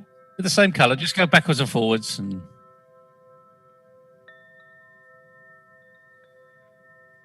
okay, that'll do. Well, here's a whiteboard. Okay. Now, I want you to close your eyes. Take your hands off the screen, off the keyboard, and close your eyes. Okay? Close your eyes. I can see they're open. Close your eyes. Okay. In a minute, I'm going to ask you to open your eyes. And I'm going to ask you the question, what do you see? Are you ready? Okay, open your eyes. Now, what do you see? Explain to people what you see. I see a very bad drawing,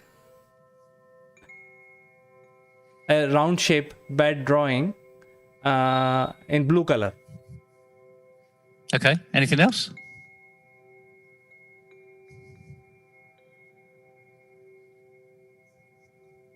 I think I also, it looks like a sphere to me, not a plain circle. Okay. Looks like a sphere. Anything else? It is the only thing on that white sheet. Okay, now we're getting there. Okay. Because what you've done is what everybody does. They focus on the small things. They're not focusing on the white sheet of paper. What you could do with that white sheet of paper, how big that white sheet of paper is. The fact that this little blue dot that you've drawn pretty badly that looks like a sphere has no relevance whatsoever because it's on a huge white sheet of paper. Why did you draw it in the middle? Is it in the middle? Is it to the left? Is it to the right? And this is just making a very simple example of what we were doing earlier. We focus on those things and we go, oh my goodness, I've got to explain that little thing. And that's not how life works, because there's much bigger things out there that we don't look at because we've been asked to focus on something else. Now, I didn't ask you to focus on the blue dot, did I? But I asked you, what did you see? Absolutely, Neville. You did not give me a puzzle to solve. You just asked me, what do you see? And it's as simple as that. And that's why life gets complicated, because you don't see all the wonderful things around the blue dot. You just see the blue dot. Absolutely. So, viewers, there are more challenges like this. I'm hoping that you will solve this. In fact, there is one very interesting which is called circles and triangles, which is challenge one. That is very, very interesting and slightly more difficult. And there are easy ones also. So hopefully, just like Neville has solved it by looking at the problem, you should be able to solve our challenges. These are very simple but logical in nature. All you have to do is cut the clutter and solve our challenge.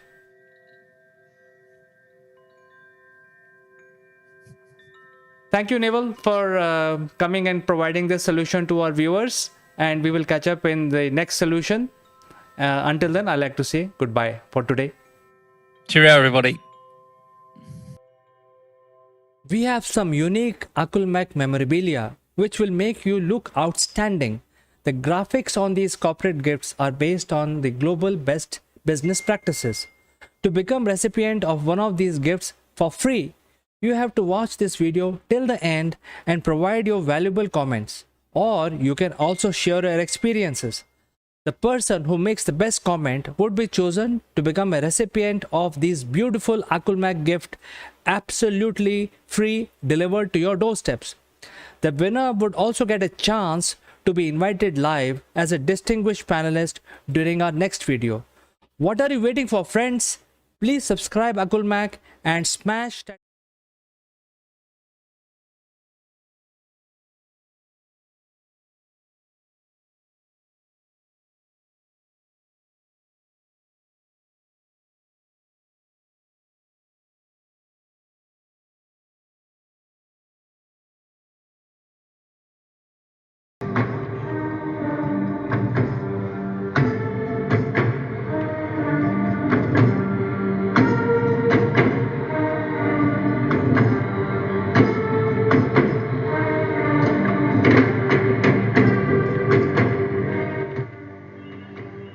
Hello friends, this is Chandra from Akulmach Technologies. Welcome to Top Brass.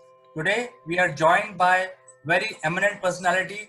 Many of us in the IT fraternity know him and we all lovingly call him Trips. Mr. Tripathi, welcome to Top Brass.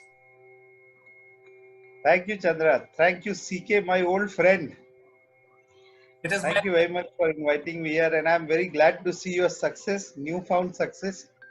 You're always a great sales manager who built our international operations in a banking solutions company. From there, you have moved to a new business model. Rarely people are able to do that. So, congrats to you. Thank you, sir. I think it is all because of the learning and coaching I got in mentorship of leaders like yourself. Really appreciate the time that I spent with you. Thank you. So, sir, we are in day 14 and the India is under lockdown and it's already 2 weeks. What do you see in your neighborhood and in your community, how people have perceived this lockdown? Because I'm sure for many of us, it's first time. Yes, I'm sure uh, it is the case with everybody in the world, and no exception. And especially in Mumbai, in Hirandani Gardens in Powai, it's a community which is highly interactive, where people meet on roads, they meet in malls, they meet in stores, they meet in gardens. Very importantly, there are a lot of partying. There are people who meet together very regularly. And I have been a Rotary president last year, so I have been far more active in this community.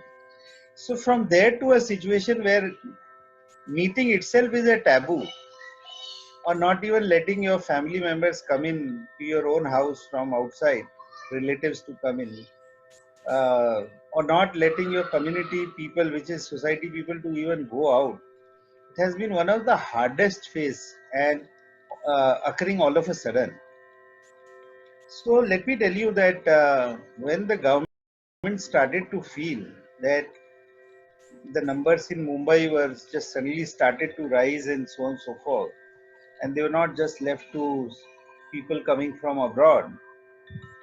So one thing we got as a very important condition is to stop movement of all the maids and drivers into the building.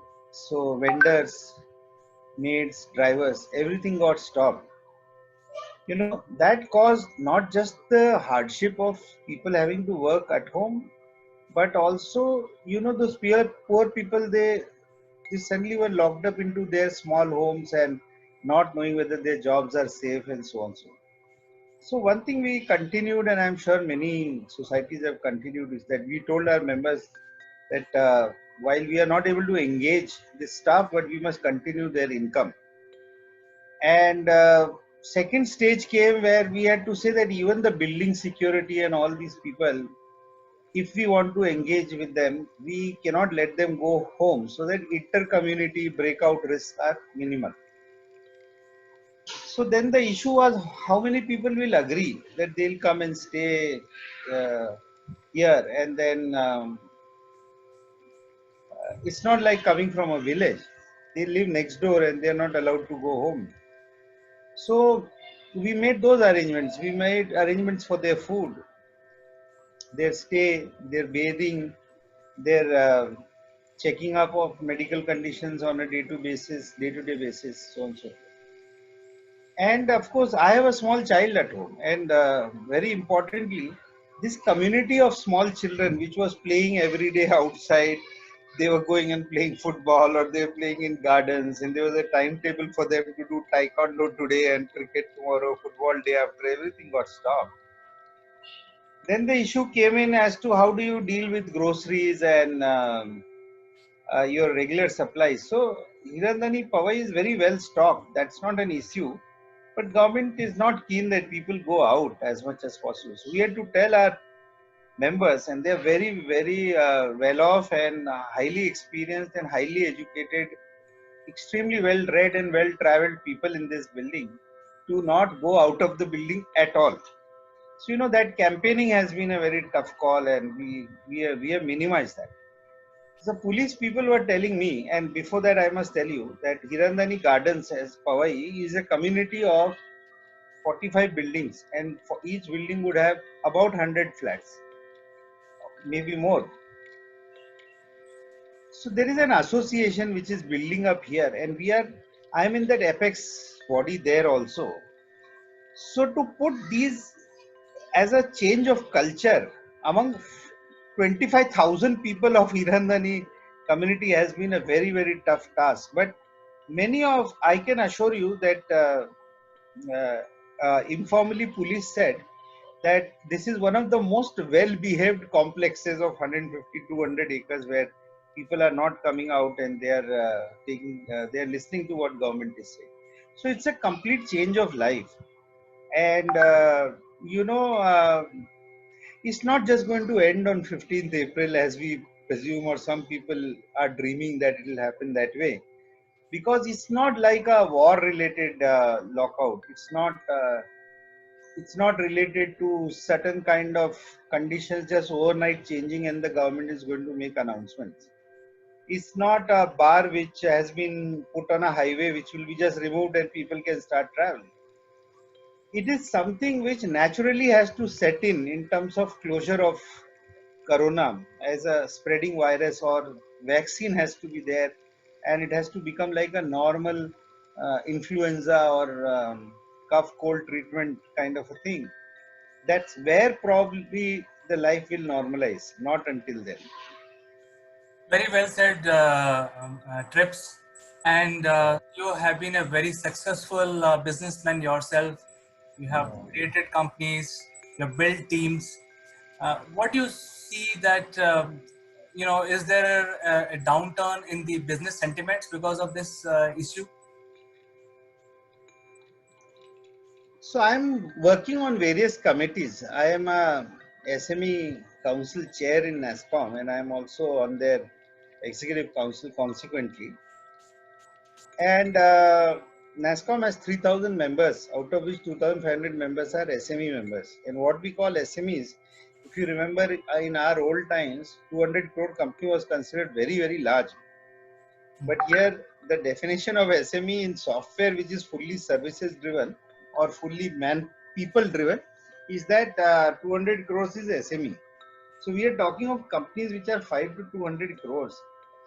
And we are looking at all sorts of recommendations which we are getting from the country. I have personally spoken to 6 regions in last 15 days and more than about 100 companies. Yesterday I did a webinar where there were 190 or 210 companies.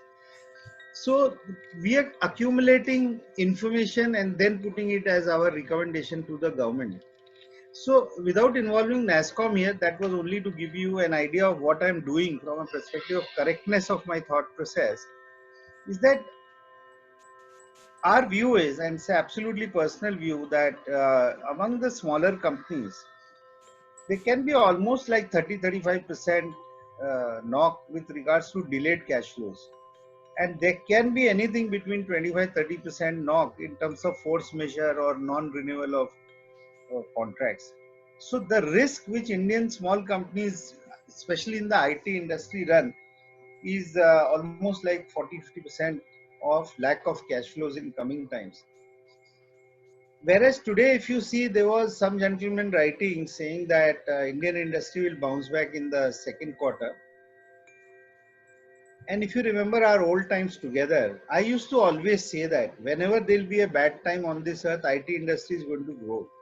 Because automation, intelligence built into the system, processes changeover of new offerings, all of that happens only because of IT.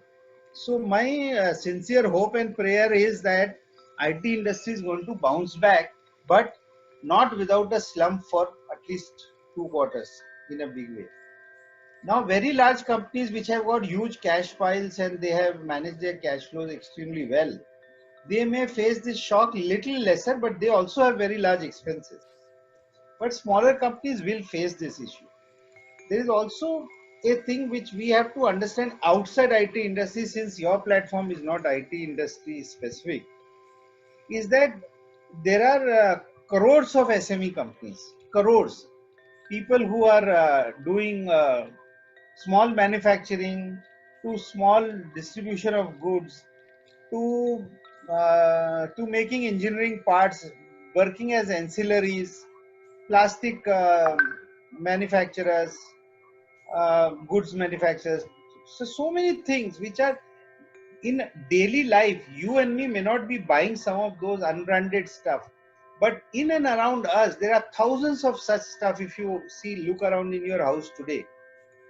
And those companies are facing a very high risk that their markets may suffer in a big way. So the sentiment worldwide is that certain types of businesses are going to grow, like what we see in healthcare in IT, healthcare as such, hospital services. And there was something which people said that insurance is not going to do well. According to me, insurance should do much better in coming times. Organizations which are providing services which are on supply chain side must benefit quite a lot. Organizations that are working towards any kind of a prevention of any outbreak in future, anything which is like the guy whose platform we are using, the Zoom communication. This is a 9-year-old company and suddenly has become a star overnight. So the business models are going to change, but the current business models are going to suffer. And new things will appear from here which will make people rich, which will make people will bring in new skills, new ways of doing business in the first place. And obviously all this is going to lead to some kind of an unemployment or some kind of an employment loss and lack of cash flows for some time in the world. I would always pray that at least India remains positive, as what economists are saying worldwide, that India will be plus 2% and so on and so forth. But if you see the larger economies who we have grown revering with, we have been looking at them with reverence all along. They're all showing a situation of either flat growth or negative growth almost till 10%, which is not good for the world. So yeah, that's my view. Trips, you have such a vast experience. In fact, you are a encyclopedia of business, and what we are seeing is that the entire business is at a standstill, at least in India and also the world over.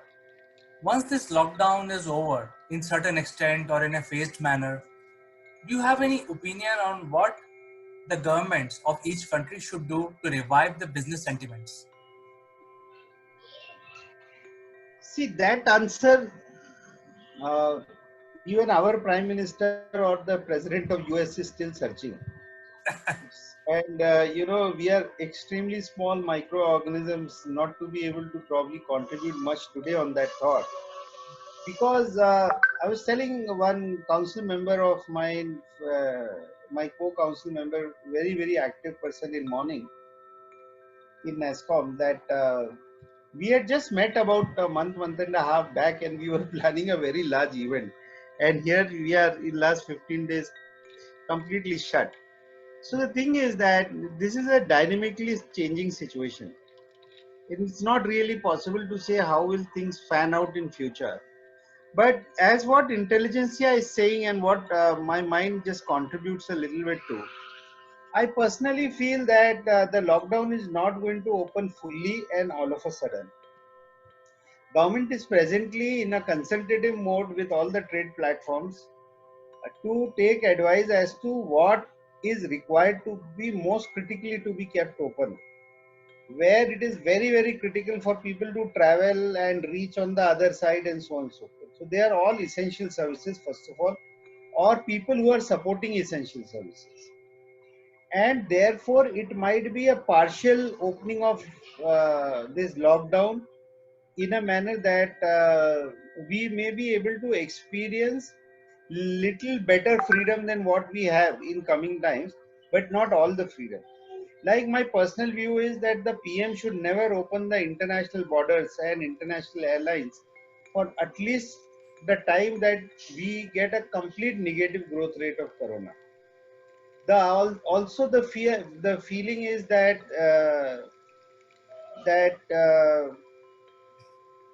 mass transportation, like local trains in Mumbai or BEST in Mumbai or any mass transportation where people just don't bother about not having to rub against each other and stand in a proximity. They will have to be operated in a different manner, or even airlines will have to be operated in a different manner. There are ways which people are talking about, saying there'll be less passengers in a row and fewer passengers in the aircraft and so on and so forth. So how will something like that be feasible in a local train in Mumbai? One has to imagine those kind of things. What I believe is that we'll have to first and foremost consider, which I'm sure government has got extremely concerned about, is that what we call as essentials in life. चाहे तुम उसको Bournvita या boost बोलो एक तरफ से, या milk बोलो, या चाय बोलो, या or you call it as atta, dal, or you call it as namak, sugar. Where is it coming from? It's not coming from thin air. It's coming from factories. Factories have got no laborers. Farms, जहाँ खेती हो रही है, जहाँ फसल खड़ी हुई है, वहाँ फसल काटने के लिए लोग नहीं है. So there are two aspects that for the business to continue, these things will have to come back. And more importantly, these 20-25 lakh workers who went back to their villages, they may have nothing to eat or nothing to live.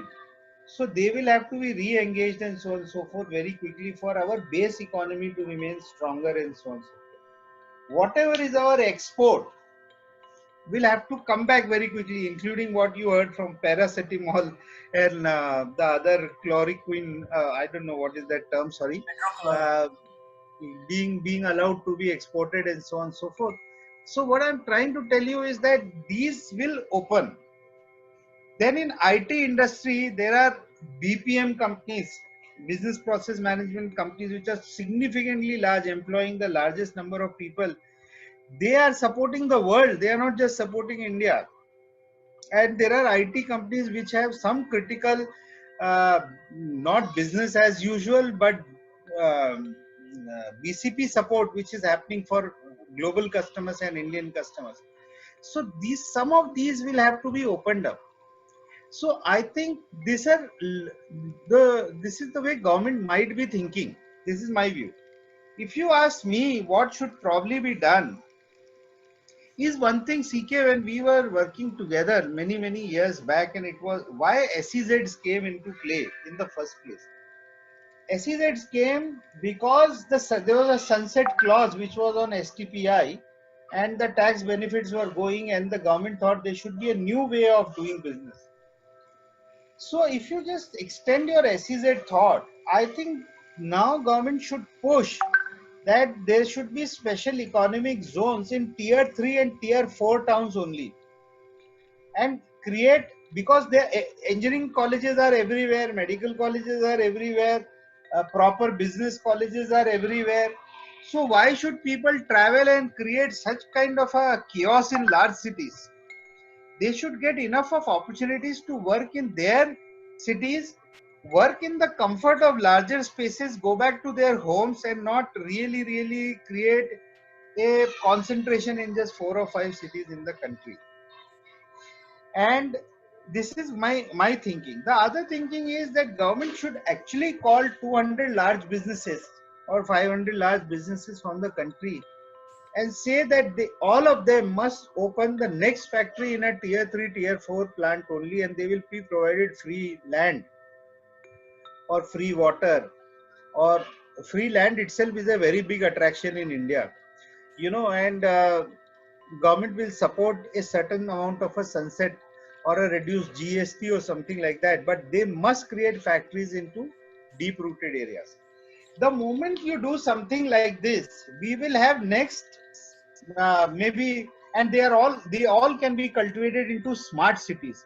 So they all can be cultivated for better emergency management or emergency response management.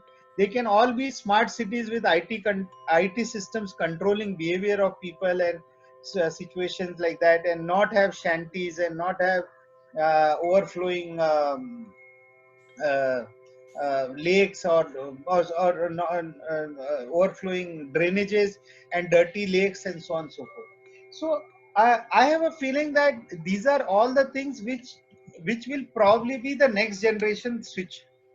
The other thing which is going to happen, which is very important, and in a very brief, I'll try to complete that, is the part there are going to be new business models. As I said in the middle of our conversation, that in the supply chain management or in the healthcare or in the way people are conversing today, the need for people to travel will reduce. So the shock which we have all got, and we both being from sales, would remember that we used to think that a B2B sales cannot happen unless sales managers travel. Or a Hindustan Lever or a Procter and Gamble used to train their management trainees for last 100 years by having van salesmen. So they believe that even B2C sales will not happen until people travel. So this concept of travel, hotels, events, this is going to undergo a very major change. So मुझे क्या लगता है कि because there is going to be a certain sacrifice by the hotels and the hospitality and airline industry, actually the entire business may double up or triple up in a big way. And here is Ariman here, who wants to say hi to you. Aryan, see, he does that to all my video conferencing. So, Facility manager. so I was saying that because you can now work without having to travel, and 50-60, you suddenly realize futility of that, because you can do conferences of hundreds and hundreds of people without having to be in a hotel, arranging food, arranging systems and all of that. I think the business is going to explode now, because you will be able to communicate far more effectively at lower cost, at a much lower turnaround time, and so on.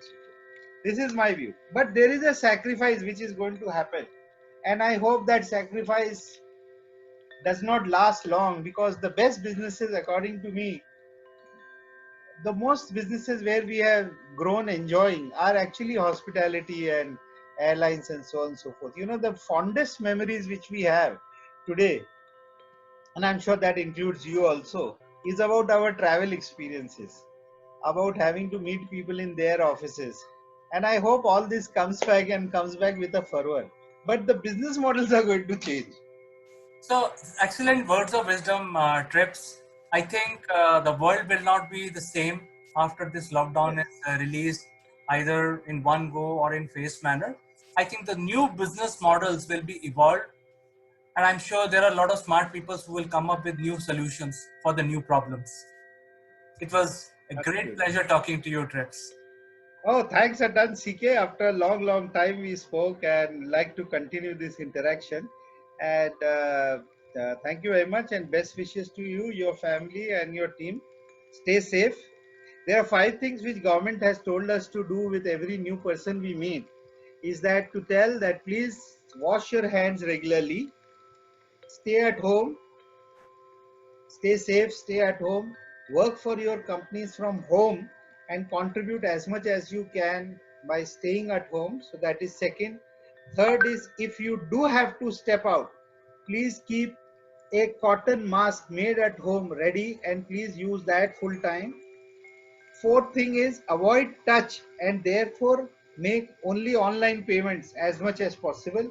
And fifth is, please download Arogya Setu, the Ministry of Electronics and IT's new application, which is going to track COVID, and to ensure that using that app you stay safe and secure. So with these 5 things, I would like to end my present communication with you, and wish you the best, and would like to meet you in good times soon. Thank you. Thank you very much. Thank you. you. Be positive. Bye bye.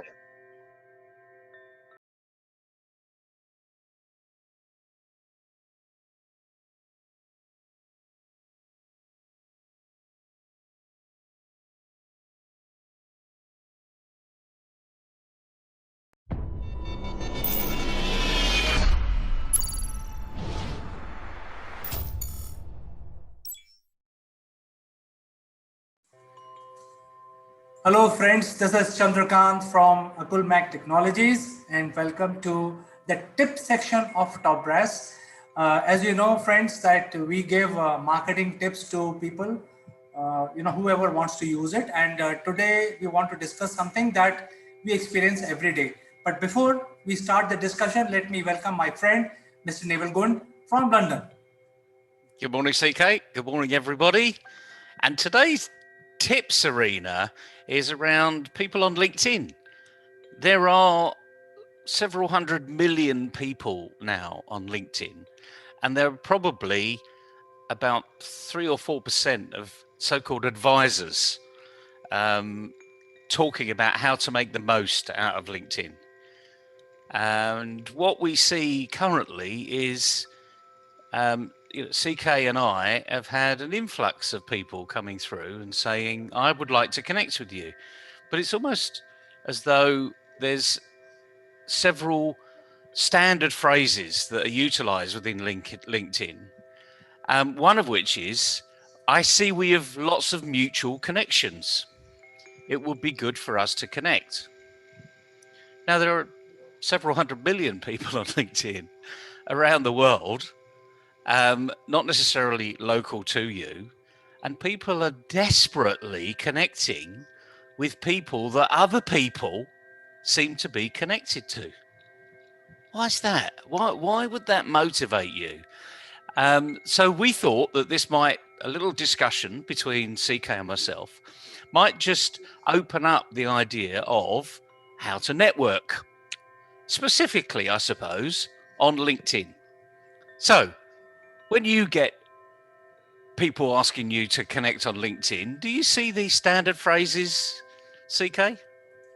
All the time, Neville. In fact, let me share my experience that I had between yesterday and today. So I got a message saying that, hey, please join my free blah blah blah, and you can get this advantage, that advantage, and all that. So I wrote to the person saying that, hey, did you ever look at my profile before sending that message? So that person was intelligent, and she said that, yeah, I've looked at your profile. I think your profile is quite good, but nevertheless, what I was offering is free, so no harm in sharing with you. All right, so that is one segment. The second one is exactly what you said, mutual connections, and I would like to explore opportunities, maybe partner with you, blah blah blah, all standard phrases. And then I said, hey, did you ever look at my website, because you seems to be so interested in me and my services? Have you seen my website? Because what you are actually offering me is selling smartly on LinkedIn. So after 1 hour, this person says, yeah, I've seen your website and you have mentioned these activities like CRM and selling and all that. And there could be a campaign design around these services that you offer on your website through LinkedIn. So my next question was, from your intelligence, can you tell me that people are still buying these services? So then the next response was, yeah, a handful of it. Then I got really wild and I said, look, your standard pitch will not work. Please change your pitch and come back to me. So these are the recent examples of what I faced between yesterday and today. I mean, the interesting thing is you're actually going back to these people and responding. I would love to see some statistics about how many people actually do respond and actually do connect with others. I quite often just generally accept people's connections, because I do believe that perhaps they've done a little bit of research about why they would like to connect with me. I'm just one of the several hundred million on LinkedIn. So why me? And it's a question that I go back to them, why me? Very honestly and openly. And sometimes I get well, if you don't want to connect with me, then we can block each other. And I'm thinking, well, that's an interesting response, because you asked me to connect and I'm now just asking you a very simple question. Why me? Now, is that confrontational? I don't think it is. But perhaps we need to think again. Maybe I should say, thank you so much for asking me to connect. I'd really like to know why you identified me apart from everybody else. And my answer to that is, that's just creating behavioral waste, because I can do a click and paste and put that in there, and it just takes you longer to read it. Why me? ? Is not being insulting. You made the first approach. I'm now asking, okay, why? What's going to come of this? But going back to this mutual connections, as I say, there are several hundred million people on LinkedIn, and they're all over the world. And I suppose in many respects, of the number of people that I'm actually connected to on LinkedIn, I really know very few. And that's the reality, because it's only the few people that you really want to connect with and you have a discussion with them on a reasonable amount of time, whether that's on a friendly basis or a commercial basis or a corporate basis. And it's just those people that you're going to keep in touch with. I mean, that's the natural approach that's going to be taken. So consequently, why waste your time having thousands and thousands of connections when only a few really count? Let me share some research that you've heard of Dale Carnegie Foundation, haven't you? Oh, yes. And they're a big leadership group around the world, probably very well known, to be honest with you. Although there are lots of leadership groups, popping up everywhere these days. But Dale Carnegie are in many respects, quite unique. Because one of the very first books that I read, almost cover to cover, was How to Win Friends and Influence People, which was written by Dale Carnegie, I believe, or maybe someone writing for him. And this is on the basis of, in there, he talked about the power of between 5 and 10 people. In other words, your relationship basis. If you've got 5 to 10 people that you have a very good relationship with, and we'll talk about relationship in a second, but a very good relationship with, that's all you ever need to grow a business. It's because it's in some respects, it's the power of one that's been written in recent years. And even now, today's research, which they do every year, says you only need 5 good relationships. And then you will be successful as a business. Sorry, I almost interrupted you. Jump in. So, I just want to have a sort of a debate or a discussion, whatever you call it. See, in LinkedIn, I have 26,000 connections. Wow.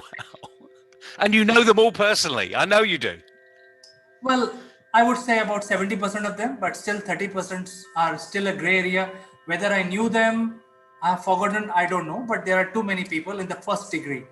Yep. And then when people send me a mutual connection request that, hey, I know so many people, the chances, specifically to my case, is that whoever sends me a connection request, I would see at least 500 mutual connections with that person. And that is the inherent quality of the LinkedIn network or a social media network.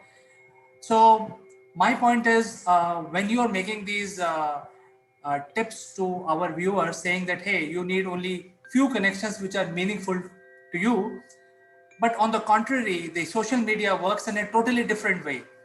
Yep. The social media basically help you expand your network. So I think, in my opinion, since I am trying to rebut what you're trying to say, in my opinion, the thing is that you have to know exactly what is running in people's mind, and don't send this carpet bombing type of request, because all it takes, it does not take your gray matter to send a canned message, which is also drafted by LinkedIn system itself. You don't even apply your mind to whom you're sending the connection request. So I would say my suggestion would be to there's nothing wrong in sending the connection request. It is absolutely legit. Please do increase your network, but make sure that you convey the right message, because sending a wrong message will spoil your relationship with a person who you don't even know. You're just sending out of the blue. So I think you have to do little research. You have to understand that guy's business model, and then at least send a message that, hey, I have something which you may or may not need, but at least I have done some research. So that gives a very positive feeling to the person, even though that person doesn't know you. You're absolutely right. And interesting enough, we're not disagreeing at all, because the power of the LinkedIn network is actually demonstrating what Dale Carnegie is saying. You only really need to know 5 people, because those 5 people will know another 5, each of them. And those 5 people will know another 5. So that's how the network cascades out there. And if you've got a very strong message, and here's the key, it's the strength of the message.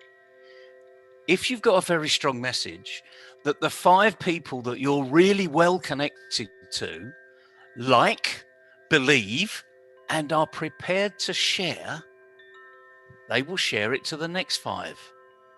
And then, dependent upon that relationship, they'll share it to the next 5. Or maybe it slips down to 4 or 3 or 2 or 1. So we're agreeing that the power of the LinkedIn network is humongous.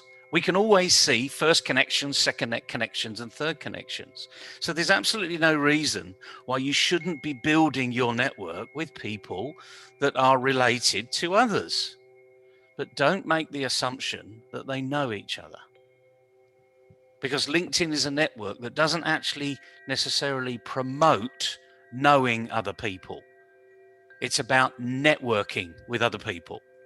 You only get to know other people once you network with them and you send them a message and you say, hey, how about a discussion? What do you do? So just like you would in a normal networking arena, you go to I'm sure you go to networking sessions. Pre-COVID, you and I would have gone to a few networking sessions locally or internationally. I mean, when I'm visiting, I will regularly go and meet the local Lions Club or the local Rotary Club. And I'll ask in plenty of time in advance when these clubs meet and where they meet, and if my itinerary can actually make it so that I can go to that group of people.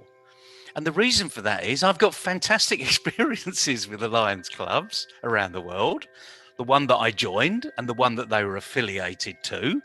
Let's call it the Lion LinkedIn network. And equally, the Rotary LinkedIn network. There are Rotary clubs all over the world. I mean, in my local area, there are 7 within about a 10-mile radius. And there are about 20 or 30 members in each of those groups, and I can go to them on a regular basis. And when you go, you talk about other people. You discuss things, what's happening in your area, what's happening here, what's happening there, and you get to know people. But you've got to make that first break. So, I mean, the one message today is, if you're on LinkedIn and if you're going to grow your network, have a very clear purpose around who you're going to talk to. LinkedIn is a fantastic arena to show you lots of things up front, just like a website, without really knowing that person. And if you're going to sell, well, then sell, just sell right up front. I've got something that you might be interested in, but this is a selling opportunity. And it allows that person to say yes or no. Frankly, I'd much rather people say that rather than, oh, I see you're connected to a lot of people. It'd be good for us to connect with each other. And then the next email you get from them is, thanks for connecting. Here's what we do. A huge diatribe of, we're CEO experts, CTO experts, whatever it is, we're experts in this field. Well, that's great. I mean, but did I ask for this?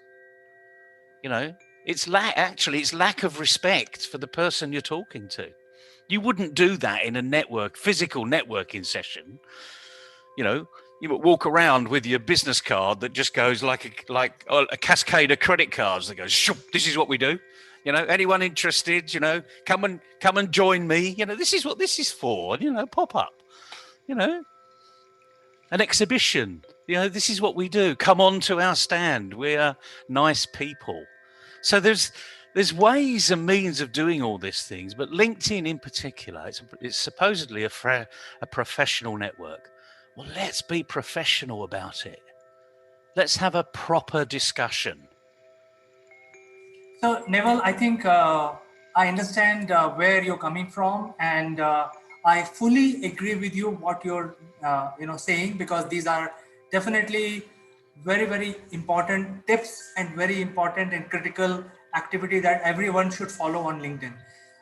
From my experience, I would like to say that LinkedIn is not a platform where you actually sell.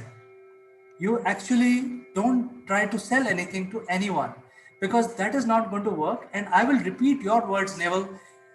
You only buy from people whom you trust. So by sending a connection request and 100 other people mutually will not build a trust on one-on-one basis. You need to spend time with that person so that the trust is built over time. And then only you can start selling. So I think the first, from my point of view, selling is totally out of the window if you're on LinkedIn. What you can explore opportunities are of collaboration. So make your pitch. I think one advice I would like to give to my viewers is the pitch has to be of collaboration rather than selling. So I think they have to put their minds together where they actually come out with a collaborative way of driving mutual benefit from mutual connections. There's no point in identifying mutual connection and try to sell to them. Yeah, you're absolutely right, CK. And this is where I suppose in some respects, some platforms have not been very clear with their purpose. Let's take Facebook. Let's slip away from LinkedIn for the moment. There's Facebook, which is a book of faces. I mean, that's how it started. It was a dating website, effectively, on day one. But now you've got Facebook Marketplace. So it's redefining itself. There's another part of the platform which is about selling, and it makes no bones about it. This is a place where I've got something to sell. Are you looking? It's called a marketplace. I'm not giving words to LinkedIn here, but maybe they need a LinkedIn marketplace. But you're absolutely right. The point is, this is a professional network. Keep the conversation on a professional level. Imagine you're walking into a room and this person that you're going to go and talk to is in the corner and they're just having a cup of tea or a cup of coffee. They may have just got there and you see them as they're on their own. And go and have a conversation with that person. If you've identified this person, go and have a conversation. Make it real.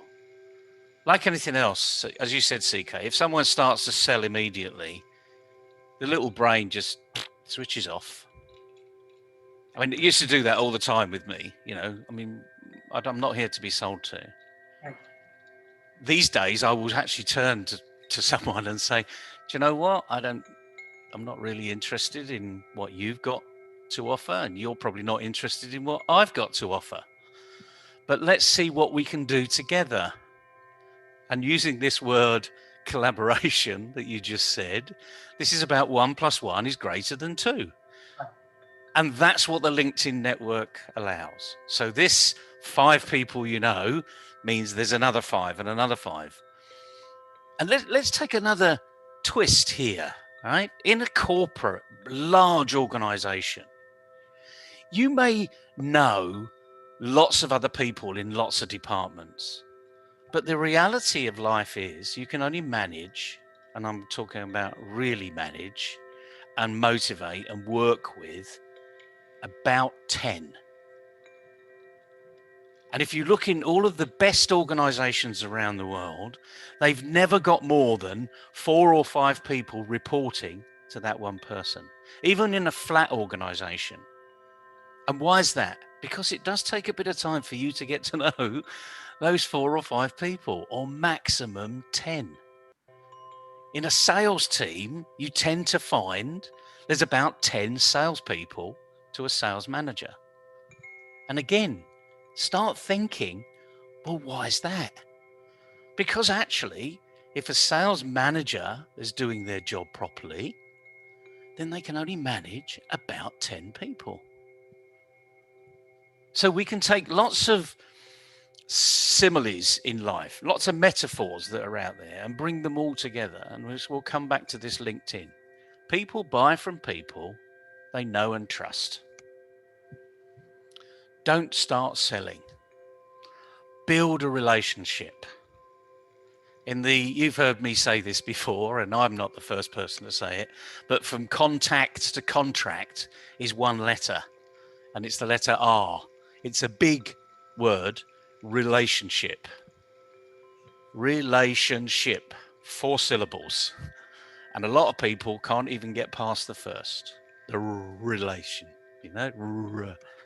Okay, so let's make it simple and just build the relationship. If you don't know how to do it, Google it and then practice it. Find something that you feel will work for you. Then don't find lots of other things. If you find one thing and say, oh yeah, that'll work, then go and practice. And keep practicing it until you prove it's working for you, or you prove, actually, I need something else. It's not quite working. I need to go and find something else. And then go and find something else and practice that. As they say, any practice makes permanent. It's only the right practice that makes perfect. Simple tips for today. Yeah, Neville, I think you gave us a very nice or fine food for thought today. And I think it is affecting almost like 99% of the people. The tool is there for networking. LinkedIn is a very good professional tool.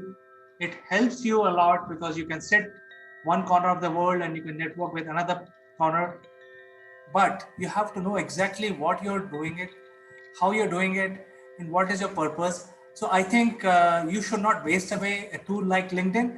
I feel that the people who are watching this video will gain immensely after hearing your thought process and some of your advices, and then change their pitch from selling to collaboration. So I think with that, we can end our discussion today, only to catch up tomorrow, Neville. See you tomorrow. And I hope you're just listening, folks, because it's the purpose that's important.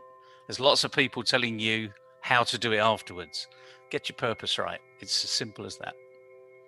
Thank you, Neville, and you have a nice day. We'll catch up tomorrow. Good to see you, CK. Take care. Bye-bye. Bye-bye.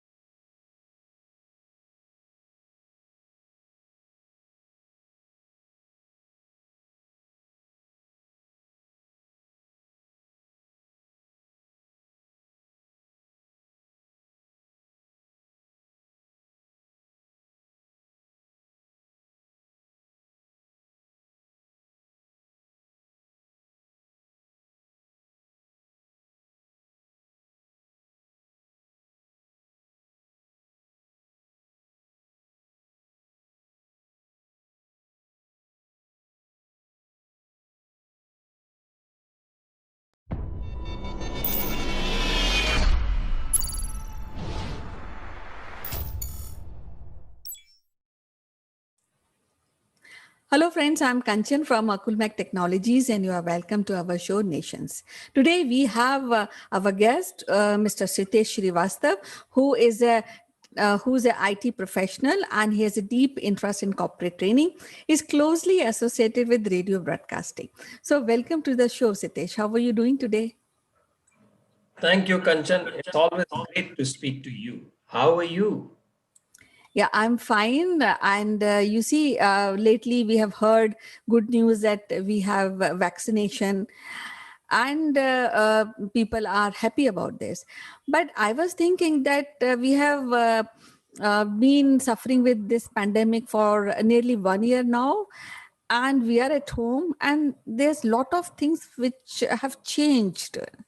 You see, so now the new words, new temperamental issues which are emerging, and world is also looking into mental health, which is like equivalent to the traits, personality traits like worry, fear, sadness, and happiness, or normal emotions are undergoing a situation where people are really having a real mental health issue, and their problem somehow diluted, and resources has been taken away to close down. I mean, to down, because people sometimes take it as if there's something which is not there. But actual scenario is that people are suffering this mental related issues like worrying, jobs are going, schools are online, parents are already on stress that whether children are studying or not, or they are, is it good to be online always. So I would like to discuss these things. So I would like to know your opinion about this. Well, Kanchan, that's actually a very interesting topic and of course a very, very serious one as well. And I can only tell you this, that the symptoms that we talk about, worrying, uh, general worrying, concern, getting low and high during the day, multiple times during the day. This was always part of our lexicon, dictionaries for ages. Only now due to the pandemic, there have been multi-million mental health messages passing through the river WhatsApp every day, plus the messages that is being percolated through the media channels, and each media channel has their agenda, the way they want to portray it. And therefore, the mental health as such, which was only pre-pandemic days, a mental health was more about when a doctor certifies, then it would have become a mental health. Today, after the pandemic or during the pandemic, after 1 year, even a small worrying situation can be termed as a mental health issue. And that is where I always feel that it is important to be aware, but it is not important to be over awareness about any subject, including mental health. And therefore, in this pandemic, we all, me, you, and all of us have gone through this kind of anxiety, worrying, job loss, psychological issues, not meeting the family members, not be, and lost some of our key people in our lives. But I think is that it is important, first of all, to look at the right kind of news, right kind of messaging, talk to the right kind of positive attitude people, and who have an alternative, and who talk in terms of solutions and not in terms of problems. And I think if you see all across the world, this mental health, and in fact in India, it has been actually discussed very less, I would say, the way it is being discussed in the outside India. It is important to identify, it is important to talk about it, it's important to find out within our family, sit with the closest people and find out and make a judgment. Do we need the medical help? And I think when we feel that a medical help is required, then only let us judge it as a mental case. Rest everything was always there. It is nothing new. What do you say?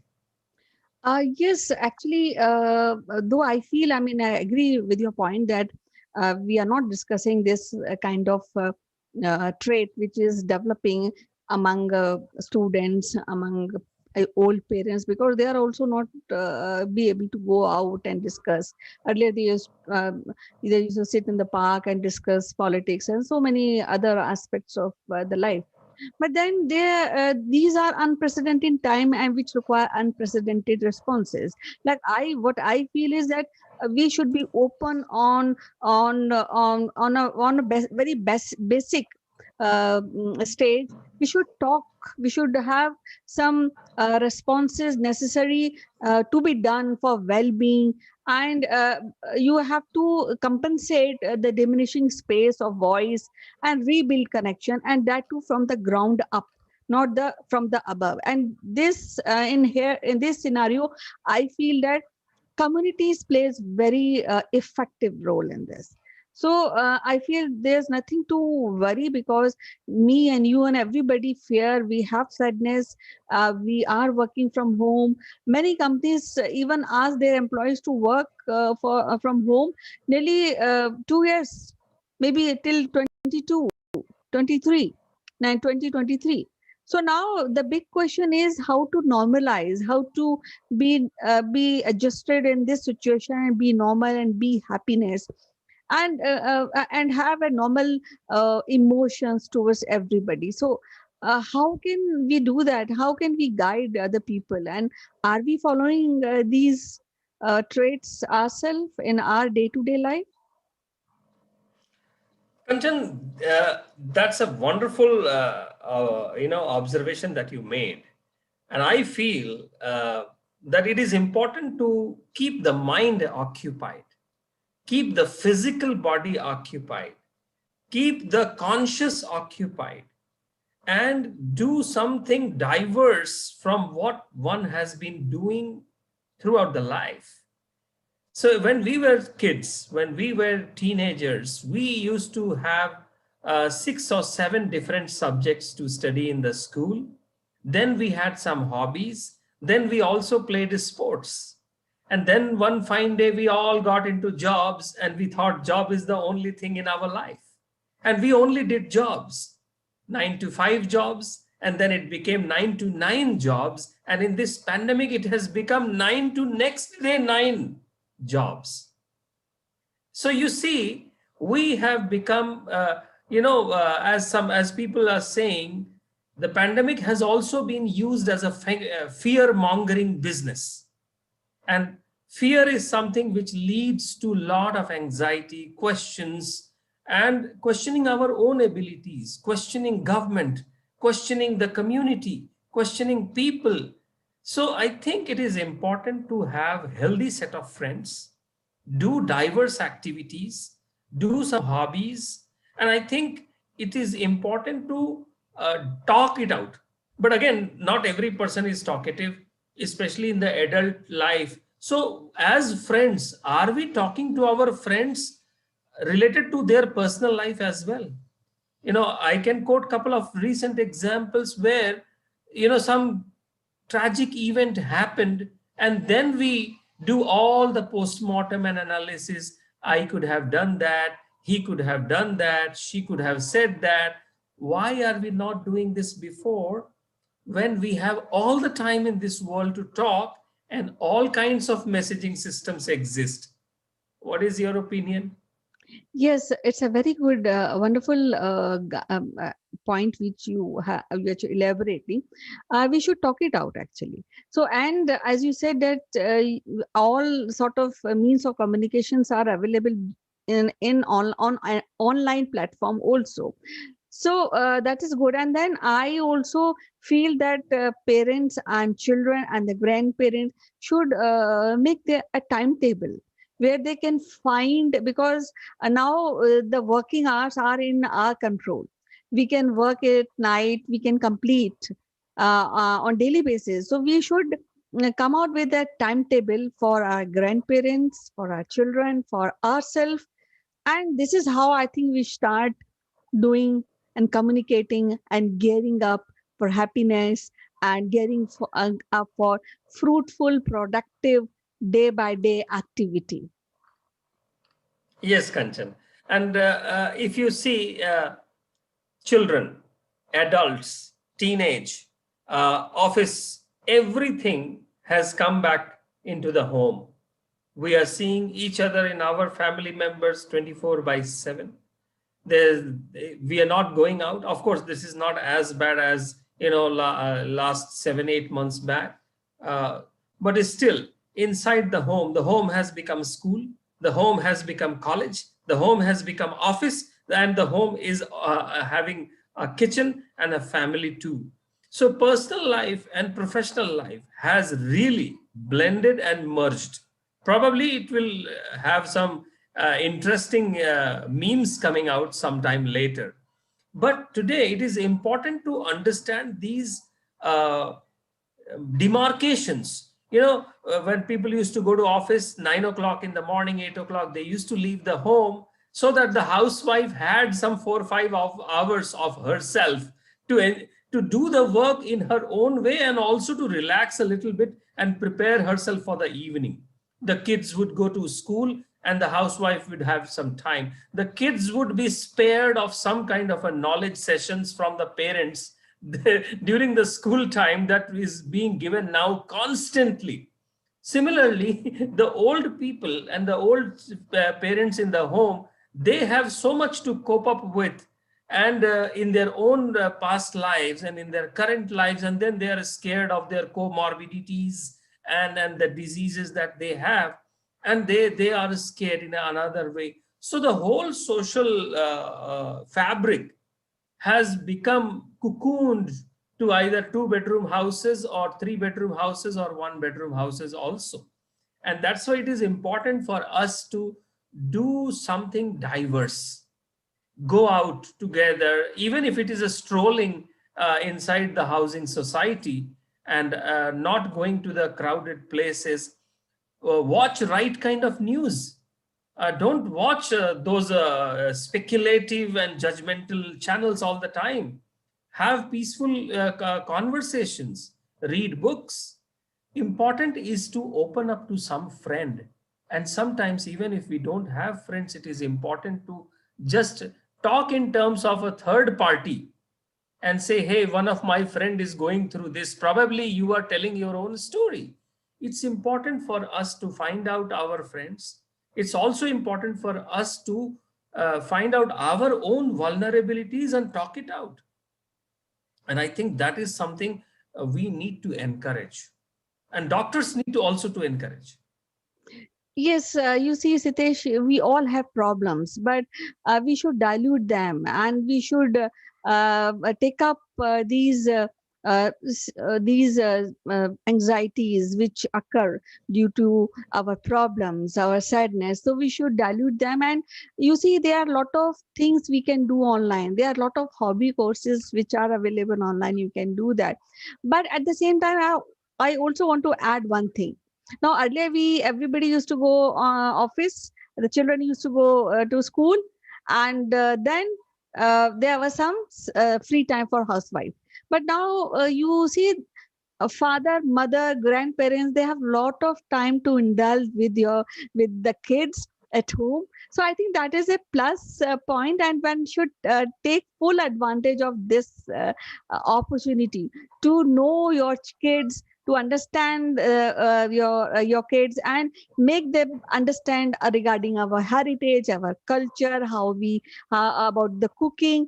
And both children and parents can take up, even grandparents can take up hobbies or creating any activity, doing any activity at home together, so that will result into more happy family, and I think that will be more productive, isn't it, Sitesh?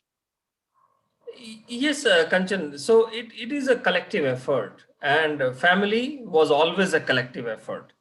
And more about the, when we see what we are seeing today on in the media and what are our Indian family values, there is always a disconnect. There always has been a disconnect.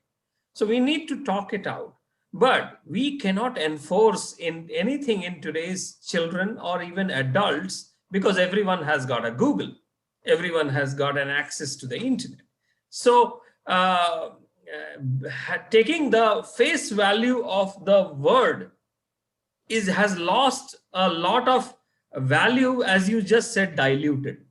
So today I have to struggle to be creative to pass on one message, one simple message. I need to be creative to pass it on to my not only children but also to my colleagues. And that has been but you know what, nothing to degrade or talk, some people really genuinely have mental problems in India. Deepika Padukone has been very vocal about it, and she runs also an NGO around it. There are very less number of psychologists in India as compared to the population.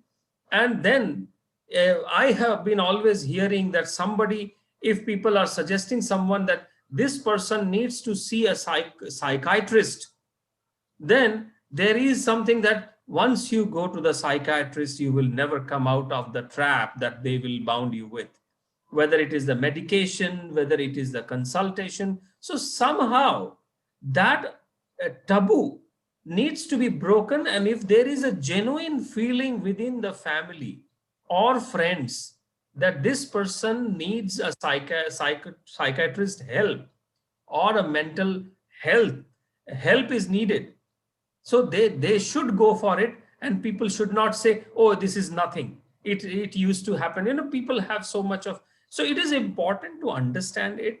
It is important to identify. It is important to empathize with such people. At the same time, there is a time when our consultations and concerns need to stop and a doctor needs to take over. And that is the important key aspect of this. Yes, I think our viewers will think about these problems, and they should also be thinking about the remedies to come out of these anxiety related issues. It was so lovely to talk to you, Sitesh, today. We'll meet again with some other interesting topic. Till then, bye bye. Take care. Thank you, Kanchan. Always love to talk to you. Bye bye. Take care.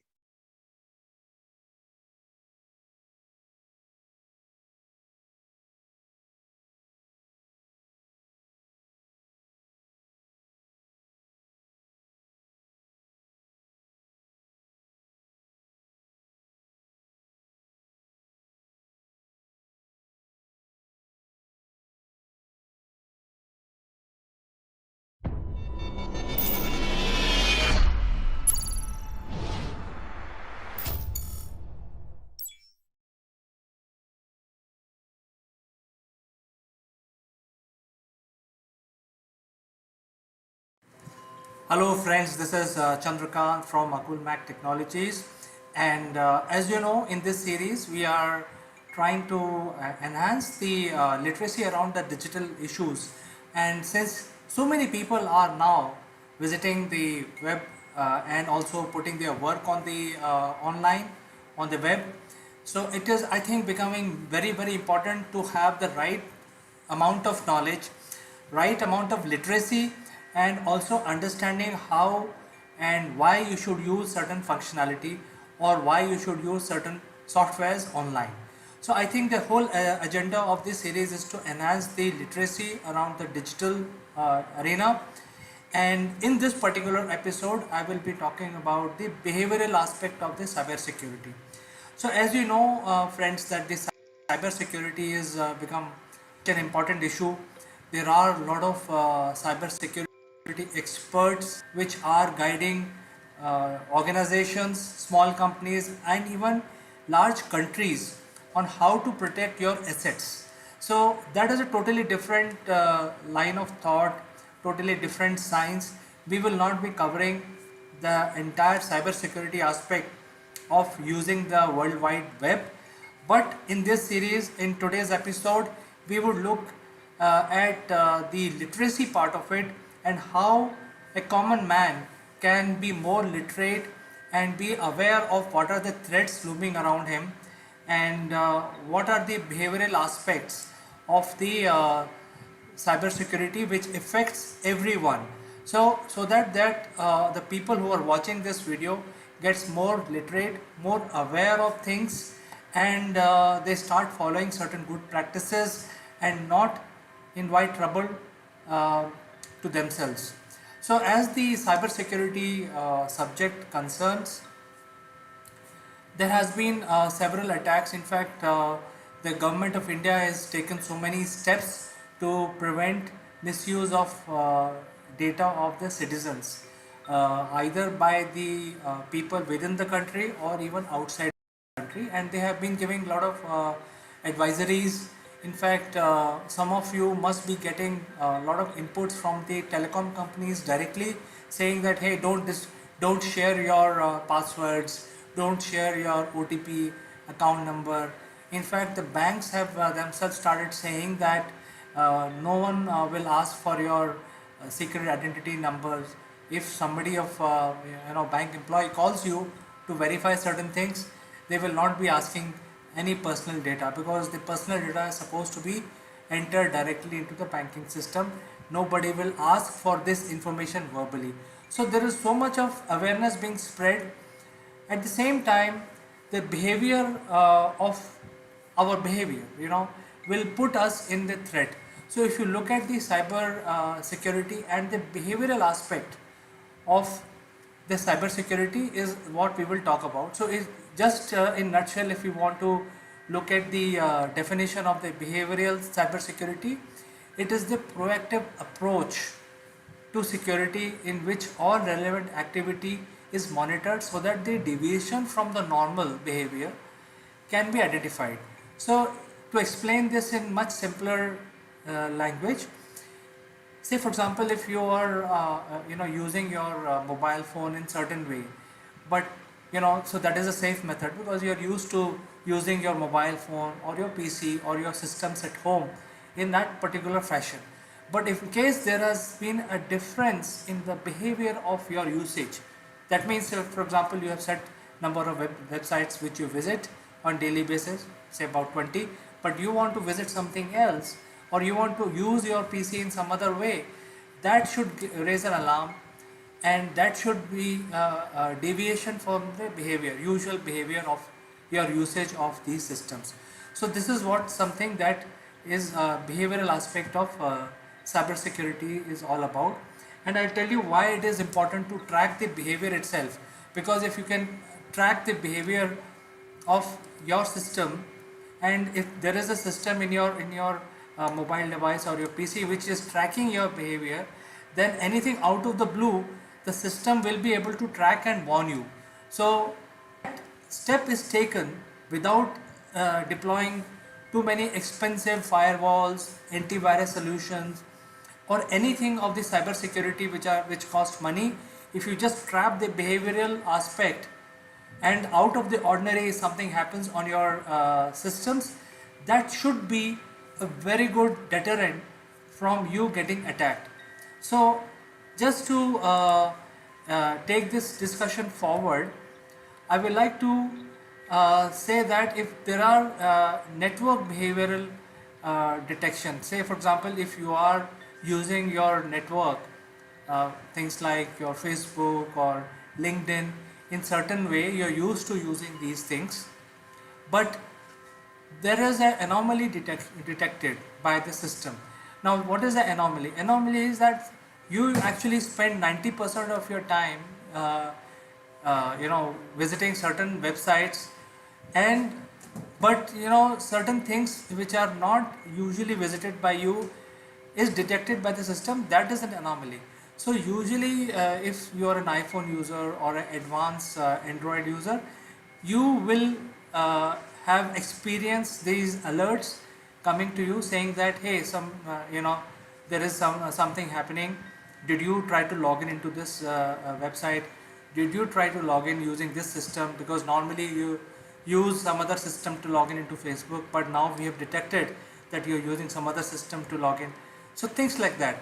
Now there could be a chance where somebody has been able to hack into your Facebook account, but that person who's trying to hack into your Facebook account does not have your login ID or does not have your machine from which you log in.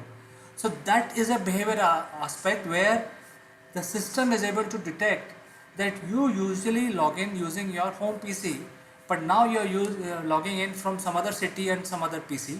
So that is a change in behavior. That is why all these systems like Facebook has a built-in security on the behavioral aspect where they can detect how you're using Facebook, how you're using LinkedIn.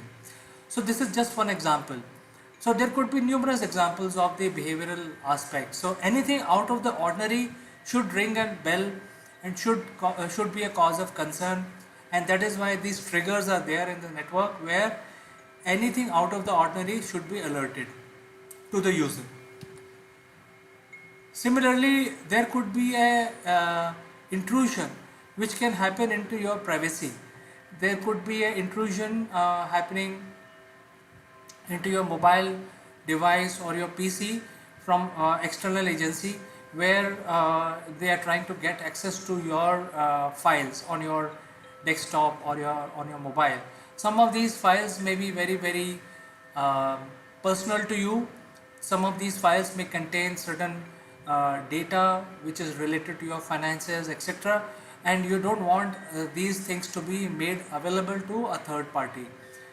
Otherwise, there is a very heavy chance or high chance where the data which has been stolen from your PC or your mobile device can be misused against you itself.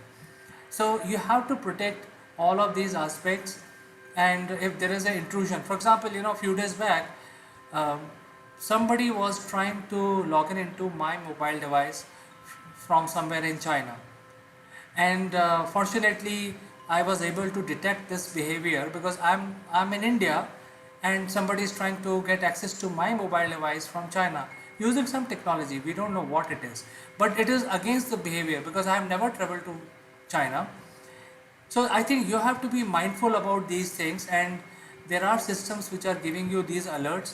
So you have to make sure that you don't ignore these alerts and you take appropriate action when such an intrusion happens. That means you should not allow.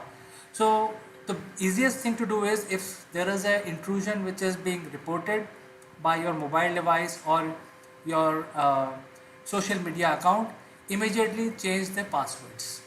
That is the easiest thing to do, and that will make you more secure.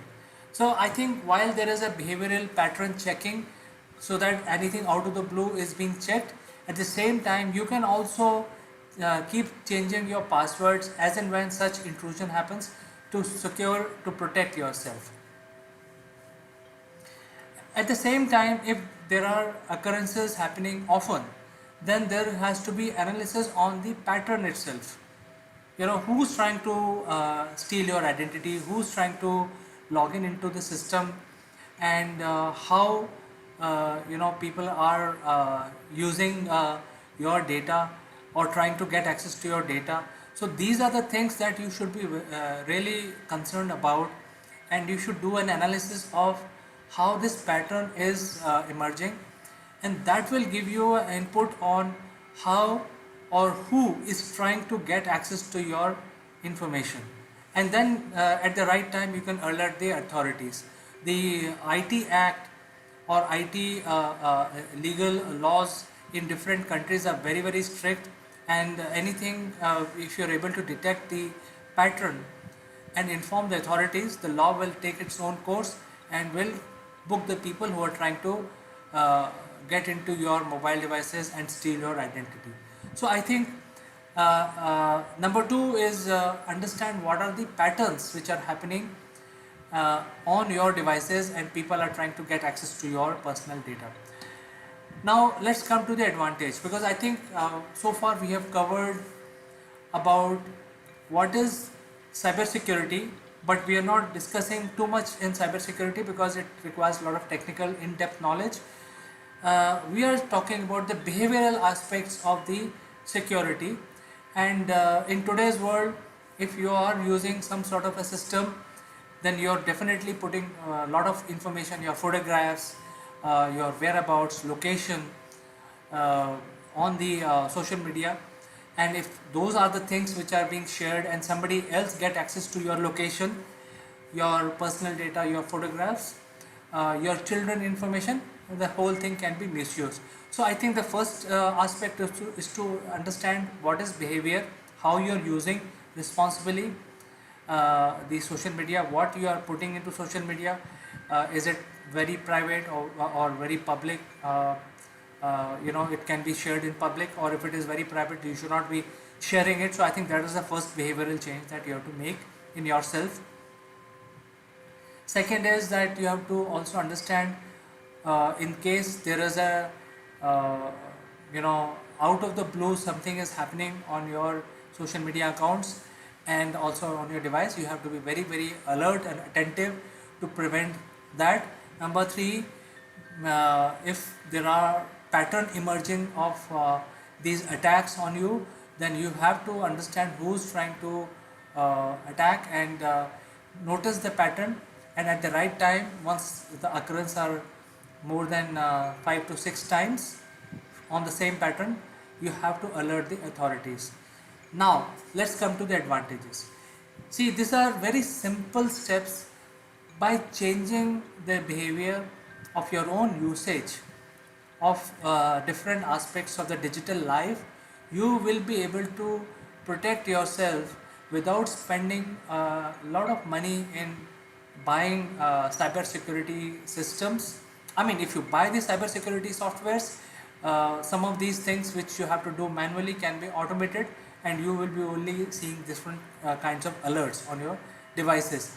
But in case if your workload is not very heavy, you don't need to spend a lot of money in the cyber security softwares, and you don't have to I mean, if you just simply change your behavior in terms of how you use your mobile phone, how you use your social media accounts, or how you use your laptops, what information you share by post or by SMS, what sort of information you share if somebody calls you, and WhatsApp or any messenger services.